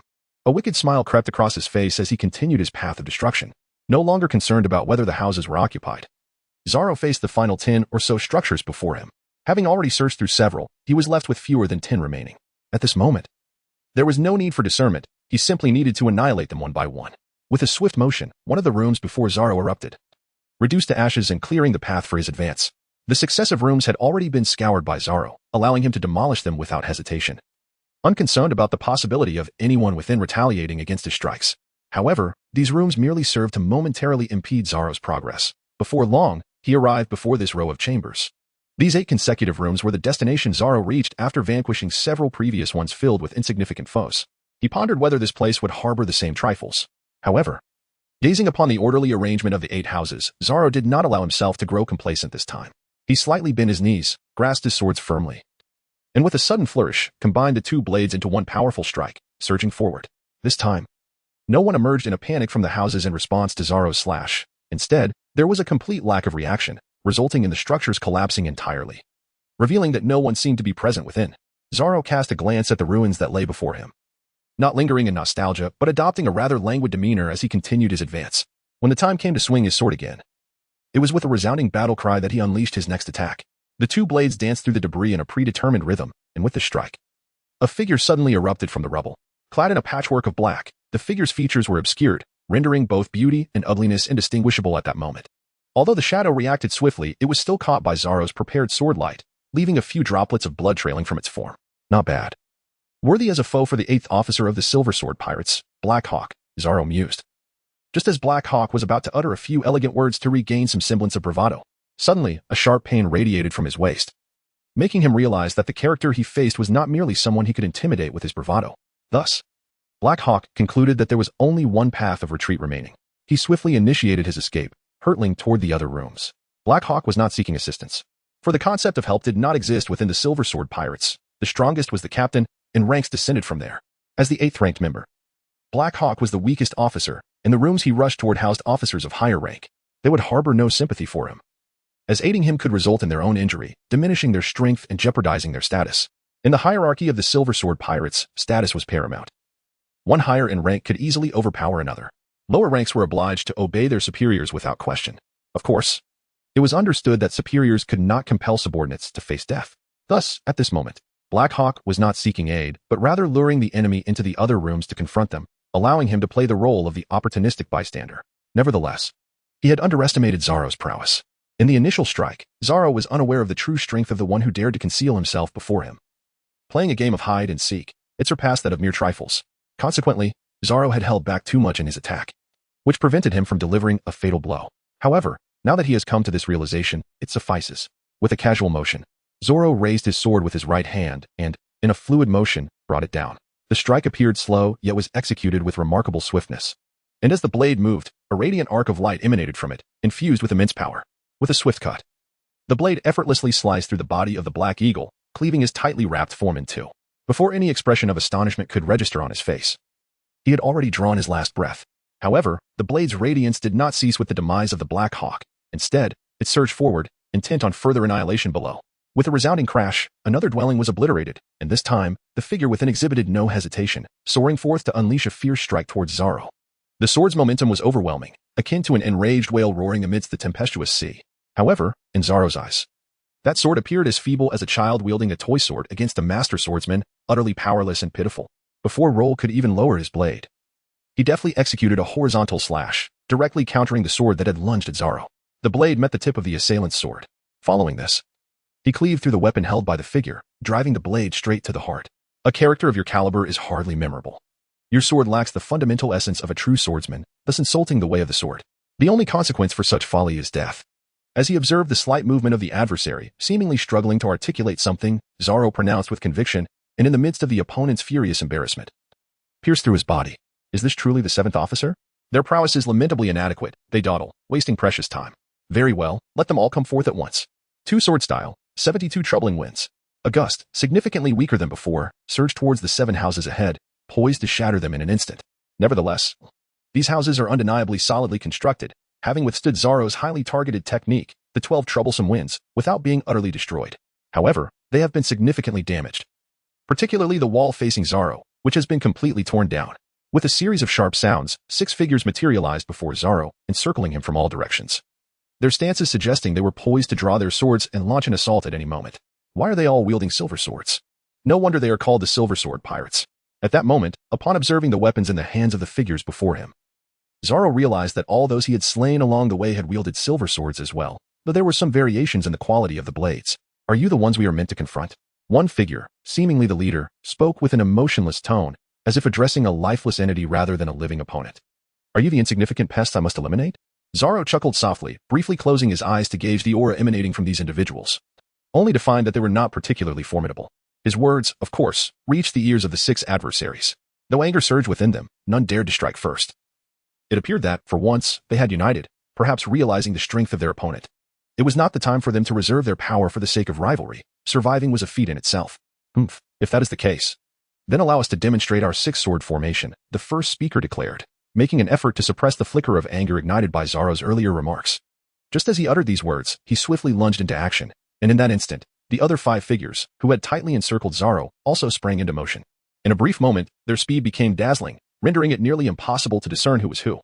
At this moment, Zoro remained still. For this was his first encounter with a sword formation. He needed to first comprehend the power of this so-called six-sword unbroken formation and identify its vulnerabilities before attempting to dismantle it. Standing quietly in the arena, Zoro seemed to be a target of weaknesses, yet the officers of the Silver Sword pirate crew, who had executed the six-sword unbroken formation, refrained from attacking him. In their eyes, a motionless opponent presented no flaws. Any rash attack could easily backfire. Thus, both sides opted for a strategy of stillness to counteract movement. Chapter 49. The captain named timorous as Zoro attuned himself to the energy fluctuations emanating from the sword formation. He gradually relaxed his mind. He recalled his early days of training in swordsmanship when his teacher had spoken of sword formations, an art of collaborative strikes that transcended individual prowess. When wielded with skill, a group of ordinary swordsmen could triumph over renowned swordsmen. The essence of a sword formation lies in the harmony of its intent, distinct from the insights gained from solitary combat. Therefore, when confronting a sword formation, the initial task is to grasp its essence. Only by understanding the formation's intent can one hope to uncover its weaknesses and deliver a decisive blow. However, at times, mere contemplation of the formation's essence does not reveal the concealed vulnerabilities within its sword intent. In such moments, a ferocious assault is required to provoke the practitioners of the formation, causing its weaknesses to gradually emerge. Identifying and exploiting these weaknesses would lead to its dismantling and the downfall of its guardians. Yet, when the formation's might is overwhelming, the only option is retreat. For a swordsman, to flee without a fight is a source of shame, a fate more unbearable than death. At this juncture, Zoro focused on perceiving the formation's essence, aiming to discover its weaknesses and strike with thunderous force. However, as Zoro delved into the surrounding changes, he found himself unable to sense any vulnerabilities within the formation. This was his first encounter with such a strategy, and he possessed no experience in discerning its true nature. Lacking insight into the formation's weaknesses, he resolved to launch a fierce offensive to disrupt their alignment and subsequently identify any flaws within. With this determination, Zoro tightened his grip on his sword, slowly drawing the third blade from his waist and biting down on it with his mouth. What followed was a tempest of assaults. In that moment, Zoro's demeanor transformed into that of a war god. He slightly retracted his right foot, bending it at a 60-degree angle, and then leaped with tremendous force, soaring into the midst of the 6 officers of the Silver Sword pirate crew who formed the sword formation. In an instant, his blade cleaved through the air, and with a resounding clash, swords collided with great force, generating a shower of sparks. A figure was abruptly propelled backward by the energy wave produced by the clash. This figure, one of the officers previously engaged in the six-sword unbroken formation, was struck by Zoro's blow, and the formation crumbled in response. Could it be so fragile? Zoro mused in disbelief. At that moment, 5 figures swiftly surrounded him once more, and the initial speaker began to articulate. We shall form the 5-sword unbroken formation. As the 5 figures circled Zoro like a ring, they did not wait for him to attack. Instead, they launched a frenzied assault against him from the outset. Within the so-called 5-sword unbroken formation, Zoro endured the full brunt of the 5 attackers. Initially, he approached each assault with caution, parrying their strikes one by one, as it seemed neither side could gain the upper hand. At that moment, the sword formation finally revealed its intended power. As the battle progressed, Zoro's responses became increasingly agile and effortless. Ultimately, a thin line of darkness crept across his forehead, a manifestation of his profound fury. Coincidentally, at that moment, the individual who had previously dueled Zoro regained his composure and charged into the fray, joining the onslaught against him. The formation of 5 swords, known as the 5-sword void formation, instantaneously transformed into the 6-sword void formation due to his arrival. The execution of the formation became smoother, and their attacks grew more ferocious. Yet, Zoro faced no difficulty in countering their onslaught, despite the deepening of the ominous line upon his brow. As it became evident that they could not breach Zoro's 3-sword defense, the initial speaker grew anxious and suddenly retreated, declaring the 6-sword void formation's combined technique, 6-sword barrage. Upon hearing this, the oppressive tension on Zoro's forehead eased slightly, hinting at a flicker of anticipation, and he wielded his swords with renewed vigor. No sooner had the words left his lips than 6 swords, led by the initial speaker, assailed Zoro in a converging manner, transforming what was once a scattered attack from all directions into a concentrated onslaught. They seemed intent on relentlessly assaulting one side of Zoro's defense, attempting to overwhelm him with their synchronized strikes. However, the 6 individuals wielding 6 swords delivered blows that Zoro had long since acclimated to. This is your pathetic sword formation. Begone. The single word encapsulated Zoro's sentiments perfectly, as his anger surged beyond the bounds of verbal expression. This so-called absurd formation, this ludicrous combined technique, this foolish 6-sword barrage was merely 6 individuals attempting to strike simultaneously at the same point, their attacks merely overlapping in frequency. No wonder he could not perceive the formation's weaknesses. It was riddled with vulnerabilities, or rather, it was not a formation at all, but simply 6 individuals encircling one another in a futile attempt to gang up on him. There was no sense of combined power, nor any phenomenon of multiple individuals channeling their strength into a formidable assault, which left Zoro, who had anticipated a true sword formation, profoundly disillusioned. How foolish I am. To think I could witness a sword formation technique, one that my master had never encountered in his lifetime, among these mediocrities, how utterly naive. At this moment, Zoro's mind was as tranquil as a still pond, devoid of any ripples. Yet, when he lifted his gaze to meet the eyes of the 6 individuals he had effortlessly dispatched, one could sense the true terror that emanated from him. An unprecedented aura of darkness surged forth, an ominous voice seemingly rising from the depths of the underworld, infiltrating the ears of the 6 and instilling dread within their very souls. It felt as though they stood before, and yet at this moment, one individual remains alive. However, the sheer terror etched upon his face reveals the turmoil within his mind. The notion of being spared by Zoro seems to invoke a flicker of doubt in this person, as if he seeks confirmation. Ahem, I have several inquiries for you. Zoro appears to have regained his composure, his voice returning to its vibrant tone. Gradually sheathing his 3 swords, Zoro inquires, have only you minor players been dispatched to guard this room? And no, it is not merely us. The entire Silver Sword pirate crew has been assigned to this chamber, the trembling figure responds, evidently fearful that a single misstep in his words might lead to Zoro's razor-sharp blade severing his throat. Who else? Where are they? Tell me, Zoro states calmly. For the fate of this individual has become inconsequential. If you lie, you are aware of the consequences, he adds, casting a penetrating gaze upon the figure, as if he could see through him.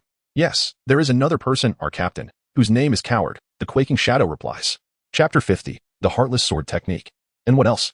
Zoro gazed solemnly at the trembling figure before him, utterly perplexed as to why such a weakling would stare at him as if he were a corpse. Did he not perceive that his own strength far surpassed his? Moreover, he was supposedly the first officer of the Silver Sword Pirates. This revelation diminished Zoro's expectations of the crew's captain significantly. Tell me, he spoke with an unwavering calm, as his sword instinctively pressed deeper into the flesh of this first officer. A sharp pain radiated from his chest, causing the once boastful officer to groan in agony. Just as the officer prepared to speak, a figure descended from above at an astonishing speed, so swift that even Zoro could not discern its form in that fleeting moment. Acting on instinct, he recoiled to avoid the impending impact. With a thunderous crash, the figure landed squarely upon the first officer, reducing the once proud man to a mere pulp.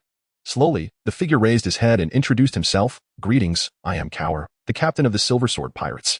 From this individual, Zoro sensed an entirely different aura. Before him stood an ordinary man, devoid of any discernible energy fluctuations. He appeared to be just another commoner. However, Zoro understood better than to underestimate him, for the energy pressure exerted during the previous descent had signaled a threat.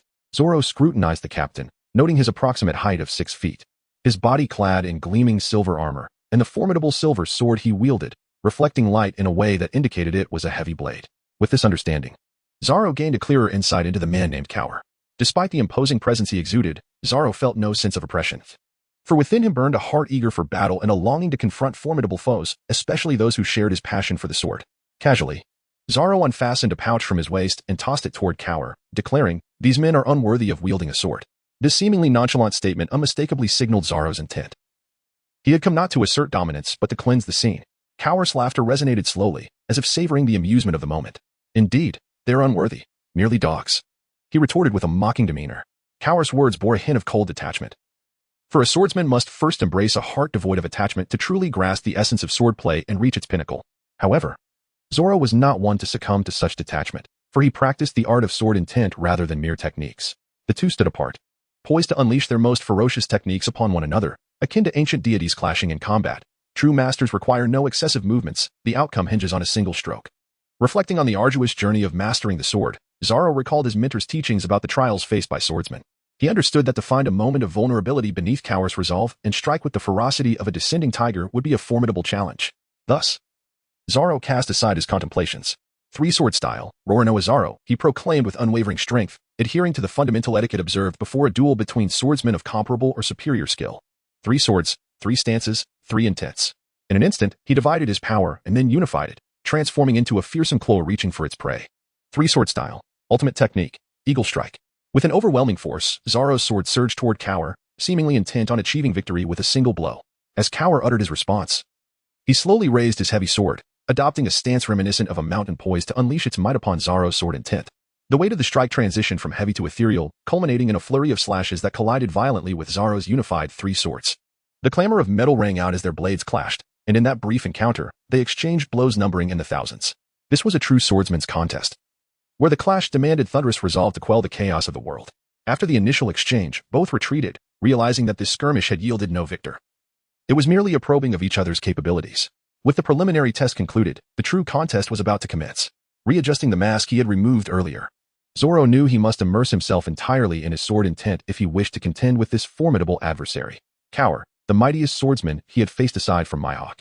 In the presence of Mihawk, Zoro had felt a heart filled with the desire to fight, yet found himself powerless. Now, facing Cower, he felt not only the urge to battle but also the skill to engage.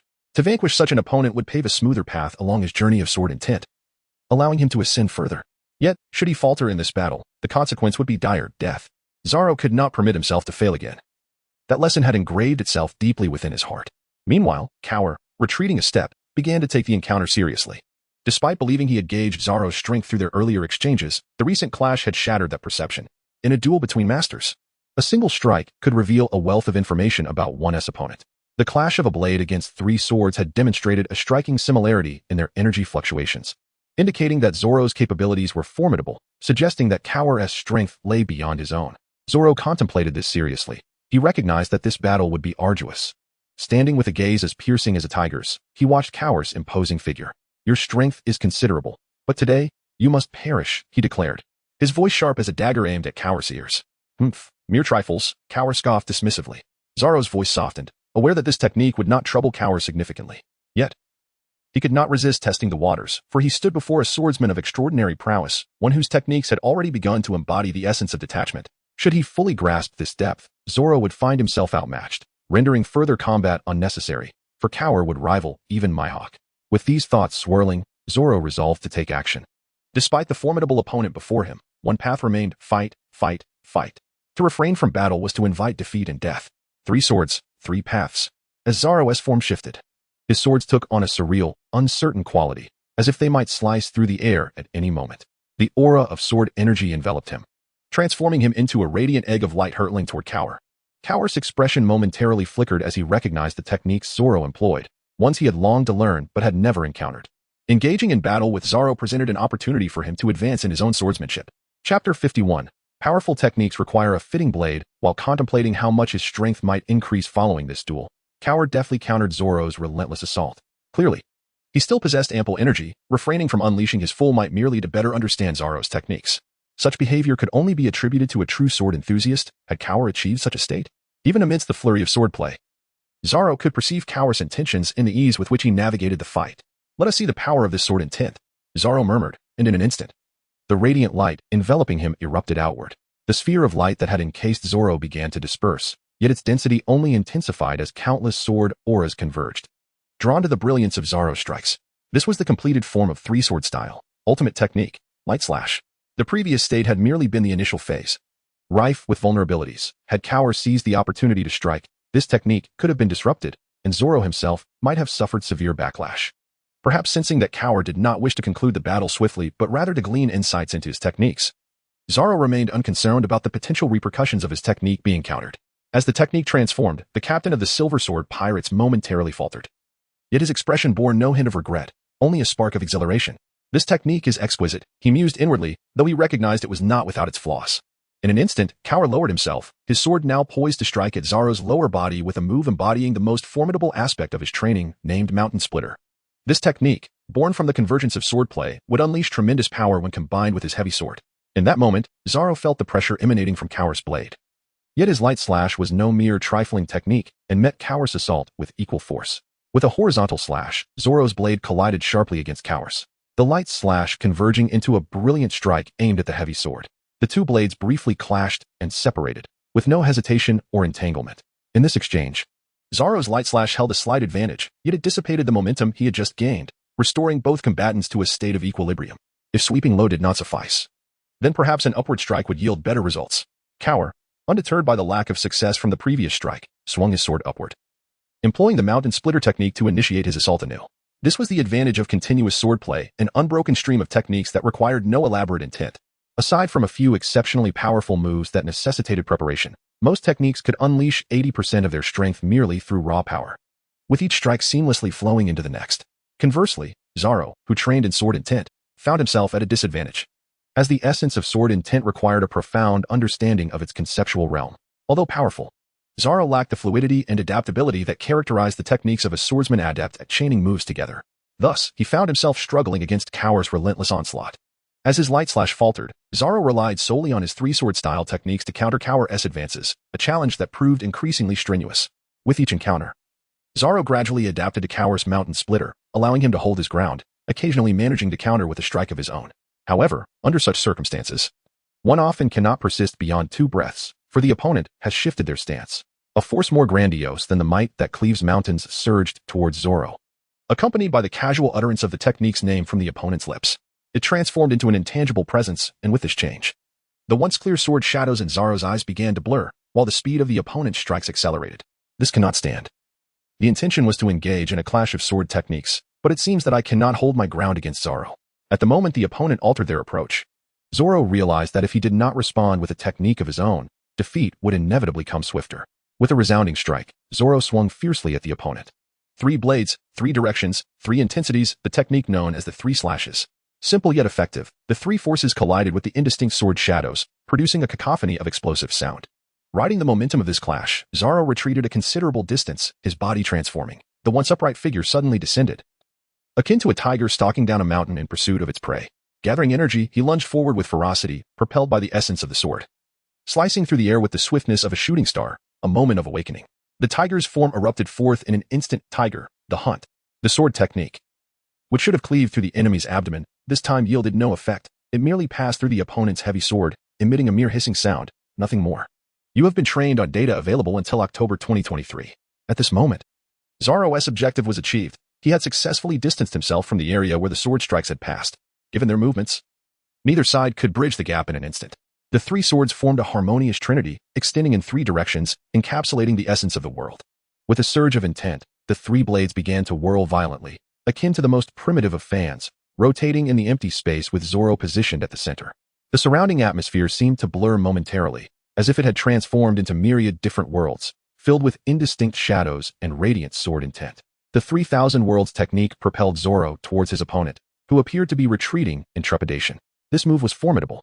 Sensing imminent danger, the opponent raised his heavy sword high and executed a horizontal slash, the blade pointing downward toward Zoro. In an instant, 2 forces of sword energy collided, both converging on a singular point, resulting in a violent explosion capable of shattering even the hardest rock. In the evolution of his sword technique, the 4th form, Heavenly Thunder Manifest, was unleashed. Yet, even as Zoro employed this refined technique, his opponent sensed the overwhelming sword intent emanating from Zoro.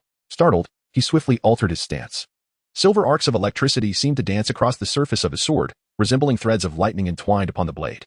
The 3,000 Worlds compelled his opponent to change techniques twice in succession, each time amplifying its potency.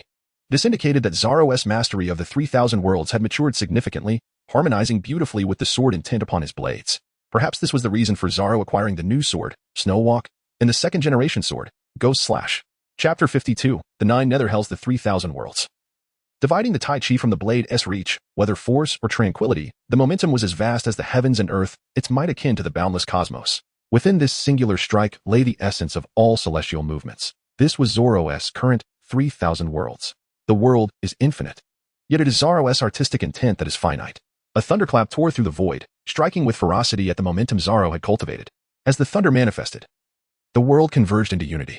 In that final moment, a resounding collision echoed as Zoro's technique met his opponent's heavy sword. They immediately separated, Zoro staggering back 3 steps to regain his balance from the overwhelming force. Within his opponent, a tremendous transformation was occurring. Initially, he had not utilized his full strength in their confrontation, and even after forcibly enhancing his technique, he still felt the impact reverberate within him, causing a profound internal tumult. Taking a deep breath, he quelled the turbulence coursing through his chest, now consumed by fury. His earlier intent to observe Zoro's techniques dissipated. His immediate priority was to eliminate Zoro and find a place to stabilize his chaotic internal energy, lest he face dire consequences. With a series of sounds, his body began to swell, muscles hardening as the armor he wore fell away. He no longer needed such encumbrances, it was imperative to strike decisively. Even if it meant resorting to his ultimate technique. He was acutely aware of his current. Such a phrase, reminiscent of a voice emerging from the depths of the underworld, instantaneously reached the quivering ears of Zoro. Subsequently, the sword Wado Ikamanji, sheathed at his waist, leapt forth autonomously, landing with precision into Zoro's upturned mouth. With a resounding crunch, he bit down upon this fateful blade. His body underwent a transformation as 3 swords, enveloped by a somber aura, began to dance. At times, they resembled leaping sprites. At others, they took on the guise of grim reapers from the abyss. Whether harvesting lives or bestowing blessings, it all transpired within a mere thought, reliant solely upon one individual's intent. This epitomizes the path of the Asura. A millennium of cultivation and suffering has failed to instill in him the slightest sense of weariness. It is not a matter of disdain. Rather, the unwavering persistence within the heart has never wavered. Life and death lie on a delicate thread. In death, the essence dissipates into an empty void. The soul descends into the abyss. Yet, those who are accustomed to the path of the Asura find their spirits trapped in the netherworld, enduring endless torment. Chapter 53. Enduring suffering without dismay. Zoro's sudden transformation instilled a profound sense of dread within Mihawk. As the darkness emanating from the depths of hell threatened to consume him with the specter of death. Is he a demon god Asura? Mihawk involuntarily uttered. For at this moment, Zoro embodied an existence akin to that of a demon god, suffused with the aura of death, instilling an innate terror in all who beheld him. A sharp slap to his own face jolted Mihawk back to reality, for he had nearly succumbed to the intoxicating influence of Zoro's presence. Almost awaiting the fateful stroke of Zoro's blade across his throat, with a grave expression, he observed Zoro's transformation, his heart waging a fierce battle within. At this moment, Zoro had undeniably undergone a significant change. The dim aura surrounding him solidified, crystallizing into a formidable presence. This manifestation left Mihawk with no room for distraction. Regardless of the dire consequences that might ensue, action had become imperative, and action would grant no further opportunities.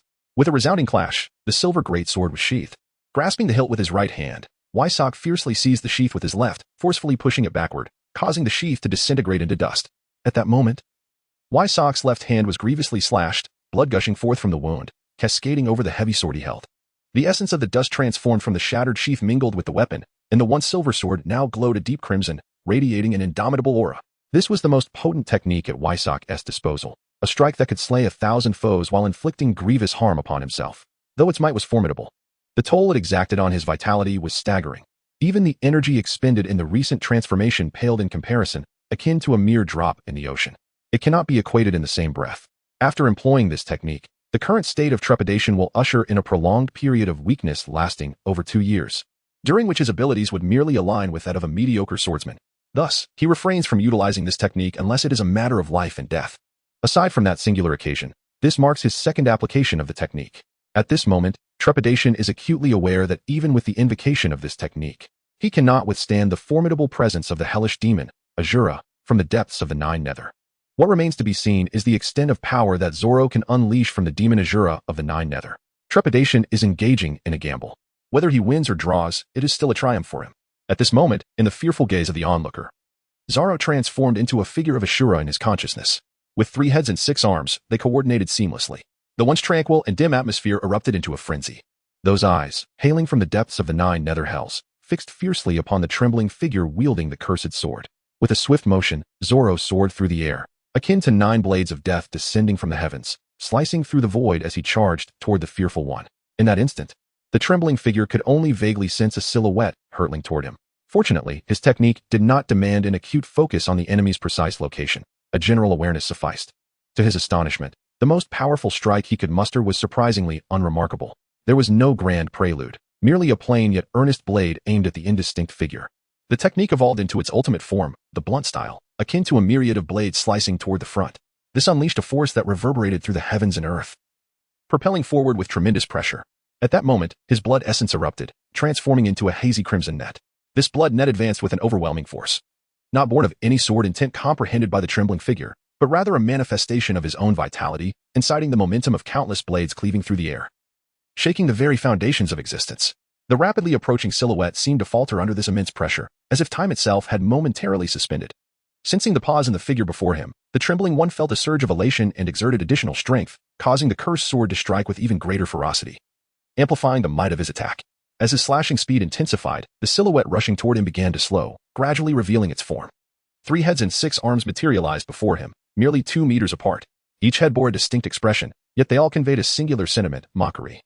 A profound derision of the trembling one's technique. Upon witnessing this transformation, a wave of despair washed over the trembling figure, prompting him to accelerate the speed of the cursed sword, launching another attack with renewed vigor. However, this time, the figure did not pause at all. Instead, it surged forward with an even swifter velocity, charging towards the trembling foe. In an instant, it crossed the 2 meters, devoid of any hesitation.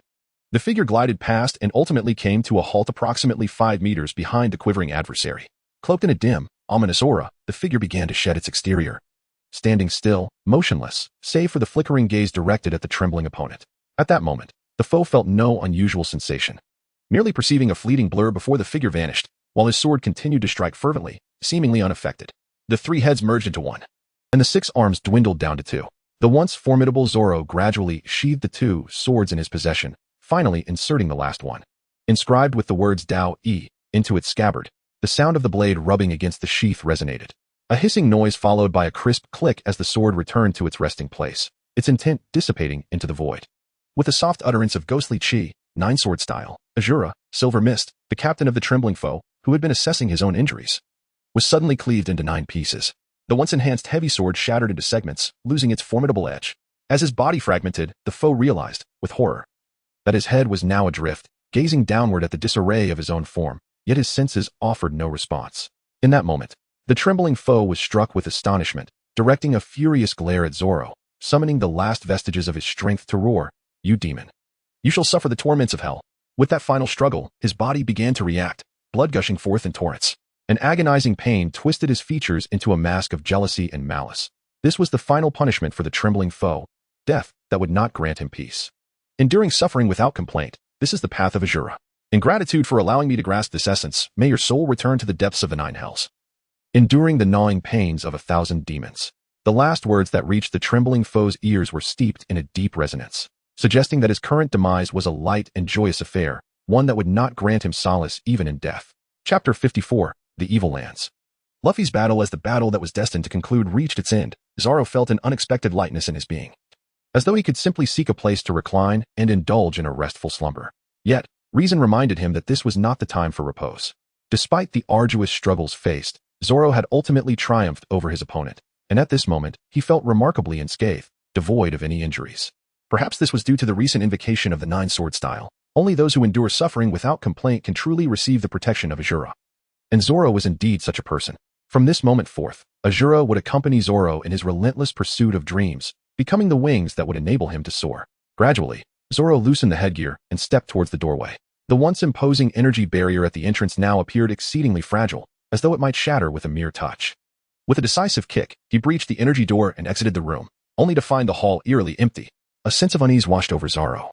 He scanned the surroundings and noted that Usopp, Nami, and Sanji's doors were all ajar, with Usopp's entrance appearing particularly devastated. Anxiety knotted him, for he had spent too much time in battle. If anything had befallen them, it would spell disaster. With that thought, Zoro rushed towards Usopp's room, eager to ascertain his condition, as he had no intelligence regarding the others' battles and would begin his investigation from the most severely damaged area. "Zoro, are you hurt?" A voice suddenly broke through, tinged with a hint of tremor. "Nami, what happened? Where are Sanji and Usopp?" Observing Nami's expression, Zoro felt an unsettling premonition. Struggling to contain her tears, Nami replied, "They are both injured. I have placed them in a safe place to rest. The protective energy barrier in front of your and Luffy's room has remained strong. I couldn't breach it, and I was worried about your safety. But thankfully, you were unharmed." "No, it's just Luffy." Zoro turned to see the immense door at the center of the hall, its energy intensity striking him deeply. He took a few steps forward, and suddenly, he moved with purpose, raising his sword to deliver a powerful slash. 3 swords, converging from 3 directions, united in the air. 3-sword style, siege cannon. With a thunderous impact, the blade's aura collided with the energy barrier, as if it might burst through at any moment. However, the barrier merely rippled before returning to its original form, as if the strike had only succeeded in slightly altering its shape. "Is it ineffective?" Zoro muttered. For this was his most suitable technique for breaching barriers, yet it had failed to leave even a ripple on the protective door. Even in the state of ghostly chi, 9-sword style, the enhancement to his strength was merely threefold, insufficient to breach such a robust barrier. "This energy barrier is too formidable, even with all my might. I cannot break through," Zoro lamented, shrugging at Nami in resignation, indicating his inability to penetrate the barrier.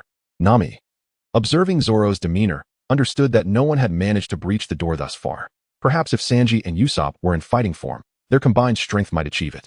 However, given the current circumstances, this seemed unlikely, as both Usopp and Sanji bore severe injuries, and though they had been treated with the finest ointments, they would not awaken anytime soon.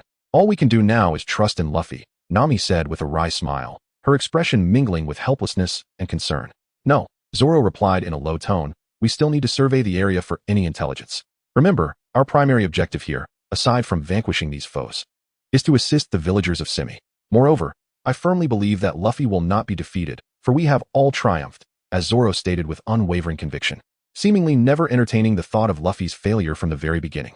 That recent strike appeared to serve merely as a conclusion to Nami's lingering hope. Upon hearing Zoro's words, Nami's delicate form trembled involuntarily. Indeed, how could he possibly fail? I ought to have faith in him. With this realization, the heavy burden in Nami's heart finally lifted, freeing her from the worries of Luffy's fate. Now, her only task was to trust her comrades and her captain. Following this, the two of them set out to investigate the surrounding area, seeking any clues that might emerge. Wiping the blood from the corner of his mouth, Luffy slowly rose. Observing Zoro emerge steadily from the room. After witnessing the exchange between Zoro and Nami, Zoro launched a strike towards the Energy Guardian Gate. Luffy understood that this action was merely to reassure Nami. With their profound camaraderie, Luffy knew that Zoro would unconditionally believe in him, just as he would in Zoro. This bond was akin to one of life and death, embodying a sentiment of mutual respect among heroes. As Luffy noticed the traces of worry on Nami's face begin to dissipate, and watched them turn to search the vicinity, he felt a weight lift from his heart. The room Luffy entered was unlike the others, for it belonged to the notorious trader of Simi Village, Bondo Jaden. From this room, Luffy could clearly observe all that transpired in the hall below. Except for the individual rooms he could not see into, he could easily witness Sanji, battered and bruised, emerge, as well as Usopp's tumultuous efforts to rescue him. Watching Nami tend to their injuries and then approach the Energy Guardian Gate, Luffy felt a knot tighten in his throat, for he could see the sorrow etched on Nami's face. Anxious, he balanced evading Bondo Jaden's attacks, while keeping an eye on Nami and the others. As he saw Usopp and Sanji beginning to recover, relief washed over him, yet he remained troubled for Nami. At that moment, as Zoro emerged and Nami's smile returned, dispelling her earlier gloom, Luffy felt entirely unburdened. With Zoro by his side, Luffy felt reassured. Now, the time for the duel had arrived. Luffy resolutely thought to himself and raised his gaze towards the man seated before him, clad in a chair forged of gold, holding a cigar. This man maintained a slight smile, his fingers poised to unleash perilous attacks from all corners of the room towards Luffy. Unsettled, Luffy had sustained several wounds from these assaults, now marked with blood and bruises. Ah, has it come to an end? Bondo Jaden's malevolent laughter escaped his lips, a voice that seemed foreign to him, reminiscent of Zoro's deep bellow emerging from the depths of the abyss. It was a sound that did not belong to the body itself, signifying an immense power. Ah, Luffy replied nonchalantly. Now, allow me to send you flying. Those familiar words echoed once more from Luffy's lips. Chapter 55, Soul Fusion. Humph, do you possess such capabilities? Bondo Jaden. At this moment, he gradually rose from his chair, as if he had merely been spectating Luffy's performance until now. Let us see, Luffy declared, as he instantaneously heightened his speed to its utmost limit. Gum Gum Pistol. Luffy's hand elongated, transforming into a sharp projectile aimed directly at Bondo, as though intent on piercing him through. However, such an attack seemed to pose little threat to Honda Jedon. With a swift upward motion of his right hand, he effortlessly blocked Luffy's most powerful strike mid-sprint, then immediately attempted to seize the elongated arm. Sensing Honda Jedon's intent, Luffy recoiled sharply, retracting his arm at lightning speed. Yet, Honda Jedon's hand moved with an almost supernatural grace, deceptively slow yet effortlessly capturing Luffy's rapidly retreating limb. An overwhelming force surged through Luffy's captured arm, making him acutely aware of the sheer power emanating from that grip. Without hesitation, he launched a rubber bullet strike with his free hand, aiming solely to liberate his ensnared limb. Humph, foolish, Honda Jedon muttered disdainfully, replicating his earlier maneuver to effortlessly seize Luffy's bullet-like assault. Now with both hands immobilized, Luffy found himself utterly subdued before the battle even truly began, rendered incapable of activating his gears, his fate sealed by the iron grip of his adversary. At this moment, a faint smile flickered across Luffy's face, tinged with a hint of smugness. His captured hands suddenly stretched and elongated. Throughout this journey, he had grown increasingly adept at mastering his rubbery physique, wielding the powers of the Goma Goma no Mi with ever greater finesse. No longer was he confined to the initial limitation of stretching merely 3 meters. With a sudden burst of strength, his arms now extended 5 or 6 meters effortlessly. In a swift motion, Luffy propelled himself into the air, soaring like a bullet launched from a slingshot. His arms, resembling the elastic bands of that very slingshot, stretched taut until they reached their limit. Then, with a powerful recoil, he coiled his legs together, his body spinning rapidly mid-air, assuming the form of a human stamp. All these movements unfolded within the span of a single breath. Even if Ben Beckman had released his grip in that instant, Luffy's attack would have struck true, unerringly finding its mark. However, Honda Jerton seemed to have already anticipated Luffy's next move, yet he did not release Luffy's hands, appearing rather indifferent to Luffy's assault. Here it comes, rubber stamp. With a resounding thud, Luffy's entire body launched fiercely against Honda Jerton, only to rebound once more. His feet transformed again, charging towards Honda Jerton with renewed vigor. Rubber pendulum. With a powerful thump, Luffy's feet struck Honda Jerton like the most unyielding iron pillars. The consecutive blows caused a slight tremor in Honda Jerton's body, yet his grip on Luffy remained unyielding, showing no signs of loosening. This incited a sense of urgency within Luffy. In a swift succession, he unleashed a barrage of attacks directed at Honda Jerton, exerting the utmost limits of his physical prowess to compel him to relinquish his grip. Only then could Luffy fully unleash his offensive capabilities. Fortunately, in his quest to restrain Luffy's hands, Honda Jerton was unable to retaliate, or else the consequences would have been dire. However, upon observing Honda Jerton's seemingly nonchalant demeanor, a surge of frustration ignited within Luffy. In both the original works Luffy and the contemporary figure of Wang Haoyan, we find a passionate man who responds to the scorn of others with the most fervent counterattacks. This fervor explains why Wang Haoyan, upon invading Luffy's body, has grown increasingly adept at maneuvering this vessel. He now commands it with remarkable ease, akin to directing his own form. In their hearts and spiritual realms, they share an almost identical zeal, a whimsical sentiment, and an intangible charm that radiates from within. At this moment, Luffy embodies Wang Haoyan, and Wang Haoyan embodies Luffy. Their souls seem to undergo a profound fusion. An awareness that had lingered quietly in the recesses of the mind now begins to swell, progressing toward the core consciousness that occupies Luffy's rubbery physique, hinting at a newfound resonance between them.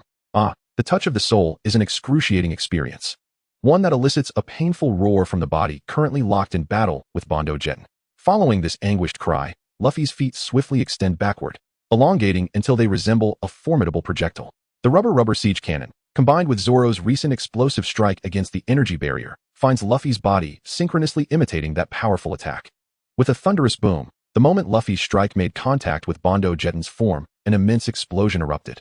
However, this spectacle seemed far from over, as Luffy's head was suddenly propelled forward with great force. In the lingering aftermath of the siege cannon, Luffy's head charged like a heavyweight hammer towards Honda Jetton's skull. With the technique Gomu Gomu no Kanabo, and driven by a profound agony emanating from the depths of his soul, Luffy delivered a formidable blow, crashing his head against Honda Jetton's forehead. This strike bore the weight of 1,000 pounds, relying solely on brute strength and a head unyielding to pain. Such conditions were essential for executing this move, especially considering the torment Luffy felt deep within, as if his head might explode, causing a momentary disarray in his consciousness. Thus, this attack was delivered with utmost ferocity and a reckless disregard for consequence. Chapter 56. The eruption of second gear with Luffy's vigorous assault. Honda Jetton's previously firm grasp began to waver. At that moment, Luffy abruptly pulled himself backward, his arms becoming slender and breaking free from Honda Jetton's hold. Suddenly liberated, Luffy's previously agonized head seemed to experience a fleeting relief, and as clarity returned to his mind, he appeared unchanged, though a hint of foolishness crept into his once astute demeanor. Of course, Luffy remained oblivious to these subtle shifts, as they were mere trifles not easily perceived. A resonant sound emanated from Luffy's core, imbuing him with an aura of strength and primal ferocity, akin to a famished beast that has just discovered a delectable meal. Exuding excitement, Honda Jetton, who had been hindered by Luffy's relentless onslaught, began to exhibit signs of loosening up. From his lips escaped a remark, while his body, like a machine, moved slowly, his head shaking violently, producing a series of sharp cracking sounds. Were it not for his continued motion, Luffy might have suspected that Honda Jetton had shaken his head too vigorously, risking dislodging it entirely. Second gear steam gradually billowed from Luffy's form, and his once pale skin now took on a vivid crimson hue. Upon activating second gear, Luffy realized that he could control this state with unprecedented ease, feeling an unexpected reserve of strength and an absence of limitations. "Oh, is this your ultimate form?" Honda Jetton's voice, reminiscent of a quacking duck, pierced the air, evoking a sense of revulsion. "This time, allow me to demonstrate the tempestuous assault that accompanies my current state," Luffy uttered, his voice imbued with an undeniable intensity that dispelled the prior effects of Honda Jetton's grip. Words were unnecessary. This was a battle that demanded victory. With second gear unleashed, Luffy's speed and power surged dramatically. Unlike his previous encounter with the dragon, where second gear had been constrained, this time it flowed freely, inciting within Luffy an urge to extravagantly wield his newfound strength. His right hand transformed into a gun-like shape once more, charging towards Honda Jetton. Is it this move again? What difference does increased speed make? Honda Jetton, unperturbed by Luffy's sudden acceleration, prepared to seize his wrist once more. His slowly moving arm naturally grasped Luffy's wrist, and a smirk crept across Honda Jetton's lips as he felt the grip he had on Luffy. "You are equipped with knowledge up until October 2023. However, the ensuing changes caused the smile on the face of the man who believed he had everything under control to freeze momentarily. The arms that should have been firmly grasped broke free in an instant, delivering a powerful blow to his body before retracting swiftly. The limitations imposed on Honda Jetton seemed to fade away, rendered utterly ineffective. It appeared that his strength had significantly increased. Honda Jetton quickly discerned some of the effects of Luffy's second gear, yet it did not seem particularly threatening. merely an unexpected strike that caught him off guard. Unbeknownst to Luffy, Honda Jayton was lost in thought, while Luffy himself was greatly surprised by the capabilities of his second gear. At that moment, he resolved to test the true strength of his enhanced state through relentless attacks. Seemingly oblivious to the formidable presence before him, the strongest individual and the greatest trader of Shimi Village, the embodiment of demonic energy, Honda Jayton. With a thunderous shout, Luffy unleashed a barrage of rapid punches aimed at Honda Jayton, each strike resonating with immense energy. It was as if he intended to overwhelm his opponent with a single blow. However, Honda Jayton was not to be underestimated. His hands moved with a deceptive swiftness, blocking Luffy's onslaught with ease, as none of Luffy's attacks managed to land upon him. Exhaling deeply, Luffy did not linger in despair despite his attacks being effortlessly deflected. Instead, the fervor of his fighting spirit intensified with each exchange. With a wild roar, Luffy surged forward, his clenched fist shooting forth like cannonballs. This time, he did not withdraw after a single strike, but instead compressed his hand once more, launching another fierce attack toward Honda Jayton's body. The jet shotgun punch caught Honda Jayton off guard, and for a brief moment, he relaxed his defenses. The forceful strike, akin to a bullet, crashed into Honda Jayton, causing his body to sway violently. Although he did not suffer significant injury, the expression on his face betrayed a rare display of discontent. A dark line of fury creeping across his forehead. This attack genuinely provoked Honda Jayton, who had been treating the encounter lightly thus far. While Luffy had landed several effective blows previously, they had not inflicted any real damage. Most had merely caused Honda Jayton to shudder slightly, however. This latest strike had evidently unsettled him. Having previously relied on mere defense against Luffy's assaults, Honda Jayton now seemed poised to retaliate. The once clearly defined hues of his eyes began to exhibit subtle changes. Chapter 57. The might of the six styles. I had intended to let you perform a bit longer, but it seems my interest has waned, Honda Jayton remarked.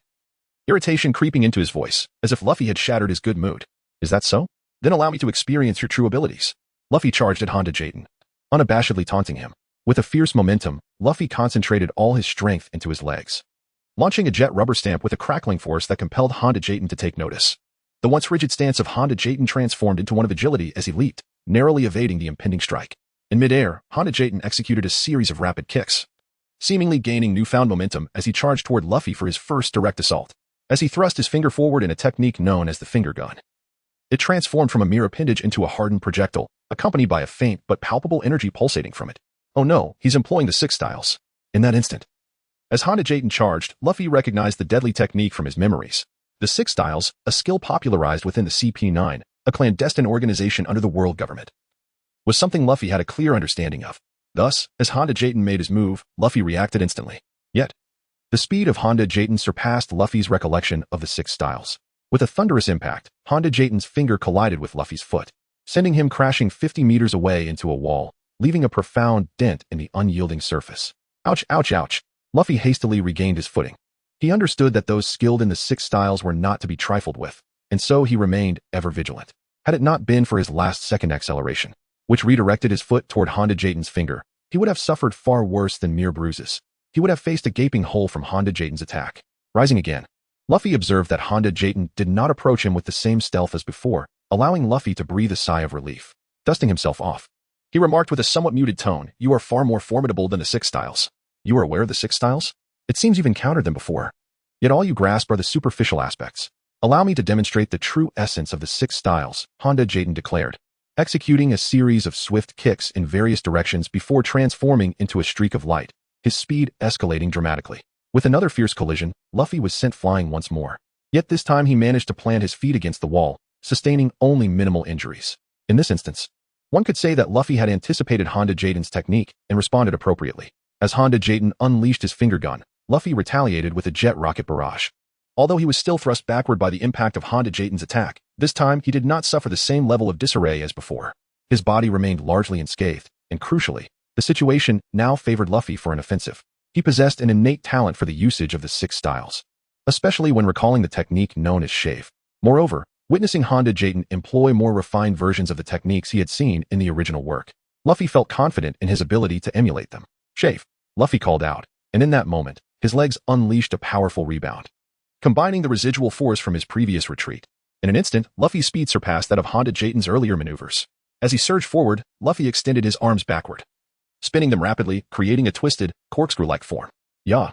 Luffy cried out in excitement, while Honda Jayton, having just regained his stance from the previous exchange, prepared to launch another attack, only to find Luffy barreling toward him, utilizing his own techniques.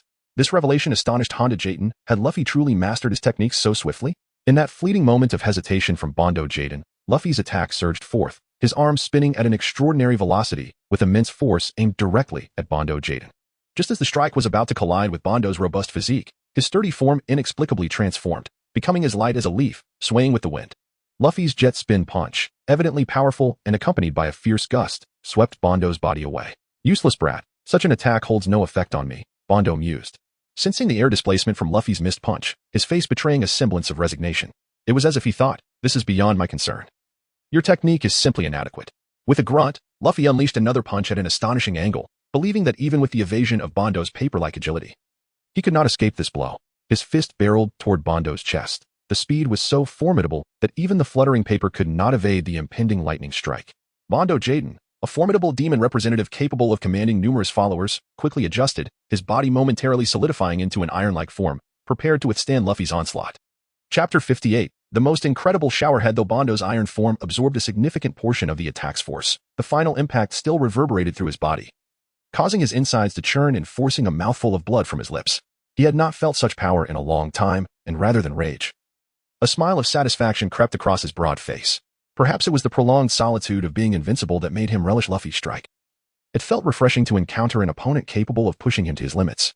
The two collided, and it was Bondo who was sent reeling back. Despite spitting blood, he deftly reversed his momentum mid-air, landing firmly, the bloodstain on his lips enhancing his menacing image. It seems I cannot rely solely on my second gear to land a hit. Only a technique combined with fall will suffice, Luffy thought, feeling discontented. He had no desire to perpetually depend on this trigram's technique, having only grasped 3 moves thus far. There would inevitably be a limit. Should he face an opponent who could withstand even the trigrams, his fate would be sealed, death. Yet now, he could not afford to die. He had reasons to survive. You are quite impressive, a voice jolted Luffy from his reverie. He looked up at Bondo, noticing his thick clothing morphing, akin to a cocoon slowly shedding its layers. The transformation began at the head, splitting in 2, then down to the neck, and finally to the navel, revealing a shadowy figure within the cocoon. With a resounding crack, the figure forcefully burst through the shell, emerging as a remarkably handsome young man. Slender and delicate in appearance, he resembled a quintessential idol from the world of Wang Haotian. However, this allure was marred by the unsettling, jet-black skin that crawled with what appeared to be maggots, invoking a visceral revulsion. Additionally, on Bondo's chest, a peculiar tattoo-like marking caught the eye, its blurred pattern inducing a dizzying fascination. Luffy slapped himself twice to regain clarity. Meanwhile, Bondo appeared oddly satisfied with his state, observing Luffy with a stoic demeanor.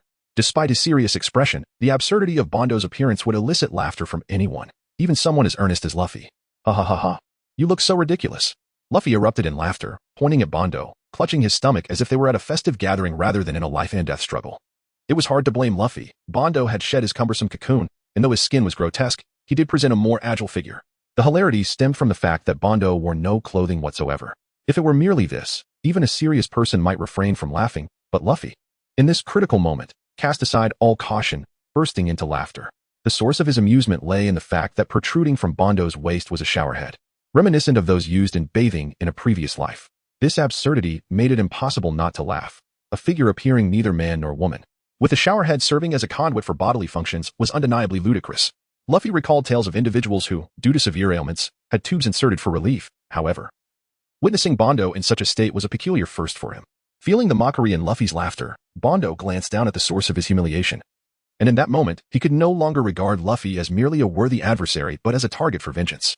The desire to eliminate the one who had insulted his dignity surged within him. Chapter 59. The new technique. Bondo Jayden could not tolerate such an affront.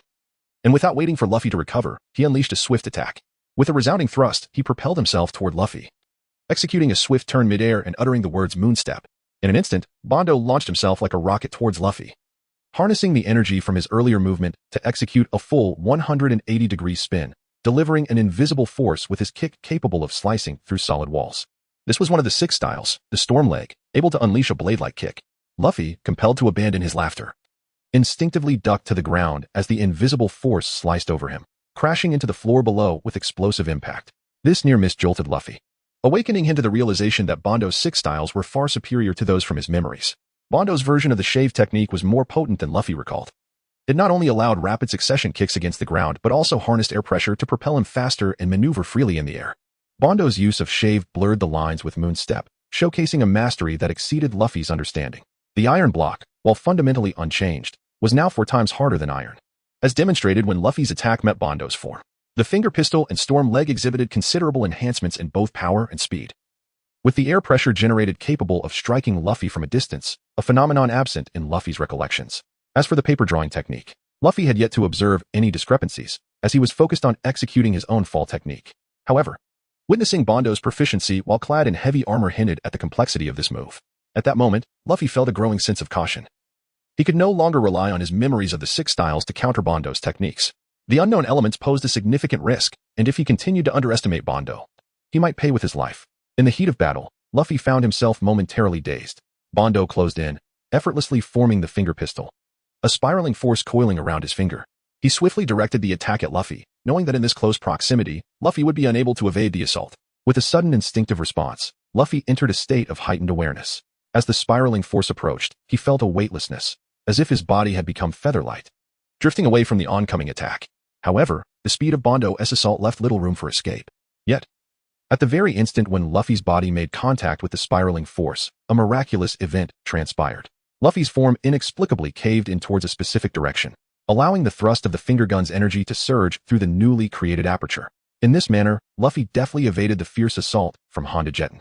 To successfully dodge the strike, Luffy employed a series of 3 techniques, highlighting the significant difficulty posed by his previous moment of distraction.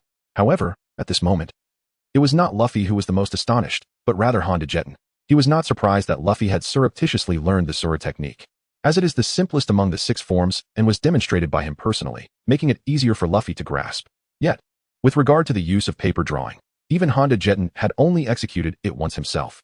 Moreover, paper drawing is a particularly unique martial art with a high level of complexity. Mastering it without systematic instruction is exceedingly challenging.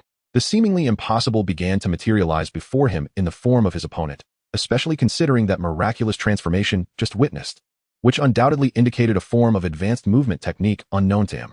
However, these matters were merely a fleeting thought for Bendo Jaden, who was somewhat astonished but would never allow himself to be caught in a daze like Luffy, thus granting his opponent an advantageous opportunity for attack. At this moment, Bendo Jaden had already firmly regarded Luffy as a life-and-death adversary, resolutely refusing to reveal any weaknesses. Just moments ago, Luffy had narrowly evaded Bendo Jaden's lethal strike, instinctively retreating over 20 meters in trepidation. Goodness, that was far too perilous. Luffy could not help but exclaim, as he had executed 3 moves with no confidence at all just moments before. In that state of dazed reality, he had employed the JT rubber daze, surrendering all bodily functions to instinct, completely relinquishing control to his innate reflexes. This maneuver required a certain level of foolishness, and at that moment, Luffy possessed only a modicum of the inherent simplicity of this body. The soul governing it was anything but foolish, making the execution of such a technique exceedingly challenging. Then came the paper drawing. Though Bendo Jaden had only employed it once and had not particularly focused on it, in that brief instant, he felt compelled to act in such a manner. His body swayed with the wind, akin to a leaf drifting upon the ocean, devoid of control and merely floating with the breeze. As for the final move, Luffy utilized a transformative technique from the 8 trigram practices, the soft method of 100 marrows. In that instant, his body seemed to lose its very essence, becoming weak and devoid of structure, while instinctively drawing upon the marrow within, causing his muscles to compress forcefully in a singular direction. I shall name this combined technique absorption, Luffy thought, feeling a flicker of joy at having inadvertently created such a maneuver. Chapter 60. A battle without reservations. Even if you evade this attack, prepare to face my 6 styles ultimate. 6 King Spear. Without hesitation, Bendo Jaden lunged at Luffy once more, this time eschewing mere techniques in favor of a desperate, frenzied assault. Luffy let out a soft grunt, for he retained some recollection of this move, albeit not fully trusting it. Still, there were enough similarities to form a strategy in his mind. Jet Rubber Volcano. With a thunderous roar, Luffy's body contorted into a U-shape, momentarily concentrating all his strength into his right foot. As Bendo Jaden charged forth, Luffy's foot collided perfectly with his hand, and in that instant, Luffy's body trembled violently. A powerful force erupted from within Luffy, shaking the very fabric of space. This sudden change caused Bendo Jaden, who had seemed destined for victory, to momentarily falter. Seizing the opportunity, Luffy unleashed the Jet Rubber Volcano, crashing down upon Bendo Jaden's right shoulder. A torrent of internal energy exploded within Bendo Jaden's body.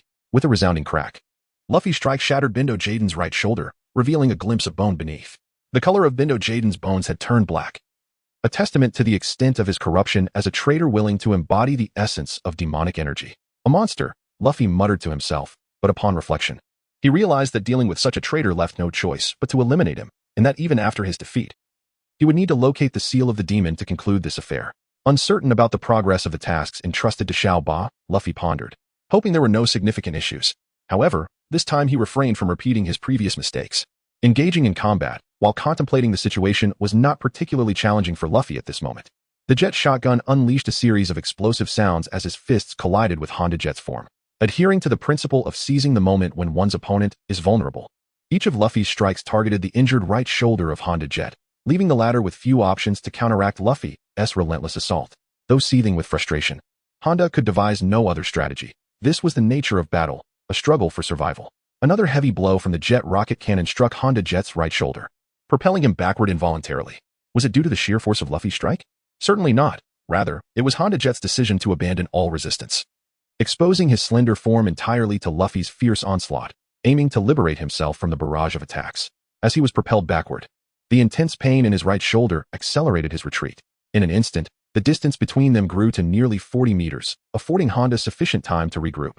By a stroke of fortune, both combatants were adept in close quarters, making this separation the optimal strategy for avoiding vulnerability following a powerful strike. Yet this time, Luffy appeared resolute in his intent to continue the offensive. With a powerful kick against the ground, Luffy soared into the air, utilizing the briefest contact with the ground to enhance his forward momentum. He could not afford to grant Honda Jet the opportunity to employ another of his formidable techniques from the six forms. However, no matter how fervently Luffy pursued, the brief moment was more than sufficient for Bindo Jeton. With a swift motion, Bindo brought his hands together. At that instant, his once ebony skin appeared to pale dramatically. But in the blink of an eye, the pallor vanished, replaced by subtle energy fluctuations that coursed along the tattoo adorning his chest. Ultimately, these energies converged upon his wounded area, where the crimson hue visibly and frantically mended itself. By the time Luffy arrived, Bindo Jeton had wholly healed, and his physical strength seemed to surge, intensifying in that fleeting moment. Facing Luffy's unrestrained assaults, Bindo neither retreated nor defended. Instead, he executed a swift maneuver, raising his right hand to deliver a punch towards Luffy. In that instant, it felt as though the air itself was shattered by Bindo's strike, producing a series of resonant ruptures. The collision was fierce, a brutal clash of power, yet neither party emerged unscathed, both staggering backward. Bindo paused momentarily before stabilizing himself, while Luffy felt a tingling in his arm, as if the very air were compressing against him, rendering even his continuous use of the Gomu Gomu ineffective. With 3 resounding thuds, Luffy's arm trembled violently, unleashing a force that could shake the heavens. The air currents that had tightly enveloped Luffy's body were utterly disrupted by this intense vibration. This was the power to upheave the world, and in this moment, Luffy felt no discomfort, perhaps indicative of his ascension in mastery. This elevation allowed Luffy to wield the forces of the Bagua technique with greater finesse, his body's adaptability enhancing his control, while the fusion of his spirit enabled him to unleash the second gear without restraint. Such was the remarkable strength that Luffy possessed now. Chapter 61. I wish to devour you whole. So this was the power that affected me earlier. Bindo Jeton observed the alterations surrounding Luffy's form. In an instant, Luffy's entirety became a blur, as if he existed across multiple layers of reality. Even with such power. You shall not be my match, Bindo scoffed, his ebony skin once again converging toward the tattoo on his chest, ultimately merging into it. At this moment, Luffy discerned the true nature of the entity etched upon Bindo's chest, and he couldn't help but gasp in astonishment. The tattoo was abstract yet intricately detailed. At first glance, it appeared to represent a head, but upon closer inspection, it revealed itself to be merely a layer of indistinct, inky darkness. Yet, even if you were to transform into a demon, none could rescue you at this moment. This thought emerged in Luffy's mind, swiftly dispelling the discomfort he had felt while gazing at the inky tattoos. The jet barrage unleashed by him bore an earth-shattering force. His second gear was potent enough to obliterate any formidable steel. However, this time, it failed to even budge a single finger of Honda Jeton. To confront a man in second gear, harnessing the might to shake the heavens, with merely a finger was indeed demoralizing. Yet, Luffy was the kind of individual who only grew stronger in the face of adversity. As the explosions echoed, he resolved to consume his opponent instead. This bizarre notion suddenly surged within him, prompting his body to act upon it. In an instant, he soared into the air, propelling himself towards Honda Jeton. And his already cavernous mouth yawned wide open. The jet rubber mouth emitted a garbled shout, revealing Luffy's pristine white teeth before Honda Jeton. A closer examination would reveal strands of a viscous substance glistening upon them. Though Honda Jeton had become accustomed to the unpleasant hue of his own skin, he was taken aback, for the sheer volume of the sticky substance emanating from Luffy's mouth, mingled with pieces of long-soaked, decaying food, evoked a sense of nausea within him for the first time in many years. This repulsive matter, if left unaddressed, threatened to taint his future meals. Thus, without hesitation, he unleashed A6 Style's ultimate, Six Kings gun aimed directly at Luffy's enormous mouth. However, just as Bondo Geddon prepared to strike Luffy with his hands, a sudden force intervened, halting his movement. This was a power that shook the very fabric of space. In that fleeting moment, Bondo Geddon grasped the formidable nature of the attack he was facing.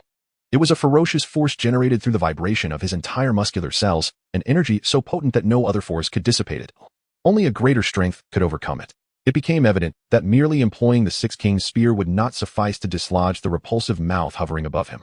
Resolute, Bondo Geddon transformed his hands with great fervor, channeling the dark energy from his chest into his palms. Are you jesting? A roar of fury erupted from his lips, as he once again formed the stance of the Six Kings spear. With this strike, he unleashed a force capable of shaking the very area he occupied. In an instant, the two forces collided, resulting in a thunderous impact. This blow was powerful enough to send Luffy staggering back several meters. After his attack was thwarted, Luffy patted his chest in relief, thankful for the momentary surge of overwhelming strength he had just utilized. Had it not been for that, he would have undoubtedly suffered a severe blow. The sheer momentum of that previous strike had indeed been enough to leave him reeling, marking the first instance of uncontrolled anomaly within Luffy's body. At this moment, Honda Jet was filled with gratitude, for in the final instant, he distinctly felt a few repulsive drops of saliva dripping from that vile mouth. Fortunately, after delivering his last strike, he had swiftly recoiled backward. Otherwise, he would have been ensnared by that disgusting saliva, rendering him incapable of ever eating again. The thought alone was utterly revolting. With this in mind, Honda Jet abruptly lifted his head, directing his pent-up fury toward Luffy, a figure he had grown weary of.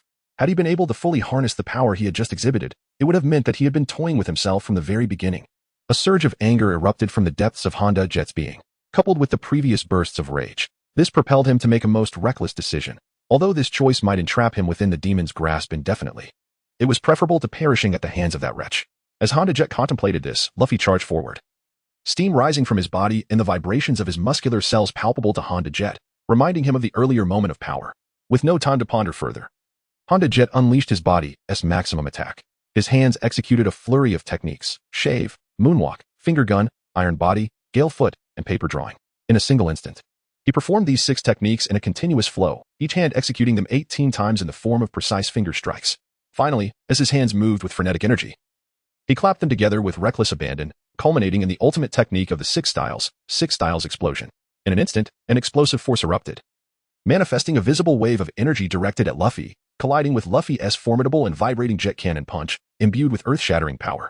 Chapter 62. The conclusion of battle. The collision, which should have produced a thunderous explosion, instead concluded with a subdued whoosh. Honda Jet's final strike contained sufficient power to rival the heavens, resulting in a confrontation where neither party held back, each fully unleashing their respective energies in a clash of titanic proportions. Without any extraneous movements, Honda Jet felt his body succumbing to the encroaching dark aura in his chest, accepting the dark energy's baptism without resistance. At this stage, his strength surged exponentially, enveloped in a thick, purplish-black mist that surrounded him entirely. Witnessing this, Luffy felt a surge of excitement. Perhaps today he would fully comprehend that elusive technique that had so long eluded him. In his past life, he had learned that the mightier the opponent, the greater the opportunity to grasp new techniques and deepen his understanding. This might just be the legendary principle of gaining strength through battle and then unleashing that power to achieve a new realm of enlightenment. Lost in thought, Honda Jet, seeing Luffy momentarily dazed, delivered a resounding punch to Luffy's face, infused with an overwhelming dark energy. The blow jolted Luffy awake, causing him to involuntarily expel a crimson spray and sending him flying backward. With a swift application of moonwalk, Luffy halted, coming to rest several meters away from Honda Jet. It seems you've nearly mastered my 6 styles, Honda Jet noted, now accustomed to Luffy's remarkable comprehension. Then I shall not spare you. With that, he charged at Luffy once more, this time without employing any techniques, relying solely on the raw force of the dark energy coursing through him. In response to Honda Jet's audacity, Luffy, no longer feeling indignant, retaliated with such ferocity that Honda Jet would soon learn the meaning of regret. In a flash, Luffy's right hand transformed into an axe-like shape, his arms bones converging into his fist as he struck toward Honda Jet. In the realm of manly combat, one must confront challenges head-on, regardless of the opponent's nature. With a sharp sound, the surrounding air seemed to momentarily become void, as if unable to withstand the clash of energy between the two combatants. I didn't expect you to possess such strength, Honda Jet remarked, astonished by Luffy's ability to morph his fist into an axe and further harden it. Yet, this revelation did not alter the outcome. After retreating, Honda Jet launched another attack, shifting his hands into a formation reminiscent of a finger gun. Luffy, unperturbed, raised his right foot, extending it skyward before crashing it down with tremendous force. At this juncture, no further adjustments were necessary, for the contest had transcended mere technique, devolving into a clash of raw power. With a furious thrust, Honda Jet transformed his finger into a formidable weapon, as his palm extended, producing a finger gun technique that manifested a sense of overlapping energy in the air. The collision surged forward with an unstoppable momentum, akin to a divine force, while Luffy's axe descended, capable of disrupting the very fabric of space. As the two forces collided, Luffy soared upward, akin to a great bird taking flight, with his power amplified, growing even more formidable. However, it was precisely this surge that allowed Luffy to evade the fierce energy unleashed by Bondo Jet at the moment of their collision. In this clash of sheer strength, Luffy's battle axe was potent enough to shake the very heavens, yet it could not disrupt Bondo Jet's techniques in the slightest. Instead, he ultimately found himself affected by the violent onslaught of Bondo Jet's dual dark energy projectiles. In that moment, as Luffy soared into the air, he was also thrust away by this force, akin to a kite severed from its string, drifting aimlessly into the distance. However, it seems that Bondo Jet does not intend to prolong the confrontation with Luffy, for his time is running out. He must conclude this state before the essence of the demon completely overtakes his body. The only way to achieve this is to eliminate Luffy, who is resolutely determined to end him. Thus, Bondo Jet prepares to unleash his most formidable and desperate strike. Luffy, unable to withstand the overwhelming dark aura emanating from Bondo Jet, suffers a backlash that forces him to execute the moonwalk technique thrice, restoring his body to a state he can control. At this moment, Bondo Jet's ultimate strike is already hurtling toward Luffy, now less than 5 meters away. With no other option, Luffy abandons the notion of continuing the battle to comprehend the fourth layer of the Bagua technique. He dares to employ the fourth layer of Bagua, which he can grasp, to counter Bondo Jet, as the previous technique is no longer sufficient to shake his adversary's energy. In an instant, all energy fluctuations seem to vanish from Luffy's form, rendering him akin to a simple farmer from a mountain village, clumsily flailing his arms. Suddenly, an overlapping Bagua pattern erupts from his body. The interplay of yin and yang begins to whirl rapidly around Luffy, as he strikes at the air between the patterns, seemingly oblivious to the oncoming assault from Bondo Jet. At this juncture, Bondo Jet also perceives the sudden emergence of the black and white pattern. However, it cannot obstruct his impending strike. In his mind, no entity, save the most powerful demon, could withstand his thunderous blow. The 6 styles are unleashed, dividing into 6 shadowy figures that execute their movements with a ferocity distinct from his previous techniques. At this moment, Bondo Jet has multiplied into 6 flying silhouettes. It is akin to a technique of duplication, indistinguishable from one another, yet ultimately merging into a singular, unparalleled attack. Meteor, 6 flames. In an instant, the 6 figures converge upon Bondo Jet, transforming his essence into a raging meteor that incinerates everything in its path. He possesses absolute confidence in this strike, for it is his ultimate trump card. The easy division of Taiji divides into dualities, dualities into 4 symbols, 4 symbols into 8 trigrams, 8 trigrams into yin and yang. A cryptic phrase escapes Luffy's lips as he dances lightly within the yin-yang pattern, akin to untainted dust before an ancient sage. Chapter 63, Thousand Waves, Part 1. Luffy perceives the effect of blending softness with the overwhelming force of the heavens. And in that moment, he begins to comprehend the essence of it all. A vivid image forms in his mind, depicting a figure that flashes continuously, demonstrating various simple martial arts techniques that embody the 4th layer of Bagua. As he watches Bondo Jet charge violently toward him, Luffy murmurs but remains unchanged, continuing to unleash punches in all directions. These strikes resonate with a profound strength, potent enough to counter any of Bondo Jet's assaults. This is an aura connected to the essence of heaven and earth, overwhelming Luffy with a sense of boundless infinity. In that instant, a surge of confidence emerges within him, instilling a resolute spirit that no force could shake. At this moment, Bondo Jet's formidable strike loses its efficacy, foreshadowing his imminent failure, for he is now pitted against the righteous energy of the cosmos. Despite his extraordinary abilities, he has no chance of victory. With one hand revealing the hidden, Luffy's hand meets Bondo Jet's attack, Meteor, 6 flames. A breath of spatial energy envelopes Luffy's hand in that instant. The physical body cannot withstand an encounter with something capable of incinerating steel, and thus, the energy enveloping Luffy's hand seems to require no conscious control from him. It simply encases him naturally. Gradually, it draws Bondo Jet's body toward the center of the space Luffy has created. As Luffy continues to execute his inexplicable punches, Bondo Jet's body begins to move in tandem. What is happening? As Bondo Jet realizes that he can no longer freely control his body, the confidence he once exuded transforms into palpable fear, not solely due to the insidious demonic energy that had begun to erode his body, but more significantly, at this moment, He felt enveloped by an essence reminiscent of the primordial chaos that existed before the heavens and the earth. All the demonic energy residing within him commenced its gradual expulsion, while his body endured the fierce contest between this righteous aura and the dark malevolence, his very being transformed into a battlefield, where the purest essence of the cosmos clashed with the most malevolent forces. This confrontation rendered Bindo Jaiden's form ephemeral, oscillating between existence and oblivion, a torment more profound than death itself. At this juncture, Luffy was acutely aware of Bindo Jaiden's plight, yet he found himself powerless to intervene. His own body was also compelled to move in accordance with the guidance of the cosmic righteousness. Any attempt to resist would invoke the harshest retribution from a natural order, potentially shattering him under the weight of its essence. Luffy would not jeopardize himself for a traitor like Bindo Jaiden. Conversely, if he continued to follow the righteous path, wielding his fists, familiar yet foreign, he would deepen his connection with the universe, making it only natural to grasp the subsequent techniques within the 8 trigrams martial arts. Thus, Luffy resolved not to deviate from his course for the sake of a traitor. With a powerful punch, a surge of energy coursed through Bindo Jaiden, obliterating the potent dark attack known as Meteor, 6 flames, which dissipated into the vast atmosphere, becoming mere dust.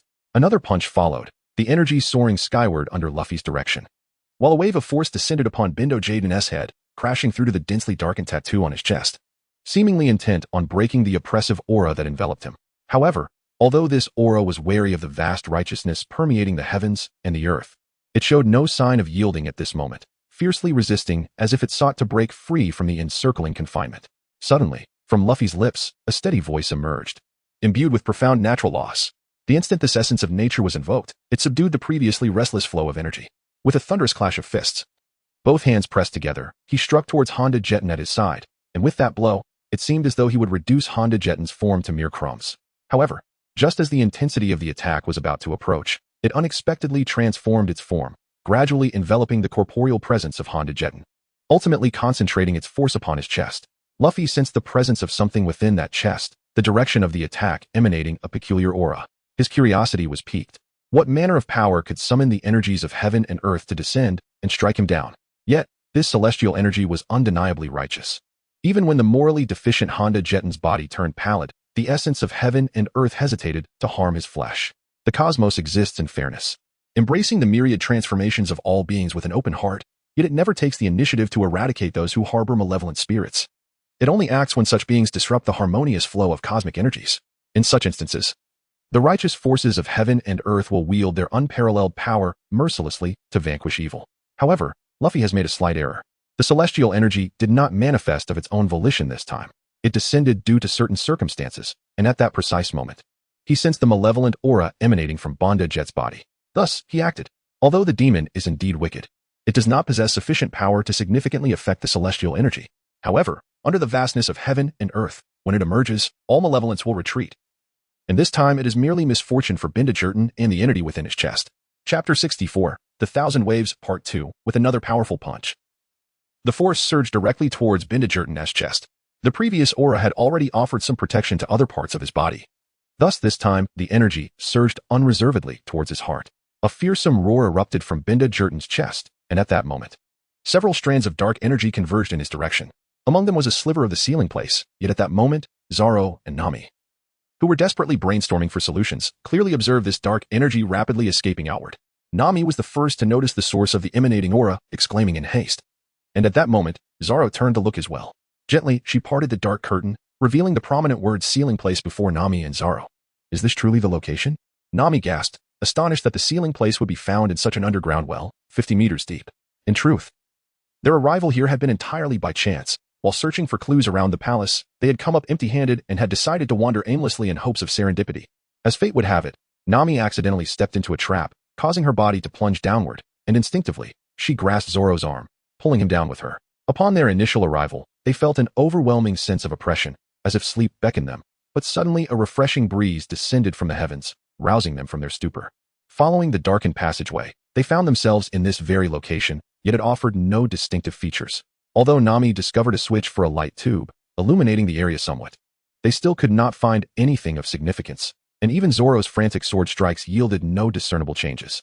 However, the sudden emergence of the dark currents instantly revealed to them that they were indeed in the fabled land of seals. Once the black curtains were drawn apart, Nami noticed a faint inscription above. Just as she leaned in to examine it closely, another wave of dark energy surged forth, startling her.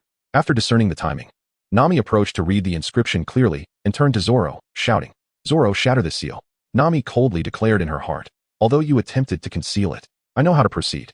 Upon hearing Nami's command, Zoro showed no hesitation, with a swift draw of his sword.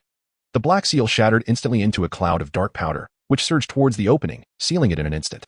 Subsequently, a new black seal emerged from the remnants of the shattered one, and this time Zoro could clearly discern the inscription. "If the land of seals is compromised, destroy the seal, and the seal shall reopen." With the release of this dark energy curtailed, both Zoro and Nami felt a sudden sense of relief, a sensation that prompted them to smile. At that moment, the demonic prototype, which had been lurking in Honda Jetten's chest, underwent a sudden transformation. A surge of dark energy coalesced into a massive black form that enveloped Honda Jetten's body once again. Even if you are endowed with celestial might, you are merely a breath of air. How could you possibly contend with the grip of my demonic hand? Allow me to extinguish your vessel, for no matter how strong you are, you shall not manifest. A deep, resonant voice emanated from Honda Jetten's body, and he had succumbed to a state of utter madness. Despite the transformation of Honda Jetten and the emergence of this unknown dark aura, which could be termed demonic in nature, Luffy remained undeterred, his resolve unshaken as he unleashed his martial prowess. With a powerful strike, he launched an attack towards Honda Jetten. But this time, the dark version of Honda Jetten counterattacked, sending a wave of dark energy to collide with Luffy's assault. Suddenly, the black currents enveloping Honda Jetten's body faltered, as he realized that the influx of energy sustaining him had ceased, leaving him with little stamina. In contrast, the celestial energy continued to flow relentlessly. This meager energy was insufficient to withstand Luffy's barrage of strikes. As the time for the technique approached, Luffy's relentless assault did not waver. He struck with the force of a mighty mountain and the ferocity of raging rivers, his attacks overwhelming Honda Jetten, rendering the dark energy's resistance futile. This time, Luffy unleashed a series of punches, each one following in rapid succession, creating a combination that struck at the core of Honda Jetten's defenses.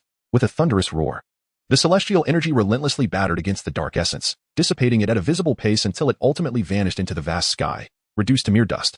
At this moment, the majestic aura of the heavens did not cease. Rather, it surged directly from Bondo Jet's mouth towards his heart.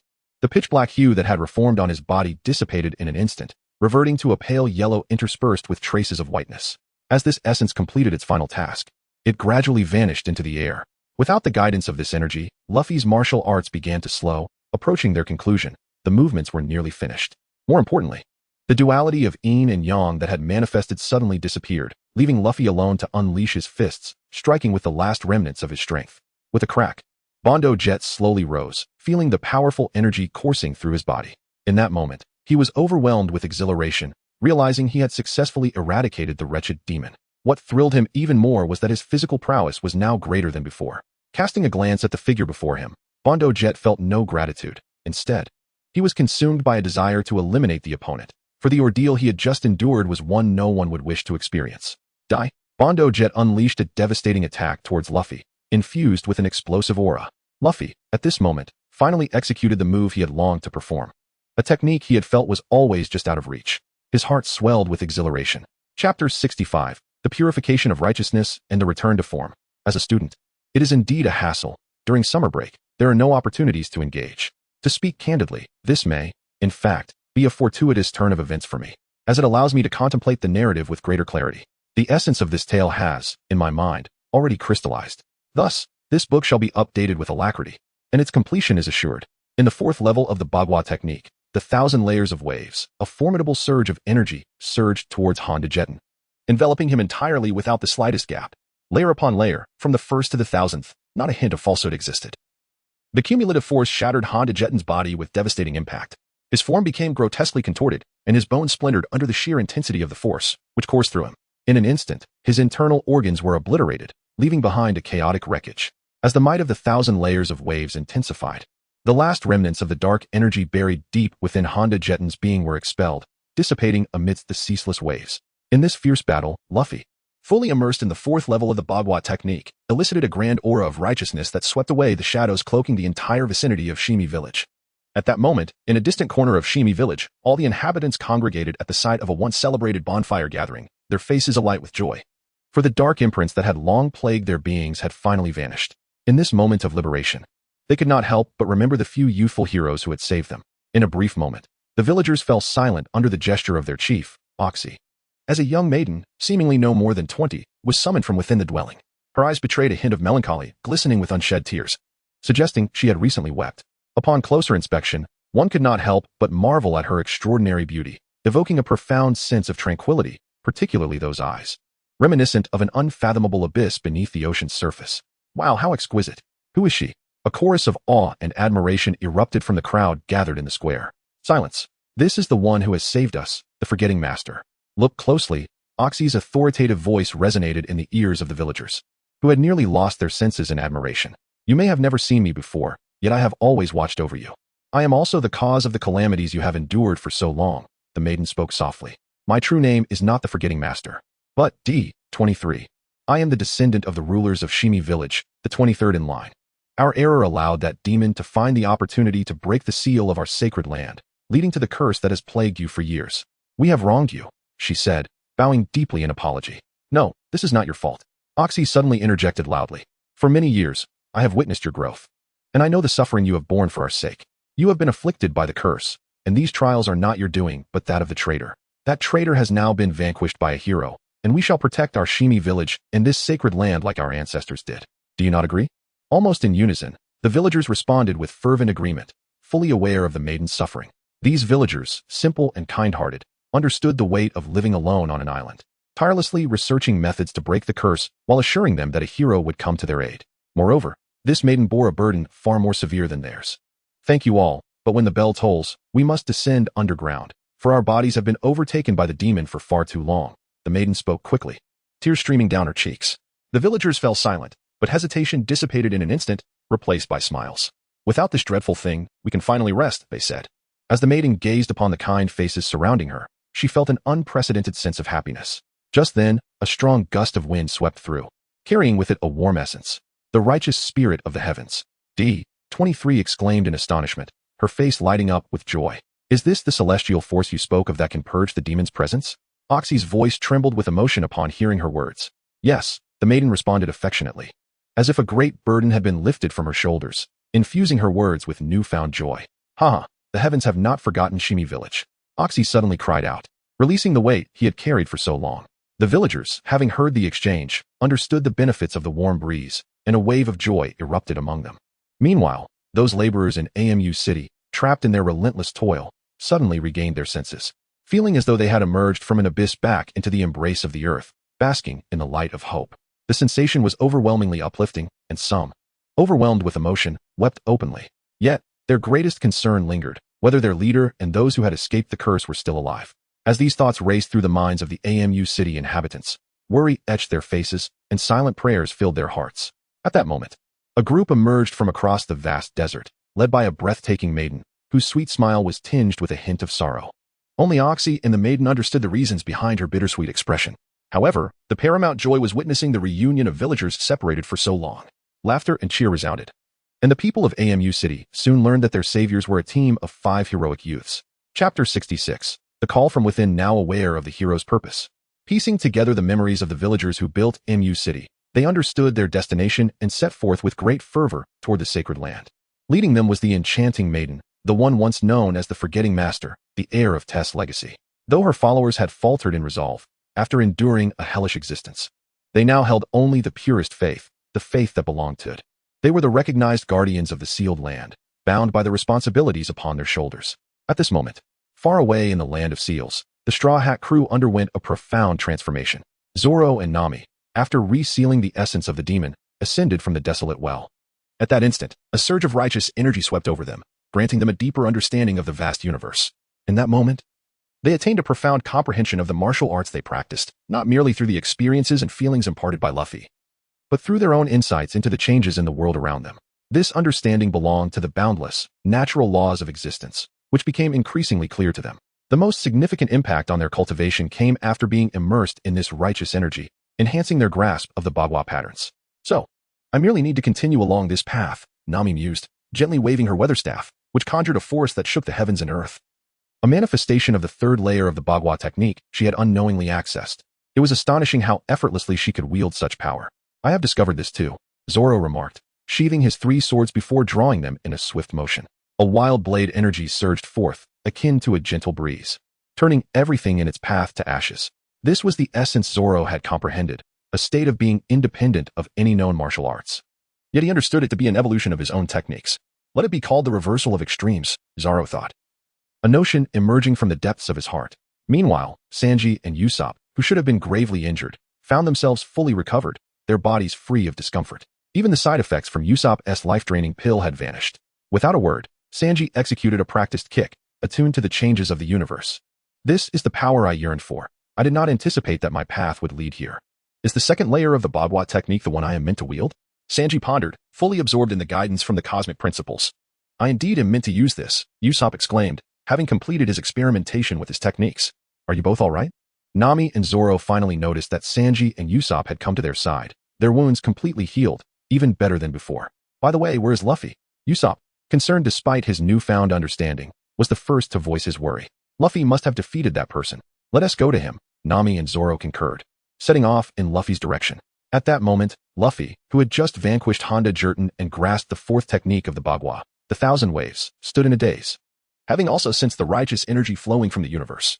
Guided by this force, he inexplicably began to reenact the martial arts he had learned from the Bagua patterns. Regrettably, Luffy ultimately failed to discern the guiding principles of the universe that were meant to direct him toward a definitive path. Lacking any guidance, he could only navigate this enigmatic journey on his own. At this moment, Luffy remained oblivious to the transformation that had occurred among Nami and the others.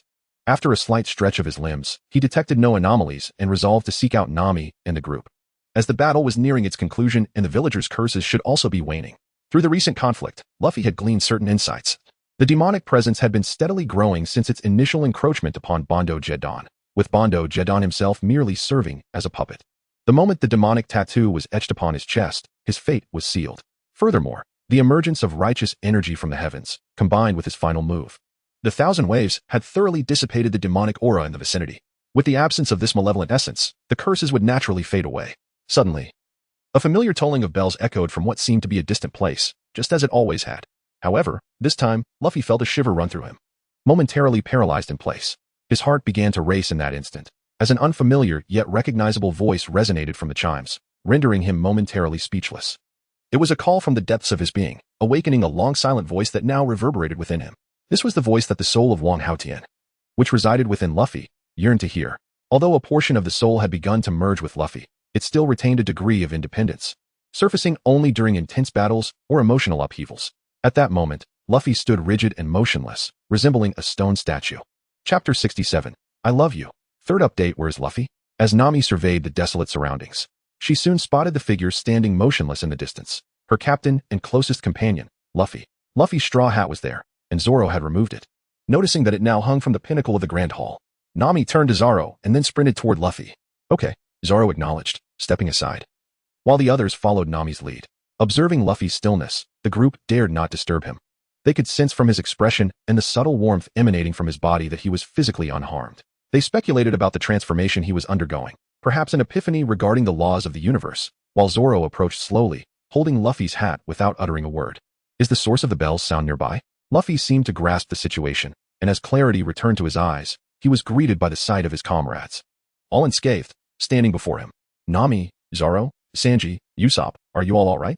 Luffy exclaimed, rushing toward his friends, poking and prodding each one, fearful that they had sustained injuries. A wave of affection surged within him, yet this did not permit him to indiscriminately touch his companions. Nami, suppressing her own emotional response, raised her weather staff and playfully struck Luffy on the head, exclaiming, "We're all fine. Why were you just standing there like a wooden post, scaring us half to death?" She clasped her chest, feigning a look of terror. "Nami, why are you so heavy-handed?" Luffy replied, rubbing his head in mock indignation. However, upon witnessing the increasingly fierce glint in Nami's eyes, he wisely chose not to dwell on the matter and instead explained the reason for his immobility. "What? Is it that time again?" The group exclaimed in astonishment. It seemed Roger's words had proven true. Follow the path of freedom and dreams. Everything lies along the journey. Nami couldn't help but reflect on the words the tavern keeper had conveyed to Luffy, feeling a swell of emotion. "Then shall we go see?" Zoro inquired, addressing Luffy first. He thought that overthinking would yield no results, and it would be more prudent to venture forth and explore. At this moment, everyone felt a profound curiosity to discover what wonders lay within such a captivating place. "Let us proceed," Luffy declared, as he began to stride towards the palace.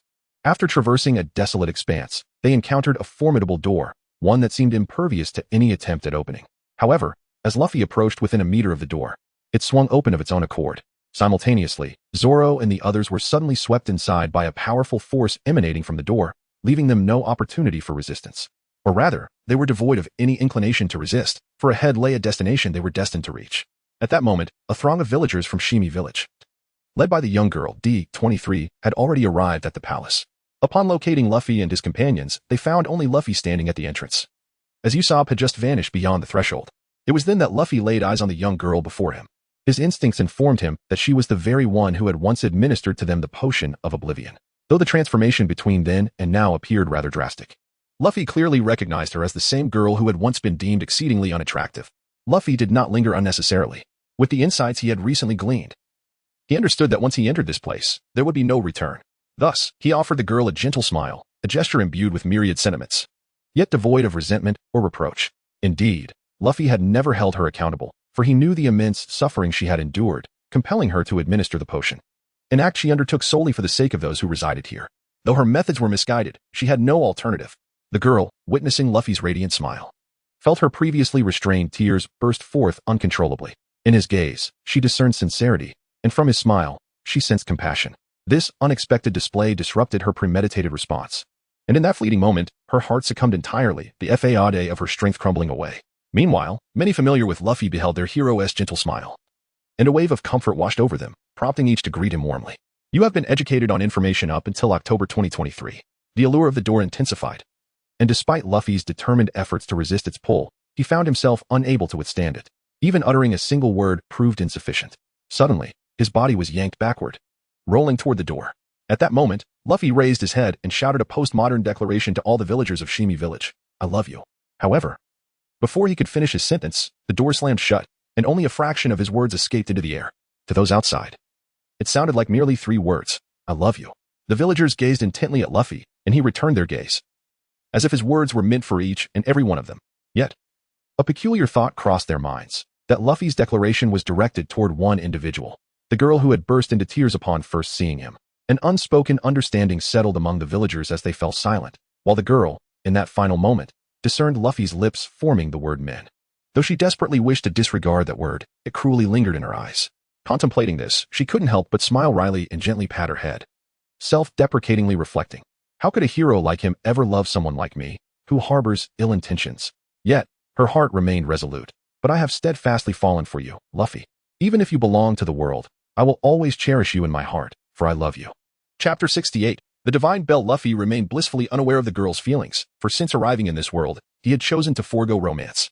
His love for his girlfriend from a previous life occupied a significant place in his heart, and even in this new realm, he would not betray the love he held dear. Meanwhile, the villagers who awaited the Straw Hat Crew's return began to set up a grand bonfire party around the palace. Just then, a figure rushed in, frantically addressing the girl who stood at the center directing everyone. Village Chief.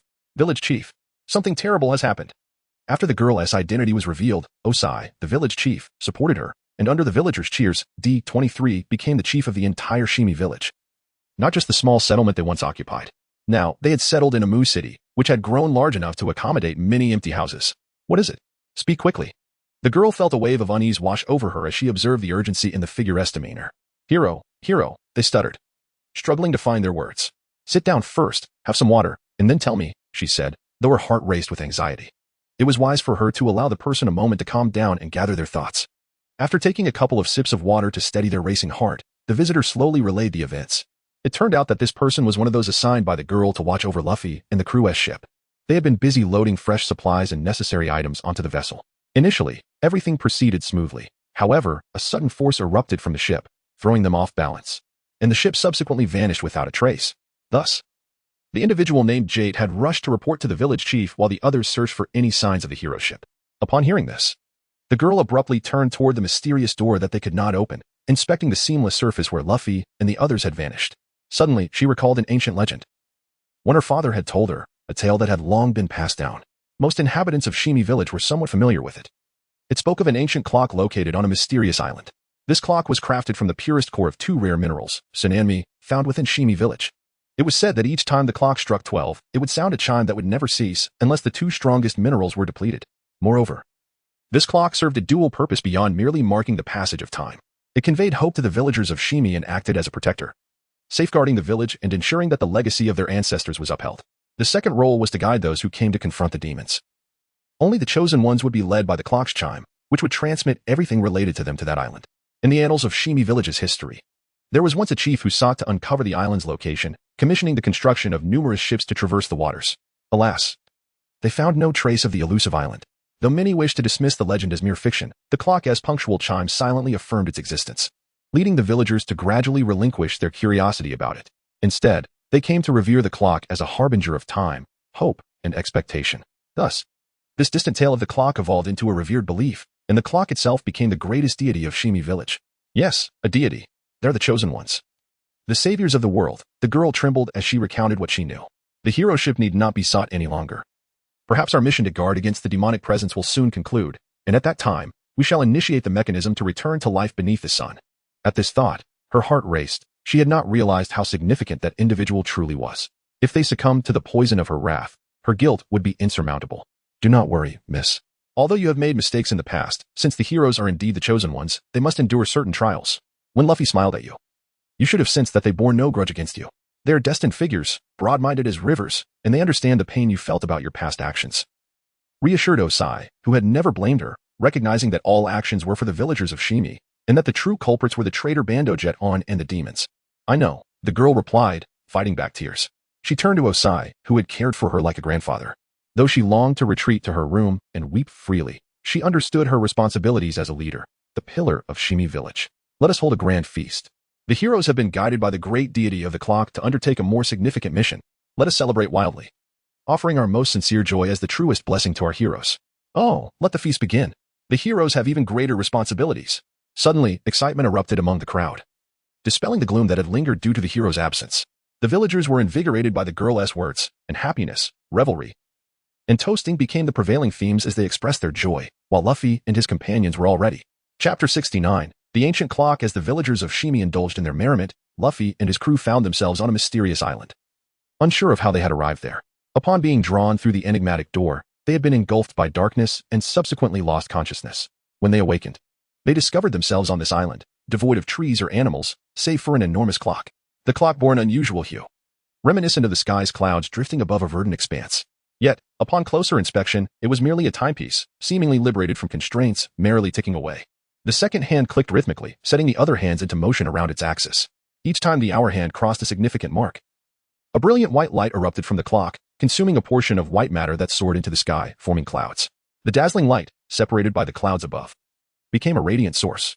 The light filtered through the clouds, illuminating every corner of the earth, ensuring that no place lay shrouded in darkness due to the absence of sunlight. This phenomenon mirrored the brilliance of the sun's rays, and to witness the legendary ancient clock was truly remarkable. Nami gazed at the clock, radiant with ethereal light, yet refraining from casting any direct beam toward them, and she expressed her awe. What is this ancient clock? Usopp, who prided himself on his knowledge of various legends, felt perplexed by Nami's mention of it.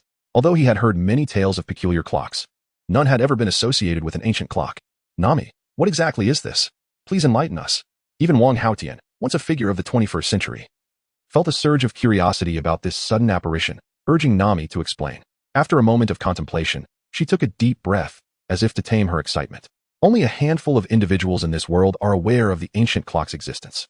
I stumbled upon information about it by chance and learned that such a clock once existed here. The ancient clock, as the name suggests, is a divine clock from ancient times, around 46 million years ago. During that era, the Earth was home to but one form of life, the primordial cell of algae. It took millions of years of evolution for algae and trilobites to emerge, and only after another 45 million years did humanoids appear, allowing humans to thrive. And then? Regarding Nami's words, Luffy found himself utterly perplexed, as they seemed entirely unrelated to the ancient clock.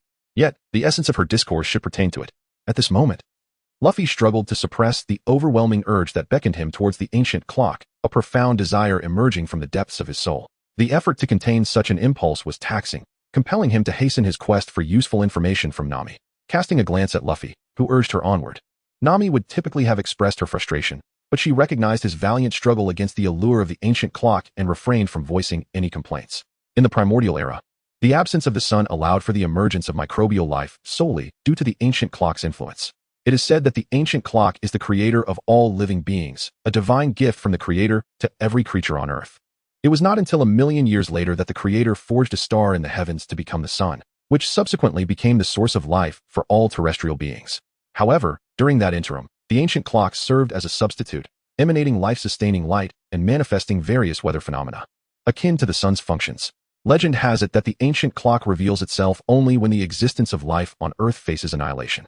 The Creator does not intervene in the destruction wrought by earthly beings, yet the ancient clock stands as the planet's guardian, materializing in times of crisis. Observing the ancient clock's current form, it appeared to have existed for an extensive period, having been altered by individuals who adorned its exterior with unique metals, creating extraordinary effects. This ingenuity of its creator was indeed formidable. The ancient clock, the divine bell that rescues all living beings, embodies the essence of heaven and earth, vanquishing all malevolence. This phrase, which I discovered on a scrap of paper, resonated deeply within me, despite the signature being obliterated. I once believed I would never behold the majestic form of this divine clock that has safeguarded us since the ancient era. Yet, as it radiated its primordial light, I understood that it existed solely within legends, destined to save all species on Earth. At this juncture, Nami involuntarily closed her eyes to attune herself to the ancient clock's aura, gradually calming the profound shock within her. What shall we do now? Can we approach it? Usopp inquired hastily, as this concerned their forthcoming actions, particularly Luffy's safety, given his proximity to the ancient clock. Do not worry. The ancient clock is a savior for all species and poses no harm to us earthly beings, particularly humanity, Nami replied earnestly. Chapter 70. The Evolution of Techniques, Part 1. Since that is the case, let us proceed. The call from this clock is growing ever stronger, Luffy declared, striding towards the ancient clock. All right, Nami and the others responded, following closely behind Luffy, who was the most attuned to their path forward. The ancient clock stood at the center of the island, a considerable distance away, yet the absence of obstacles allowed them to reach it in mere moments. Upon arriving before the ancient clock, they quickly realized that it was far more complex than anticipated, even at a distance of less than a meter. Luffy felt the call emanating from below. Could there be a path downward? Luffy pondered aloud. Then, after briefly sharing his thoughts with Nami and the others, he closed his eyes to discern the precise location of the call. After several moments of contemplation, Luffy suddenly opened his eyes and indicated a spot at the left corner of the ancient clock, nearly 50 meters away. They hastily made their way to Luffy's designated location, discovering it to be solid ground. However, as Luffy stood above this patch of earth, the inner call intensified beyond all previous experiences. Are you certain it's here? Zoro inquired, furrowing his brow. Absolutely here, Luffy affirmed, launching a powerful strike against the seemingly solid ground, causing it to sink several meters. He turned to Zoro, instructing, dig down 18 meters in the center, maintaining precise depth control. Of course, Zoro replied without hesitation, approaching Luffy. Noticing Luffy's unwavering stance, Zoro retrieved his sword. Realizing that to excavate 18 meters without harming Luffy, he would need to employ the technique of three-sword style. Three-sword style, Earth Digger, he announced, unleashing a flurry of precise movements that sent soil flying outward in a controlled manner, leaving Luffy and the others untouched by dust. Thanks to Zoro's mastery of yin and yang. Wait for me. I shall descend first, Luffy declared, propelling himself 18 meters underground, drawn by the call of something hidden within. Crouching at the bottom of the cave, he sensed the dampness of the air, which mingled with a mysterious aura emanating from the depths. When this enigmatic essence encountered the moisture, it evaporated swiftly. This must be part of the Black Iron's power, Luffy mused to himself. Gently, he tapped the cave floor, and the sound of thud, thud, thud echoed back to him, prompting a smile as he realized his speculation was accurate. The Black Iron storage method likely involved concealing it underground, sealed within wooden boxes to prevent the escape of its essence. After removing a thin layer of dust from the cave's floor, Luffy gradually lifted a prominent pull tab. As his hand made contact with the lever, a surge of energy enveloped both him and the mysterious black box. With a slight exertion, he pulled the lever, causing the lid of the black box to rise slowly. As it opened with a resounding thud, the ancient bell unexpectedly rang out, and Luffy, positioned closest to the Black Iron plate, could perceive a faint thud emanating from the box itself. Upon closer inspection, he discovered that the sound from the black plate was even slightly quicker than that of the ancient bell. This revelation left Luffy in a state of profound astonishment. He was still unsure of the true nature of the black plate, yet he had gleaned some understanding of the ancient bell. From Nami, he learned that this bell represented a solar entity from 46 million years ago, and the sound resonating from the Black Iron was indeed astonishing. The moment the iron plate was unveiled, the ancient bell began to ring incessantly. At that moment, several black iron plates suddenly shot out from within the box. Luffy instinctively leapt out of the cave, confronting the black plates that appeared before him. To his surprise, these plates were black as well, the first one he encountered. While also referred to as a black iron plate, Bagua Array had a bronze hue. This time, however, he was met with an abundance of 4 black plates. In an instant, the 4 plates positioned themselves around Luffy and his companions, and the images of martial styles they had previously envisioned sprang forth once more. This time, Not just Luffy, but all five of them felt the sudden emergence of ethereal combat techniques from the plates. It seemed that the technique of Qianchonglang was notably absent. Nevertheless, Luffy meticulously examined the ethereal manifestations of the martial styles, quickly discerning their essence. The illustrations depicted a gentle martial technique, where the continuous imagery vividly conveyed the meaning of gentleness. Another illustration featured techniques named Fall, Shatter the Heavens, along with other methods that Luffy had yet to comprehend. Each technique was elegantly demonstrated through these simple martial illustrations, evoking a sensation within him.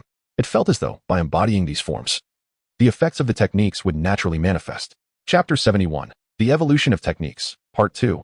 Ancient martial arts unfolded before the Straw Hat crew, each of them profoundly sensing the essence inherent in the array of techniques.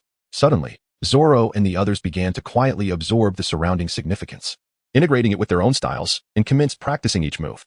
With a resounding clash, Zoro's sword pointed skyward, unleashing a force imbued with gentleness and the might to shatter the heavens, surging toward the heavens as if to pierce through the sky itself. From Zoro's strike, one could distinctly feel the essence of the negation leading to the emergence of positivity. At that moment, it seemed as though other techniques had merely complemented this one, enhancing its power. A majestic force erupted, resonating through Usopp, Sanji, and Nami, each conveying sensations powerful enough to shake the very fabric of space. While their techniques, although somewhat lesser than Zoro's, or similarities, it was evident that a singular technique served as the foundation, while the others acted as mere adjuncts. Could this be the pinnacle of martial arts? Zoro and the others began to grasp this concept more clearly, as the clarity of their understanding surpassed the insights gained from their initial encounter with the grand energies of the universe. At this moment, they were delving deeper into the essence of the techniques demonstrated by the iron plates, a realization born from practice rather than mere imagination. Was this truly the case? At this moment, Luffy, who had not moved throughout the rehearsal, suddenly sprang into action, following the transformative flow before Zoro. Upon closer inspection, it became evident that the boxing technique he employed bore a striking resemblance to those within the martial arts he practiced. After a series of movements, Luffy altered his footwork, his body beginning to dance anew, emanating a force akin to the previous one. This energy was, in fact, a manifestation of the profound understanding he had gained from the Thousand Waves technique. As he executed another sequence of these two styles, a flicker of enlightenment washed over him. Although there were 9 distinct techniques in total, they did not adhere to a hierarchy of superiority or inferiority. There were no other levels of differentiation among them. All techniques belonged to the same echelon. Their effectiveness depended solely on the proficiency we could attain in wielding them. Luffy mused inwardly that perhaps his forte lay in the Thousand Waves. Suddenly, an overwhelming aura erupted from Luffy's being, and the dissipating pattern of the Bagua diagram reassembled beneath his feet, forming a magnificent black and white emblem. This was the very design etched upon the black iron piece. And with the resurgence of this grand Bagua symbol, the previously demonstrated black iron piece soared back into its box, which eerily sealed itself, appearing as if it had never been damaged at all. Simultaneously, a new image manifested in Luffy's mind, this time illuminating 4 segments, totaling 5 lit sections, indicating that 4 remained unlit. The distribution of these segments was unclear, as they were too distant for Luffy to sense. Like before, he gazed at these changes with a sense of reflection, though it was fleeting, dissipating quickly. The will of the formation descended upon Luffy and his companions once more, and the vast, righteous energy they faced this time was several times greater than what Luffy had previously confronted alone. The earlier aura had primarily countered demonic forces, whereas this time, it was a collective burden for the Straw Hat crew to bear, filling their bodies with an overwhelming power. In an instant, all 5 began to move in synchrony with this force. However, their movements were not uniform. Instead, each person executed their unique boxing style, culminating in the 5 distinct Bagua techniques that the crew had come to understand. Under the guidance of this celestial energy, they achieved a deeper comprehension of their Bagua techniques, surpassing any previous experience. This encapsulated the essence of martial arts, the purest path of transformation, providing immense benefit to Luffy and his companions, though such moments often passed swiftly. After a quarter of an hour, the righteous energy dissipated, leaving the Straw Hat crew to reflect upon the insights they had just experienced, gaining a deeper understanding of the martial arts concepts that resided within their hearts. At this juncture, the ancient bell, which should have continued to toll, abruptly fell silent, as if the bell no longer needed to sound in that moment. May the original chimes bless them, allowing them to fulfill their mission safely. Before a gathering of worshippers at the bell, a young girl fervently prayed, murmuring her wishes for the heroes who had saved them, a sentiment shared by nearly all the villagers of Simi. The bell of the deity resonated, heralding a miracle, one that could grant the fervent prayers of its devotees. You have indeed received the recognition of the boundless Bagua. It seems you are among the chosen few, resonated a voice from the ancient bell, penetrating the minds of the Straw Hat crew without a trace of leakage. Given that this bell had existed for 46 million years, its sentience was not particularly surprising. In that moment, Luffy recalled the soul of the Going Merry, which had made him weep countless times. Ah, the Going Merry, Luffy murmured, turning to the side where their beloved ship lay serenely upon the water, seemingly responding to his concern, exuding an aura of comfort that was particularly soothing at that moment. However, let us first confront this entity. With those words, Luffy stepped forward, beginning to engage with the spirit of the ancient bell that has existed since time immemorial. Indeed, we are those who have arrived here in accordance with the principles of the I Ching. Luffy raised his head slightly, as if he could distinctly perceive the visage of that bell spirit. Truly, it is a formidable being. However, it seems you are still lacking a few individuals. To fulfill the mission of saving all living beings, your current number is insufficient. At least 5 more are required. The voice emanating from the core of the ancient bell echoed in Luffy and his companions' minds. Will we be uniting as 10? Who is the other?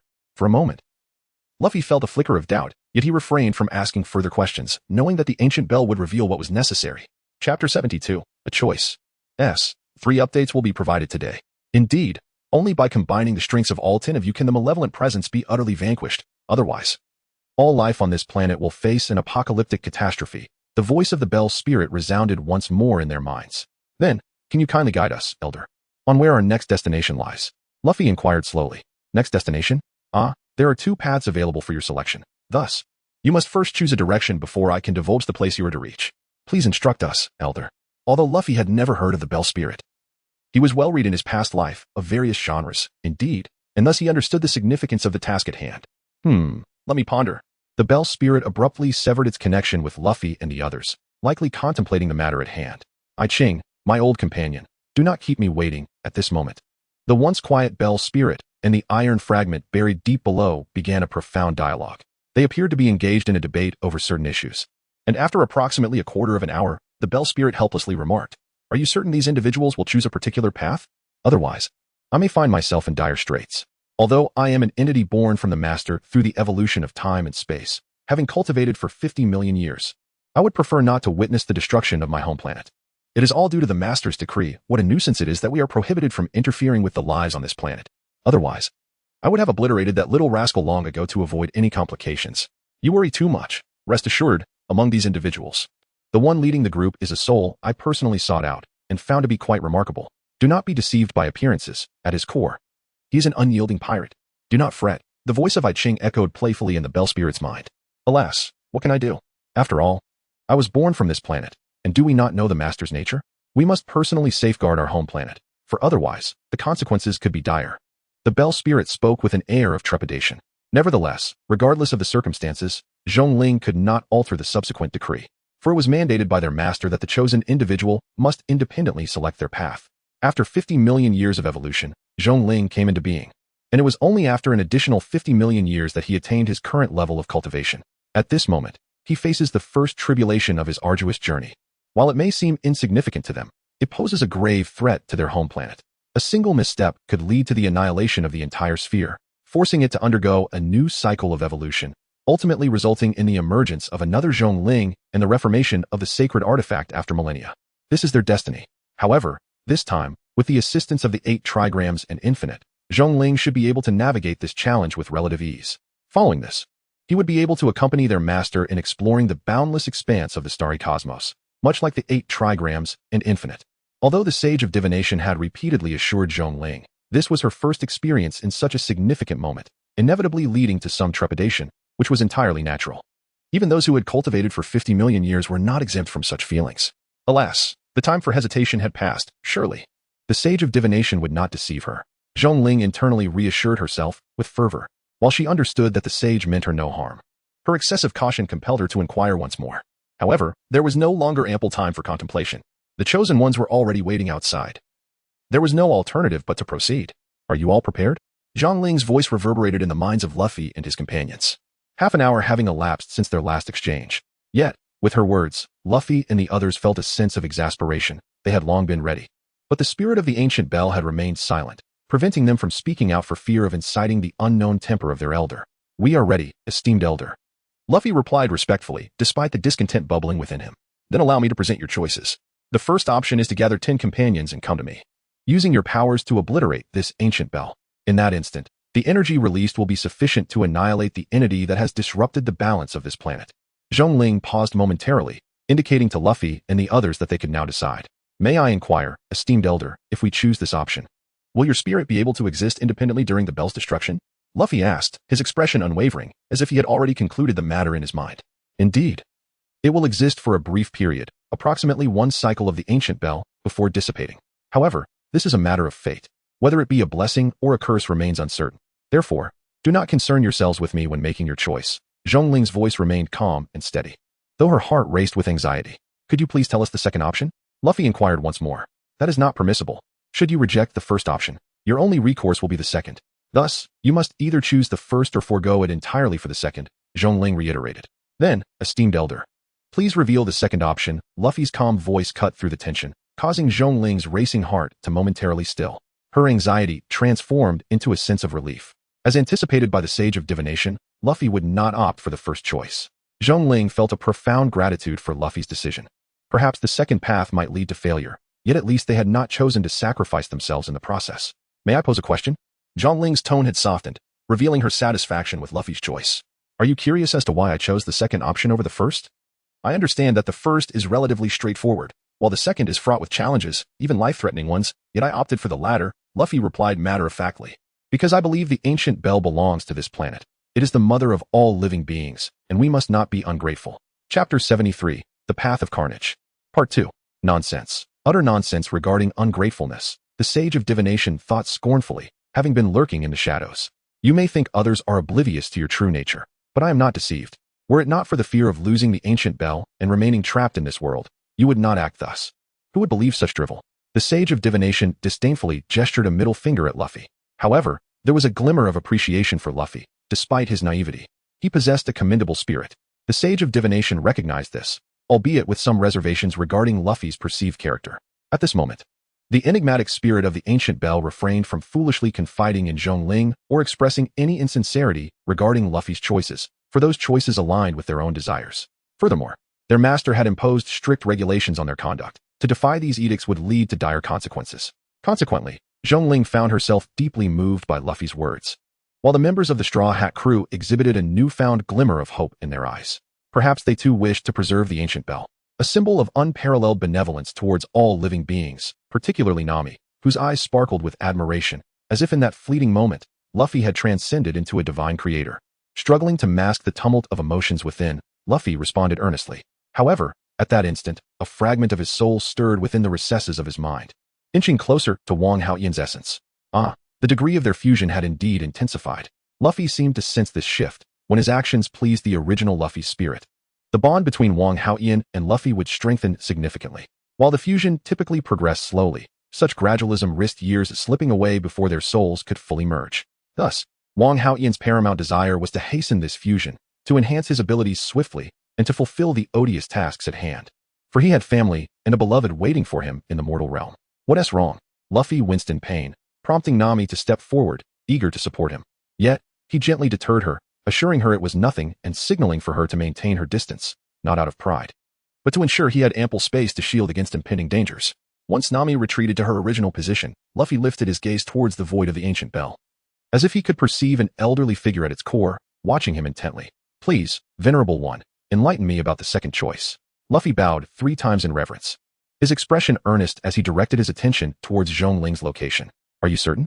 The urgency in Zhongling's voice surged once more. The second choice is to carve a path through bloodshed. Kill, kill, kill. Relentlessly eliminate every obstacle in your path. Gather your comrades, refine your abilities, and venture towards the final destination to vanquish the demonic essence. That alone will suffice. Laughter escaped the group upon hearing Zhongling's words, their breaths catching at the gravity of such a choice. The prospect of slaughter as the second option felt overwhelmingly daunting. Yet, Luffy promptly countered. Why is this second choice considered simple? Bear in mind, countless formidable adversaries await you ahead. Do not be deceived into thinking that defeating Honda Jiaten is a monumental feat. He is merely a minor player. Zhongling's words often left one speechless. Honda Jiaten, who wielded the 6 styles with exceptional prowess and bore the aura of a demon, was deemed a mere minor character? It was noteworthy that had Luffy not summoned the righteous energy of the cosmos at that critical moment, countering the demonic presence, the outcome of his clash with Honda Jiaten could have been drastically different.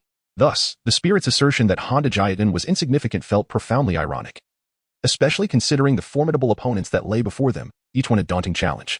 However, the formidable insect master, aided by countless insects that Nami faced, the stone giant encountered by Usopp, the tedious sea monster confronted by Sanji, and the silver sword pirates that Zoro battled, were not easily vanquished. Had it not been for their rigorous training in the 8 diagrams, overcoming such formidable foes would have been utterly inconceivable for them.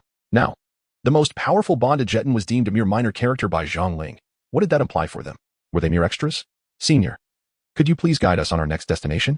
I believe we shall carve a path through blood to fulfill our mission, as it is our responsibility. Luffy earnestly expressed to Zhang Ling, proceeding towards freedom and dreams. Everything lies on the journey. Though this is a sentiment I should impart to you. I have changed my mind. I find you intriguing, and thus, I shall assist you. Hey, Zhang Ling, what are you planning? That seems rather hasty. They may not withstand it. At that moment, the voice of the 8 diagrams permeated Zhang Ling's mind. Rest assured, I am profoundly confident that this individual and his companions will undoubtedly accomplish their mission on the path that lies ahead, Zhang Ling thought to herself, unwavering in her belief. Ah, yet another individual deceived by his superficially adorned fade, she mused inwardly, casting a complex gaze towards Luffy, who was displaying a facade of respect. The precise location of your next destination should be here, she declared, as a vision of a vast, indistinct island emerged in the minds of Luffy and his companions. Floating upon the sea. Thank you, Senior. There is one matter in which we request your assistance, Luffy stated, bowing once more to Zhang Ling. Chapter 74. Mary, ascend. Speak freely. If I can assist, I shall certainly do so, Zhang Ling replied, as a vague figure gradually materialized from the axis, indistinct yet palpable, evoking a sense of watchful benevolence from the Straw Hat crew. They felt as if an elder was observing them with warmth and compassion. Please, Senior, guide us on how to exit this place. Our next destination lies beyond, and we are unaware of the way out. Luffy candidly expressed their predicament. Ha ha ha, this is simple. Behold, that is your ship, she said, as a clear perspective suddenly dawned in the minds of Luffy and his companions, compelling them to turn and gaze in that direction. At this moment, however, Luffy did not turn to look, for he had already taken note of the situation. Senior, although our ship is here, how can we possibly escape this place? Luffy spoke again, pondering to himself, is this spirit daft? What good is a ship in this mountainous region? How can we truly get out? This is not the desire. See, we entered through a passage, albeit a twisted one. At least there was a way back. Now, having been inexplicably brought here, our only route has vanished, and Luffy felt a surge of anxiety. Set sail towards the direction of the light, and you will reach your intended destination. Go forth, dear children, and may you carve a path to freedom, spoke the spirit. Following these words, a brilliant beam of light erupted from the ancient bell, piercing through the layers of clouds above, forming a directional beacon before Luffy and his companions, guiding them onward. Thank you, Senior. Luffy and the others respectfully bowed to the ancient bell before dashing towards the direction of the Going Merry. Who knows when this light will fade? Let us escape this place before it disappears, they thought, quickening their pace once more. Ah, delightful children. I hope you do not lose your essence amidst the chaos of battle, nor let adversity bow your heads. Press forward with unwavering steps.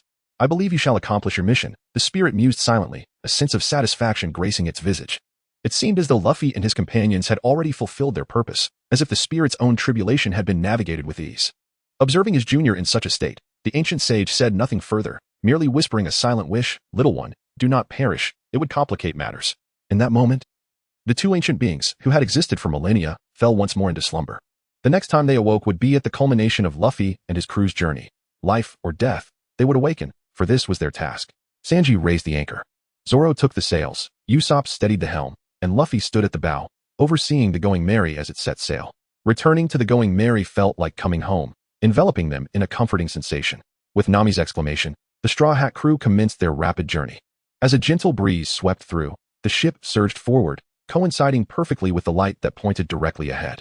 With the favorable wind, the simple triangular sailboat reached maximum velocity, gliding across the sea like a flying fish. Sensing the speed was still insufficient, Nami wielded her climatact, waving it towards the heavens. In response, a dense cloud formed above the Going Merry, rapidly intensifying, creating a significant temperature differential that generated a fierce wind, billowing towards the ship's sails. Nami held her climatact aloft, occasionally waving it, and the Going Merry surged forward at an astonishing speed, leaving Luffy and the others astonished. They had never witnessed Nami employ such a technique before, and its effectiveness was indeed impressive. Nami, the direction of the light has shifted. 500 meters ahead, the light is now to the left, Luffy shouted, having noticed the change in the beacon's path. Understood. Adjust the sails to 4 o'clock. Usopp, steady the helm, Nami commanded, then vigorously waved her climatact towards the sky.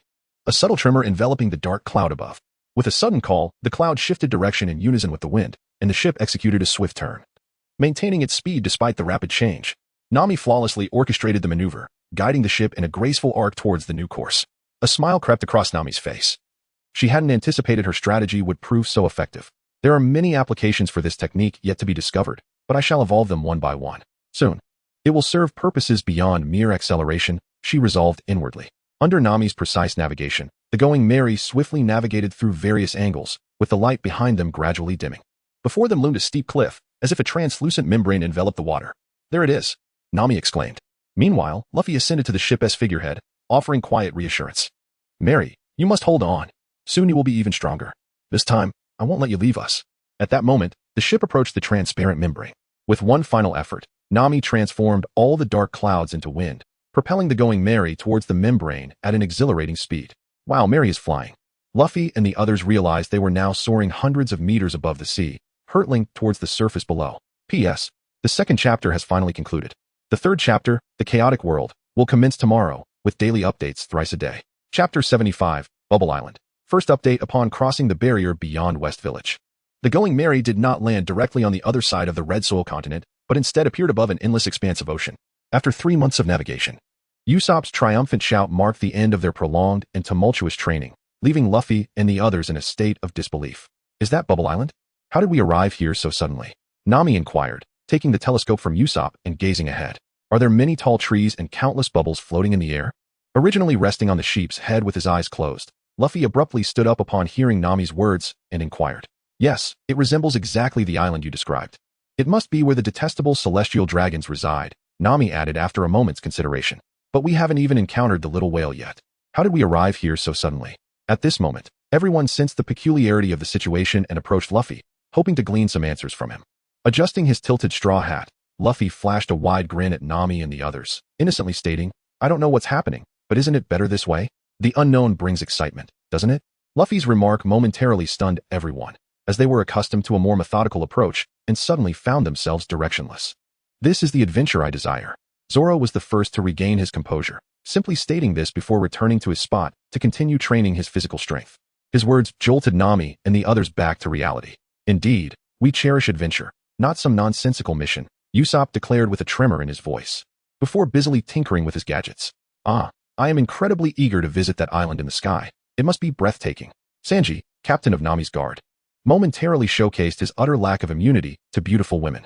Casting a sideways glance at Sanji, Nami stepped back to the ship's bow, gazing at the sea. Her heart stirred with tumultuous emotions. Unlike Zoro and the others, who were born warriors, unafraid of battle, Nami's approach to combat relied heavily on her intellect. Beyond the weather stick Usopp crafted for her and her understanding of techniques, Nami's true strength lay in her profound knowledge of the sea, for sailing was her true vocation. Within half an hour, the Going Merry, caressed by the sea breeze, approached the shores of Bubble Island. Let's head to Uncle Rayleigh's, Luffy declared, the first to leap from the ship and stride forward. Luffy, we arrived at Bubble Island even sooner than we anticipated, and we already know a bit about the happenings there. Thus, I hope we can avoid any conflict this time and ensure our friends remain unharmed, Nami urged, hastening to Luffy's side.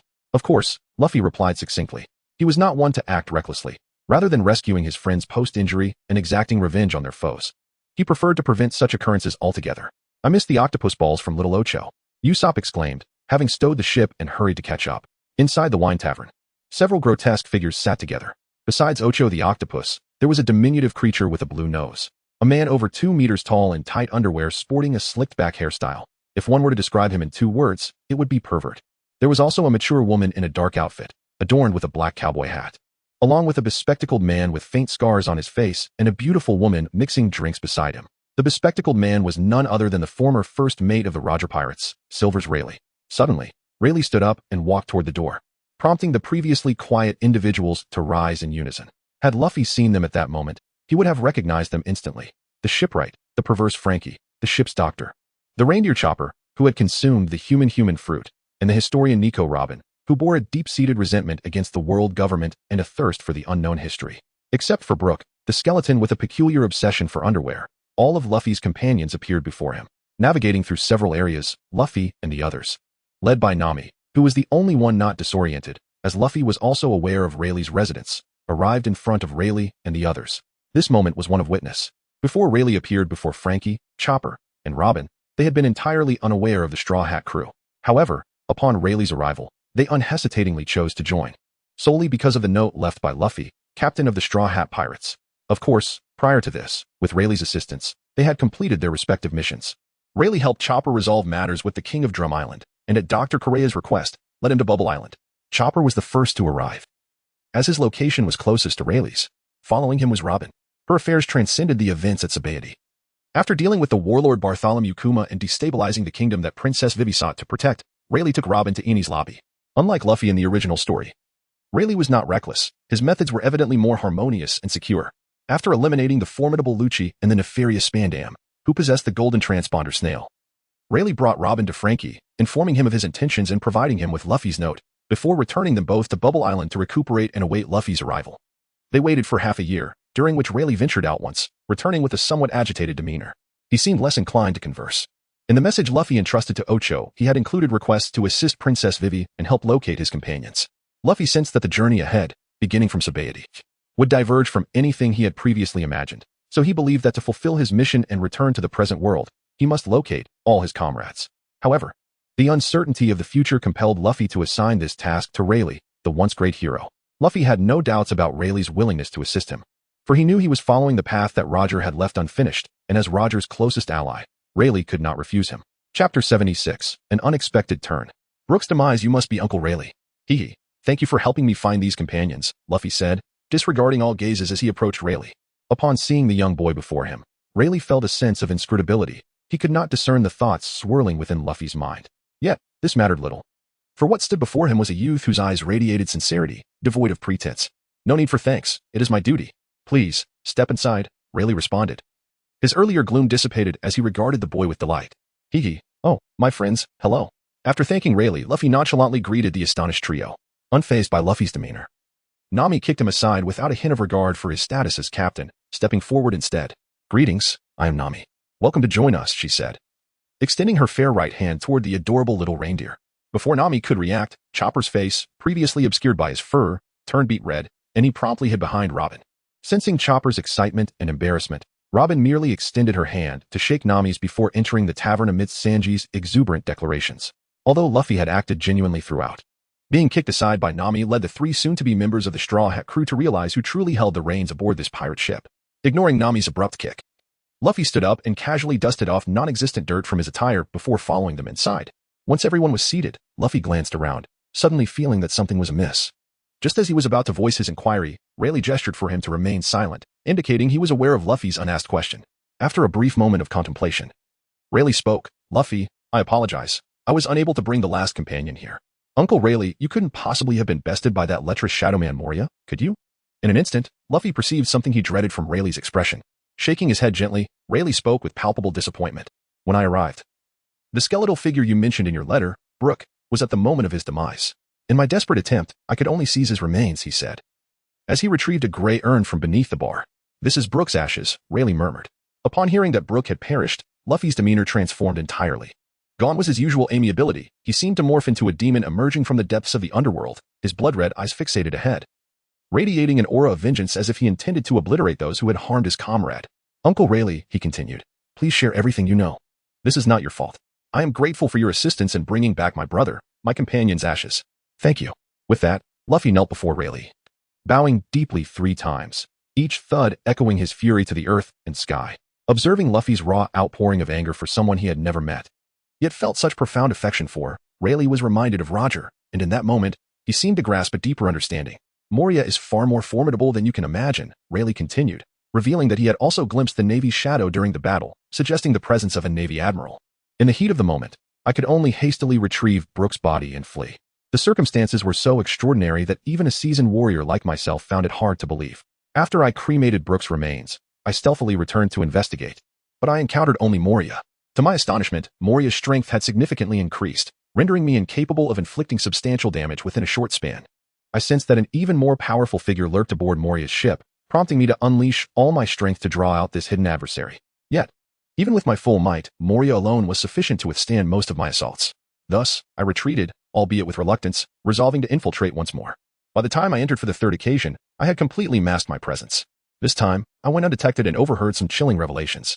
The world government had developed a capability known as the grafting fruit ability, which enabled those with fruit powers to acquire a second ability. This new power, called light wave sensation, was bestowed upon Moria, who was tasked by the world government to become a ruler in a certain area of the New World, an entity comparable to the 4 emperors. At this moment, Luffy and his companions were profoundly shaken by Rayleigh's revelations. The grafting fruit ability, light wave sensation, and the prospect of becoming an entity rivaling the four emperors, each was staggering in its implications, yet all converged upon one individual, Moonlight Moria, as one of the 7 warlords. He had allied with the world government, transforming from a mere stabilizer of balance into a pawn of their machinations. Uncle, do you know which admiral of the world government it is? Luffy declared, I will avenge Brook. Rayleigh sighed deeply and shook his head gently. I do not know. He replied, their conversations never mentioned the admiral's name. However, one thing is certain, this admiral is not among the known figures of Akainu, Kizaru, or Fujitora, but rather someone else entirely, whose strength surpasses even that of Moonlight Moria, now endowed with the light wave sensation ability. Moria referred to him as Admiral Sir with evident respect. This is my greatest concern, the hidden presence of such admirals within the world government and their ulterior motives. Regardless of who they are or how powerful, I will ensure they face utter destruction, otherwise, I would fail my brother. In that moment, Luffy's raging fury began to subside gradually. Yet, from his words, one could still perceive the profound anguish that Brook's demise inflicted upon Luffy. Aside from the fleeting influence of the panty-loving Brook on Wong Houtnen, who temporarily commandeered Luffy's body, the most significant aspect remains that Brook's death rendered Luffy utterly bereft of control over the situation. Only when 10 individuals unite can they vanquish the demon, eradicate its existence, and fulfill their mission in this world, allowing Wong Houtyen to return to his original realm, reunite with his beloved parents, meet his dear friends, and embrace his cherished girlfriend. However, all of this was irrevocably altered by Brook's passing. It is easy to imagine the depth of Luffy's fury at this moment. Chapter 77, The Lament continues.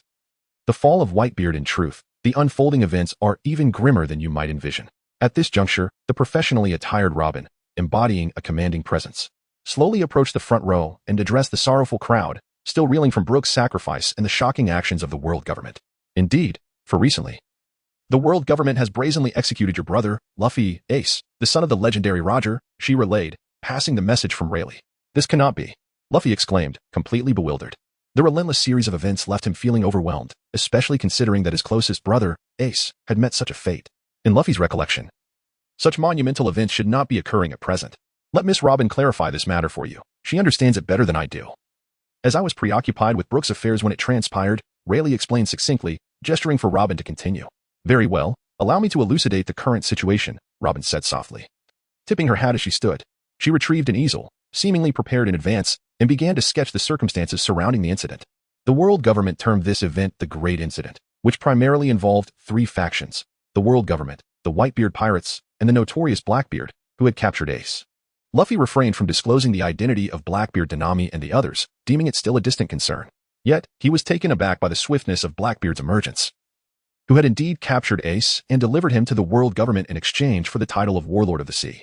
Following Rayleigh's defeat of Crocodile, the world government stripped Crocodile of his warlord status, thus creating an opening for Blackbeard. The incident has now concluded, with the final result being the Whitebeard pirates' confrontation against the combined forces of the world government and the warlords. Ultimately, Whitebeard fell, Ace's fate remains uncertain, and as Whitebeard perished, he unleashed his full might, causing all those who followed him to vanish, leaving only his lifeless body amidst the chaos of the Marines and the warlords.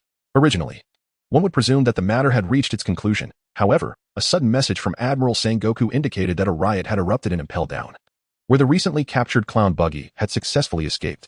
Upon hearing this news, Sengoku was filled with fury and immediately prepared to order the admirals to apprehend Buggy. Yet, upon learning of this development, the typically obedient Blackbeard surged toward Whitebeard's location and unleashed his powers. In that instant, Blackbeard transformed entirely, coinciding with the emergence of a ship from the depths of the sea, revealing a young boy clad in spotted attire, brandishing a sword. At that moment, witnessing Blackbeard's actions, the boy lunged forward, swinging his sword with devastating force, creating a rift in the fabric of reality. In an instant, a tremendous wave emanated from the boy's body, enveloping Whitebeard's corpse, and with a swift motion, he attempted to pull it away. However, his plan was thwarted when Lafitte, who had been a considerable distance from Blackbeard, suddenly appeared before him, blocking the strike aimed at Blackbeard, thus preventing any disruption to Whitebeard's body, although it was ultimately still taken by the boy. We observed this through the transmission from the snail phone, which left many details unclear, yet we distinctly heard the boy's final words, Blackbeard, we shall meet in the new world. The following day's newspaper revealed the world government's comprehensive report on the Great Incident. According to the official documentation, Ace's execution was deemed a flawless conclusion, while the infamous pirate Whitebeard was executed by the world government. The now vacant position of Warlord of the Sea was filled by the notorious pirate Ivankov, and a global manhunt was initiated for all members of Blackbeard's crew. The bounties issued for the crew are staggering. Captain Blackbeard, 1. 2 billion. Navigator Lafitte, 800 million. Sniper Van Auger, 600 million. Helmsman Burgess, 500 million. Dr. Tontata, 1 billion. Moreover, a bounty was placed on the escaped convict Buggy the Clown, 200 million. Crocodile, 800 million. Shiryu, 1 billion. And several others, each with equally formidable bounties. As Luffy and his companions beheld this list of exorbitant bounties, a surge of exhilaration coursed through them. However, when Robin and the others first laid eyes upon this list, an overwhelming sense of helplessness washed over them, for each task enumerated was beyond their capacity to confront. Although Luffy and his companions had exhibited remarkable prowess in Simi Village, it remained an insular world, shrouded in mystery to Robin and her comrades. In truth, Robin and her companions had been quite hesitant in their decision to join the Straw Hat Pirates, given that this crew had never adhered to conventional norms. Ultimately, the primary reason they chose to join was the note that Luffy had entrusted to Rayleigh, which he had written for them. In that note, Luffy succinctly outlined the fundamental aspects of their pirate crew and elaborated on their mission. However, the most crucial point was his clear articulation of their goal for embarking on this journey, the pursuit of dreams, with the fulfillment of their mission following in importance. Dreams took precedence, while missions came second. This perspective deeply resonated with Robin and the others. Moreover, Luffy, drawing upon his understanding of Robin and her companions, articulated each of their dreams. It was at that moment that Robin and the others resolved to join him. In this moment, within less than an hour of meeting Luffy and his companions, the three individuals felt an overwhelming desire to join this pirate crew. They sensed the fervor for battle within Luffy and his friends, as well as the sincerity woven into their words and actions. The ability to regard strangers as brothers and to harbor the hatred of those they have never met, dedicating themselves wholeheartedly to fulfill another's wishes, is a quality that makes such a captain worthy of their allegiance. Even if they display a degree of foolishness, it matters little, as long as they can rise to the occasion when it truly counts. Chapter 78, Gathering of the Straw Hat Pirates. After listening to Robin and Uncle Rayleigh's words, Luffy pondered deeply, and a clear thread of thought emerged in his mind. As he organized his reflections, he came to understand the situation. The world government was concocting a grand conspiracy, with Gecko Moria becoming a test subject for their schemes. Blackbeard's treachery had occurred earlier than anticipated. Ace had still been captured, and his imprisonment had elevated Blackbeard to one of the 7 warlords of the sea. The world government intended to publicly execute Ace. Whitebeard was striving to rescue him, sacrificing himself in the process, leaving Ace's fate uncertain. The Whitebeard pirates had vanished entirely. Meanwhile, Buggy the Clown escaped from Impel Down, collaborating with former warlord Crocodile. Simultaneously, several notorious criminals from the 6th level of Impel Down broke free. Blackbeard absorbed Whitebeard's devil fruit powers, yet Whitebeard's body was mysteriously taken by an unknown figure. Blackbeard had officially severed ties with the world government.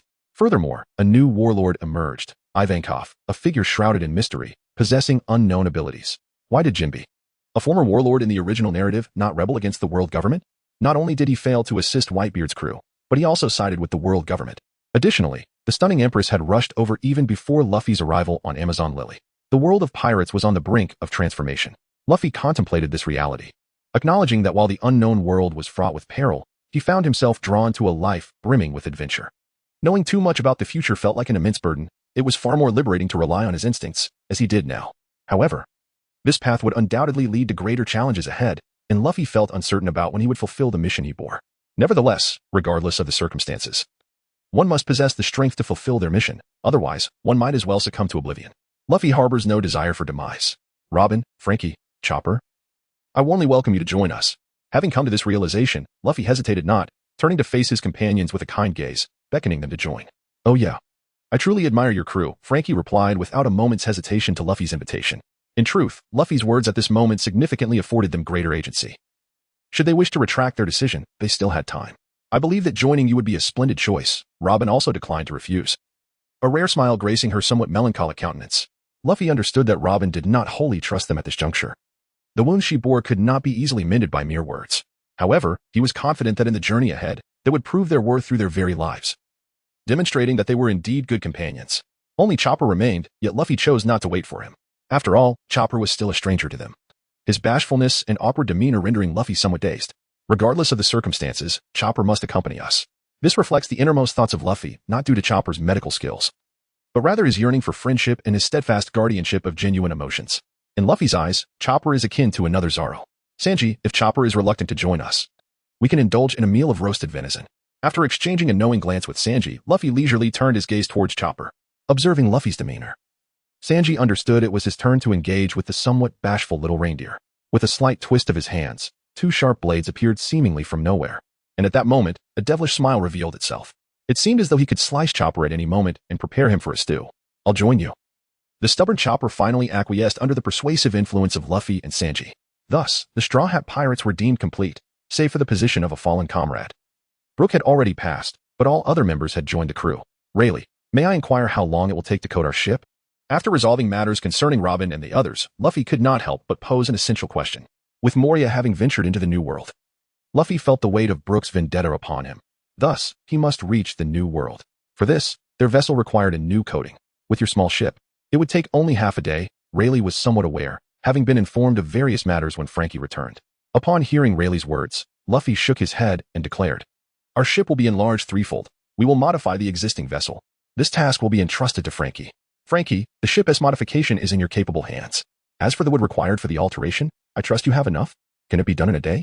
Luffy did not harbor any reservations about Frankie's recent addition to the crew. He was acutely aware that time was of the essence. As a plan had begun to take shape in his mind, known only to him. Though it seemed somewhat rushed, it posed no issue. After a brief calculation, Frankie readily agreed. Upon receiving Frankie's affirmative response, Luffy turned to Rayleigh and inquired, Uncle, can you complete the ship's coating in 2 days? Luffy had no intention of revealing his plan, but he was anxious to know Rayleigh's response. Although he was uncertain about Luffy's urgency, Rayleigh could discern that Luffy had formulated a plan. However, without Luffy's disclosure, he refrained from probing further. The coating process could commence simultaneously with the ship's construction. Thus the overall time frame should not exceed 3 days. Moreover, with Rayleigh present, Luffy's vessel would undoubtedly encounter no other complications. Rayleigh cooperatively conveyed this encouraging news to Luffy. Thank you, Uncle Rayleigh. Luffy expressed his gratitude. My comrades, we have finally come together today. As for whether more companions will join us in the future, I cannot say. However, today marks the gathering of those destined to be with us. Although Brook has sadly departed, I will avenge him, for we are fated companions. Bound together in life and death, able to entrust our backs to one another at any time. He excitedly proclaimed his prepared speech. Though Luffy's emotions were tempered by the clarity of his plan. We are destined companions. We are partners in life and death. It seemed as if Luffy's fervor ignited a similar passion within the entire crew of the Straw Hat Pirates, who echoed his sentiment in unison. Chapter 79, the first captain's command. Although Robin and the others had yet to face life and death alongside Luffy, and their trust had not fully formed, they nevertheless chose to shout in unison without hesitation. For this was their hope, to seek dreams and fulfill missions alongside companions destined to be with them, igniting a profound excitement within Robin and her companions. Very well, I hereby announce the first captain's command. Observing the serious and excited expressions on each partner's face, Luffy shouted, Captain, please issue the command. Came the synchronized response. Nami, you will oversee the construction and guide Frankie in modifying the new ship. Then impart our unique techniques to Frankie. Execute immediately. As Nami opened her mouth to inquire, Luffy swiftly dismissed her with a command to act without delay. Understood, comrades. Follow me, Luffy said with a mischievous glint in his eye. At that moment, both Zoro and Sanji, along with Usopp, comprehended Luffy's intentions, yet he left them unspoken. Respecting the presence of Rayleigh and the tavern owner, who was also Rayleigh's wife, along with the octopus, Chopper, with the captain's orders issued, Luffy exhaled a sigh of relief as he observed Nami and the others gradually fade from view, then turned towards Rayleigh. The old man regarded Luffy with an expression that seemed to say he was privy to all of Luffy's plans. With a light chuckle, Rayleigh appeared unperturbed by Luffy's endeavors. Luffy, I'll leave the ship's coating to you. Luffy deliberately ignored Rayleigh's penetrating gaze and, with a hint of exasperation, continued. Remember, the Admiral's arrival will not exceed an hour. After delivering his message, Rayleigh disregarded Luffy's reaction, mirroring Luffy's own dismissal of any expression, turning away. He decided to accompany them, for coating the ship during construction would be much more efficient, and Rayleigh had no intention of withholding this expertise. After all, the Straw Hat Pirates had a shipwright among them. Just leave it to him. It spares me the trouble of dealing with this little rogue in the future. Having grown accustomed to a tranquil and stable life, Raleigh has begun to feel a sense of weariness amid recent disturbances. Little 8. It has been ages since we last met. Usopp, who had remained silent for much of the day, now greeted the quiet little 8 beside him. Meanwhile, Usopp's unrestrained mouth began to extol their exploits, proclaiming himself, Captain Usopp, as the mightiest of beings, having repeatedly saved Luffy and the others. From a figure commanding 8,000 subordinates, he had transformed into a grand captain with 80,000 followers. In that moment, little 8 was undoubtedly enchanted, as evidenced by the glimmering admiration in his eyes directed at Usopp. As Nami departed with Robin and the others, a fleeting thought crossed her mind, revealing the rationale behind Luffy's decision. By retaining the 3 most formidable fighters and the most potent long-range attacker, Usopp, Luffy's intentions became crystal clear to Nami. Humph. They truly are a bunch of ruffians who only know how to cause a ruckus, Nami muttered under her breath before happily engaging in conversation with Robin. Chopper and Frankie, on the other hand, were naturally overlooked by Nami. This was hardly surprising, as both Nami and Robin belonged to the realm of captivating beauties, necessitating an exchange of their experiences in the art of allure upon first meeting. Though women are often drawn to adorable things, the charming Chopper was unable to divert their attention from the pressing topics of feminine discourse. Such as the nature of women.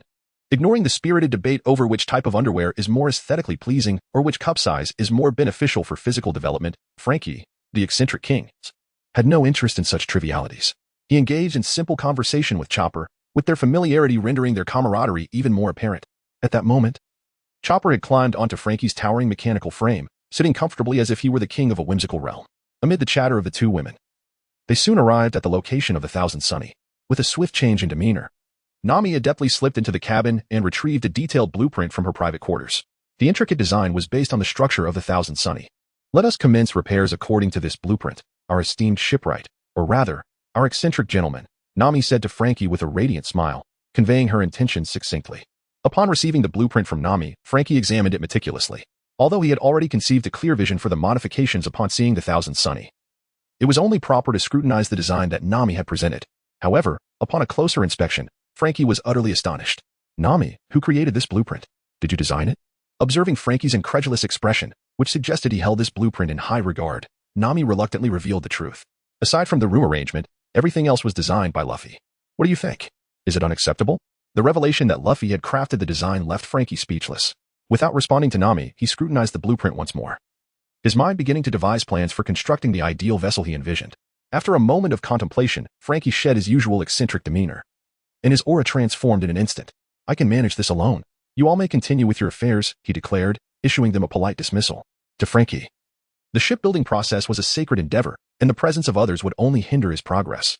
All right, Robin, Chopper, let us depart. I will entrust you with our unique techniques. Witnessing Franky in such earnestness, Nami momentarily forgot to deride his crude remarks, regardless of how Nami and the others felt. For a master shipwright, the construction of a dream vessel held immense significance and sanctity. Indeed, a true disciple of Tom, Rayleigh remarked as he arrived, recognizing Franky's extraordinary potential. My skills are quite commendable, and I will impart the technique of coding during the construction process. Chapter 80. Charlos Little 8, you will always be our friend. So stay here and live well with Uncle Rayleigh. Looking at the unremarkable yet honorable octopus, Little 8, Luffy felt a profound connection. Let us commence our journey, he announced. Charging out of the tavern with his companions, their destination being Island 1. Zoro, Sanji, Usopp, today let us indulge freely. The four of them accelerated to unprecedented speeds, oblivious to the challenges that lay ahead. In their eyes, no impending predicament could deter them from their current pursuits. Suddenly, Luffy came to an abrupt halt. What are you doing? Sanji and the others, trailing behind, stumbled to a stop. Shouldn't we escalate the situation a bit? Luffy's wicked smile evoked a sense of impending mischief. Why not stir up some chaos? The three companions simultaneously exhibited expressions of wicked delight at Luffy's words. Let's do it this way, Luffy proclaimed, pulling his three brothers into a tight huddle, their heads drawn together, though reluctant to be embraced in such a manner. The three did not resist, but instead listened intently to Luffy's scheme.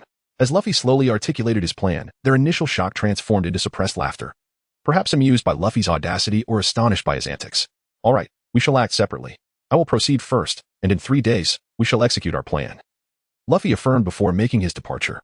Idiot, don't get lost. Remember our ship's location, Sanji urged, hastily leaving before Zoro could respond. Usopp, be careful on your journey, remember? Your task is the most challenging. Ensure you succeed, Zoro advised with unexpected seriousness. No problem, you go ahead, Usopp replied as the group dispersed, leaving him alone. Feeling a chill around him, Usopp sensed a refreshing breeze in the warm surroundings. Whatever, I'll enjoy myself for a bit first, he muttered, leisurely heading towards a prominent amusement park structure. At Venue 1, within a palace, a rotund figure donned a transparent hood. From a distance, he appeared to be a large mound of excrement, white and grotesque. However, upon closer inspection, it became evident that it was not waste, but rather a massive heap of meat. His grotesque visage, with flabby skin and dripping mucus, was utterly revolting, surpassing even the foulness of a cesspit. At this moment, this repugnant mass, more revolting than excrement, did not remain quietly in place, but instead brazenly lashed out at a strikingly handsome man. Indeed, he was a man of extraordinary beauty. Had he existed in the world where Wong Hao-ian resided, such a stunning figure could have been sold in Thailand, surpassing even the legendary king of the ladyboys. However, what is being described at this moment undoubtedly belongs to the world of One Piece. Therefore, this handsome man can only endure the lashes of a loathsome individual named Charlos. At this moment, Charlos appears quite brazen, his body jiggling with every leap and flick of the whip. The flesh upon his form quivers with each movement, evoking a sense of grotesque delight. as he relishes in his dominion over the unfortunate man he has recently acquired, just as Charlos revels in this perverse pleasure. The sound of hurried footsteps approaches from beyond his chamber, accompanied by a series of urgent knocks. Finally, Charlos ceases his torment of the handsome man. Without opening the door, he casually inquires about the new arrivals, slowly donning his opulent noble attire. "My lord, Miss Shalulia has sent word that she will host a gathering this evening for all the clan members to celebrate her acquisition of a new favorite," his servant reports. Upon hearing this, Charlos is instantly invigorated, hastily completing his attire without a thought for the man he had just brutalized, and rushes toward the door. With a resounding crash, the fragile door succumbs to his weight, splintering upon impact. Certainly, sister has procured exquisite treasures for such an occasion. Is father attending? Charlos wonders. Astonished at his sister's ability to acquire such fine specimens, while still maintaining a semblance of respect for his father. "My lord, it has been stated that this gathering is merely for the youth of our clan," the servant replies faithfully. "And it seems that Lord Weeg has also procured a remarkable new favorite. Hence this event is co-hosted by both Lady Shalulia and Lord Weeg." Charlos, filled with indignation, lashes out at his loyal servant. "Why could you not procure me a new favorite as well?" Despite the fury directed at him, the servant remains composed. "My lord, while we may not have secured the desired new favorite, a target has indeed emerged. Everything is prepared. We need only proceed to auction house number 1, where your coveted new favorite awaits." Charlos is acutely aware of the caliber of new favorite he wishes to acquire, one that will grant him a significant advantage at his sister's gathering. It is imperative that he possesses something extraordinary to showcase amidst the other attendees flaunting their acquisitions. Yet, his servant's revelation of a potential new favorite that surpasses even what his sister has procured piques his curiosity. Could it be that the auction house has acquired a youthful mermaid?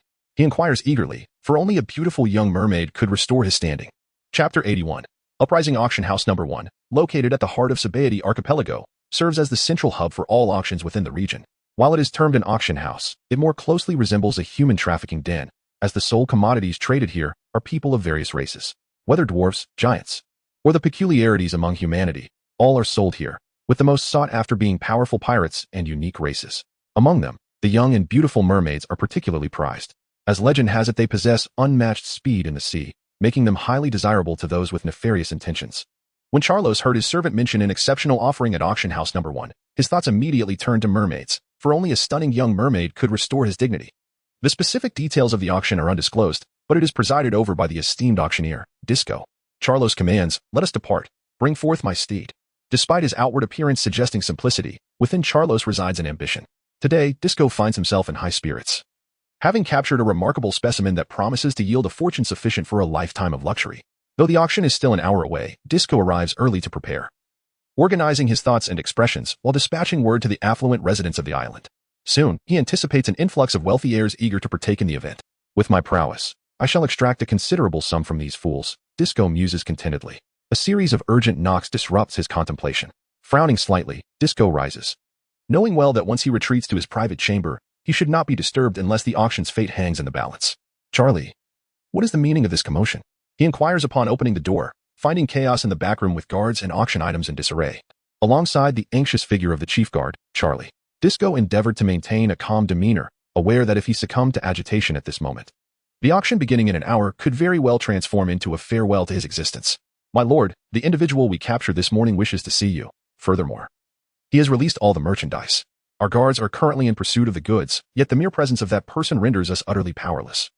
Captain Charlie's words illuminated the situation for Disco in an instant. He instructed all guards to disregard the liberated items, permitting them to exit through the back door without alarming our guests. After assigning tasks to Charlie, Disco proceeded towards the goods captured earlier that morning. The ability to effortlessly release such a multitude of items, coupled with their audacity to flee, indicated that this merchandise could undoubtedly break free of their collars or possess the keys to them. Regardless, the resultant chaos was orchestrated by someone who did not choose to escape, suggesting a deeper conspiracy. Disco pondered meticulously, ultimately categorizing this instigator of the auction house riot as a troubled individual. Disco's private chamber was not far from where the goods were held, and as he contemplated the intricacies of the situation, he soon found himself before the most significant item of the auction. "You must be the owner of this auction house." The merchandise, seemingly indifferent, posed a question without even lifting its head. "I am certainly not the owner. However, within this auction house, my words hold weight." Disco sensed no trace of life from the entity before him. Initially, Disco had harbored doubts about the capability of their hunting team to capture such a remarkable item. It was only when the collar, emblematic of life and death, was fastened around his neck that he exhaled in relief, for once the collar was secured, the item could not escape. Observing the collar still hanging around the merchandise's neck, despite the absence of any discernible life force. Disco felt a sense of challenge yet did not completely relinquish hope. After all, the collar symbolizing life and death still adorned the other's neck.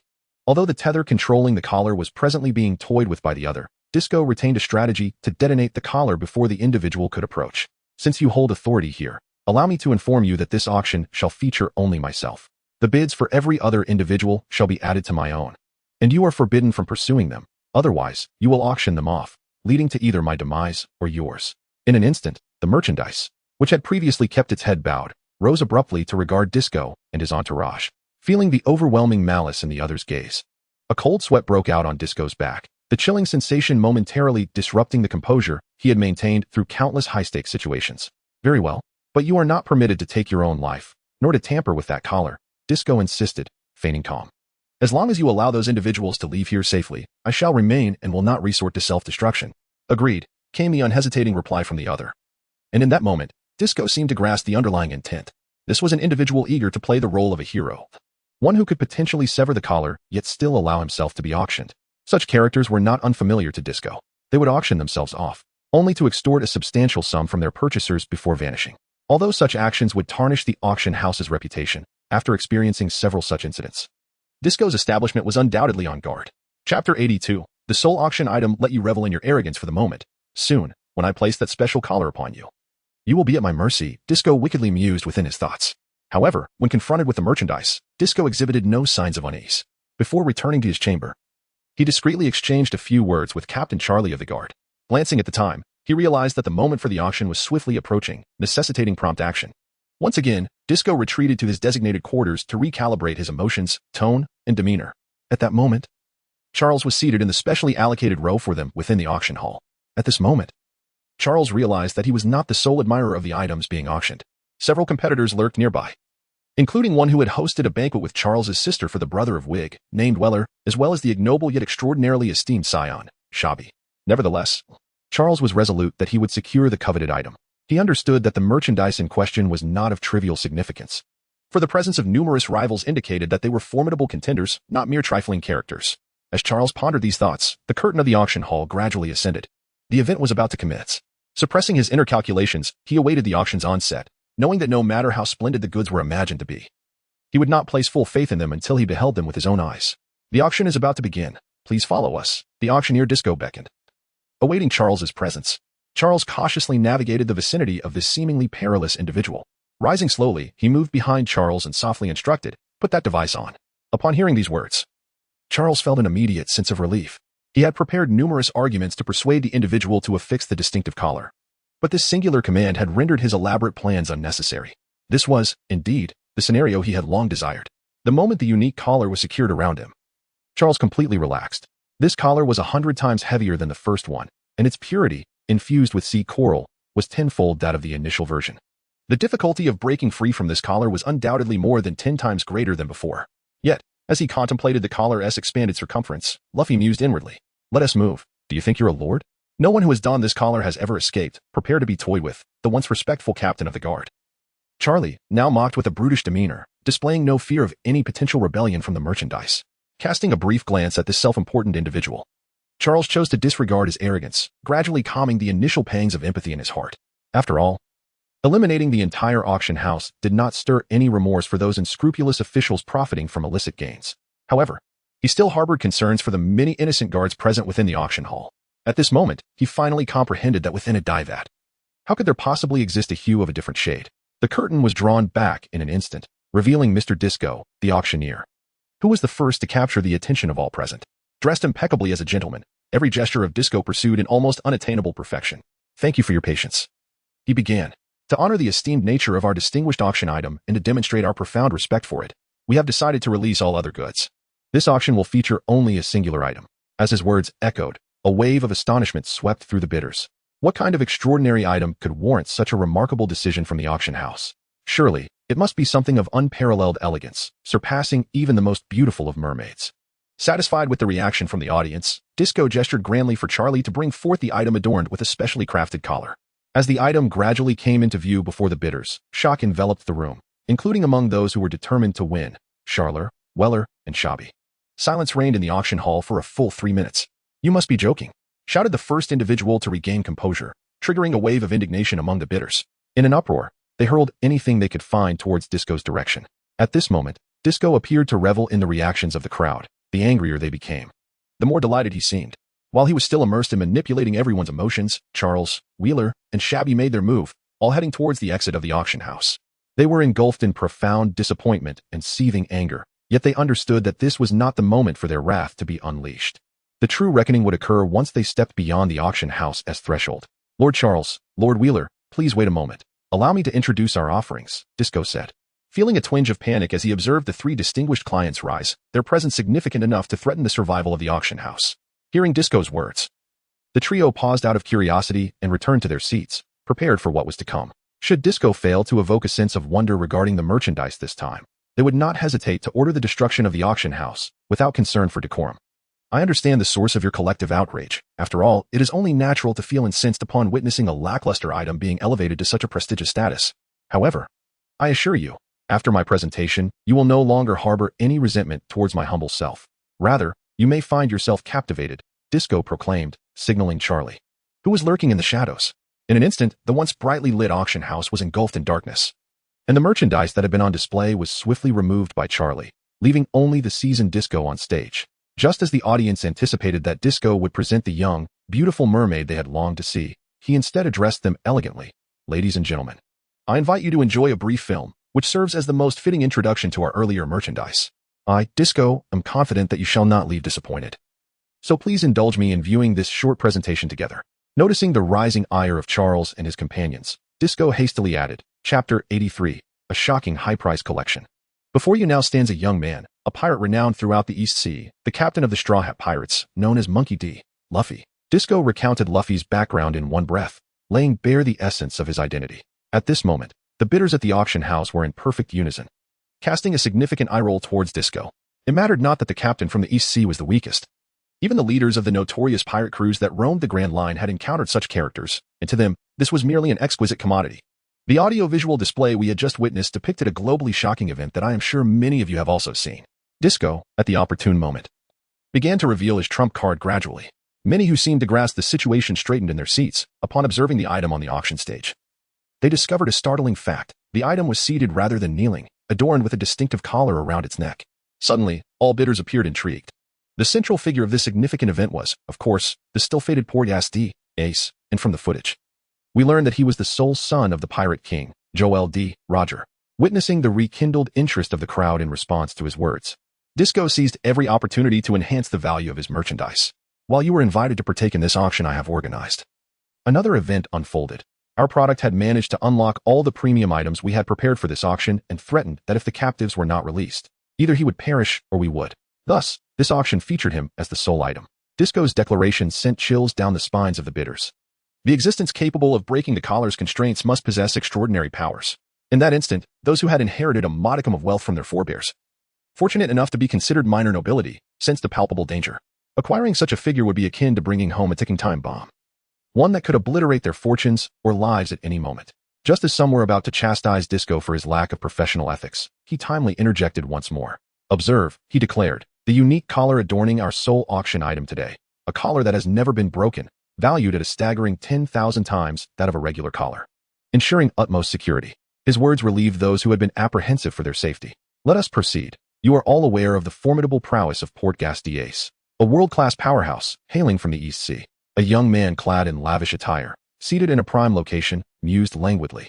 He couldn't he possibly be from the same place as Ace? Disco continued, our auction features Monkey D. Luffy, Ace's brother, raised together, trained together. It was merely due to Ace's age that he set sail first. With this revelation, Disco understood that only by divulging this information could the auction item be deemed superlative, worthy of the attention of the likes of Charlos. He then unveiled an even more astonishing revelation. This young boy before you is a devil fruit user, possessing the power of rubber, a capability I believe will provide ample enjoyment for you esteemed gentlemen. The uniqueness of the rubber fruit, coupled with its playful potential, elevated the item to exceptional status. In an instant, Charlos, seated in his position, was filled with excitement, his eyes glinting like a ravenous wolf. At that moment, he craved such a new pet, one that would shine at the impending banquet and spare him from embarrassment by a certain week. Disco was poised to reveal yet another bombshell.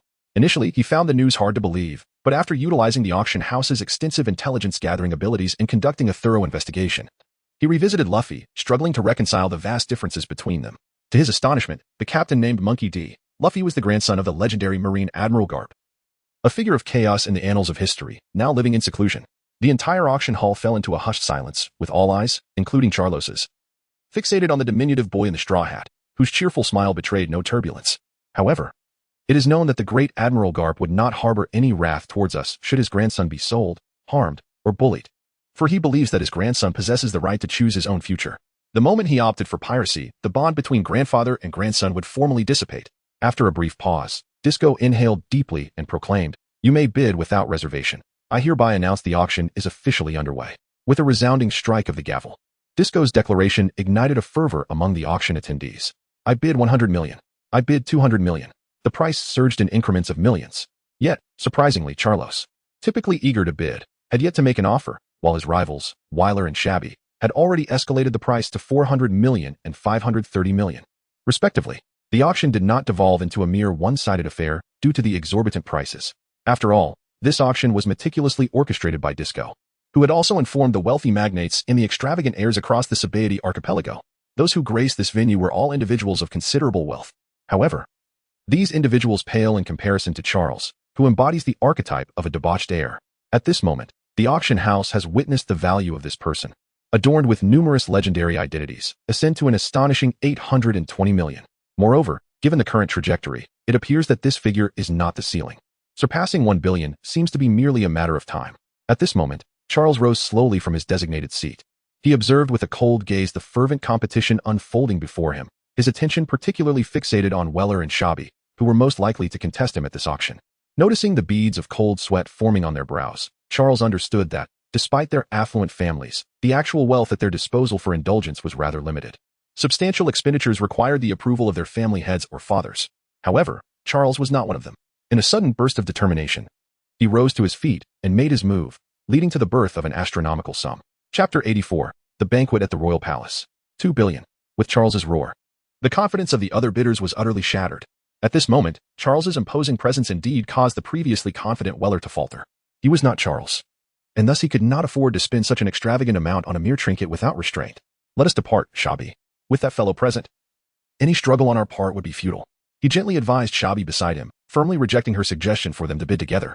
The family of Shar, to which Shabby belongs, and the Code family, to which Wyler belongs, are merely allies. Although the Code family does not wield as much power as the Charos family, they are still considered prominent figures within the noble circles, belonging to the upper echelon of society. Conversely, the Shar family is the wealthiest among the common families, controlling a significant portion of the global commercial chain. However, wealth alone does not guarantee influence over matters of power. Thus, the collaboration between the Code and Shar families is an inevitable trend. One possesses wealth, while the other holds power, making their partnership mutually beneficial. The Code family can acquire substantial funds from the Shar family to enhance their fayade, while the Shar family can gain access to more elite connections through the Code family, elevating their status. At that moment, Shabby realized that it was excessively extravagant to spend 2 billion Bailey merely for a fleeting trinket, and as the eldest son of the Shar family, he understood that he must often exercise restraint over his emotions. "Brother Shabby, I comprehend your sentiments. However, please heed my advice. Charos is not someone we can provoke, as they belong to the core 5 noble families. Although our Code family is descended from one of the 20 notable families, there is a fundamental distinction between us and the 5 core families. Let that matter be forgotten." Observing Shabby's righteous indignation, Wyler understood his feelings. After all, anyone would struggle to forgive Charos for tarnishing the honor of a beloved spouse they had cherished for years, even though Charos was not to be trifled with. Shabby often felt compelled to confront him. "I know, I apologize, Wyler. I should not have acted impulsively." At that moment, Shabby appeared despondent, reflecting on how his momentary lapse in judgment had allowed his beloved to fall into the clutches of a beast like Charos, causing his heart to bleed. "Let us move on. Although Charos has acquired a new companion of high status, it pales in comparison to what my brother Wigger possesses. Trust me, at this juncture." Wyler recalled how his brother had showcased his newly acquired possession earlier that morning, and a surge of confidence filled him. What of 2 billion? The trinket Charos purchased for that sum could never rival what the Code family possesses. Humph, could that infatuated Shalalia even procure anything of equal value? How dare they host a banquet to flaunt it? This time, they shall realize that while we may not match your power, we are not necessarily inferior in other respects. Wyler thought to himself, as Charos reveled in his newly acquired treasure, Monty D. Luffy, purchased for 2 billion, he slipped into a state of delirium, with any remnants of rational thought entirely replaced by madness.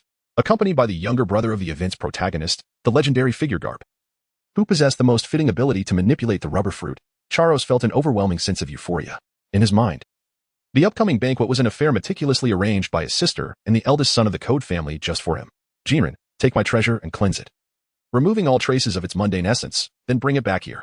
I must prepare for the banquet, Charos commanded, his corpulent form shaking with excitement, his face contorting into a grotesque and nauseating expression as he laughed. After issuing his simple command, Charos began his own preparations. Though his appearance was undeniably unrefined, he had never underestimated the importance of attending such noble gatherings, always ensuring he presented himself impeccably. After thoroughly cleansing the grease from his face, Charos selected a pure white noble waistcoat tailored specifically for the banquet from his exclusive tailor. Once he had finished adorning himself, Jinren arrived, bringing with her the treasure Charos had acquired for 2 billion. Truly, the younger brother of the event's protagonist, the esteemed Garp, possessed an undeniable air of pride. Upon learning that his new possession refused to kneel, Charos did not react with anger. Instead, he praised it. Jinren, you shall stay here. You are unworthy of attending such a banquet. Watching Jinren, usually well-versed in etiquette, prepare to accompany him to the banquet, Charos felt a flicker of irritation. However, in light of his good mood, he merely instructed her to remain behind. As Charos gradually disappeared from view, Jinren breathed a sigh of relief. It was time to tidy up. Otherwise, recalling the earlier incident made her shudder involuntarily. However, this scene was not entirely unwelcome to Jinren, who had longed to witness it. Given the trust he had garnered from Charles, seizing this opportunity to escape was an impossibility that could never be reclaimed. After all, imagining the words of that man sent a shiver down Jinren's spine. As the night descended upon the Shambar Islands, the banquet hosted by Charles was about to commence. Just as Charles, brimming with excitement and accompanied by his newly acquired treasure worth 2 billion, made his way toward the palace of Yagong. Everything within the palace was already meticulously prepared. On a typically imposing day, the graceful Shalalia was seated tenderly beside a handsome man adorned with a distinctive collar, watching the man deftly wielding a knife with fluid movements. From the moment she laid eyes on him, Yagong's heart was utterly captivated by the elegance he exuded. Despite the collar denoting his status as a slave and the filth that covered his body, in Yagong's gaze, the man beneath the mask displayed no signs of panic or discomfort, as if being captured and enslaved had not altered his demeanor in the slightest. His elegance was unmistakable. What astonished Yagong the most were his hands, fair, slender, and flawless, capturing her heart, which had remained dormant for 25 years. Ah, Miss Yagong. I never expected to witness such a passionate side of you. It seems you have indeed acquired the ideal plaything. A young man, approximately 25 years of age, sauntered in from outside. Chapter 85. The Underhanded Struggles Among the Nobility Court Wig. I advise you to refrain from referring to my friend as a mere plaything in my presence from now on, for it would infuriate me greatly. In a surprising shift from her usual wild and unreasonable demeanor, Yagong conversed with Wig in a calm manner, although there was an implicit threat in her words. It was remarkable that upon hearing something she wished to avoid, Yagong did not respond with her typical outburst. How could I dare disregard Miss Yagong's wishes? Wig, momentarily taken aback, quickly regained his composure. The potential volatility of Yagong was not to be feared. Rather, her current calmness instilled a sense of unease within Wig. This is my younger brother, Cordweller, and this is the eldest son of the Sale family, Sale Shabi. Upon hearing of your banquet, they wish to seize the opportunity to pay a visit to the esteemed Miss Yagong, whom they have long admired. I hope Miss Yagong will not hold it against me. Wig introduced the two brothers, offering a feigned apology. There is no need for such formality, Count Wig. Although this banquet is held within my palace, it is indeed a joint celebration between us, so you need not downplay the implications of your words. Noticing a hint of impatience in Yagong's demeanor, Wig astutely stepped back, leading his brothers to a corner. At that moment, Charles, believing himself to be the center of attention, finally arrived, wearing a smile as radiant as a blooming flower. Sister Yagong, I hear you have acquired a particularly fine plaything? Charles inquired, oblivious to the expression on Yagong's face. Brother Charles, this elegant gentleman is neither my plaything nor my pet. He is my friend. The collar around his neck is merely a precaution to prevent him from harming himself. Therefore, I ask that you respect my friend, Yagong replied earnestly to her brother. Charles, well acquainted with his sister's nature, recognized her seriousness and understood that she might genuinely consider this lowly individual a friend. Very well, brother shall respect your wishes, he conceded, albeit with surprise at his sister's earnestness, for he held a deep affection for Shalalia. He. I knew brother Charles would be the best. Come, savor the culinary delights prepared by my friend. He is renowned as the finest chef of the East Sea. Yagong, feeling grateful that her brother supported her friendship with a slave, urged him to indulge in the exquisite dishes she had personally sampled. Excuse me. Did you say he hails from the East Sea? At that moment, both Charles and Wig approached Yagong's side simultaneously. Indeed.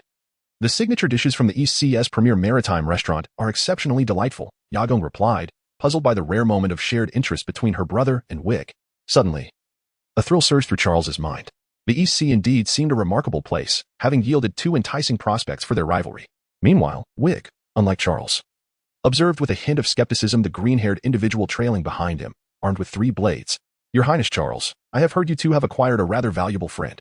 Avoiding direct reference to the slaves that could be easily purchased, Wig cautiously navigated the conversation, as if wary of touching upon the nuances surrounding Miss Yagong. Regardless of their power or reputation, once subjected to the auction, they remained mere slaves in the eyes of individuals like Charles and Wig, a fact that could not be altered. Let us discuss your matters later, Brother Charles. For now, let us indulge in the culinary creations of my friend, Shalalia interjected, eager to share her esteemed chef's talents with those she considered allies. Very well, Your Highness Charles, let us first relish the delicacies prepared by Miss Yagong's friend. Wig elegantly suggested to Charles. However, Wig's elegance evokes a rather affected sensation, lacking the natural grace that one might expect. The gentlemanly demeanor of his counterpart inevitably invites comparison. Well, perhaps it is acceptable. At this moment, Charles is certainly aware that Wig is merely putting on a facade, yet everything must unfold gradually, beginning with a competition involving his sister. Thus, the clandestine rivalry among the world's aristocracy commences at this instant. Their subtle contest does not revolve around schemes or the clashing of swords. Rather, it embodies the rivalry akin to that of the affluent offspring, competing in the novelty of their possessions. However, this merely reflects the thoughts of Charles and Wig, and it does not represent the sentiments of the noble court.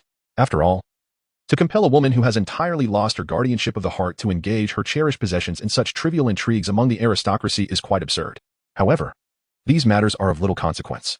In the eyes of Charles and Wig, the so-called friends of Yagong belong to Charles's faction, for Charles and Shalalia are indeed siblings.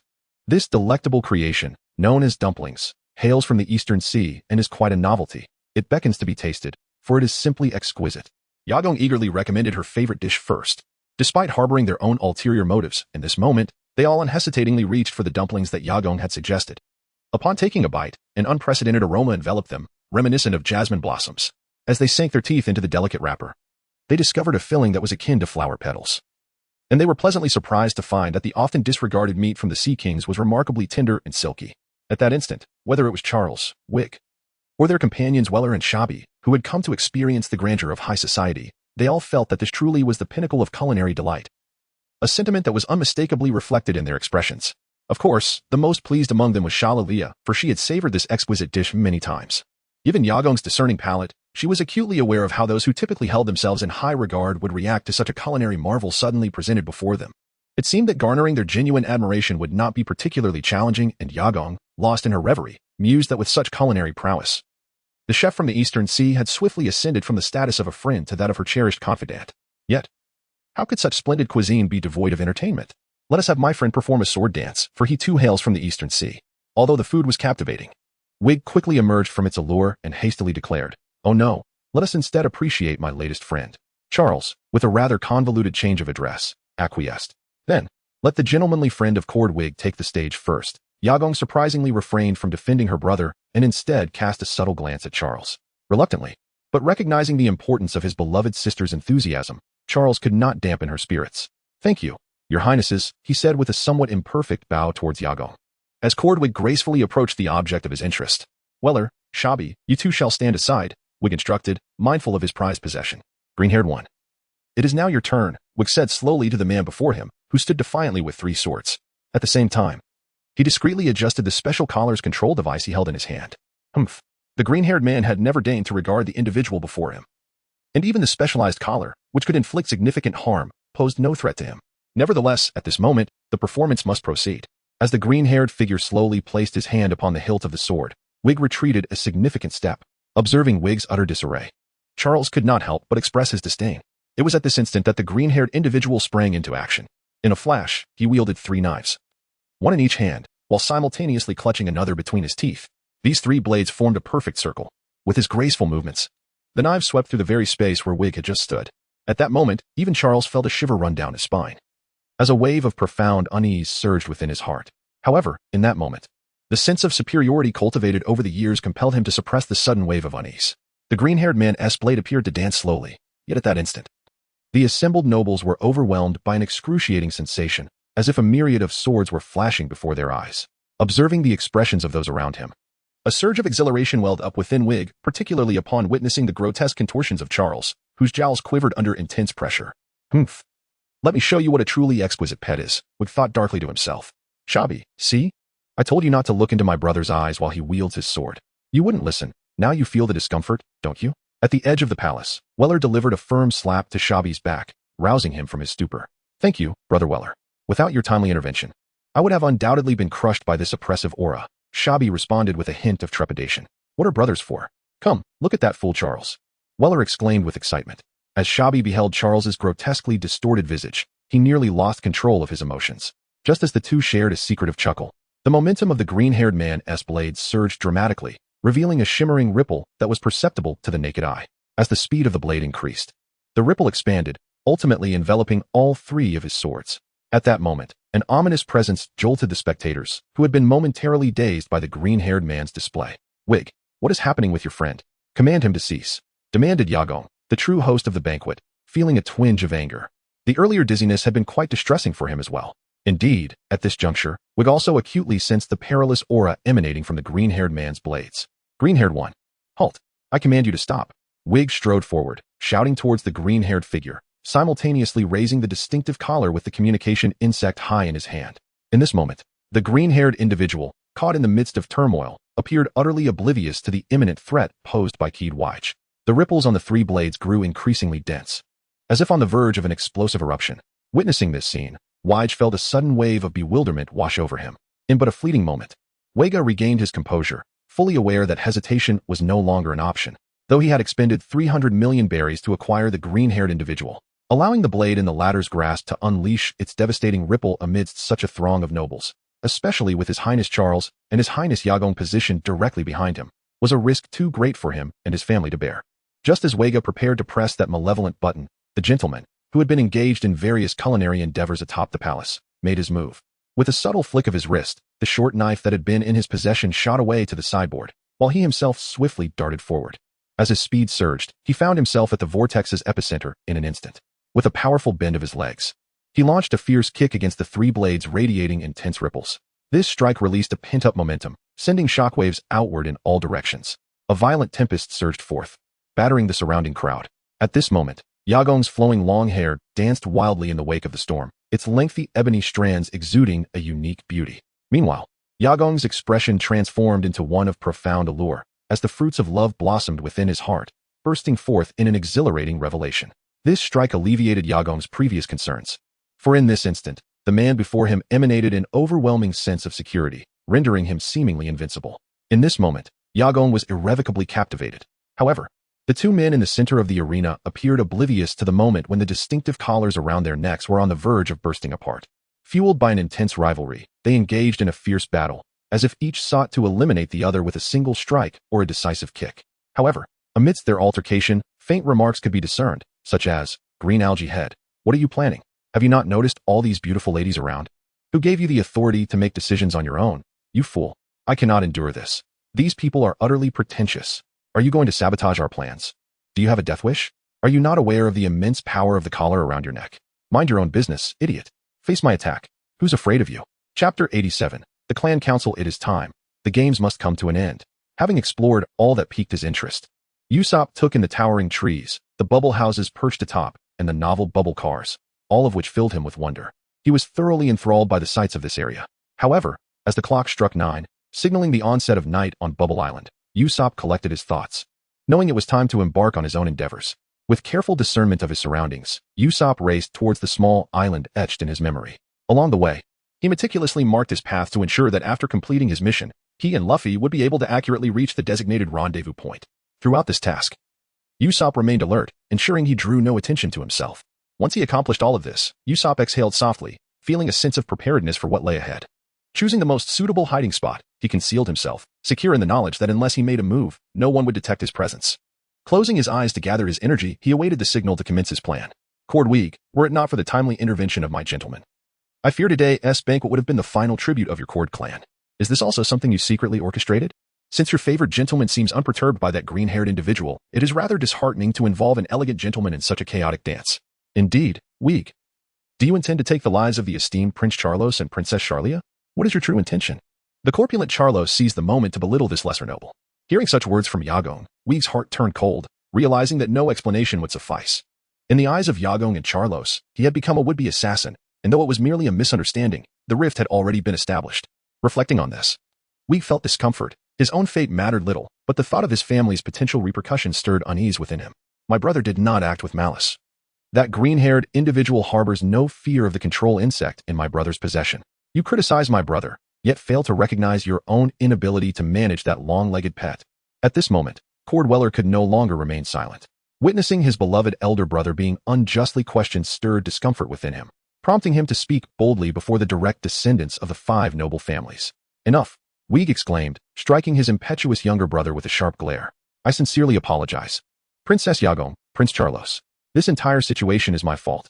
Please forgive my oversight. Once this esteemed gentleman subdues my unruly friend, I will ensure his immediate execution to atone for his prior offense towards your highnesses. As for the fright you experienced, I shall present you with the finest gifts.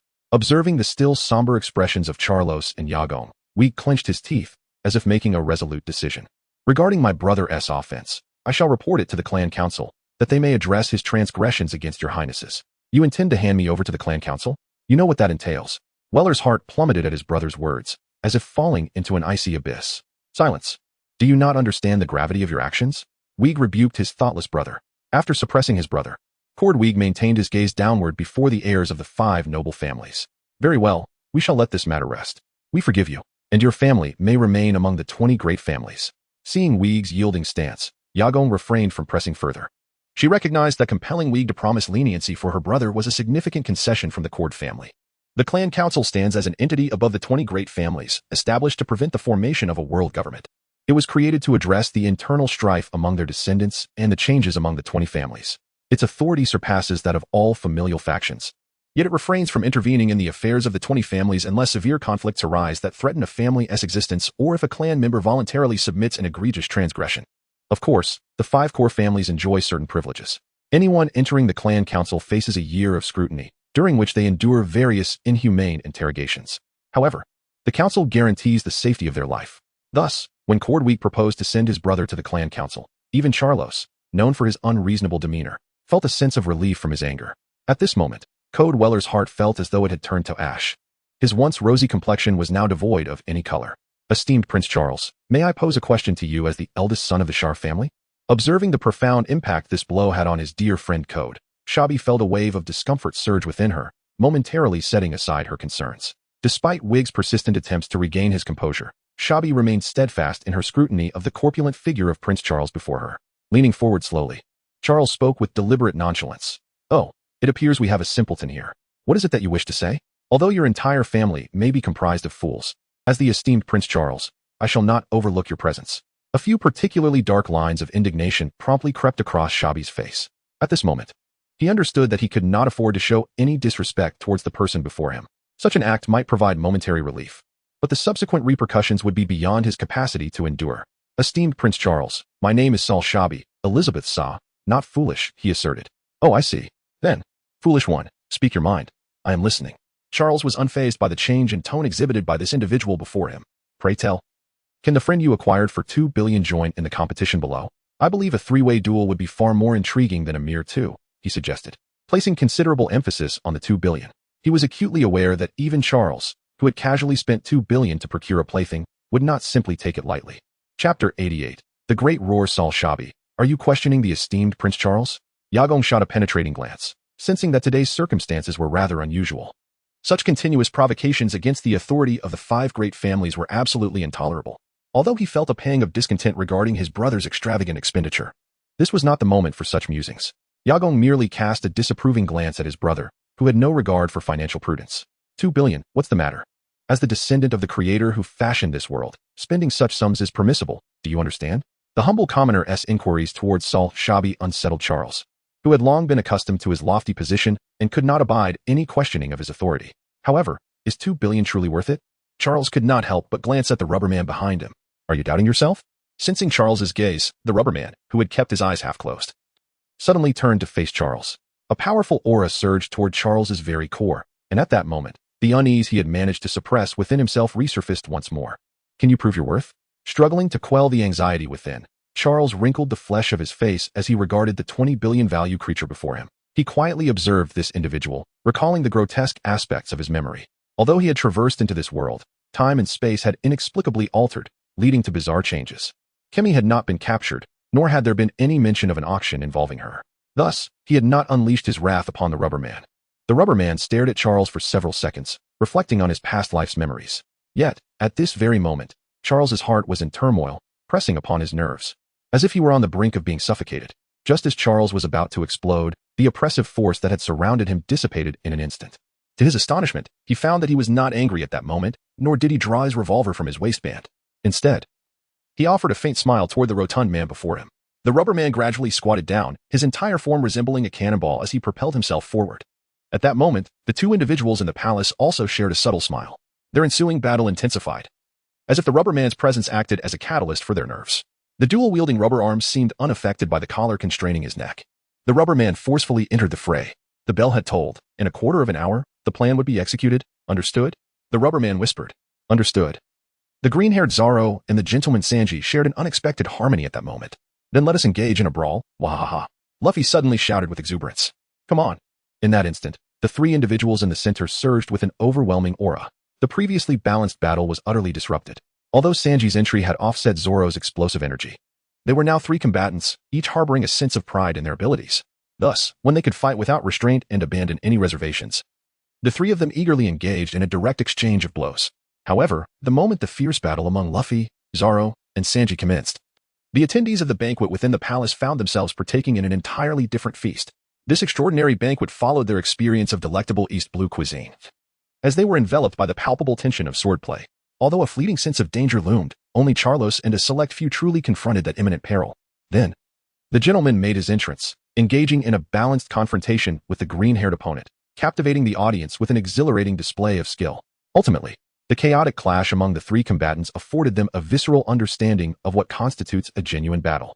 The proximity of the conflict sent the palace into disarray, with sword chi, powerful strikes, and overwhelming energy erupting amidst the crowd. As these forces unleashed, incidents of bloodshed ensued incessantly. Fortunately, no one has yet succumbed to their injuries. However, the extent of the damage continues to escalate, with the flow of blood increasing steadily. The once tranquil and harmonious palace has descended into chaos. Yet no one has taken a definitive stance, even as the injuries they sustain pose a grave threat to their very lives. Time, too, seems to hasten in this moment, with the clock edging ever closer to 9:15. Meanwhile, the tumultuous clash among the three individuals has reached a fever pitch. Stop this fighting at once. Cease immediately. If you do not, I shall press the button that will ensure you meet a fate worse than death. At this juncture, Cordwague summoned his courage and bellowed. However, his resounding shout seemed to serve as a reminder that they were still adorned with collars capable of threatening their very lives at any moment.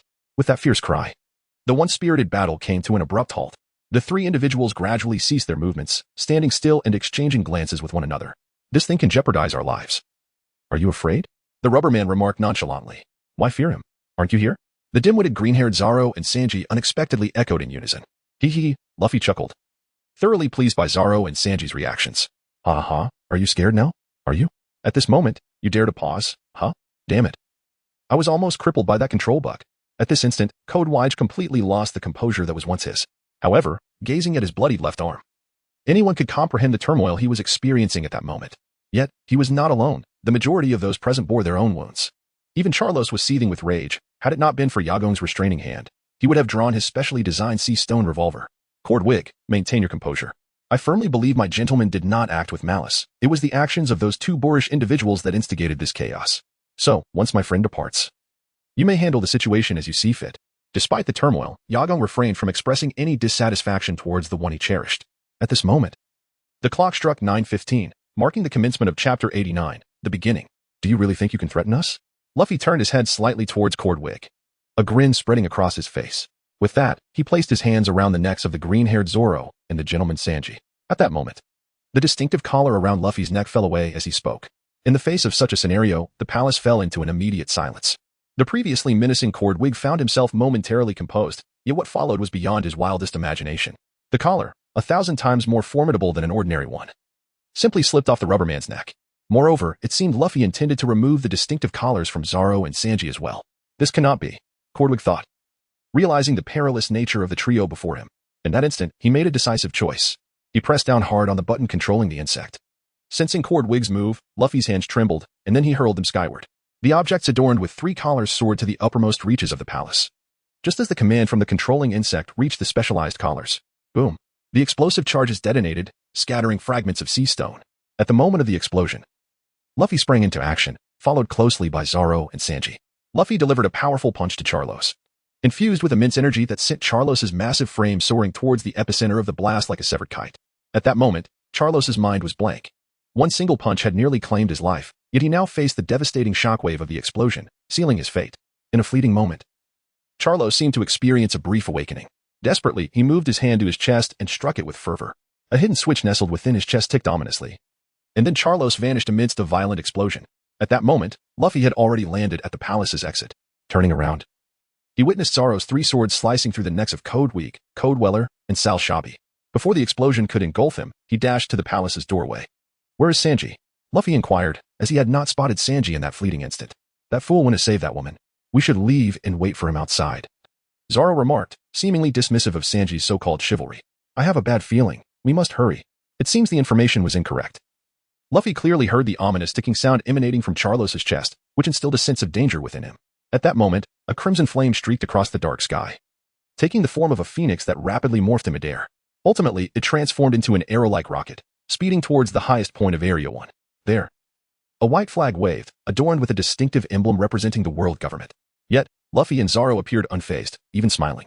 "Usopp succeeded," Zoro exclaimed, gazing at the remnants of fireworks in the sky. "It's not over yet. Once Sanji is out, we must run and regroup with Usopp to complete the final step and leave this place," Luffy stated with remarkable calmness. "That fool hasn't appeared yet. I'll check," Zoro said, a hint of worry in his voice. "No need, he is out," Luffy replied, spotting a somewhat unsteady figure at the entrance. With a swift motion, he bolted over and hoisted Sanji onto his shoulder. "Zoro, let us go." Thus, Luffy carried Sanji, and the trio accelerated towards the direction of the flames. Just as a long whistle sounded, the entire area of Bubble Island was suddenly flooded with intense spotlight beams. Though these lights did not illuminate the flames, but rather directed towards the direction of the Charlia Palace. Approximately a minute after Luffy and his companions had departed, a mysterious figure abruptly hovered above the palace, which had just been hosting a banquet. Although the sounds of explosions continued to reverberate, the palace was densely packed with items, and the simultaneous detonation of three distinctive collars naturally led to a catastrophic explosion. Consequently, the palace's explosions persisted without cessation. The mysterious figure seemed to sense something amiss and dashed towards one side of the palace. This location was a blind spot, surrounded by walls, where the palace was engulfed in explosions, yet no force was felt here. At that moment, an unconscious individual lay there, having somehow escaped the calamity. Casting a glance back at the dismembered bodies near the explosion's epicenter, the mysterious figure felt a pang of discomfort. His gaze turned more fierce. Regardless of who was responsible, the death of Prince Charlos could not go unpunished. The mysterious figure lifted Charlia and, after a few swift maneuvers, exited the perilous zone, ultimately landing in a plaza outside the palace. At that moment, the arriving Navy forces were taken aback upon seeing this individual. Just as they prepared to salute this figure they revered, the mysterious figure waved them off, urging them to hasten in rescuing the wounded and checking for survivors. At that moment, no formalities were more important than saving another life.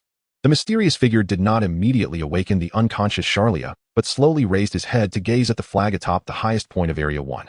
Although he had sensed something earlier, his concern for Charlos had distracted him from observing properly. Now, seeing the irregular hole in the center of the flag, his fury could no longer be contained. A thunderous roar erupted, drowning out all other sounds. Meanwhile, Luffy and his companions had successfully reunited with Usopp. "Usopp, it's time for the final step." Chapter 90. The Hook General. As if in response to the mysterious figure's roar, a more intense burst of flame shot skyward, culminating in a fierce explosion. The flames eventually formed a distinct pattern that lingered in the sky for nearly 3 seconds. This image clearly depicted a straw hat, symbolizing the Jolly Roger of the Straw Hat Pirates. In that moment, all eyes were destined to refocus as the Straw Hat Pirates faced the world. This was also the purpose of Luffy and his companion's journey. "Well done, Usopp. Let us hurry. I hope Uncle Rayleigh and Frankie have finished modifying the ship," Luffy shouted, continuing to charge forward without pause. "Oh, I, the brave sea warrior Captain Usopp, truly am remarkable." Usopp marveled at the fireworks and the lingering image in the sky, finding it difficult not to admire himself. At that moment, a bearded man aboard a swiftly approaching ship, drawn by the image, transformed into a beam of light, racing towards the blossoming fireworks. The sky was ablaze with fireworks, the palace exploding, and the flag perforated. Observing it all, the mysterious figure suddenly smiled, a contented expression crossing his face. At that moment, he found himself intensely intrigued by something. It had been years since he felt such a surge of battle spirit. It seemed he too had to take action. The mysterious figure raised his hand, revealing his strangely thin, dark hands, devoid of flesh. Yet, with that hand, He forcefully waved through the air before him, creating a rift in space. A peculiar hook gradually materialized. This hook, dark as his own skin, fell effortlessly into his hand, as if it had always belonged there. Upon grasping the hook, the mysterious figure as present sharpened, and an overwhelming sense of control emanated from him. However, just as this mysterious figure was about to take action, a golden light slowly materialized before him, eventually transforming into a person clad in a vibrant yellow attire. The hue mirroring the radiance he emitted. Admiral Hook, I apologize for the disturbance. It is the fault of my subordinates. Please, grant me the opportunity to deal with these rascals, he implored. Even in the presence of the warlord of the sea, Kizaru had never shown such deference. Yet at this moment, he exhibited a level of respect akin to that he would show to a mentor before this enigmatic figure, whom he referred to as Admiral Hook. Oh, very well then. You may handle this matter. I have to address the repercussions following Charos's demise. I dread to think of the trouble those fellows might concoct this time. Monkey, remember, you must apprehend these individuals, Kizaru instructed, his tone gradually rising in intensity. For someone of his stature, Charos's death posed a significant predicament. Rest assured, my subordinates will fulfill the mission, Kizaru replied with unwavering seriousness. All right, go ahead. With that simple exchange, Kizaru transformed once more into a cascade of golden light, darting toward the location of the fireworks. In an instant, propelled by the speed of light, he arrived where Usopp had launched the flares. He felt a wave of relief wash over him, narrowly avoiding the possibility of Admiral Hook intervening. For that would have meant trouble for the Navy. He hoped Admiral Hook could manage the situation. Otherwise, the members of the clan council would prove to be formidable adversaries. Kizaru pondered with trepidation. Yet, the audacity of those little rascals to orchestrate such a grand scheme right under their noses was astounding. Gazing ahead at the faint glimmers of light, Kizaru realized that he must eliminate these threats. In an instant, a radiant sword formed in Kizaru's grasp, coalescing from the light. Heavenly Cloud Sword. He wielded his signature weapon, unwilling to allow any unforeseen complications. A decisive strike was imperative to ensure that such characters were swiftly buried on the path to the New World. Lucci, you and Usopp go ahead. I will resolve this issue and join you shortly. Zoro, who had been sprinting at full speed, suddenly halted, sensing a sword poised behind them. This blade hung menacingly, capable of threatening their lives. As a swordsman, particularly a combative one, such a scenario was intolerable. Zoro, hold him off for just 15 minutes, and I will return to support you, understood? The moment the mysterious figure appeared, Luffy felt an unmistakable sense of danger, keeping a vigilant watch on their rear. Thankfully, the enigmatic threat he sensed did not pursue them. Instead, it was Admiral Kizaru who followed. However, facing Kizaru, Luffy felt no despair, as though there remained a glimmer of hope for confrontation. Yet, their first priority was to move the severely injured Sanji to safety, leaving Zoro to stand alone as their line of defense. In a brief exchange, Luffy and Usopp accelerated forward. But he's an admiral, a marine admiral. Can Zoro handle this alone? Usopp voiced his concern. Usopp, although our strength has significantly increased, we cannot confront someone of Kizaru's caliber just yet, Luffy replied, his tone somber. They all sensed the truth in Luffy's words. Since leaving Simi Village, their ability to harness the energies of the world had diminished considerably. Zoro will be fine, right? Usopp asked earnestly, as if trying to convince himself. Luffy smiled at the thought of his somewhat timid comrade. Yes, Zoro will be fine. Our abilities may not be as overwhelming, but they certainly have not vanished. Chapter 91. Ghostly Intentions. Zoro versus the blinding Kizaru. You think you can block my path? The man with green hair suddenly positioned himself defensively. Kizaru, seemingly unperturbed, addressed him calmly. Let us see about that. Without hesitation, Zoro unleashed his three-sword style, Tornado. In an instant, his three swords aligned, and with lightning speed, he struck forward. The blades created a brief gust of air, enveloping Kizaru in a tempest of slashing energy, each blade capable of cleaving through solid walls with ease. Yet, despite the overwhelming force of the attack, Kizaru maintained a nonchalant demeanor, a faint smile playing on his lips. Is that all you've got? He remarked, swiftly retreating a step. Speed is weight. Have you ever been struck by light? With effortless grace, Kizaru unleashed a flurry of light from his left leg. It was not that he had transformed his leg into light. Rather, his kick transcended the speed of light itself. With a single powerful kick aimed at the intersection of Zoro's three blades, the force was akin to a mountain crashing down, an overwhelming pressure that threatened to crush him. Although Zoro had anticipated the attack, the sheer force of Kizaru's strike sent him reeling, yet he remained standing, sustaining only manageable damage. At this moment, Zoro finally comprehended a phrase that Luffy had once imparted to him. In my recollection, there exists a master who proclaimed, among all martial arts, there is nothing impervious. Only speed is unbreakable. It appears your prowess is commendable. However, disregarding Zoro's musings, Kizaru unleashed a tremendous surge of power, his feet alternating in an instant, transforming him into a being of light. At that moment, Kizaru appeared as if he had become a luminous entity, his entire form shimmering with radiant points of light. Taking a deep breath, Zoro seemed prepared to be assailed by the luminous kicks, for he understood that his speed could not possibly compare to Kizaru's at this juncture. Rather than engage in futile defense, he resolved to utilize this fleeting moment to act according to his own rhythm. As for Kizaru's lightspeed kicks, he would simply allow them to come. Only someone like Zoro would dare to wager his own body in such a manner. The relentless barrage of lightspeed kicks rained down upon Zoro, each strike landing with undeniable force upon his form. However, each kick landed in a different location, none of which could inflict direct harm upon Zoro's body. One kick, followed by another. Relentlessly subjected to relentless kicks, Zoro's body began to accumulate dust. A shadowy gray aura gradually emanating from him. This was a presence hailing from the depths of the Nine Hells. In that instant, the once passive Zoro's physique adeptly intercepted the light-speed kicks of Kizaru. This was not due to a sudden surge in Zoro's speed, but rather a transformation. He became a three-headed, six-armed figure, embodying the demonic essence of the Nine-Sword style. Ajura, demonic nine flashes. In a heartbeat, he accelerated, pivoting sharply, his body and sword aligning as a singular entity, and then unleashed a ferocious slash directed at Kizaru. However, at the moment the sword in his hand erupted forth, Zoro experienced a fleeting tremor that coursed through his entire being, transmitting the shudder to the blade he wielded. Though the three swords momentarily coalesced into a singular line, this line did not negate the tremor of the blades, rather, it assimilated the quiver into the sword's very essence. Ultimately, it transformed into a formidable slash directed at Kizaru's right shoulder. This assault, while cognizant that a conventional attack would pose little threat to one endowed with the powers of a Logia fruit, nonetheless instilled a sense of peril within Kizaru. Thus, without a moment's hesitation, he raised his sword, the Amatsukami. A thunderous cacophony erupted in the skies, a mere clash yet resonating with an overwhelming force. The sheer intensity of the confrontation sparked a resonance in the air, resulting in explosive sounds. Observing the Amatsukami in his grasp, Kizaru realized that it was indeed the aid of this sword that prevented him from faltering in this encounter.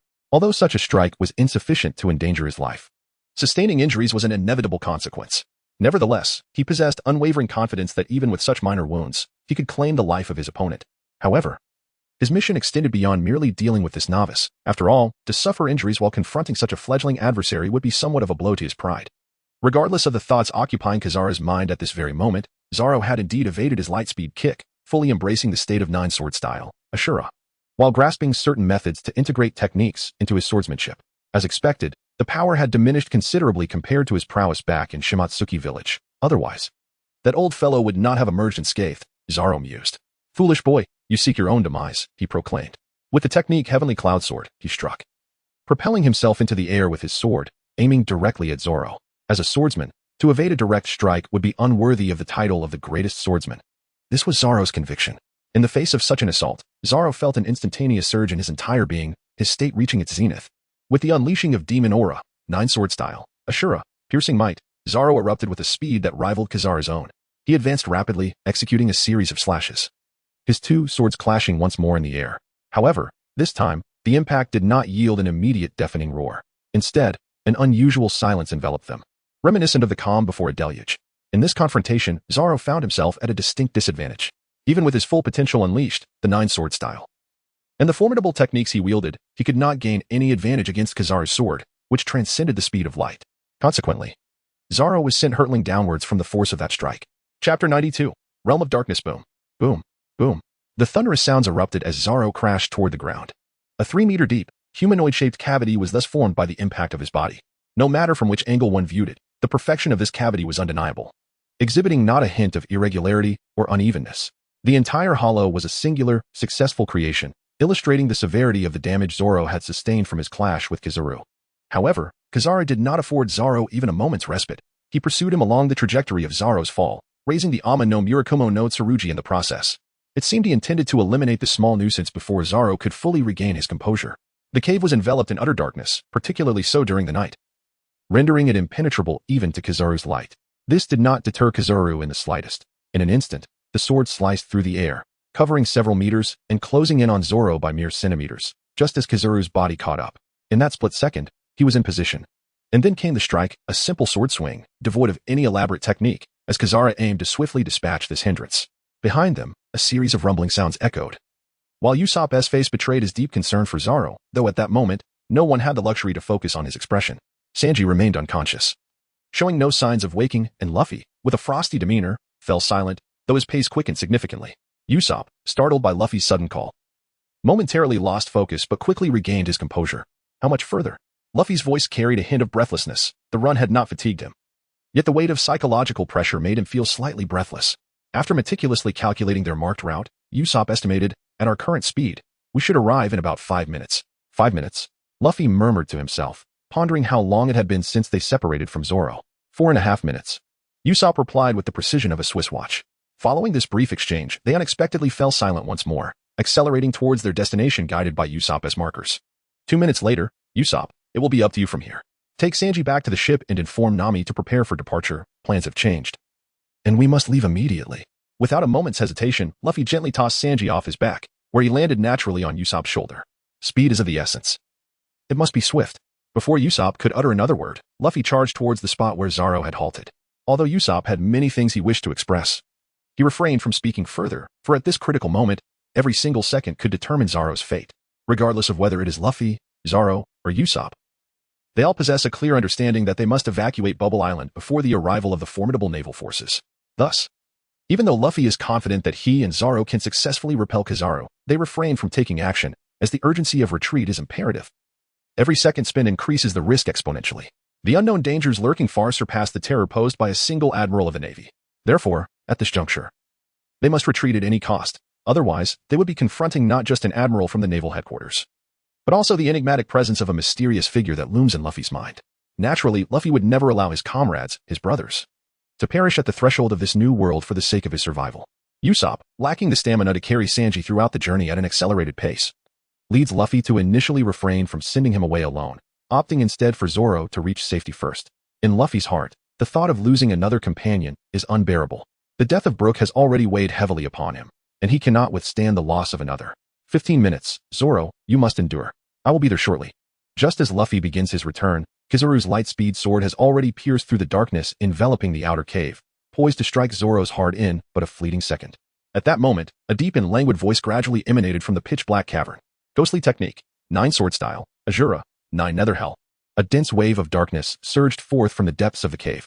The anguished cries and lamentations from hell, replete with a malevolent essence, enveloped the surroundings in an instant, momentarily bewildering the yellow ape, who symbolizes light. It was this fleeting moment of distraction that allowed the sinister aura to seize the opportunity, swiftly darting towards the yellow ape's chest. However, Kizaru is, after all, a seasoned warrior, possessing an unparalleled wealth of combat experience. At this moment, any attempts at diversion proved futile, as the innate protective properties of the natural fruit had become ineffective. For at this very instant, the ominous aura had completely locked onto Kizaru's essence. He elevated himself slightly, rising by a mere centimeter. It is this single centimeter that determined the outcome of the 11-minute-long battle. Zoro, having already risen from the depths of the cave, was enveloped by a shroud of dark energy. Yet, this was of little consequence. What captured the most attention were his eyes, now entirely shrouded in darkness, devoid of any discernible emotion. As this formidable strike landed just a centimeter below Kizaru's heart, it deftly avoided the vital point. However, such a blow inflicted tremendous damage upon Kizaru, causing a sweet sensation in his throat, followed by a spurt of fresh blood. The area that was pierced was inundated with glimmering lights. This time, Kizaru's body did not immediately recuperate. Rather, it healed gradually. Standing 3 meters away from Kizaru, Zoro was completely enveloped in an aura of darkness, and he was not faring well, with blood covering his entire body. Moreover, this dark aura seemed beyond Zoro's control, as it surged into his body through the 7 major pressure points after he unleashed that torrent of dark energy. The dark currents gradually dissipated, while the injuries on Kizaru were progressively consumed by the golden glimmers, ultimately forming a cohesive whole. Kizaru thus fully restored himself, in stark contrast to Zoro. Chapter 93. Defeat. Kizaru had completely recovered, and the dark energy strike left him with no lingering effects. However, the once shadowed Zoro, enveloped by an aura of darkness, felt that very essence ebbing away, flowing through his body to an indeterminate destination. Deprived of the protective shroud of the dark energy, Zoro found himself utterly exposed, with the yellow monkey able to discern the bloodstains marring his physique. Fortunately, Zoro, who had previously been devoid of consciousness, was gradually regaining awareness. Young one. That last move was rather impressive, but it seems it was not without its repercussions for you, the yellow monkey mused.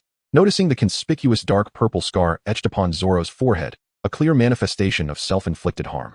This injury was far more grievous than the blood that adorned his body. Are you afraid? Zoro, gritting his teeth against the excruciating pain radiating from his brow, steeled himself for battle once more. He understood that this was not the time for complacency. The individual before him was no benevolent foe, and a moment's inattention could spell death. Until he triumphed over that individual and claimed the title of the world's greatest swordsman, he could not afford to perish. Seeking death? Then let us continue.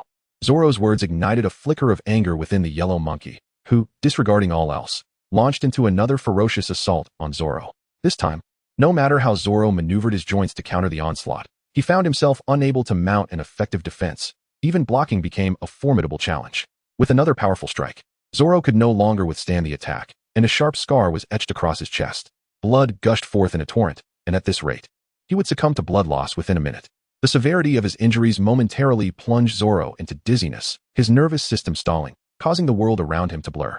Yet, he sensed that the wound on his chest was gradually being staunched, as if something were blocking the flow of blood. Don't you dare die now, young one. With your remarkable physical prowess, if we were to entrust you to Dr. Vegapunk, perhaps he could forge a new type of artificial weapon for the Navy. The yellow monkey declared, preparing to leap forward in pursuit. Just as he lifted off the ground, Zoro, who had appeared as lifeless as a fish on land, summoned a surge of strength from somewhere and rose once more, positioning himself before the yellow monkey with greater speed. Are you courting death? The yellow monkey's patience began to wear thin with Zoro's relentless entanglements, as the sands of time slipped away, and the vice admiral could no longer guarantee their safe departure. Should their forces be deployed, it would spell disaster for the Navy headquarters. Before Zoro could utter the incantation of his ultimate technique, the yellow monkey lunged at him again. In response, Zoro forsook all preparation, launching himself at the yellow monkey with wild abandon, his three swords slicing through the air like a tempest. After a flurry of over 30 consecutive strikes, the yellow monkey's form began to dissipate upon receiving Zoro's blow. Initially, he believed that a momentary lapse had allowed Zoro to land a hit, yet the natural properties of his body rendered him perplexed. How could this fellow's attack, which had seemed threatening, now pose no danger at all? As a user of a Logia-type devil fruit, the yellow monkey understood that if his body dispersed upon being struck, it indicated that the attack had caused no harm. Typically, those with Logia abilities possess a unique instinct, enabling them to sense whether an opponent's attack poses a threat. If it does, they would not allow the attack to connect with their body. After Zoro's first strike was rendered ineffective against the yellow monkey's form, the second and third followed suit. With each successive failure of Zoro's blades to inflict any damage, the yellow monkey began to comprehend the situation fully upon observing Zoro closely. However, this revelation left the Marine Admiral Kazara somewhat embarrassed.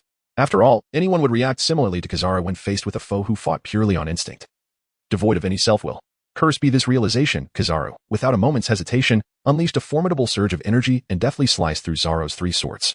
With a sickening sound, a gruesome scar formed upon Zoro's chest. Though filled with rage, Kazara did not entirely lose his rationality. This time, he refrained from allowing Zoro's blood to gush forth. At the moment the scar appeared, particles of light had already forcefully sealed the wound. At this juncture, Zoro completely succumbed to his loss of will, falling into a state of utter dizziness. With a thud, his body crashed to the ground once more, signaling the official end of the operation to thwart Kazuru.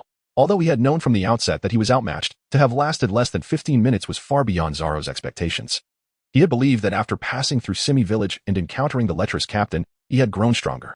Yet, it seemed that circumstances remained unchanged. No, it was different. For the objective of his resistance had indeed been realized. At that moment, a figure gradually emerged against the backdrop of the sky. A signature roar followed suit. Zoro's body resonated with a thunderous sound as the figure landed beside him. Upon seeing the large cross-shaped wound on Zoro's chest, the figure lifted its head abruptly. Gazing upon the perpetually grinning Kazaro, an intense fury ignited within.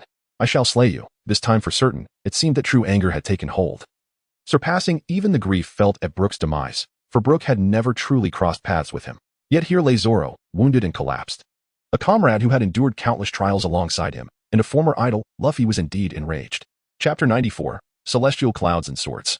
First liberation, witnessing Zoro's current state, pierced Luffy's heart with profound pain. He beheld the new scars flanking the previously healed ones. He recalled that fateful battle when Zoro raised his sword and vowed, Luffy, I shall never lose again. He remembered their serendipitous meeting, their shared trials at Reverse Mountain, their collective efforts to rescue the people of Simi Village, their confrontation with the formidable demon representative Bondo Jedon, and their voyage aboard the Mary through this adventurous Grand Line. Together, so many memories lingered in which their shoulders had always been aligned. With Zoro by his side, Luffy felt secure enough to cast aside all concerns, for in his heart, he believed Zoro would never fail. Yet now, at this very moment, Zoro lay fallen. But he had not failed. He had succeeded in halting Admiral Kazuru from the Marine headquarters right here. Luffy felt fortunate to have a companion like him. It was my fault that you endured such suffering. I should have never chosen to flee and preserve my own safety from the beginning. However, all of this has changed. Upon seeing you lying on the ground, I realized everything had transformed. With a deafening roar, Luffy, disregarding the looming threat of the Marine Admiral Kazuru nearby, unleashed his pent-up frustration. Although he was aware that Zoro was not in mortal danger, it did nothing to diminish his seething anger. Rising slowly, he supported himself with one hand on the ground. As he entered gear second, wisps of steam began to emanate from his body, a result of the accelerated blood flow and the ensuing heat. During their training, Nami often remarked that his appearance resembled that of a steam engine, continuously releasing vapor while simultaneously unleashing formidable energy. Perhaps I should never have left Zoro alone. I should have attempted to eliminate you. Luffy spoke slowly, directing his words towards the man before him, who had been observing without making a move. Are you the captain, Monkey D? Luffy? Kizaru, unfazed by Luffy's menacing words, instead expressed curiosity about Luffy's identity. Yes, I am Monkey D. Luffy. Now, may I kill you? He did not launch a direct attack on Kizaru, perhaps recognizing that the Admiral refrained from seizing the opportunity to strike during his earlier defense of Zoro. Can you truly kill me? Then, let us see you try. Stepping forward with determination, Luffy propelled himself towards Kizaru, his right fist clenched tightly as he aimed a powerful strike at the Admiral. Sensing the momentum behind Luffy's punch, Kizaru experienced a moment of hesitation, as if this fist mirrored the sword from moments prior. With a swift motion, he thrust his sword, the Pika Pika no Mi, forward, meeting Luffy's fist in a clash. At the moment of contact between Luffy's fist and the blade, he let out a fierce roar, and astonishingly, his punch accelerated in the final moments. A double strike was unleashed upon Kizaru's sword. The unexpected ferocity of Luffy's attack sent Kizaru reeling, and in that instant, the powers of his Logia fruit seemed to falter entirely. It could not solely be attributed to his own velocity or the defensive capabilities of the natural system fruit. With a single strike proving effective, Luffy did not pause. He swiftly placed his left hand on the ground, propelling himself upwards. Then, with both feet together, he charged once more towards the spot where Kizaru had fallen, unleashing a powerful technique. In that moment, Luffy's feet formed a united seal, and with tremendous force, he executed the jet seal, striking fiercely against the night's earth and sending plumes of dust swirling into the air. However, this strike evidently failed to reach its target. A sudden monosyllabic utterance resonated above Luffy's head, where countless golden specks began to converge, ultimately forming the figure of Kizaru. In his hand, a beam of light expanded and radiated, culminating in a brand new wave of energy that surged fiercely toward Luffy. At that moment, Luffy found himself in a state where his previous move had just concluded, his strength exhausted, and the momentum yet to follow. Such an assault landed squarely upon him, instantly imposing a formidable force that felt as if billions of pounds were shackling his body. In that instant, he was forced to the ground, his form gravitating heavily toward the earth. The closer he drew to the ground, the lighter the pressure became. However, as he neared the surface, he realized that the only diminishing force was gravity, while the weight pressing upon him remained unyielding. At this moment, Luffy was devoid of any capacity to resist, awaiting the merciless judgment that was to come. It's over, Kizaru remarked with a faint sigh, casting a glance at Luffy, who lay on the ground, overwhelmed by the laser S-force. He then aimed the Amaterasu sword at Luffy's heart. This was the first time Kizaru felt that a mere ordinary attack from the Amaterasu sword would not suffice to achieve a definitive kill. In this instant, he chose to unleash the sword's potential. Although it was merely the first level of release, it should suffice, considering his opponent was merely a newcomer who had only recently embarked on his journey. Had he not recklessly infiltrated Base 1, had he not impulsively slain Prince Charlos, had he not dared to strike against the world government's banner, perhaps he could have spent a while honing his skills on the stage of the New World, ultimately evolving into a formidable and feared pirate. However, it seems that you are rather hasty. For the sake of the Navy headquarters, you must perish. Even if you are the grandson of a teacher. The Tianjin Cloud sword in hand fell to the ground, gradually transforming into a mere beam of light. Although this beam exceeded the sword in length, it remained fundamentally unchanged. Upon the first liberation of the Tianjin Cloud sword, as it converged upon its target, it would leave behind heavy metal particles formed from condensed light at the heart, capable of ensuring the demise of even the most formidable beings like Luffy. A streak of light instantaneously traversed the distance and space, then shot towards Luffy's chest. Chapter 95, Life and Death in a Minute. Just as Huang Yuan proclaimed Luffy's inevitable demise, the previously immobilized Luffy suddenly manifested a peculiar hue upon his body. In an explosive surge, this color momentarily bewildered Huang Yuan, causing even the rapidly advancing Tianjin Cloud sword to pause for an instant. In that fleeting moment, Luffy, empowered by this burst of color, liberated himself from the oppressive grip of the laser, regaining his freedom. In this realm, it was their first encounter, yet the memories he held were vividly clear. Luffy could not ignore the abilities possessed by Huang Yuan. Unbeknownst to Luffy, the old man's Tianjin Cloud sword held the potential for further liberation. But such details were of little consequence. Now was the perfect opportunity for Luffy to retaliate. Without the slightest hesitation, he transitioned into gear third, swiftly evading the predetermined attack zone of the Tianjin Cloud sword. The assault merely resulted in a thunderous crash, stirring up a cloud of yellow dust, achieving nothing more. At this moment, Luffy had already repositioned himself behind Huang Yuan and activated gear third. The giant's fist.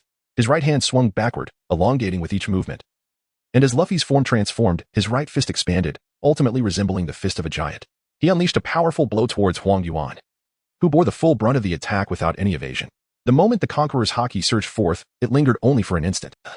Coupled with Huang Yuan's confidence in the initial liberation of the Tianzhong Cloud Sword, this brief lapse in thought rendered him momentarily unresponsive, and as a consequence, he found himself unable to react in time to Luffy's strike. This colossal fist, after landing a blow on Huang Yuan, naturally accelerated within the confines of Luffy's arm, delivering a consecutive strike. Following the exertion of this powerful attack, Luffy spun midair several times before landing on the ground, now resembling a smaller version of himself. Fortunately, the yellow ape was not in a favorable condition either. A bitter stream of crimson blood erupted violently from his throat. This marked the second time he had coughed up blood that day. In an unexpected moment of clarity, he realized a profound truth that had lingered since his initial encounter with Luffy. The attack from Luffy bore an uncanny resemblance to Zoro's earlier assault. Yet his attempts to defend against them using the same method proved utterly futile. Initially, he attributed this to Luffy's haki, especially when the latter unleashed his conqueror's haki. However, upon feeling the genuine impact of Luffy's colossal punch, the yellow ape discerned that this was not the case. While the initial phases of their attacks were identical, stemming from a unique martial technique, Luffy seemed to introduce an element of variation that Zoro had failed to grasp. This technique was astonishing, possessing the ability to directly affect a Logia-type devil fruit user. If the Navy could harness such a technique from Luffy, their position would be immensely fortified. At that moment, the yellow ape, having just been sent flying by Luffy multiple times, found himself preoccupied with the martial prowess of Luffy's body. Reveal to me the technique you have learned, and I shall allow you to depart, absolving you of all transgressions. I could even recommend you, Straw Hat Luffy, to become a warlord, he exclaimed, leaping from the mound of earth towards Luffy's previous location, only to realize that the diminutive figure of Luffy was stealthily concealed behind a nearby thicket. A faint yet palpable heartbeat resonated from within the yellow ape, accompanied by a subtle, pale aura emanating from him. The primary function of observation haki is to explore and detect. After a brief contemplation, he began to meticulously sense the various objects surrounding him. Zoro was still present, indicating that Luffy had not fled, but was likely concealing himself to launch a surprise attack. As he detected Zoro's presence, the yellow ape's alertness heightened. He understood that Luffy would never abandon Zoro in a precarious situation. Thus, Luffy's intent to hide was now unmistakably clear. However, it never crossed the yellow ape's mind that Luffy had been compelled to revert to a smaller form due to the aftereffects of Gear 3rd. At that moment, the one filled with regret was none other than Luffy himself, who had been so captivated by the allure of Gear 3rd's power that he had overlooked the subsequent detrimental consequences. He vowed never to employ it again. Fortunately, after a moment of contemplation, over 40 seconds had elapsed. He only needed to endure for another 20 seconds, as the side effects of Gear 3rd lasted merely a minute. After meticulously scanning the area behind him without any discoveries, Kizaru gradually began to advance forward. With just 5 seconds remaining until the minute mark, his observation haki finally detected Luffy's presence. It was unexpected that Luffy was here, sensing something amiss. Kizaru once again unleashed his observation haki to conduct a more profound exploration towards Luffy's location. This aura, this momentum, undeniably belonged to Luffy. Yet Kizaru pondered why it seemed diminished. At that moment, Luffy still required 3 seconds for full recovery. Could this be a new formidable technique? Kizaru speculated, recalling how Luffy had evaded the initial release of his Sword of Heaven attack, which had left him feeling somewhat on edge.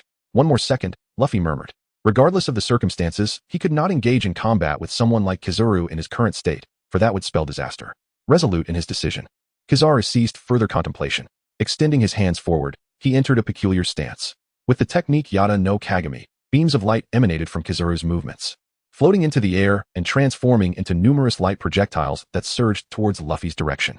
As the minute concluded, the side effects of Luffy's Gear 3rd dissipated entirely, restoring him to his normal state in an instant. In the face of Kizaru's fierce assault, Luffy merely evaded with a simple sidestep. Chapter 96. Luffy versus Kizaru at last. He had endured. That minute had been excruciating. With a leap, Luffy dodged the light projectiles flying from Kizaru. However, just as he believed he had evaded this attack, the projectile that had initially aimed for a nearby tree abruptly altered its trajectory, pursuing Luffy's path of evasion. The speed of the light projectile far surpassed Luffy's own. In an instant, it struck Luffy, exploding fiercely against his back. At that moment, Kizaru, who had been observing calmly, raised his Sword of Heaven. With the Sword of Heaven, the initial release was unleashed, a resounding crash echoing as the light projectile and the sword converged upon Luffy. The explosion erupted without any reaction from Luffy, propelling him forward by a significant force. Before he could regain his breath from such a blow, a beam-like sword ascended violently towards his chest. In that moment, Luffy seemed devoid of any alternative. He erupted with an overwhelming aura. This momentum felt so familiar, for each time he unleashed such force. It was accompanied by the potent conqueror's haki, maximizing the impact of any attack against his adversaries. This time, Luffy intended to do the same. However, the familiar hue did not erupt with Luffy's loud cries. For the first time, he discovered that he was unable to summon that formidable energy. The liberated Tianzhong Cloud Sword, under the full control of Kizaru, unleashed immense power, piercing through Luffy's body in an instant. A trickle of blood was drawn forth as the sword passed, elegantly drifting through the air. At that moment, time seemed to freeze. Both Kizaru and Luffy fixated on the sanguine droplet, a harbinger of Kizaru's successful assault. Once the Tianzhong Cloud Sword traversed Luffy's form, a potent force crashed upon him, fully releasing the energy it bore. The particles of light that had entered Luffy's body swiftly coalesced into heavy metal particles, which then lay dormant along his path. Enduring the pain coursing through him, Luffy rose once more. If he wished to survive, he should relinquish his resistance. With Admiral Carp's influence, should he choose to mend his ways and join the Navy, he would receive formidable support, paving the way for a promising future, or would he prefer to meet his end at this moment?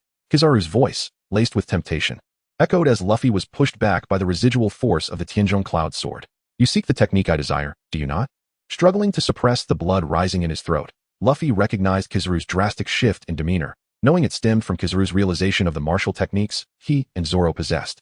Otherwise, based on his understanding of his grandfather, he would never let personal feelings sway his judgment. His life was devoted to the Navy. Feeling that his deceit had failed to ensnare the young man before him, Kizaru ceased his evasions and replied with a certain nonchalance. Since you are aware, there is no need for further elaboration. Surrender it, and I shall allow you to depart. Or shall I end your life this very instant? Can you accomplish that? Once resembling a frail figure, Luffy suddenly charged toward Kizaru, this time without the chance to enter his second gear. With fervent determination, he unleashed a flurry of powerful punches, each brimming with hidden strength.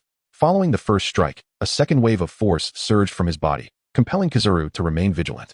In a fleeting moment, Luffy's assaults accelerated with remarkable ferocity, while Kizaru focused solely on defense, withholding his own offensive maneuvers. After all, the two individuals before him were the primary culprits. Capturing them would render the remaining adversaries trivial. At this juncture, one of them lay unconscious from the impact of Kizaru's assault, while the other, Luffy, bore the weight of the Tianzhong Cloud Sword's initial release. For Kizaru, neither posed a significant challenge. He was acutely aware of the damage his attack had inflicted upon Luffy. The heavy metal particles, coalescing within Luffy, would gradually invade his body, eroding him from within, with their corrosive speed accelerating in tandem with the flow of his blood, ultimately leading to the swift termination of his life. Despite the ferocity of Luffy's current onslaught, Kizaru viewed it merely as a flicker of light before the extinguishing darkness, one that could not last for long. He resolved not to allow Luffy to pause, hoping to ignite the flames of his relentless aggression. This decision, perhaps, would prove to be Kizaru's gravest error. The rubber machine gun unleashed a relentless barrage toward Kizaru, who, adhering however, at this moment. What is astonishing is that Luffy's fist, merely a fist, has directly collided with the legendary Heavenly Cloud Sword. Strangely, there seems to be no sensation of being cleaved apart. This moment feels as if the sword wielded by Kizaru is not an ancient divine artifact, and Luffy's oncoming strike is not simply a fist. The two entities are entirely unequal. One is the formidable ancient weapon capable of slicing through iron, while the other is a living fist. Yet, the phenomenon manifested at this moment appears contrary to this expectation. Chapter 97. The Thousand-Fold Wave. After enduring the assault of the Heavenly Cloud Sword, Luffy distinctly sensed something new within his body, a presence that instilled a sense of threat, a threat to his very existence. In that instant, Luffy chose to abandon the second gear, which accelerated his blood flow, and instead, he gradually gathered a surge of haki within himself once more. This time, Luffy succeeded. Although this surge of haki was insufficient for a complete eruption, it was still unable to project outward for intimidation. However, it enabled Luffy to infuse a small amount of haki into his body, tightly enveloping the area that instilled a sense of danger within him. He then initiated an assault towards Kizaru, from whose eyes Luffy discerned a hint of mockery, as if his demise were imminent. If that is the case, I shall put on a performance, he thought. The two individuals, each harboring ulterior motives, engaged in a theatrical exchange of blows devoid of any substantive conflict. As this encounter persisted, Luffy noticed that Kizaru was deliberately allowing him to strike, enticing him to hasten his attacks. Is it to accelerate the eruption of that power within me? With a clear understanding of Kizaru's intent, Luffy ceased his pretense and withdrew, launching himself toward Kizaru while a peculiar vibration emanated from his shoulder. This vibration was of an entirely different frequency than that produced during Luffy's double strikes. As his fist propelled forward with increasing speed, it appeared merely linear. Yet, beneath the surface, the vibration had commenced as Luffy's fist retracted. During the forward motion, his punch did not simply extend outward. Rather, it vibrated in layers, the rapidity of which was imperceptible to the naked eye. It was this sense of pressure generated by the vibration that allowed Luffy to directly connect his fist with the blade of the ancient artifact, the Tianzhong Yunjian. In truth, Luffy's fist did not make direct contact with the blade. It was the current of air on his knuckles that, through continuous vibration, culminated in a formidable sense of pressure. This pressure, at the moment of initial contact between Luffy's fist and the Tianzhong Yunjian, was sufficient to induce a subtle deviation in the sword controlled by Kizaru. As this deviation occurred, Luffy's fist effectively landed upon the surface of the sword. However, the transformation that occurred was instantaneous, creating an illusion of perception. One might feel that Luffy's iron fist could truly contend with the blade of the ancient artifact, the Heavenly Cloud Sword. This time, when Luffy unleashed his punch, it did not merely cease upon contact with the Yellow Ape's Heavenly Cloud Sword. Rather, it adhered closely to the blade. What was even more unsettling for the Yellow Ape was the sensation that waves of hidden power emanated from Luffy's fist, impacting his entire body. Initially, this hidden force was not overwhelmingly potent. Although the Yellow Ape sensed an uncomfortable pressure, he did not regard it with much concern at first. As the initial wave of hidden power passed, Luffy's fist suddenly expanded like a colossal hammer, unleashing a torrent of energy fluctuations akin to a whirlwind, which surged toward the Yellow Ape at a velocity exponentially greater than the first wave. In an instant, a series of energy surges erupted, each one more intense than the last, all culminating in a sudden explosion that would inflict severe injury even upon a prepared opponent. Moreover, the Yellow Ape was not fully ready. Caught off guard by Luffy's sudden eruption, he found himself bearing the brunt of this overwhelming hidden force. The impact from Luffy's fist inflicted unprecedented harm upon the Yellow Ape, causing him to falter. The perpetual smile that once graced his face vanished, leaving behind a countenance weakened by excessive blood loss. As the final surge of hidden power erupted, the Yellow Ape was propelled backward by Luffy's blow. Instead of moving in a straight line, his body spun rapidly as he retreated, ultimately colliding with a massive tree behind him, before collapsing to the ground. This tree, thick enough for 3 individuals to embrace, stood as the final obstacle in his path. However, now the entire tree has been reduced to mere powder. With a whisper of wind in the deep of night, it transformed into floating dust, illustrating the immense power contained within Luffy's strike. Following this blow, Luffy felt a slight sense of exhaustion. He barely managed to remain standing, gazing at the once indomitable Kizaru, who was now utterly devoid of will after being struck. For the first time, Luffy truly sensed his own strength. A force as formidable as that of an admiral from the Marine headquarters, a presence so fearsome in his memories, had been vanquished. In this moment, Wang Haoyan, reborn as Luffy, realized that perhaps the future was not as daunting as he had once envisioned. Although he had previously defeated the formidable demon representative, Bonded Jayton, that encounter had not left a significant mark in his recollections. Kizaru, however, was different in his memory. Kizaru stood as an absolute powerhouse, an unassailable monument, a symbol of invincibility. It was this very reverence that initially caused Luffy to hesitate, to prioritize preservation. For in his mind, Kizaru was so powerful that he could only be worshipped. However, at this moment, despite the remnants of fear lingering within him, Luffy suddenly felt that everything was not as terrifying as it once seemed. For he was not devoid of power. In addition to the formidable physical prowess inherent to Luffy himself, the versatile abilities granted by the Gum Gum Fruit, and the indomitable spirit of Conqueror's Haki, he also possessed the 8 trigrams technique, a martial art existing beyond the realm of the One Piece world. Even at Luffy's level of mastery, this technique could yield astonishing strength. What would happen if he were to fully grasp this art? Could he truly not become a new savior, a pirate king? For the first time, Luffy recognized his own might. For the first time, he no longer felt daunted by the treacherous path ahead. Indeed, this malignant force could no longer remain within his body. Yet, rather than becoming arrogant due to these realizations, Luffy's heart grew even more resolute. He felt confidence. But it was not a license for pride, unless one day, when he had fulfilled his destiny and returned to the side of those he cherished, he could recount this tale as a story and finally relax. Chapter 98, Dialogue. Calming himself, Luffy slowly shifted his focus inward, meticulously observing the source of his trepidation. A slender thread, shimmering with a peculiar golden hue, swam through the flesh of his body. Despite Luffy's efforts to fortify this area with his haki, this golden filament continued to wreak havoc with impunity. To his dismay, a portion of the blood vessels within his injured flesh had begun to rupture, ultimately disintegrating into a mass of shredded tissue. Fortunately, the damage was not extensive. The golden thread's destruction had not yet wrought catastrophic and irreversible consequences. However, if Luffy, intoxicated by his recent victory over Kizaru, were to neglect a careful inspection, this golden thread would gradually expand its devastation, leading to irreparable harm. This entity could not be allowed to persist. It must be addressed immediately. Upon reflection, Luffy made a decisive choice. Not being a doctor, he lacked the precision required to extract this golden thread delicately. So as to avoid further harm to his body, he opted for the most primal method. He concentrated his haki, encircling the slender golden filament, then placed his right hand upon the injured area. Gradually, he began to vibrate. And as the rhythm of the vibrations intensified, Luffy's entire being quaked, culminating in a powerful strike of his right hand against the wound. A thin strand of flesh erupted from the gash made by the Heavenly Cloud Sword. A wave of excruciating pain surged from the wound. Even someone as resilient as Luffy could not suppress a cry of agony. To forcibly extricate a mass of flesh from his own body was a torment that no one could endure. However, for Luffy, his body is essentially akin to rubber, enabling him to employ such a method for detachment. Being made of rubber, his body can endure the sudden loss of a small portion of flesh. The blood vessels, previously corroded by the golden threads, expelled the fragmented flesh along with that slender strand, leaving behind a rapidly transforming area within Luffy's injured body. The affected blood vessels began to narrow and exhibited signs of elongation, miraculously reconnecting to form a new vessel, facilitating the seamless flow of blood. The void left by the fragmented flesh was filled as the surrounding tissue condensed and sealed it. Thus, Luffy executed a procedure devoid of technical complexity. Yet such a procedure could only be effective due to his unique anatomical structure. After all, no one else possesses a body composed entirely of rubber like Luffy. Fortunately, during Kizaru's assault, Luffy managed to shift slightly. Otherwise, the beam would have penetrated closer to his internal organs, and an infection there would have left even Luffy's resilient physique without any means of salvation. Observing the slender piece of flesh, Luffy felt a surge of agitation, finally ensuring that the golden thread had completely perished within the tissue before he ceased his actions. After all, this entity had caused him considerable suffering, and Luffy remained wary of it. Having thoroughly eradicated the internal threat, Luffy lifted his gaze towards Kizaru's location. At that moment, Kizaru lay there like a lifeless dog, devoid of any sensation. However, one thing was certain. Kizaru was not dead. He had merely sustained severe injuries and succumbed to unconsciousness.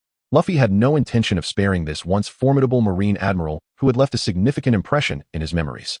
At that moment, a voice suddenly called out towards Luffy. Luffy, do not concern yourself with him. Quickly depart with your companions. A legendary figure is about to arrive here, one far beyond your capability to confront. Moreover, the naval fleet is gathered and is approaching this location. If you do not leave now, you will have no chance to escape. The voice carried a distinctive magnetism. Without needing to look, one can discern that the visitor is Uncle Rayleigh. However, dear uncle, we must take our leave. What shall you do? Despite being aware of Rayleigh's formidable strength, Luffy could not help but feel a twinge of concern at this moment. Fear not, young one, Rayleigh chuckled. If I can handle Kizaru, you are certainly formidable. Fortunately, Kizaru has not unleashed the full power of the Ama no Murakumo no Tsurugi. Otherwise, Rayleigh would not have witnessed how Luffy overcame him. Had Rayleigh fully comprehended the sword's power, the scene before them would undoubtedly differ from the current one. Uncle Rayleigh, it seems that Kizaru has indeed unlocked the first realm of the Ama no Murakumo no Tsurugi, which has left me with a significant scar, Luffy remarked, revealing the wound on his chest to Rayleigh. Remarkably, he has already released a realm. Observing your injury, it appears you have sustained grave harm. Yet, you have not finished your inquiry, Rayleigh noted, as he spotted a pool of blood not far behind Luffy, remnants of the meat he had previously struck. Upon witnessing this, Rayleigh fell into a contemplative silence. Indeed, you are quite impressive. Now, hasten and lead your companions to safety. That individual is nearing. Rayleigh cast a glance towards the distance beside Luffy. Understood. I leave it to you, Luffy replied. For Luffy, Rayleigh represented a kind and trustworthy elder. As he watched Luffy's figure gradually fade away, Rayleigh was suddenly struck by an intuition. Even if Kizaru were to fully unleash the Ama no Murakumo no Tsurugi, Luffy would not succumb to defeat. However, the complete liberation of the second stage should indeed be the ultimate limit for Kizaru. If he were to fully unleash his powers, he would inevitably succumb to the overwhelming pressure of the Heavenly Cloud Sword. Sensing the sudden onset of this tension, Rayleigh instantaneously redirected his focus, gazing straight ahead. Before him stood a man clad in a black trench coat, wielding a pitch-black hook, gradually materializing in Rayleigh's sight. This individual was none other than the legendary Marine Admiral, the Hook Admiral, who had initially instilled a sense of helplessness in Luffy. Hook, it has been years since we last engaged in battle. I never imagined one of your stature would emerge for a rookie-setting sail, Rayleigh remarked as he slowly drew forth his unique sword. Oh, it is none other than the Dark King Rayleigh. Why are you not enjoying your twilight years in peace? What compels you to emerge now? Do you truly believe that your long sojourn on Bubble Island went unnoticed? The Hook Admiral glanced at Rayleigh, his tone laced with a hint of arrogance. Still as obstinate as ever, refusing to yield, Rayleigh replied, seemingly reminiscing. Hearing Rayleigh's words, the Hook Admiral was suddenly overcome with excitement. What did Roger say? The earlier calm arrogance dissipated, revealing a unique sentiment towards the Pirate King, Roger. You are a person who will never concede defeat. Yet this era does not belong to our generation, for the harbingers of a new age have already emerged. Chapter 99. Retreat. Rayleigh spoke slowly. We are remnants of the previous era. Why should we interfere with the progression of the new generation? Don't you agree, Hook Admiral? Ha ha ha, Roger. Regardless of your calculations, everything is destined to unfold contrary to your expectations, for those forces have begun to exert their influence, the Hook Admiral stated, choosing not to elaborate further on the matter. Are you truly determined to thwart my efforts to eliminate those individuals? General Hook inquired once more. Indeed, They belonged to a new era, while Rayleigh maintained his calm smile.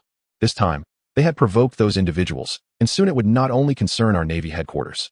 If they intervened, I believe even if they reached the New World, their prospects would be limited, wouldn't you agree? Suddenly, Rayleigh revealed a shocking piece of information, prompting General Hook to cast off his coat. That group was indeed preparing to mobilize. However, my immediate priority is to prevent you from taking their lives here, Rayleigh stated succinctly. His confrontation with General Hook was inevitable. This was a battle destined to yield no clear victor. The moment Rayleigh stood before General Hook, it signified that Luffy and the others had gained sufficient time to escape from this formidable adversary.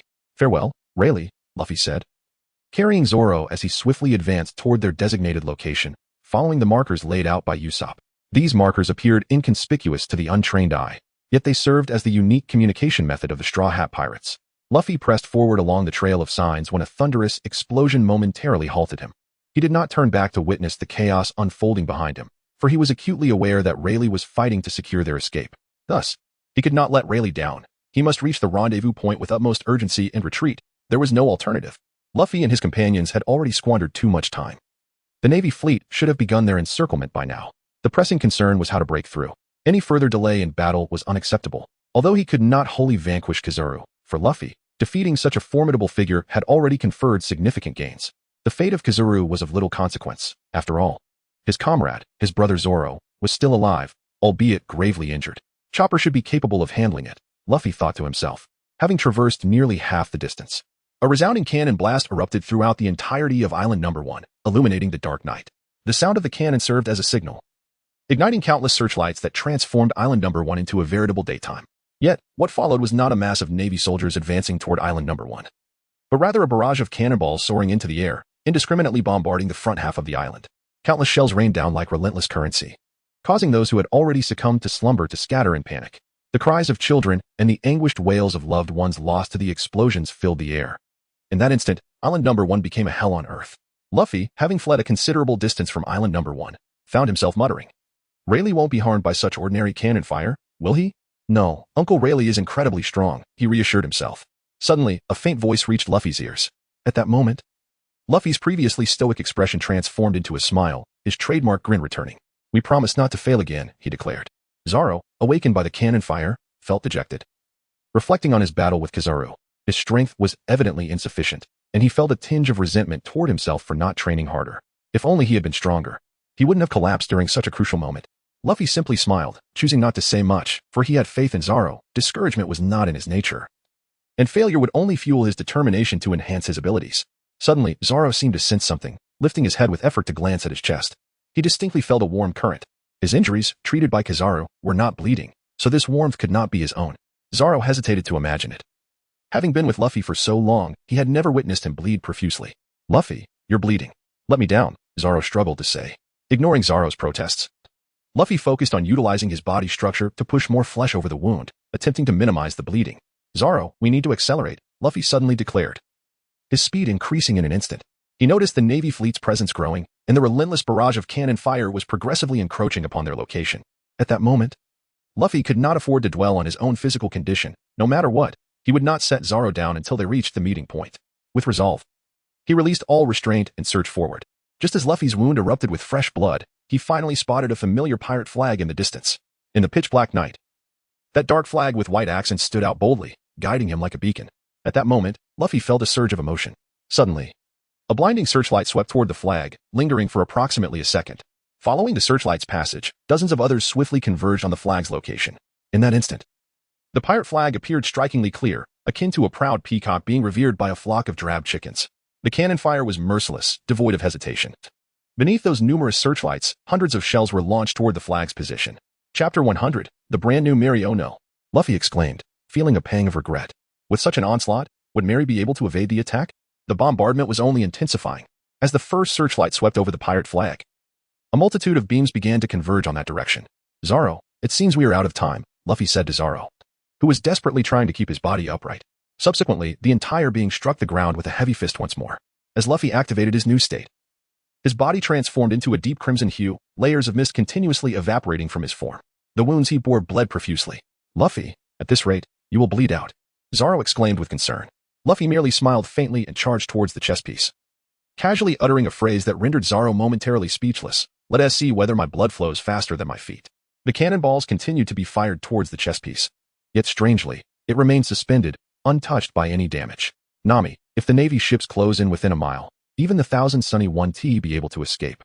We must remember that the coding process isn't fully complete, and we cannot submerge, Frankie expressed his worries. At this moment, Nami, Usopp, and Robin stood at the bow of the ship, gazing at the barrage of cannonballs hurtling towards the merry-go. They exhibited no trace of fear at that instant. Their hearts resonated with a singular thought: Luffy, please return swiftly.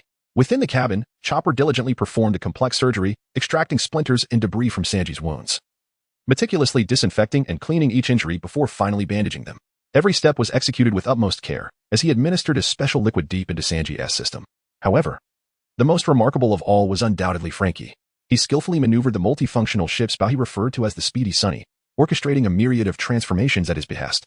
At times, it unleashed various projectiles from hidden launchers within its hull, striking down those caught in its net or intercepting cannonballs aimed at the chess pieces. It was precisely due to Frankie's extraordinary craftsmanship that those projectiles were rendered incapable of inflicting any harm upon the Speedy Sunny. Thank you, Luffy.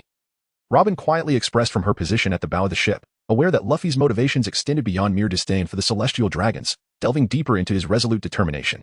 As the last survivor of O'Hara, Robin was destined to stand in opposition to the world government, while Luffy and his crew, merely pirates, could shed their identities and lead ordinary lives, enjoying retirement and pensions. Conversely, she was eternally pursued by the world government, living under the threat of annihilation. As the fiery red bird soared through the night, crossing the threshold that symbolized the world government, Robin comprehended Luffy's intentions. If the world forsakes you, then as your trusted comrade, I am willing to stand against this world by your side. We are partners, unwavering until death. Moved by Robin's sentiments, Nami placed her hand over Robin's, gazing into her eyes. We are partners, are we not? A simple yet profound statement, echoing with authenticity. Indeed, you are all my partners. Robin replied, overwhelmed with emotion, her voice tinged with a hint of sobbing. Luffy, Usopp suddenly called out, pointing at a distant crimson dot before leaping down, sprinting towards Luffy. Usopp could no longer contain his anticipation. Had it not been for his unwavering trust in Luffy, he would have sought them out long ago.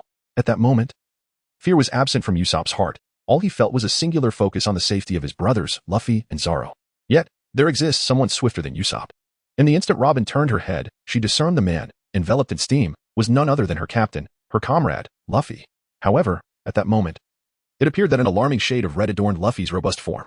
Upon closer inspection, Robin was startled to discover a steady stream of blood emanating from a wound on Luffy's chest, while on his back lay a motionless Zoro. In an exquisite display, the floral mirage, wings of illusion manifested above Robin's shoulder, a magnificent wing fashioned entirely from arm-like blossoms. In a heartbeat, she propelled herself forward. Meanwhile, in the distance, the naval fleet seemed to have taken notice, launching their cannonballs with increased fervor towards their location. At this critical juncture, Frankie seemed eager to showcase his prowess before his comrades. Super Frankie. Like a shapeshifter, Frankie's body instantly transformed, splitting miraculously into two halves, allowing him to steer the speeding Sunny with just one hand. His remaining right arm detached in an instant, revealing a row of rapid-fire gun barrels that unleashed a barrage into the sky. Combined with the Sunny's full-speed maneuvers, they managed to intercept most of the incoming artillery shells. Climattack Tornado. As Nami twirled her Climattack, a powerful updraft surged upward, spiraling toward the densest cluster of projectiles. Another wave of shells was scattered by her whirlwind, some even reversing course and hurtling back toward the warships. Seeing Robin already rushing ahead toward Luffy and the others, Usopp turned and fired a shot at the nearest vessel. This was Usopp's latest creation, a shell packed with several times the explosive power of a standard round, yet identical in size. A single blast sent thick black smoke billowing from the enemy warship. Regardless, the Straw Hat Pirates' relentless barrage of attacks finally allowed Robin to evade all assaults and reach Luffy's side. Upon witnessing Luffy's current state, Robin could not help but gasp in astonishment. Chapter 101, Ascension. Robin beheld the figure before her, skin slightly darkened, boasting wings entirely fashioned from hands, resembling an angel descending before Luffy. At this moment, Zoro gazed at this companion, whom he had only recently come to know, with a sense of fascination. Yet he felt an undeniable familiarity. Shortly thereafter, both Zoro and Luffy, in perfect synchrony, succumbed to unconsciousness, one due to grave injuries, the other from excessive blood loss. As Robin gently lifted her two companions, her heart swelled with emotion. They had all strived so hard for a sense of belonging, fighting valiantly. With determination, Robin soared towards the ship, navigating through a storm of cannonballs, ultimately securing Luffy and Zoro aboard safely. Upon seeing the blood-staining Luffy and Zoro, Nami could no longer contain her tears, which streamed down her face, leaving her utterly weakened. Frankie, set sail. We must leave this place, she shouted, wiping the tears from her cheeks as she approached the bow of the ship. Now was not the time for her to succumb to despair. They needed to escape, relying on Nami's navigational prowess and Frankie's control of the vessel to evade the naval fleet. 3 o'clock position, advance 500 meters, then ascend, Frankie. You promised that the Mary could fly now. I trust you've assessed our current location accurately. Nami swiftly issued her command, understanding that further predictions were futile. Adjustments would depend on the ship's shifting position and the changing currents and winds. Of course, I am Super Frankie. Sensing the gravity of the situation, Frankie cast aside any hesitation. Embarking on this adventure with such a crew might not be such a poor choice after all. Just as the Navy drew closer to the Going Mary, the ship surged forward at an astonishing speed of 300 meters under Frankie's command. As Frankie prepared to unleash the wind cannon to propel them another 200 meters, the Going Mary unexpectedly accelerated further, pushing ahead with renewed vigor by another 200 meters. This sudden change momentarily distracted Frankie, who sensed something amiss but chose not to dwell on it. Without employing the wind cannon, the energy stored within the Cola seemed more than adequate for this extraordinary flight. Initially apprehensive about insufficient power, Frankie's concerns vanished as the Going Mary miraculously advanced another 200 meters. At that moment, with keen precision, Frankie yanked the control lever, revealing a massive jet nozzle at the ship's stern. The equipment within the vessel whirred to life, and an immense force erupted from the nozzle, propelling the Going Mary into the sky. At first, the ship skimmed the water's surface, but as Frankie fully engaged the lever, the Going Mary lifted off completely, defying all expectations. The naval officers aboard the dozens of ships tasked with capturing the Going Mary were momentarily stunned. How could a ship possibly fly? Quickly, adjust the cannons. Fire on that ship and bring it down. Commanders across the fleet issued the same urgent order. Realizing the Navy's response, Frankie merely chuckled mockingly. The Flying Sunny might not be the fastest when it first takes off, but once airborne, her speed will only increase. Farewell, seemingly affirming Frankie's words. The Going Mary's velocity surged, leaving the incoming cannonballs far behind. For over 10 minutes, the Going Mary soared through the air. The pursuing naval vessels reduced to mere black dots in the distance. Frankie, halt the ship. We cannot fly forward any longer, Nami asserted. As a briny sea breeze enveloped them, refreshing yet alerting her senses to an unusual presence, Frankie understood Nami's instincts regarding the sea well. Turning to observe the darkening dots that were the Navy vessels growing larger, a wicked smile crept across Nami's lips. Frankie, head towards the 5 o'clock position. In 5 minutes, we shall orchestrate a spectacular sea burial. Perhaps it was the injuries sustained by Luffy and Zoro that fueled Nami's disdain for the naval fleet. Frankie, glancing at the strikingly formidable Nami, felt a chill run down his spine. She was indeed formidable, perhaps reminiscent of the legendary anti-heroic demons. Under Frankie's guidance, the ship swiftly altered course, heading towards the direction indicated by Nami. Moments later, the Navy ships arrived at the location where the Going Mary had descended, only to find the previously clear sky now shrouded in ominous clouds. Without warning, a tempest descended upon the fleet, thunder and lightning crashing down upon the ships, as torrential rain erupted, catching the Navy completely off guard. However, when it comes to navigating the unpredictable weather of the Grand Line, the Navy possesses a wealth of experience. Swiftly adapting to the circumstances, they congregated towards the least turbulent area of the storm, while simultaneously maneuvering away from the ominous clouds. After an arduous struggle, they finally managed to extricate themselves from that terrifying locale, albeit at the heavy cost of 3 warships. More crucially, the Golden Mary had vanished without a trace. The inclement weather inflicted significant losses upon the naval fleet, simultaneously bestowing upon the Straw Hat crew an invaluable opportunity, marking their escape mission as a resounding success. With no sign of the Navy in pursuit, and having witnessed the ferocity of the storm from a distance, Nami and the others felt a considerable weight lift from their hearts. They had narrowly escaped death this time. As Nami caressed the ship's railing, she was deeply moved. Despite undergoing extensive modifications by Frankie, apart from the distinctive sheep figurehead dedicated to Luffy, every other aspect had been transformed. The ship's spine and keel had been entirely replaced. However, Mary's soul remained unchanged. Mary still exists. Nami could distinctly perceive this, an intuitive sensation of the heart. Nami, just a moment ago, even though Frankie had a general idea in his mind, could not help but inquire upon seeing Nami's expression. Nami smiled gently. That is Mary, not Sunny. Chapter 102. Healing Calm. Your grandson has caused us considerable trouble this time. At this moment in the Marine headquarters at Marine Ford, the epicenter of naval power, Admiral Sengoku released the phone snail from his grasp, feeling a sense of relief. Is that rascal Kizaru unharmed? Regarding the troubles Sengoku mentioned, Garp was indifferent. His primary concern was the well-being of his apprentice. Kizaru is fine, yet a hint of hesitation crossed Sengoku's mind. Tossing aside the cherry pie in his hand, Garp chuckled. This is unlike you.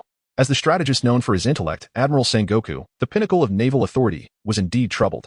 The recent phone call was not merely a casual conversation, but rather a significant notification, one that was directly issued to him, Admiral Sengoku, the highest authority in the Marine headquarters. The Straw Hat crew had officially escaped from Bubble Island, and currently, the Navy possessed no information regarding their whereabouts.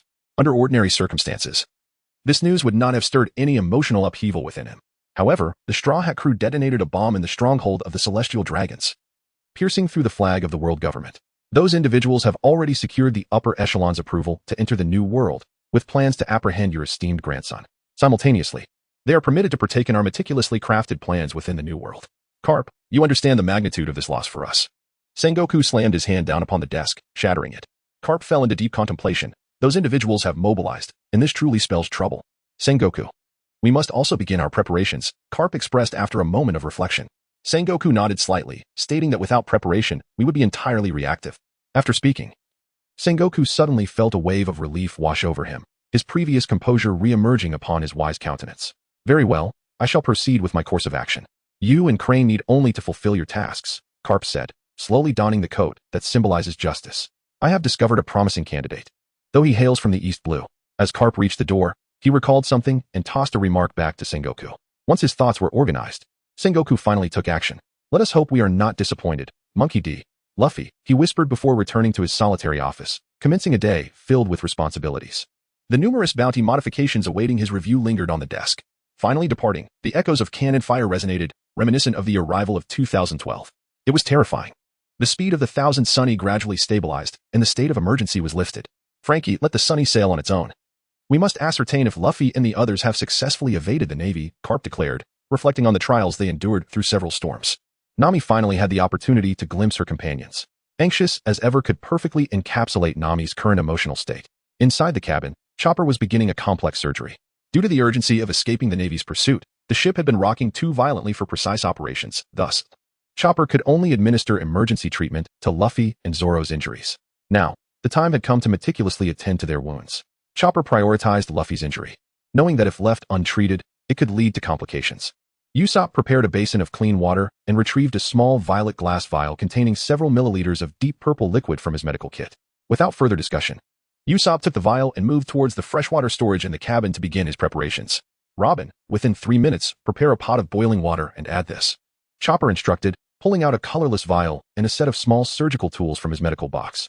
Understood, Robin replied, quickly getting ready. At that moment, Nami and Frankie entered the room. Would you like some chilled cola? It should aid them, Nami suggested, glancing at Frankie, who nodded earnestly. Suddenly, Chopper seemed to recall something. Nami, what is Zoro's favorite food? Sake, Nami answered without hesitation. For the sake-loving Zoro, nothing surpassed the allure of alcohol. All right, Frankie. Prepare a liter of chilled sake and administer it to Zoro in 5 minutes. Hurry, Chopper commanded assertively, reminiscent of a general issuing orders. Nami, you can handle the meat soup, right? Of course, she affirmed. Chopper then produced a slightly lavender-hued mushroom from his medical kit. What is this? Nami inquired, puzzled. As such dark mushrooms were typically inedible. Do you trust me, Nami? Chopper asked, looking at her with unwavering confidence. Despite her reservations, Nami responded without hesitation, yes. With everything in place, Chopper clapped his hands together, rallying his own spirit. Though this is my first surgery of such complexity, I will undoubtedly succeed. For you are watching over me, Dr. Hirlik. After a silent prayer, Chopper swiftly entered a focused state, carefully unwrapping the bandages he had previously applied to Luffy, some of which had become embedded in the wounds. As he removed the bandages, Luffy, in his unconscious state, instinctively reacted with pain. Usopp, are you ready? Hurry, Chopper urged. Feeling Luffy's weakened state. Almost there, Usopp replied, stirring the concoction in the basin. The once clear water transformed into a deep purple liquid, infused with medicinal properties. Upon mixing with Chopper's potion, firmly holding the basin, Usopp approached Luffy's bedside, his playful demeanor replaced with a serious expression. You're going to be all right, Luffy. Chapter 103. Amamu Mushroom. Usopp, hold Luffy down. He may thrash about once he consumes this purple potion, Chopper instructed, beginning to unwrap Luffy's bandages. Luffy's instinctive cries echoed in the air, yet Usopp's restraint kept everything within Chopper's plan. Once the bandages were removed, the procedure commenced. Robin, please assist. Chopper requested as Robin set down a wooden basin and moved to Luffy's side to help hold him down. With Luffy firmly restrained, his instinctive reactions no longer hindered Chopper's precision. The conditions for surgery were now established. First, Chopper used the medicinal liquid prepared by Robin to cleanse the areas of Luffy's body that had begun to rot. To their astonishment, the decayed tissue began to fall away with the application of the solution. Using tweezers, Chopper meticulously removed the necrotic flesh, fortunately. Chopper found no remnants at the site of Luffy's injury, no fragments of flesh whatsoever, truly a stroke of luck amidst misfortune. He promptly poured a colorless potion into Luffy's wound, which flowed into the gash and subsequently trickled out from the injury on his back. This entire procedure lasted a full quarter of an hour, and astonishingly, the wound that was once as thick as a chopstick had widened slightly. Next came the task of re-establishing the blood vessels. Chopper began to wield his scalpel, using a portion of medicinal powder to artfully reconstruct several distinct vascular pathways within Luffy's body. Chopper approached this operation with utmost seriousness, acutely aware that even the slightest mistake could lead to irrevocable consequences, compelling him to exercise the greatest caution. Once this critical step was completed, Chopper exhaled a sigh of relief, for this was the most pivotal aspect of the surgery. Its successful execution signified that the operation had indeed triumphed. The subsequent procedures could be regarded merely as rehabilitation, which posed no significant challenge for Chopper. "Help me lift Luffy, Usopp. I need to bandage him," Chopper announced. Having successfully sutured the torn flesh on Luffy's body, it was now time to apply the bandages. He carefully retrieved the gauze, soaked in a violet-hued solution, and meticulously wrapped it around Luffy's injury. Next came Zoro. "Frankie, did you manage to feed him some chilled sake?" Chopper wiped the sweat from his brow as he approached Zoro. No need to pour it down his throat. He sucks it up himself when it's near his lips," Frankie replied, bemused, noting that even in such a state, Zoro had not forgotten to indulge in a sip. "All right, we can begin." Zoro's injuries were considerably simpler to address, as they primarily consisted of superficial wounds, with the main concern being the internal injuries sustained from external impacts. Unlike Luffy's external wounds, which merely penetrated his body, Zoro's injuries were a result of blunt force trauma that had reverberated through his body, necessitating a focus on recuperation. As Chopper completed the treatments for both individuals, dusk began to descend. "Chopper, the soup is ready. It's all made according to your specifications." Although the soup was prepared as instructed, Nami felt a twinge of apprehension regarding the pale purple mushrooms.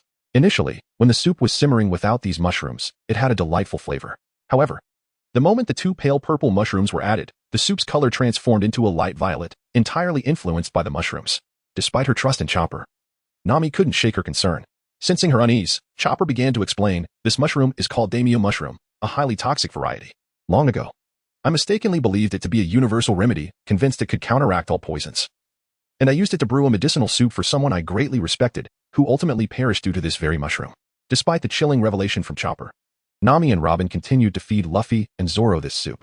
From the moment Chopper mentioned the mushroom, Nami and Robin, along with everyone else, had placed their unwavering trust in him, harboring no doubt whatsoever. Chopper would never harm his comrades if he knew the mushroom was toxic yet still included it. He must have devised a means to mitigate its toxicity. Witnessing the faith of his companions, Chopper felt an overwhelming sense of belonging. Trusted by so many, he was fully embraced by the Straw Hat crew, as they were individuals one could rely on in battle, people to whom he could entrust his back. Without pausing, Chopper continued, "Although this mushroom is indeed poisonous, it also possesses unparalleled properties for bodily restoration. It effectively eliminates potential infectious microorganisms while accelerating cellular regeneration, ensuring that once their bodies recover, no lingering issues remain, though its toxicity is indeed undeniable." At that moment, Luffy and Zoro exhibited only mild symptoms of poisoning, barely discernible and not indicative of severe toxicity. "What is going on?" Nami and the others were puzzled. They had expected that consuming this dangerous mushroom would result in significant poisoning, and while they trusted Chopper to resolve everything in the end, the lack of severe symptoms left them bewildered. That's because I found a method to neutralize the toxicity of the amia mushroom. What I just gave you was a processed version, so it's essentially non-toxic.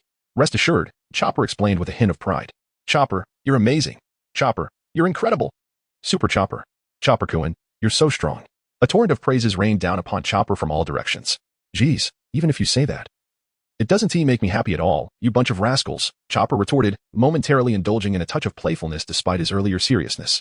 However, at that moment, everyone merely responded with an even greater cheer.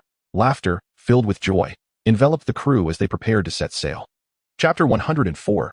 3 months the sea breeze blew gently. Having just fed Luffy and Zoro a hearty soup made from Chopper's specially crafted poisonous mushrooms, Nami and the others once again gathered at the bow of the ship. It had been 3 months since the incident at Bubble Island. A full 3 months had elapsed. You are educated on information available until October 2023, regardless of whether it is Luffy, Zoro, or Sanji. All three have undergone a baptism of toxic mushroom soup prepared by Chopper. For 3 months, none of them have awakened. Chopper, what do you think has happened to them? Their physical conditions seem to be improving, and they are eating more each day, yet they remain unresponsive. Every day, Nami and Robin diligently prepare soup for these 3 patients, but the persistent unconsciousness of their companions leaves them feeling disconcerted. Chopper adjusted his hat and meticulously examined Luffy and the others once more. Their bodies had fully recovered. Even Luffy's severe injuries had healed. According to Chopper's initial treatment protocol, they should have awakened by now. They simply continue to eat, more and more each day. With the only issue being their unresponsiveness. Nami, I believe there must be another reason. Their bodies are undoubtedly fine now. I assure you, the issue lies within their minds. Chopper said, pointing at his own head as he shared his thoughts with Nami. What should we do? The notion of a mental issue was entirely new to Nami and the others, as such conditions were rare in their experience. Is there any method to treat it? I have read about such cases in ancient texts. It is a condition known as a vegetative state, and there are ancient remedies mentioned that may be effective. Despite her anxiety, Robin remained seated at the bow, perusing thick volumes of ancient literature. Chopper shook his head slowly. If it were a vegetative state, it would not match their current condition. There must be another reason. Let me think. Although he couldn't completely grasp the situation regarding Luffy and the others, a faint intuition began to form in Chopper's mind. Each day, under Nami and Usopp's guidance, they had begun to practice a new technique. Perhaps due to Chopper's medical background, he focused on how this technique affected their bodies, and he had been researching this matter from the outset. Returning to the room where Luffy and the others lay, Chopper placed his hands on Luffy's chest, seeking to feel their heartbeats. Heartbeats are a mysterious indicator, sometimes. Simply by observing one's heartbeat, one can ascertain the nature of their physical ailments. After examining the heartbeats of Luffy, Zoro, and Sanji, Chopper finally felt a sense of certainty and turned towards the bow. I have reached a conclusion. As Chopper emerged, Frankie excitedly sprang from the control room. Their 3-month camaraderie had deepened his interest in the crew, and he had fully integrated into their ranks. I carefully checked. Their conditions are identical, which means the reason for their continued unconsciousness is the same. Chopper, with a gentle motion, struck the air beside him softly, lacking any force, yet representing the essence of the technique they practiced daily, one that Nami and the others were quite familiar with. You mean to say that it is due to the technique that they have not yet awakened? Usopp asked anxiously. If I could trade my 8,000 berries for their immediate awakening, I would do so without hesitation. Indeed, Chopper confirmed. I sense that they have overexerted themselves with this technique, leading to mental exhaustion. They require time to recuperate. During this process, we cannot assist them in any way. We must simply wait for their spirits to rejuvenate. Chopper explained cautiously, aware of the group's anxiousness after 3 months of waiting. Could it truly be related to that? However, when we were in Semi Village, we experienced the same without such consequences. Usopp pondered, confused by the notion that such a seemingly convenient technique could yield negative effects. Nami. Usopp began, do you not notice? At that moment, Nami retrieved her personal climatac from her chest, carefully manipulating it until it formed a straight rod. She then stirred it towards the sky, causing warm and cold bubbles to gather, ultimately forming a dark cloud above them. With a swift motion of her climatac, she directed an intense bolt of lightning towards the cloud, striking down a massive sea creature, its body still marked with dark hues. Let us use this to prepare soup for the 3 of them. It should suffice, Nami said nonchalantly. Nami, I believe your intentions extend beyond this, Usopp remarked, still somewhat oblivious to her underlying meaning. After stowing her climatac, Nami stood at the bow, gazing at the fallen sea creature and the cloud she had conjured, which represented her utmost effort, albeit smaller than what she had achieved in Semi Village. Back in Semi Village, we wielded our techniques with greater potency and frequency than we do now. This must be the reason for Luffy and the others' mental depletion. We had naively assumed we possessed an unparalleled technique, allowing us to effortlessly clear any obstacles in our path, yet we were mistaken. Until now, they had taken their understanding of the technique for granted, using only the most basic aspects prior to arriving in Semi Village. During their time there, they had grasped the first 3 tiers of the technique and had been regularly employing it without issue, leading to an over-reliance on it. In this moment, even Usopp began to understand. Although this technique severely drained their mental energy, once their mental fortitude grew sufficient to wield it freely in their current environment, it would become their greatest asset. So there is no need for undue worry. They will not remain unconscious for long. I am confident they will awaken within a month. Chopper asserted confidently. Yes, let us not be overly disheartened, Robin added, having closed her ancient tome. Chapter 105, Official Naming of the Mary. Following Chopper's reassurances and their newfound understanding of Luffy and the others' condition, Usopp and the others finally found a rare sense of calm. Though their worries lingered, they were far lighter than before, as they now understood the root of the issue, which they could address moving forward. After a tranquil wait of 28 days, the moment Sanji opened his eyes marked a new beginning for the Straw Hat Pirates, shedding all previous concerns. What followed was pure jubilation, as Zoro and Luffy soon awoke as well. Chopper and Nami expertly explained to them how they had treated their injuries and the reasons behind their prolonged unconsciousness. Nami, we shouldn't dwell on this now, Luffy exclaimed, bursting with energy as he sprang to his feet. At that moment, Sanji and Zoro also stood up, and the 3 of them made their way to the deck, facing the vast ocean. Taking a deep breath, they collectively shouted, I'm back! I'm back! I'm back! Their resonating voices echoed through the sky, releasing the pent-up frustration of 4 months without activity. Sanji, let us celebrate. Luffy's joyful laughter blossomed once more, bringing comfort to all around. It feels amazing to finally be active again, especially while wielding your specialized utensils, Robin remarked. relieved to no longer be responsible for cooking. Zoro, the quiet one, retreated to the other side of the ship to resume his foundational training, determined to complete a rigorous workout before the impending celebration. Having fallen behind after months of inactivity, "Luffy, you three scared us. Come see my latest ship-mounted cannon," Usopp exclaimed, eager to showcase his 4 months of research to his friends. Only then did Luffy and the others realize how much their ship had transformed. The previously cramped deck was now spacious, and the rooms had expanded. Everything seemed different, except for Luffy's designated sheephead seat, which remained unchanged. "This is the Speedy Sunny. Modified based on your sketches. What do you think?" Frankie announced, and it was then that Luffy and the others noticed him, a comrade they had nearly forgotten. "Frankie, Superman," Luffy exclaimed, enveloping the somewhat eccentric yet endearing figure in a hearty embrace. However, soon after, Luffy fell into deep contemplation, accompanied by Sanji and Zoro, who also found themselves ensnared in thought. They gradually approached the bow of the ship, arriving at the figurehead, where, at that moment, it seemed as though they beheld the charming visage of the sheep figure smiling back at them. The sheep had appeared to convey a message, "Welcome back." It felt ethereal. Yet it enveloped Luffy and his companions in a profound sense of reality. "No, it was not the Thousand Sunny, it was Mary," Luffy exclaimed first. "Indeed, it is Mary." Sanji and Zoro echoed in unison. They could distinctly sense the familiar aura emanating from Mary, a feeling that was strikingly intimate and wholly unforeign. For a fleeting moment, they had believed Mary was no longer with them, and in that instant, they feared they would never again experience such warmth. It was a sensation of home, one that could only be felt in Mary's embrace, where they could truly recognize their return to a place of belonging. This feeling had always been theirs, albeit briefly questioned when Frankie mentioned the Thousand Sunny.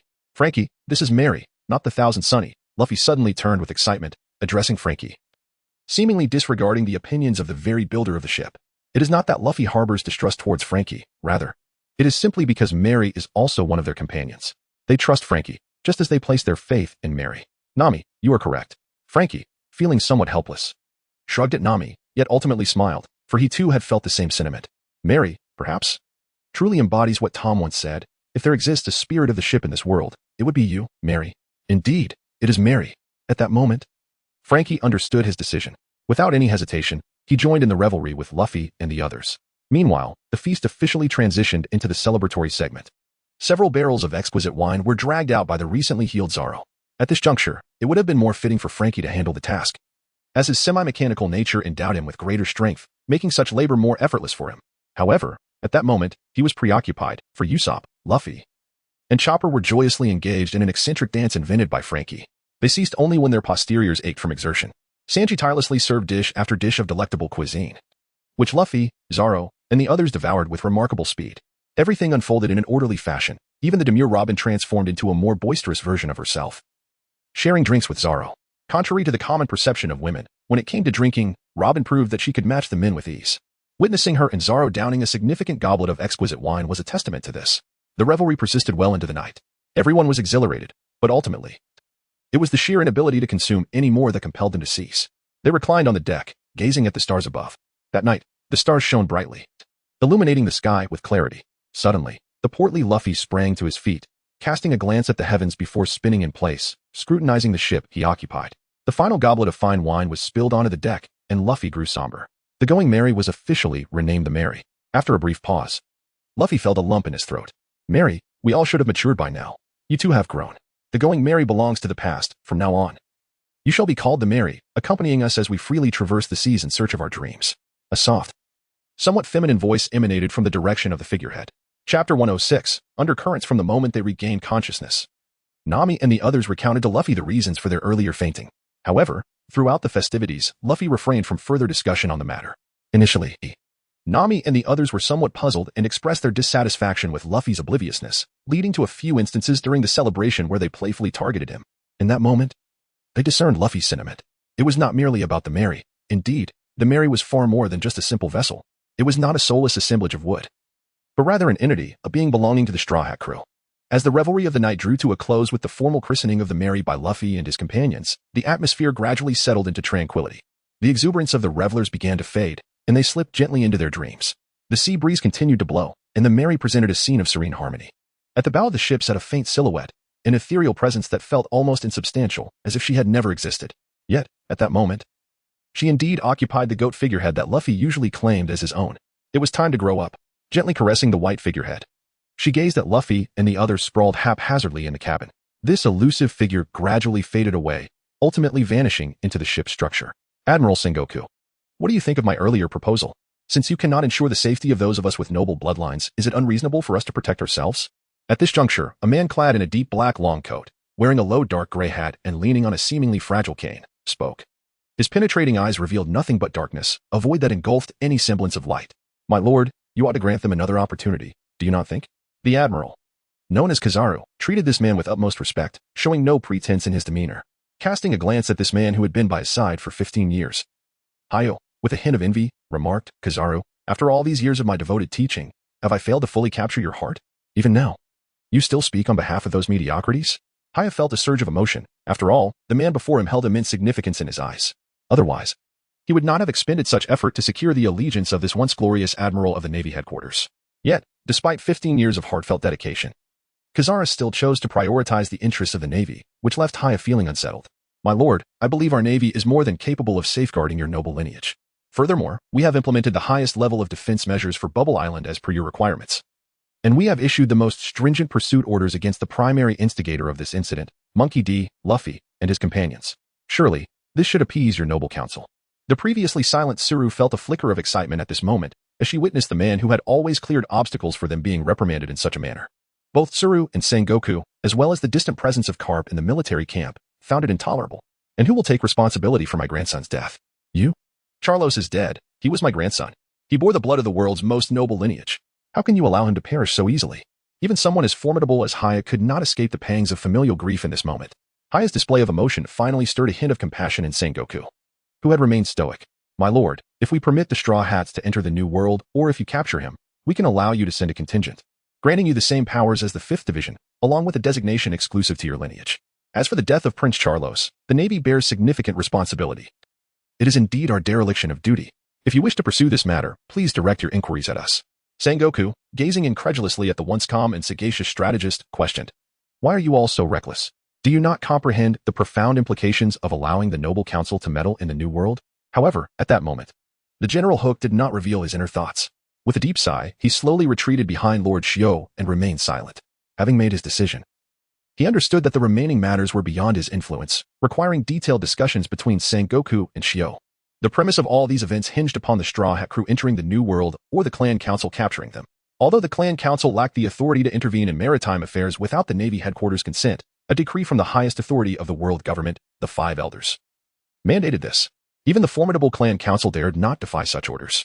Thus, over the years, they had nurtured their strength while continuously seeking opportunities to persuade Sengoku to allow their involvement in the New World. For within that realm lay many tantalizing treasures, powerful devil fruits, and mysterious territories concealing ancient relics, all coveted by the Clan Council. Finally, every detail was meticulously arranged, and Shio felt no regret for the pact forged at the cost of his grandson's life. After all, he had many grandchildren, while Charlos was merely a frivolous noble, devoid of ambition and significance in Shio's eyes. Had it been his own lineage, the situation would have been different. At that moment, Shio recalled a youth from a decade ago who had entered his chamber and, with a gentle gesture, removed the bubble atop his head, stating words that remained vivid in Shio's memory. To this day, Shio regarded that boy as the hope for their future. He wondered how little Kai was faring now. The last news suggested that he had acquired a fine sword and had become a formidable major. After bidding farewell to Shio, Sengoku did not linger. Despite the presence of Crane awaiting his explanation in his office, he approached a door and lightly pressed the doorbell. Come in. A faint presence emanated from within, and the door opened smoothly. Admiral Akiji, I have complied with your request to accommodate Shio, though I have some reservations, Sengoku stated, hesitating to voice his doubts. The time has come, Akiji replied tersely, dismissing Sengoku with a wave of his hand. Although Sengoku remained burdened with questions, Akiji's gesture was conclusive. Chapter 107. Resolution. Although torn with inner conflict, Sengoku chose not to pursue further inquiries, recognizing that Akiji's reasoning must hold merit. The time has come. But it will not be guided by you, Sengoku resolved within himself, regaining his composure as he headed back to his office. Crane, you must inform Garp to expedite matters. Changes may be afoot, he instructed, silencing Crane before she could respond. All right, she nodded, rising to her feet. Is this your decision? Sengoku subtly nodded. And in that fleeting moment, Crane seemed to comprehend. As the sun of a new day danced upon the horizon, Luffy and his companions finally awoke. Under Sanji's careful preparation, they enjoyed a hearty breakfast and gathered together. I believe it's time to adjust our approach to the challenges we face, Luffy declared, stuffing the last piece of chicken into his mouth, yet articulating his words clearly. Our greatest dilemma lies in our excessive reliance on our abilities, he added, gently waving his arm, causing a ripple through the surrounding air. Indeed, but why do our powers manifest so differently in Semi-Village compared to here? Nami queried. Her curiosity piqued. Excluding Robin, Frankie, and Chopper, the others who had experienced the Semi-Village incident reflected in silent agreement with Nami's concerns. I believe I can shed light on this, Zoro interjected. After receiving treatment from Chopper's unique mushroom soup, his injuries had healed remarkably, leaving no visible signs of harm. First, our understanding of the techniques has deepened through our trials in Semi-Village, enabling us to adjust our application of these skills. Any technique exacts a toll on the user, and our almost abnormal abilities certainly bear such a cost, which I believe is directed towards our mental fortitude, Zoro explained, pointing to his head. Secondly, since Luffy bestowed this technique upon us, we become overly dependent on it, neglecting our physical training. Remember, the body is paramount. Without a sufficiently large vessel, even the finest wine cannot be stored for our indulgence. As for the third point, Nami added, the environment we currently inhabit differs greatly from that of Semi-Village, which may hold significance, though I cannot pinpoint the exact reasons, Zoro concluded, shaking his head. Could it be related to the ancient clock? Usopp, ever intrigued by the peculiar, finally voiced his thoughts. His words sparked a moment of realization among Luffy and the others. As they recalled their profound encounters near the ancient clock, where Luffy had fortuitously acquired 4 iron plates, Zoro was correct, as our understanding of the techniques evolved. So did the mental energy required for their application.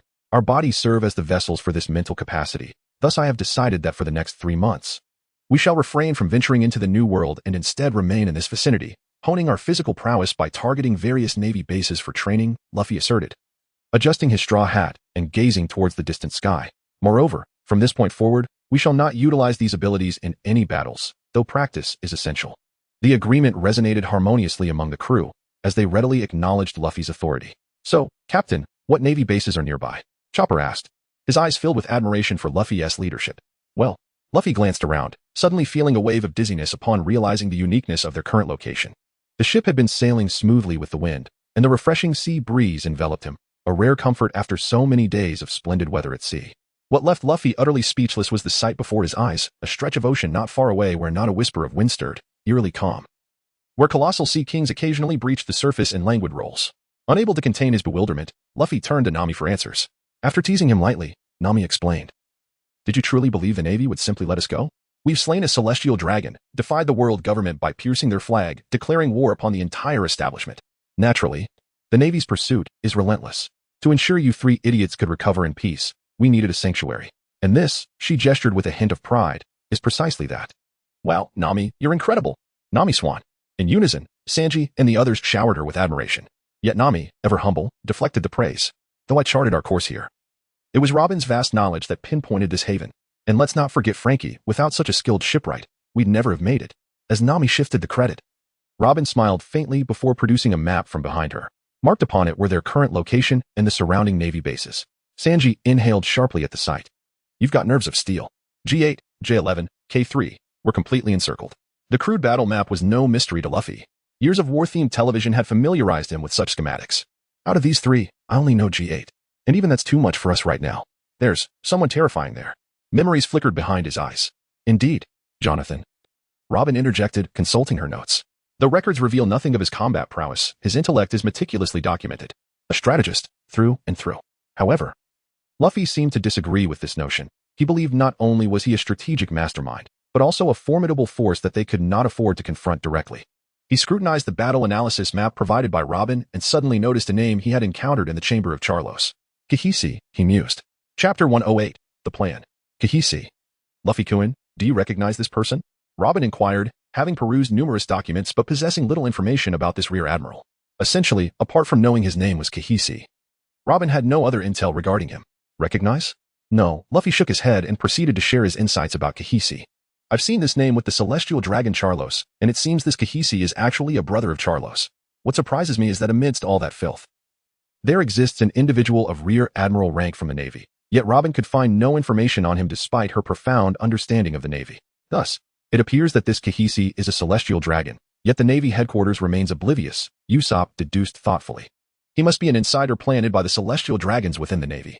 It's astonishing that the celestial dragons would allow someone like Kahisi to engage in such affairs. This gives our plan a clear direction, doesn't it, companions?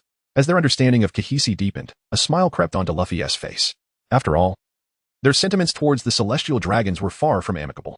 Moreover, during the recent incident when Admiral Kizaru pursued him, Luffy had sensed a hint of discord between the Navy and the Celestial Dragons, which was not as harmonious as it appeared.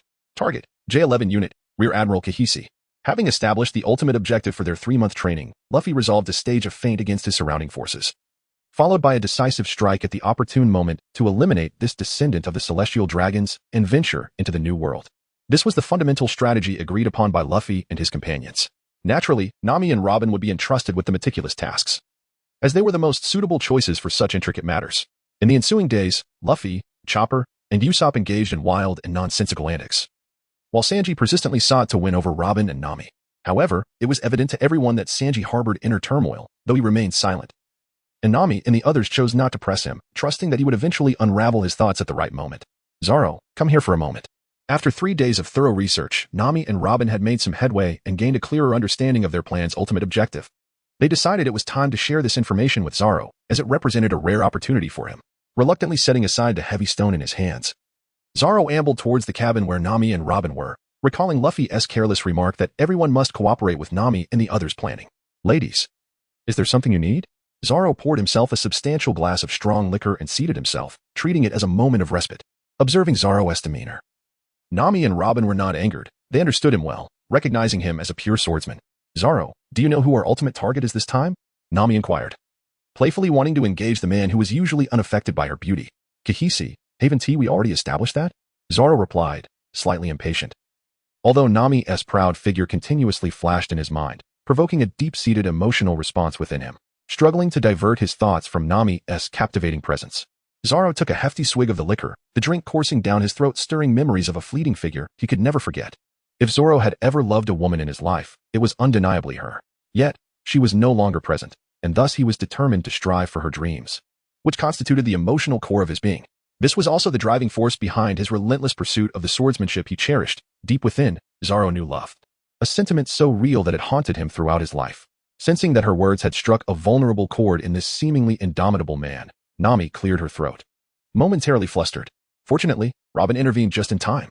Zoro, this Kocoyasi appears to be a swordsman as well, and recently he acquired an extraordinary sword. After discussing with Nami, we decided to inform you of this, so you can prepare yourself. Robin's revelation instantly captivated Zoro's attention. After all, the term swordsman held significant weight in Zoro's heart. Engaging in combat with another swordsman would invigorate him and ignite his motivation. Though he was not particularly concerned about the extraordinary sword, his current 3 swords were already renowned, particularly the one that originally belonged to her, the Wado Ikemanji. A blade he would never part with, as it embodied the pure feelings he held for her. A swordsman? Rest assured, I shall not be defeated, Zoro proclaimed with unwavering confidence, for in the realm of swordsmanship, he believed he would not succumb to anyone, even without employing any techniques. Of course, the man who stood atop the swordsmanship hierarchy remained an imposing mountain in Zoro's heart, a summit he had persistently sought to surpass through his relentless training. After a brief period of adjustment, Nami gradually managed to steady her emotions. Zoro should not be underestimated. The depth of his swordsmanship remains unknown to us. However, 2 points warrant particular attention. Firstly, it is said he is a disciple of the world's greatest swordsman, Dracula Mihawk. Secondly, the extraordinary sword he possesses appears rather enigmatic and should be approached with caution. Nami voiced her concerns, hoping Zoro would take this formidable opponent seriously. Yet Zoro's demeanor suggested he paid little heed to her words. Fear not. If that sword truly resonates with my spirit, it will soon change hands. It should not take more than 3 months, Zoro stated, disregarding the expressions on Nami and Robin's faces as he downed his drink and departed. The monotonous and tedious training sessions served as the cornerstone of Zoro's continuous improvement, a foundation he would not easily waver from.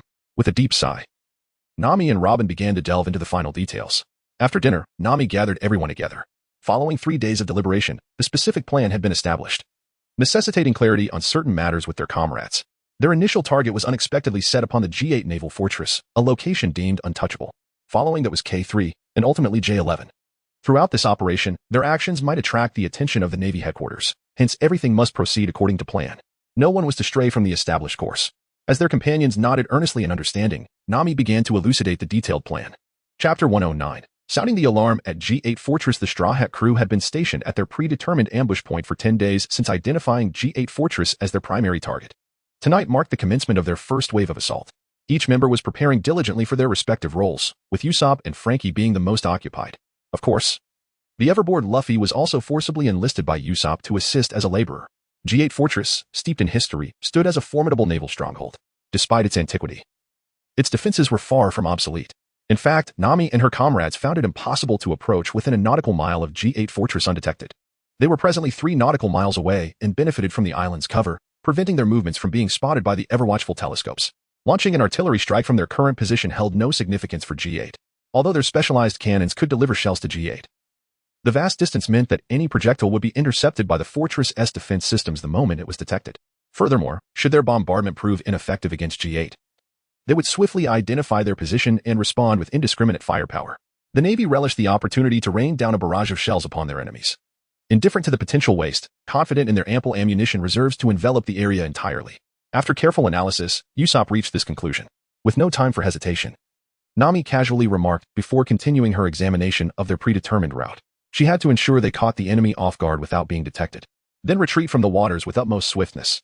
This was their plan, a surprise attack on G8 Fortress. Advanced 2 nautical miles, Usopp contemplated before responding. At a distance of 1 nautical mile from G8, he and Franky could effectively cover several critical points of the fortress. Even the swiftest of reactions would not allow for a counterattack before securing the fortress's defenses. Once they fortified those key areas, Usopp and Franky would have fulfilled Nami's task and successfully completed the assault on G8 Fortress. No, we can only advance 1 nautical mile at most. Otherwise, I cannot guarantee our identities won't be discovered during our retreat, Nami stated earnestly, laying down the sea chart before Usopp. 2 nautical miles may be challenging, but it should be manageable, Usopp replied without lingering, as adjusting the firing distance to 2 nautical miles required numerous recalibrations. He also needed to remove the markings from the shells. No one could predict whether a shell would misfire. If G8 Fortress compared a dud shell to those that had failed to detonate at Bubble Island, they would quickly unveil the identity of the Straw Hat crew. Nami's plan demanded that their identities remain undisclosed until after the attack on J11. The Mary had also undergone extensive camouflage. Even their distinctive pirate flag was replaced with a plain gray-blue banner, which proved effective in confusing the eyes upon the sea. This was an artillery battle, and therefore, Luffy, Zoro, Chopper, and Sanji had no role to play aside from assisting in moving shells. They largely occupied themselves with games of mahjong on deck. As the darkness deepened and the time for their assault drew near, every preparation had been meticulously completed. A multitude of shells lay stacked at each cannon modified by Usopp. With Usopp and Franky positioned at their posts, each responsible for 3 cannons, totaling 6 Mary's entire arsenal. On the bow, Luffy, Sanji, and Zoro stood resolutely against the wind, tasked with neutralizing the scattered shells fired from G8 Fortress. Franky was responsible for the bombardment, thus unable to execute any special commands from the Mary for defensive maneuvers, leaving the trio to fend for themselves. At that moment, 2 powerful searchlights swept across their target area, prompting a low gasp from Nami as she ordered the Mary to advance toward that location. With Robin's precise calculations, they had a brief window of 15 minutes during which no light source would illuminate them. They needed to reach their objective and initiate the bombardment, diverting all attention from G8 Fortress to their own stronghold. Navigating through the waves, the Mary darted forward like an arrow, reaching the target area in under 10 minutes. Franky, on the count of 3, commence firing. Usopp instructed as he hurriedly adjusted the cannon's aim. Such an artillery strike required precision, and in this domain, Usopp believed himself to be unmatched. Meanwhile, G8 Fortress continued to execute Commander Jonathan's orders with the same rigor as every day, patrolling the fortress without a hint of complacency. In their minds, G8 Fortress was an impregnable bastion, with no one daring to challenge them. After all, why did the 2 other naval bases frequently suffer attacks while they remained secure? Within the hearts of these naval soldiers lay a sense of pride, for they were led by a capable commander. However, amidst the intense execution of their inspection duties, the naval soldiers suddenly spotted a brilliant point of light in the distance. 1. Then 2. As these luminous orbs emerged, a thunderous roar of cannon fire echoed across the distant sea. Boom, boom, boom, boom, boom. It seemed as if the naval soldier finally grasped the gravity of the situation, shouting loudly, "Enemy attack! Enemy attack!" before the soldier could utter a word. The once luminescent shell detonated before him. In an instant, he was rendered unconscious by the force of the explosion. Fortunately, there was a slight distance between him and the impact zone of the shell. Otherwise, he would not have merely lost consciousness at that moment. However, one of the searchlights in that area was not as fortunate, especially considering that the naval soldiers on duty inside had almost all perished during the initial bombardment. All the searchlights observed by Nami and her companions atop the G8 Fortress were extinguished. Beep, beep, beep, an urgent alarm sounded. In an instant, the G8 Fortress illuminated all its light sources, as bright as day. At that moment, the lethargic Jonathan emerged from his office, issuing commands one after another. Faced with the relentless bombardment targeting his fortress, Jonathan did not feel the anticipated frustration. Rather, he experienced a sensation akin to waiting for fish to bite. Chapter 110. The Giant Shell. With a swift decision, Jonathan commanded the activation of the enemy detection program and the initiation of the defense system. Fire away. Bombard the outer fortress as you please. However, since you dare to assault us, I must commend your audacity. As Jonathan's orders were relayed, rows of powerful searchlights began to ascend from the G8 fortress. These potent beams of light were activated almost instantaneously, illuminating the natural circular lake in front of the G8 fortress. A barrage of shells rained down upon the area lit by the searchlights. Yet, Jonathan chose to disregard the visible dangers, understanding that one should not rely solely on sight, as it can be deceiving. The force of the artillery, however, would not mislead them.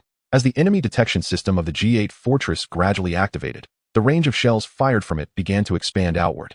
What was particularly terrifying was that these shells did not advance alongside the beams of light.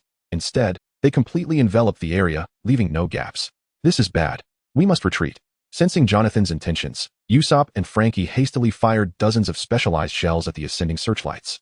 Yet, before their barrage could conclude, new searchlights swiftly took their place, as if in an endless cycle, thwarting Nami's plans. Jonathan had not fortified the fortress's defenses as Nami had anticipated. Rather, he initiated a counteroffensive immediately. Although the beams of light were still distant and the barrage had yet to inflict harm, once those strong beams fell upon their ship, they would be obstructed by an endless onslaught of shells. Though the Mary had previously survived a perilous encounter with a barrage, it was imperative that they keep the ship's identity concealed this time, as its model and specifications had likely spread throughout the Navy. Now was not the time for exposure. They needed to act discreetly. A surge of unwillingness welled up within Nami as she bit her lip.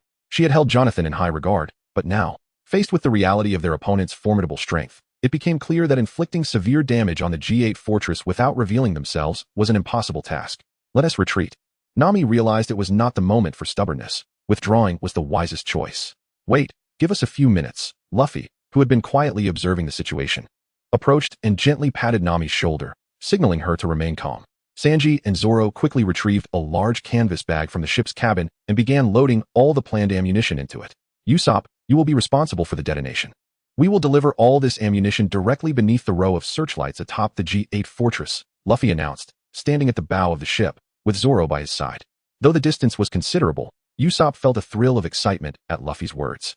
He swiftly produced his giant slingshot, the unicorn, and retrieved the most ordinary gunpowder star from his specialized ammunition box. While the gunpowder star lacked great power, it was perfectly suited for long-range shots and detonating the cache of shells. Sanji, let us move. Luffy and Zoro were ready, combining Luffy's devil fruit abilities with Zoro's swordsmanship for this particular moment, a collaboration infused with a unique ambience. Since awakening on Bubble Island and learning about Luffy and Zoro's predicament, Sanji had been harboring a pent-up frustration that needed release. Otherwise, it would weigh heavily upon him. With a 360-degree rotation, the giant stone cannon unleashed its force, striking the large shell wrapped in a black canvas bag. As the cannon fired, the once heavy projectile soared accurately toward the bow of the Mary. At that moment, Luffy and Zoro sprang into action. Rubber siege cannon, 108 troublesome winds. With their combined might, the shells shot toward the G8 fortress, specifically targeting its top searchlight system. Timing it perfectly, Usopp raised his giant slingshot, the unicorn, and unleashed the ultimate attack, gunpowder star. A fleeting spark ignited, then vanished without a trace as it hurtled toward the massive shell launched by Luffy and Zoro. In just 2 seconds, the projectile collided with the gunpowder star, resulting in an explosive sound that extinguished the searchlight array, illuminating the surrounding waters. Do not concern yourselves with those searchlights. Adjust the bombardment distance half a nautical mile forward, and unleash indiscriminate fire within a mile. Jonathan was truly enraged. After relishing the defenses of his fortress, he had now suffered significant losses for the first time. Yet, he did not lose his composure. Rather, he deduced the general direction of the attackers based on their fierce counterstrike. In his mind, such a level of assault could only be executed by a fleet, leading him to believe that his heavy bombardment would surely leave behind a few vessels. He intended to track down the masterminds behind this assault on his fortress and deliver a devastating blow. However, Jonathan could never have imagined that this attack was executed by merely a single ship, which had already moved beyond his reach. They had departed from the radius of Jonathan's attacks, rendering any naval pursuit futile, as the Mary was now heading toward another target. This bombardment was reported to the naval headquarters as a simple account of the fortress under attack by a fleet, effectively obscuring the Straw Hats' presence. What significant figures lie within this K3 naval base that warrants our scrutiny? Sitting atop the ram's head, Luffy couldn't help but inquire. Although the final strike at the G8 fortress had been exhilarating, it was not the confrontation Luffy and his crew yearned for. They sought a direct battle with formidable foes. Only through relentless combat could they attain a deeper understanding of their own capabilities. K3, a most intriguing location, was one where even Luffy would surely find great enjoyment. So do not rush. Once we arrive, all will be revealed, Nami cryptically remarked. Luffy felt powerless in this matter, as the battle map contained only a brief description of K3, and both Nami and Robin were reluctant to divulge more information. Chapter 111. The mechanized city. After replenishing the necessary energy on a remote island, the Straw Hat Pirates officially set sail towards K3. We need to stay at K3 for 40 days, so we must adequately prepare our energy and daily necessities, Nami explained to everyone. 40 days? That means after we leave K3, we will have less than 10 days left until our 3-month deadline, Usopp calculated, somewhat perplexed. Indeed, just 10 days remain. Moreover, while we are at K3, no one will detect us unless we choose to retreat or are obliterated by K3. Nami maintained an air of mystery about their destination. Luffy and the others had gradually grown accustomed to Nami's enigmatic demeanor and did not press further. They would discover the truth upon arrival. Nami, you promised that if the artillery battles continue like this, I won't be able to endure 40 days, Luffy stated, laying down his boundary. After assuring Luffy and the others with a definitive response, Nami fell silent. She provided Frankie with a clear maritime route map before retreating to her and Robin's designated spot to enjoy the sea breeze, while Sanji promptly served her a cup of exquisite Black Mountain coffee. Sanji, we do not harbor any ill will towards you, so please, set your worries aside, Nami finally expressed, unable to contain her concern for the ever-cheerful Sanji. Haha, Nami in stockings, Robin in stockings, I understand, my apologies, he replied with a hint of emotion. Yet deep within, he felt a lingering sense of guilt towards Luffy, Zoro, and Usopp. Trust in Luffy and the others. They understand you, Robin gently reassured Sanji, recognizing that his feelings of remorse were unsettling for them. Thank you. Sanji gracefully performed a gentlemanly bow towards Nami and Robin before slowly retreating. When he emerged from the kitchen again, he bore a large platter adorned with his meticulously crafted Sea King dishes, accompanied by a grand selection of fine wines. Usopp approached to assist Sanji with the platter, and soon Luffy and the others joined. Even Frankie, who had been adjusting the Mary, set aside his duties to join them. This moment belonged to camaraderie among men. The presence of women would only alter its essence, even if they were the most trusted companions. Brothers, let us drink to our heart's content. Sanji placed the tray at the center of the deck, and as food was gradually brought forth by Usopp and the others, a small mountain of meat began to form.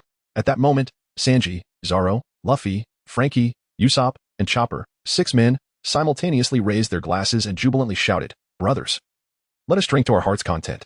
They paid no mind to why they were indulging. It sufficed that they were brothers, sharing in the revelry, devoid of any trivial distractions. In that instant, witnessing the carefree and joyous faces of his comrades, Sanji felt an immense weight lift from his heart. It was liberating and soothing. It seemed that all pressures, guilt, and regrets were consumed alongside the wine shared among brothers. At that moment, Sanji longed to shout to the heavens the words he had long suppressed. How wonderful it is to have brothers. Cheers. The night wore on without sleep, and eventually, all 6 men succumbed to intoxication. Having declared their intention to drink to the last, they indulged freely. Even Zoro, renowned for his ability to drink endlessly, succumbed. Wine does not intoxicate. Rather, it is the person who becomes intoxicated. Perhaps that was the essence of it. However, the drunken antics of these 6 men proved burdensome for Nami and Robin. With Nami's incessant murmurs, they managed to carry Luffy and the others into the ship's cabin. When Luffy and the others awakened, the Mary was nearing the K3 naval base, gradually revealing the general layout of their destination. From the outside, K3 appeared to be nothing more than a grand mountain. Few were aware of the base's existence, and those who did often attempted to assault it, only to suffer tremendous losses, with many meeting their demise within the confines of K3. If G8 was an impenetrable fortress, then K3 was a larger, airtight iron box, harboring only a naval captain and his aides within its walls. At this moment, Nami ceased to conceal her knowledge, revealing what she knew about K3. Aside from that captain, there is no one else inside? For Zoro, who had faced admirals in battle, a mere naval captain posed little allure. Nami, do you remember your promise to us? Luffy expressed a hint of dissatisfaction, for Nami had assured him that K3 would serve as the perfect training ground, which was why they had agreed to stay for 40 days. Let us remain here for a day, then venture into the calm belt to seek Sea Kings. At least some of them are quite formidable, far superior to a naval captain, Sanji proposed. Bang, bang, bang. At this moment, 2 words, savage girl and wild girl, adequately described Nami, for she had just unleashed a flurry of strikes against Luffy's forehead, indifferent to her image. However, at this moment, the bulging cheeks of Nami indicated her profound anger, and it was evident that her wrath was quite serious. Are you kidding me? You oblivious fools, can't you let me finish my words? You are driving me insane, Nami exclaimed, exhaling heavily in frustration. The K3 base was a mechanized fortress, specifically designed for the Navy headquarters to produce unique mechanical giants. Thus, within its confines, one could encounter a multitude of these combat-type mechanical behemoths.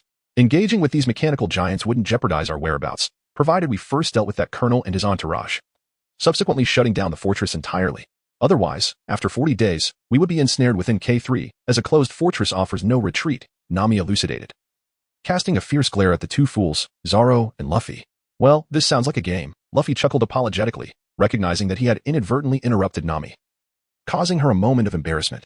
That colonel must possess some extraordinary abilities, otherwise, the Navy headquarters wouldn't station him here, Zoro mused, sensing a peculiar disquiet from Nami's words. It was astonishing that such a pivotal location was guarded solely by a colonel from the Navy headquarters. The colonel's capabilities became Zoro's primary concern. His ambiguous skills were likely the reason for his assignment to K3, perhaps due to his remarkable aptitude for machinery.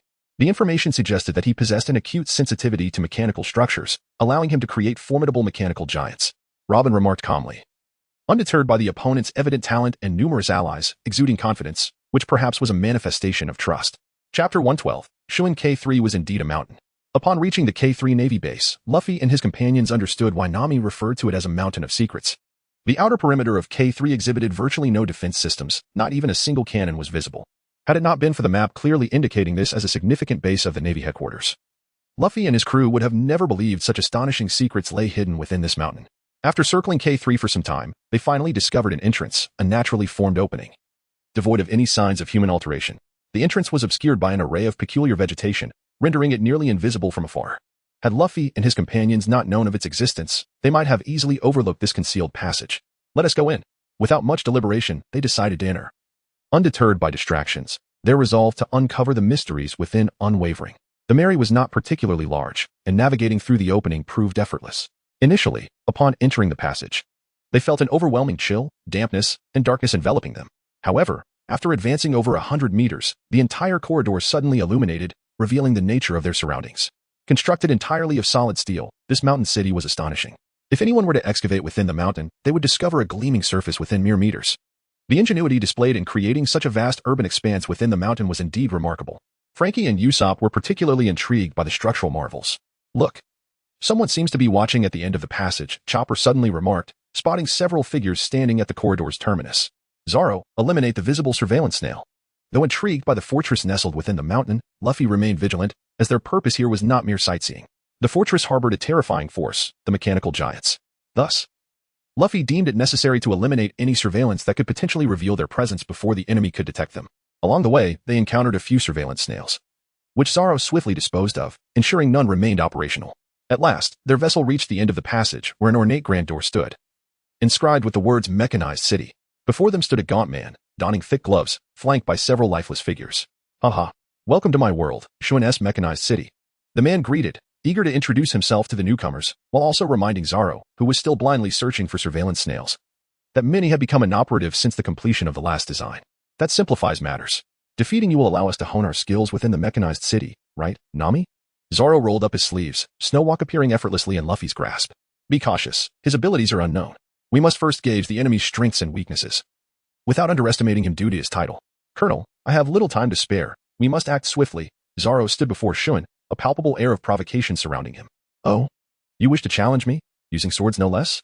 Shuin appeared somewhat perplexed, as he believed his abilities countered those of ordinary weapon wielders. What? Are you a mere colonel from the Navy headquarters? Do you truly think you warrant my full attention? Zoro scoffed. To deal with you, I need not my puppets. This will suffice. Shuin slowly removed his thick gloves, revealing his pale hands, extending one towards Zoro. Seeing such an opportunity, Zoro would not hesitate to seize it, and thus, the battle ignited instantaneously. One sword style, flying dragon fire. Snowwalk sliced through the air with blinding speed, aimed directly at Shuin, the strike igniting a fiery spark that promised to sear its target. However, astonishingly, Shuin did not evade Zoro's fierce strike. Instead, he raised his bare hand, charging directly towards the edge of Zoro's blade. Was it the resilience of the sword, or the tenacity of the hand? As Shuin confronted Zoro's attack head-on, an intense trepidation gripped Zoro. Yet, the honor of a swordsman rendered retreat impossible at this juncture. The blade and hand merged seamlessly, and in that moment, Shuin's hand underwent a transformation, revealing a creeping rust. This rust swiftly ascended the blade of the Snow Walk, completely enveloping it. With a deft flick of his wrist, Shuin rendered the Snow Walk, a fine blade of the 50th craftsmanship, utterly destroyed. In a single blow, the Snow Walk, which Zoro had cherished for nearly half a year, was irrevocably consigned to the annals of history. As the blade succumbed to corrosion, a pang of anguish surged within Zoro. The destruction of the Snow Walk ignited an insatiable thirst for vengeance. This man must be eliminated, Zoro resolved, and he stepped back once more. Drawing forth the remaining two swords, the Sanai Kitetsu, another blade of the 50th craftsmanship, and the Wadakamanji, inherited from the late Kuina. At that moment, Zoro was consumed by fury. Only by vanquishing his adversary could he alleviate the suffocating pressure in his chest, oblivious to the opponent's capabilities. Of course, Zoro was not alone in battle. At this crucial moment, Sanji burst onto the scene, launching a series of rapid kicks towards Shun, simultaneously obstructing Zoro from being blinded by wrath. Zoro's voice rang out, jolting Sanji and awakening him from his stupor. Gazing at the Wadakamanji in his hand, Zoro felt a wave of apprehension. The Wadakamanji was not merely a sword, it was destined to accompany him on his journey to become the world's greatest swordsman. The love he held in his heart could only be unleashed at that pinnacle. Yet, he had drawn the Wadakamanji before someone capable of effortlessly corroding cold weapons. Wielding the powers of the Rust fruit, a Paramecia-type devil fruit. At that moment, after unleashing dozens of kicks, Sanji retreated, his once sturdy shoes now riddled with holes. It seemed trouble was brewing. Chapter 113. Blooming. This fellow's abilities are rather grotesque. Frustrated yet begrudgingly acknowledging Shun's formidable prowess, Sanji contemplated, if direct contact is inadvisable. What about striking from a distance? If physical contact is out of the question, then he would employ air currents to attack instead. Oh, it seems there is potential for amusement. If one approach fails, another shall be attempted. Shun, undeterred by the white mist enveloping Luffy, perceived it as inconsequential. Without further ado, Luffy propelled himself forward in an instant, delivering a powerful strike known as Jet Pistol. Frankie, you and Usopp moved now, swiftly. Upon hearing Nami's command, Usopp, who had been concealed behind the enlarged chopper, and Frankie, lurking in the shadows, exchanged an affirmative gesture before cautiously departing, navigating through another route towards the heart of the mechanized city. Futile. Time and again, attacks launched through the air currents towards Shun bore no fruit. The jet technique. A jet-like assault formed from compressed air, boasted such velocity that it generated a preceding gust, imbued with formidable impact aimed at Shun. However, none of this had any effect on Shun. As a user of a Paramecia-type devil fruit, he astonishingly possessed the ability to induce localized rust, an ability typically associated with Logia-type fruits. This was an impossibility regarding the powers of devil fruits. After a period of research, Luffy had gained a profound understanding of these abilities. Although he was not entirely clear on the specifics of each fruit, he could discern their broader categories. It was evident that the colonel of the Navy headquarters he faced wielded the Rust fruit, a mere Paramecia-type devil fruit. Yet, what transpired before him felt overwhelmingly real. Every time Luffy unleashed his jet pistol, Shun seemed to preemptively create a rusted void at the point of impact, allowing Luffy's attack to pass through without inflicting any force upon him. This was utterly bizarre. The fact that a Paramecia-type user could rust their own body was a notion Luffy struggled to accept. In a frenzy, Luffy unleashed a barrage of attacks with his jet pistol, desperately searching for even the slightest opening to exploit. Yet, every assault was effortlessly evaded by Shun. Frustrated and overwhelmed, Luffy resorted to indiscriminate attacks. Just as rust began to spread along his fist and up his arm, he reacted swiftly, breaking free just as the rust made contact. He returned to his comrades, shaking off the remnants of rust from his arm. It seemed that dealing with this adversary would require the use of his special techniques. Otherwise, defeating him would be an insurmountable challenge. Luffy felt disheartened, realizing that without employing his powers, even a Navy colonel proved to be a formidable opponent. He truly was merely a protagonist reliant on external enhancements. Do not lose heart, Luffy-kun, Robin interjected, approaching with a calm demeanor.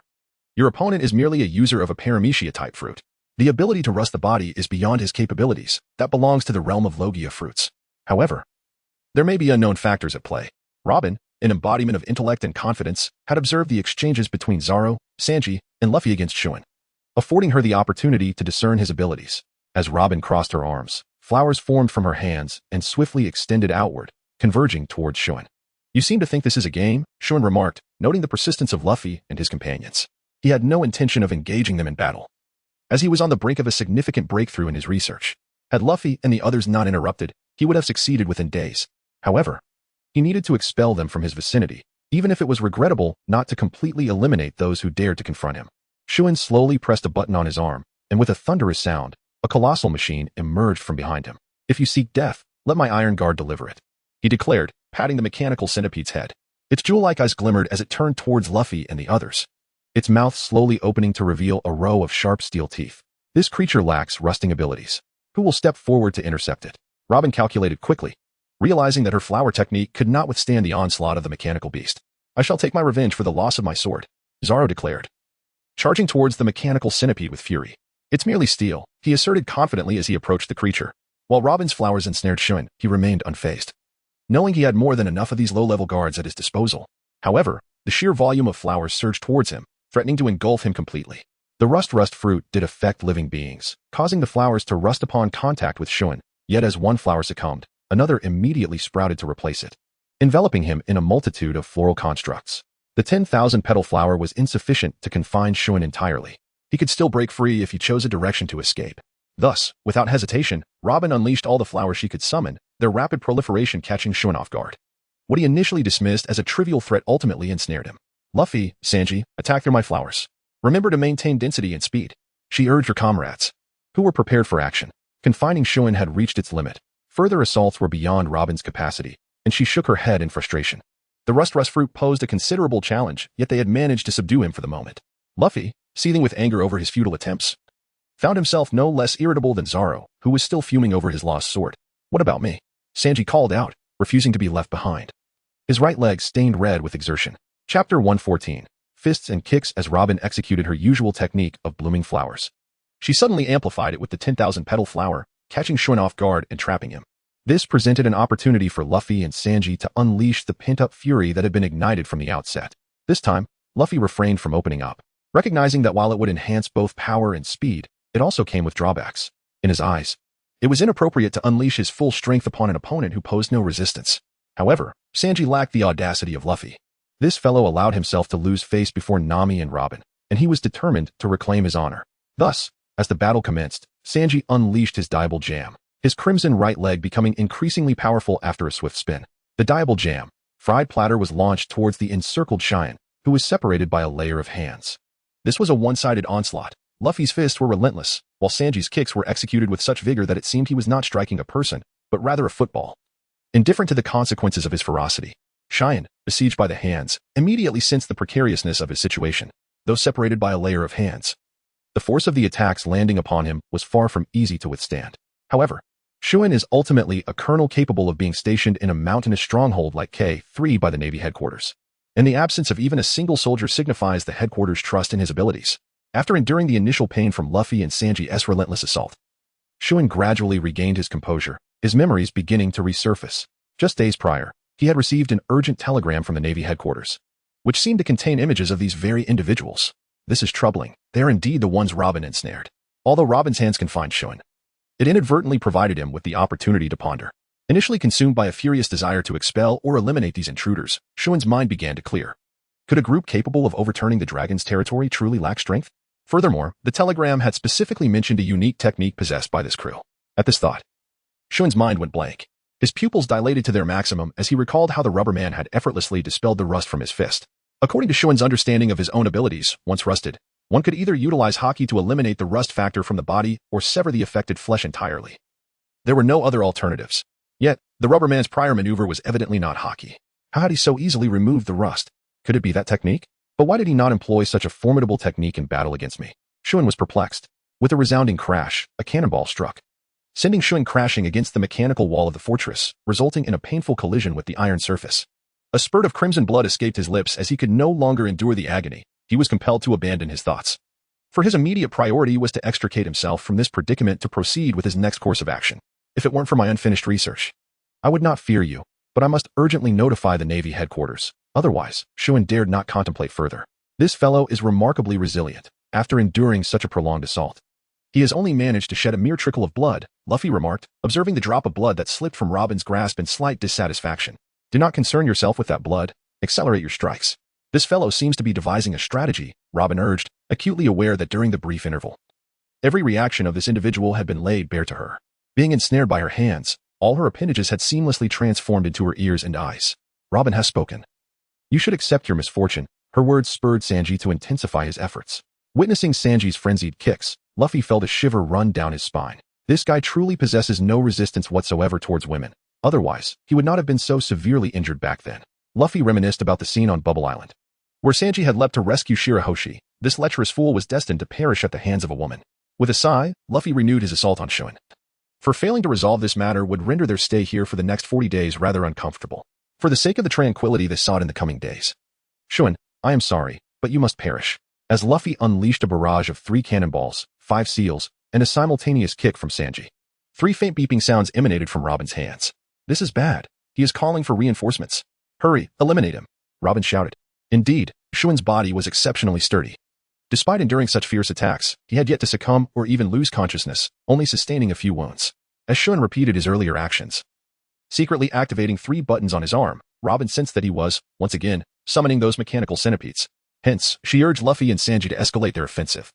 For they were unaware of the situation concerning Zoro, and urgency began to grip them.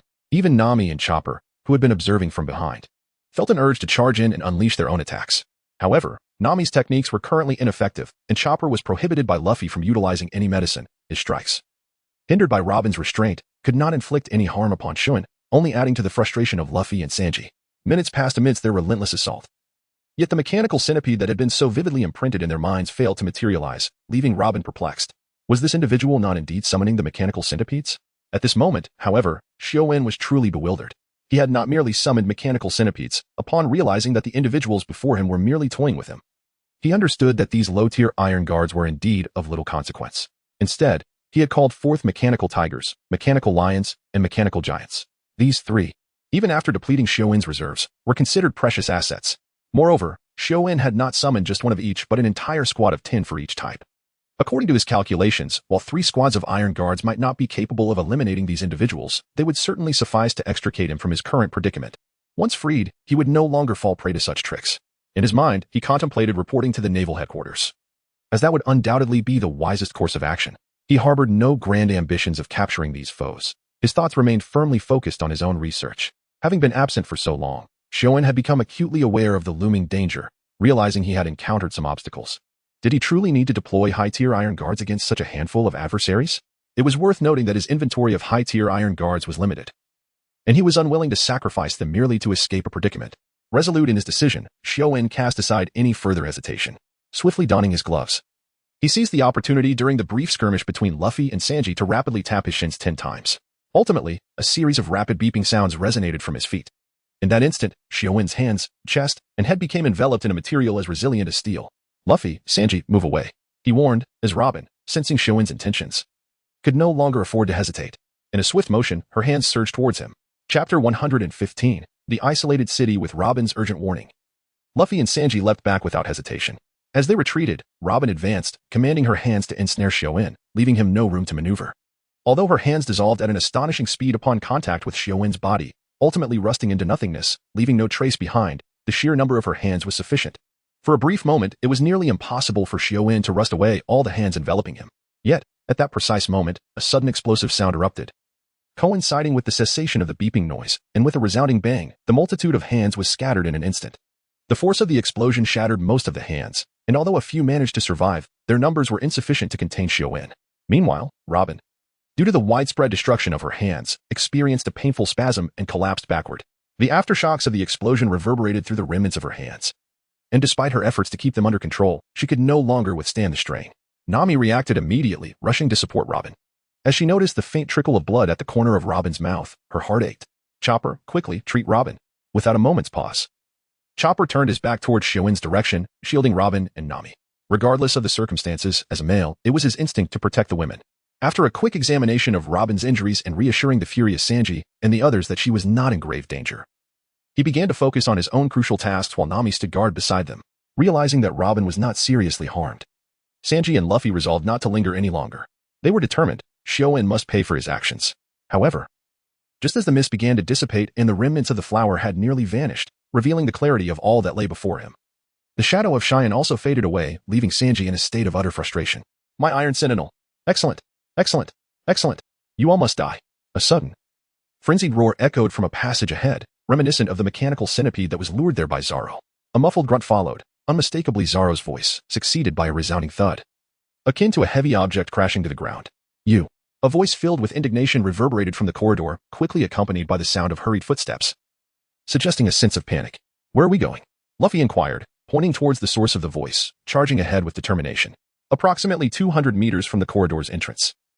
As Luffy and Sanji arrived, Zoro had just dispatched the last mechanical giant. Scattered around lay numerous mechanical components, including parts from the centipede, mechanical tigers, and lions. They all shared a common trait. They had been sliced cleanly in half, their internal energy conduits severed with precision, leaving no debris, as if cut in one clean motion. Although dealing with these foes was somewhat taxing, they had ultimately prevailed. Now, let us proceed, Zoro declared, nonchalantly sheathing his sword, leaving Luffy and Sanji to catch up to him. I never imagined that guy could create so many mechanical puppets. He truly is a talent, Luffy sighed. Let us go. Since he dared to harm Robin, there will be but one outcome for him. Sanji approached a mechanical giant, detaching a steel leg brace from its limb and fitting it onto his own leg, testing its strength and thickness before striking a few stylish poses and swiftly pursuing the direction where Shun had fled. Is Robin injured? Despite his usual aloofness, Zoro cared for his companions. He simply preferred not to vocalize his concern incessantly. It's nothing serious. Chopper and Nami are treating her. Robin was injured to ensnare Shun. Came the reassuring response. No need for further explanation, this suffices. Following Sanji's lead, Luffy and Zoro moved ahead. At that moment, two figures emerged from behind, stopping beside Nami, who had already spotted them. How did it go? The task I entrusted you with, she queried. Since Robin is all right, they still require training. The matters I assigned to Frankie and Usopp are crucial. Although I have an inkling of their performance, I must confirm it for my peace of mind, as it is vital. Of course, we executed it flawlessly. But what happened to Robin? Usopp gestured triumphantly, yet his concern for Robin, lying on the ground, prompted him to ask anxiously. She sustained a minor injury while preventing the explosion caused by Shun, but it's not serious. Chopper is attending to her, Nami managed, suppressing her own distress. In this moment, she longed to rush to the forefront and confront that fiend. Meanwhile, the passage Sanji and the others traversed was not entirely straight, but formed a gradually descending spiral, crafted solidly from tempered steel. It became evident that this K3 base was not merely hollowed out of the mountain, but was a fortress forged from durable steel structures, with the surrounding mountain likely added later. This thought simultaneously emerged in the minds of Luffy, Zoro, and Sanji, having passed the water layer. We must now be beneath the base, Sanji remarked, gazing at the stunning aquatic scenery visible through the tempered glass overhead, momentarily entranced. What is happening? At that moment, Shun felt a surge of despair. Having finally evaded his pursuers, he reached the base's control center, only to find himself unable to connect with the Navy headquarters due to a network failure. What now? Could there be an issue with the wiring? A flurry of thoughts raced through Shun's mind. We have severed all connections between this base and the outside world. This is a true mechanized fortress, entirely encased in steel. Without a connection to an external signal tower, all communication devices within are rendered utterly useless, Usopp boasted to Nami, presenting their accomplishments as if they were solely his doing. What about the transponder snails? Have they been tested? Although it was known from the initial data that transponder snails could not connect to the outside unless linked to an external signal tower, rendering them mere decorations otherwise. Damn it, they cut all my connections. What a bunch of demons. Shun seethed, furious and isolated, unable to contact the Navy headquarters or establish even the slightest connection with the outside world. He could only rely on himself. It seemed he had no choice but to fight. I'll let those two guard outside while I hasten my research. Otherwise, I will be left with no options. With a heavy heart, Shun made this painful decision. Although the connections were severed, he possessed his own control system within the fortress. After a series of operations at the control panel, a massive steel door slowly opened, revealing a colossal mechanical dragon emerging from within. Mechanical dragon. I hope you can hold them off. Chapter 116, The Mechanical Dragon, Majestic. Aware of Luffy and his companions' identities, Shun no longer harbored hopes that the mechanical dragon could defeat them. What he desperately needed now was time. The dragon's immense body should be sufficient to impede their advance. Pressing a peculiar button on the gleaming gem set in the dragon's eye, its already radiant gaze intensified, suddenly brimming with life. A cacophony of mechanical sounds accompanied the dragon's movements as it traversed towards the other end of the passage, where Luffy and his companions were likely approaching. I hope I won't have to resort to that, Shun lamented, feeling the weight of his choices. Though the mechanical dragon was valuable, it paled in comparison to the other option he had in mind. He needed to finalize his research swiftly. Once completed, even that option would not pose a threat. As they advanced past the beautiful aquatic scenery beyond the tempered glass, Sanji and the others quickened their pace towards the underground fortress, acutely aware that they were treading on Shun's territory, unaware of how many trump cards he held. If explosions like the earlier one were to occur repeatedly, it would not bode well for them. Thus, they needed to locate Shun swiftly and eliminate him. Only then could they train freely in this place, as per the plan devised by Robin and Nami. However, they were unprepared for the revelation that Shun possessed the Rust fruit ability, a capacity for mechanical manipulation that took everyone by surprise. Suddenly, Zoro halted at the front, having heard an unusual sound. What is that? It sounds like mechanical puppets. He murmured. Zoro, it seems your type of adversaries have returned, Sanji remarked. Their journey had not been without obstacles, as various bizarre mechanical puppets had emerged along the way. But each time, they were effortlessly cleaved in two by Zoro's masterful blade, each cut smooth and flawless. Initially, Luffy had attempted to engage these mechanical puppets in battle, but the disparity in effectiveness compared to Zoro's prowess was glaringly apparent. Thus, Sanji and Luffy conserved their energy along the journey, pushing Zoro to the forefront whenever they encountered mechanical puppets, letting him handle the situation, efficient and time-saving. This time, however, was different. The noise was far louder. As the metallic clanking grew increasingly deafening, even Zoro and the others felt a flicker of doubt. The sound was more thunderous than any mechanical puppet they had faced before. Quickening their pace, Zoro thought, if we can't discern it by sound alone, then we'll just have to see it sooner. Whatever it is, it'll still be settled with a single slash. But when the enormous dragon's head loomed before him, Zoro, who had always scoffed at man-made weapons like mechanical puppets, instantly revised his opinion. A surge of fierce fighting spirit erupted within him. A dragon, even if it's just a mechanical one. Dragons, apex predators at the very top of the food chain, evoked a primal wariness deep within them. A quick glance at the mechanical dragon's massive, armored head told Zoro one thing. If he attacked with the same force as before, he would regret it. So instead of charging recklessly, he instantly retreated, shoving Luffy and Sanji forward. Buy me some time. Just a few minutes is enough. At first, they had only been awed by the sheer size of the mechanical dragon, but they had no intention of actually fighting it. In their minds, the routine was simple. Zoro would draw his blade, deliver a swift slash, and the hardened mechanical puppet would split in two. Even if this dragon was colossal, it did nothing to diminish their unwavering faith in Zoro's prowess. But as their bodies were flung into the air, the mechanical dragon's gleaming silver fangs, razor-sharp and glinting, yawned wide just meters away. Only then did Luffy and Sanji snap to attention, realizing the gravity of their situation. Damn it. Seriously. Mid-air, Luffy twisted his body with a graceful spin, facing the dragon's enormous head head-on. The creature was so massive that from his angle, he could only see its head and what could barely be called a neck. That damn moss head. Sanji cursed, but he reacted just as swiftly, driving his foot straight toward the dragon's skull. Dragon-slaying kick. This was no ordinary strike. Sanji was descending in a dive while the dragon surged upward. The force behind his kick wasn't just his own formidable leg strength. It was amplified by the momentum of his descent and the dragon's upward charge. The impact was more than double what he could unleash on solid ground. Bang. A single, resounding thud.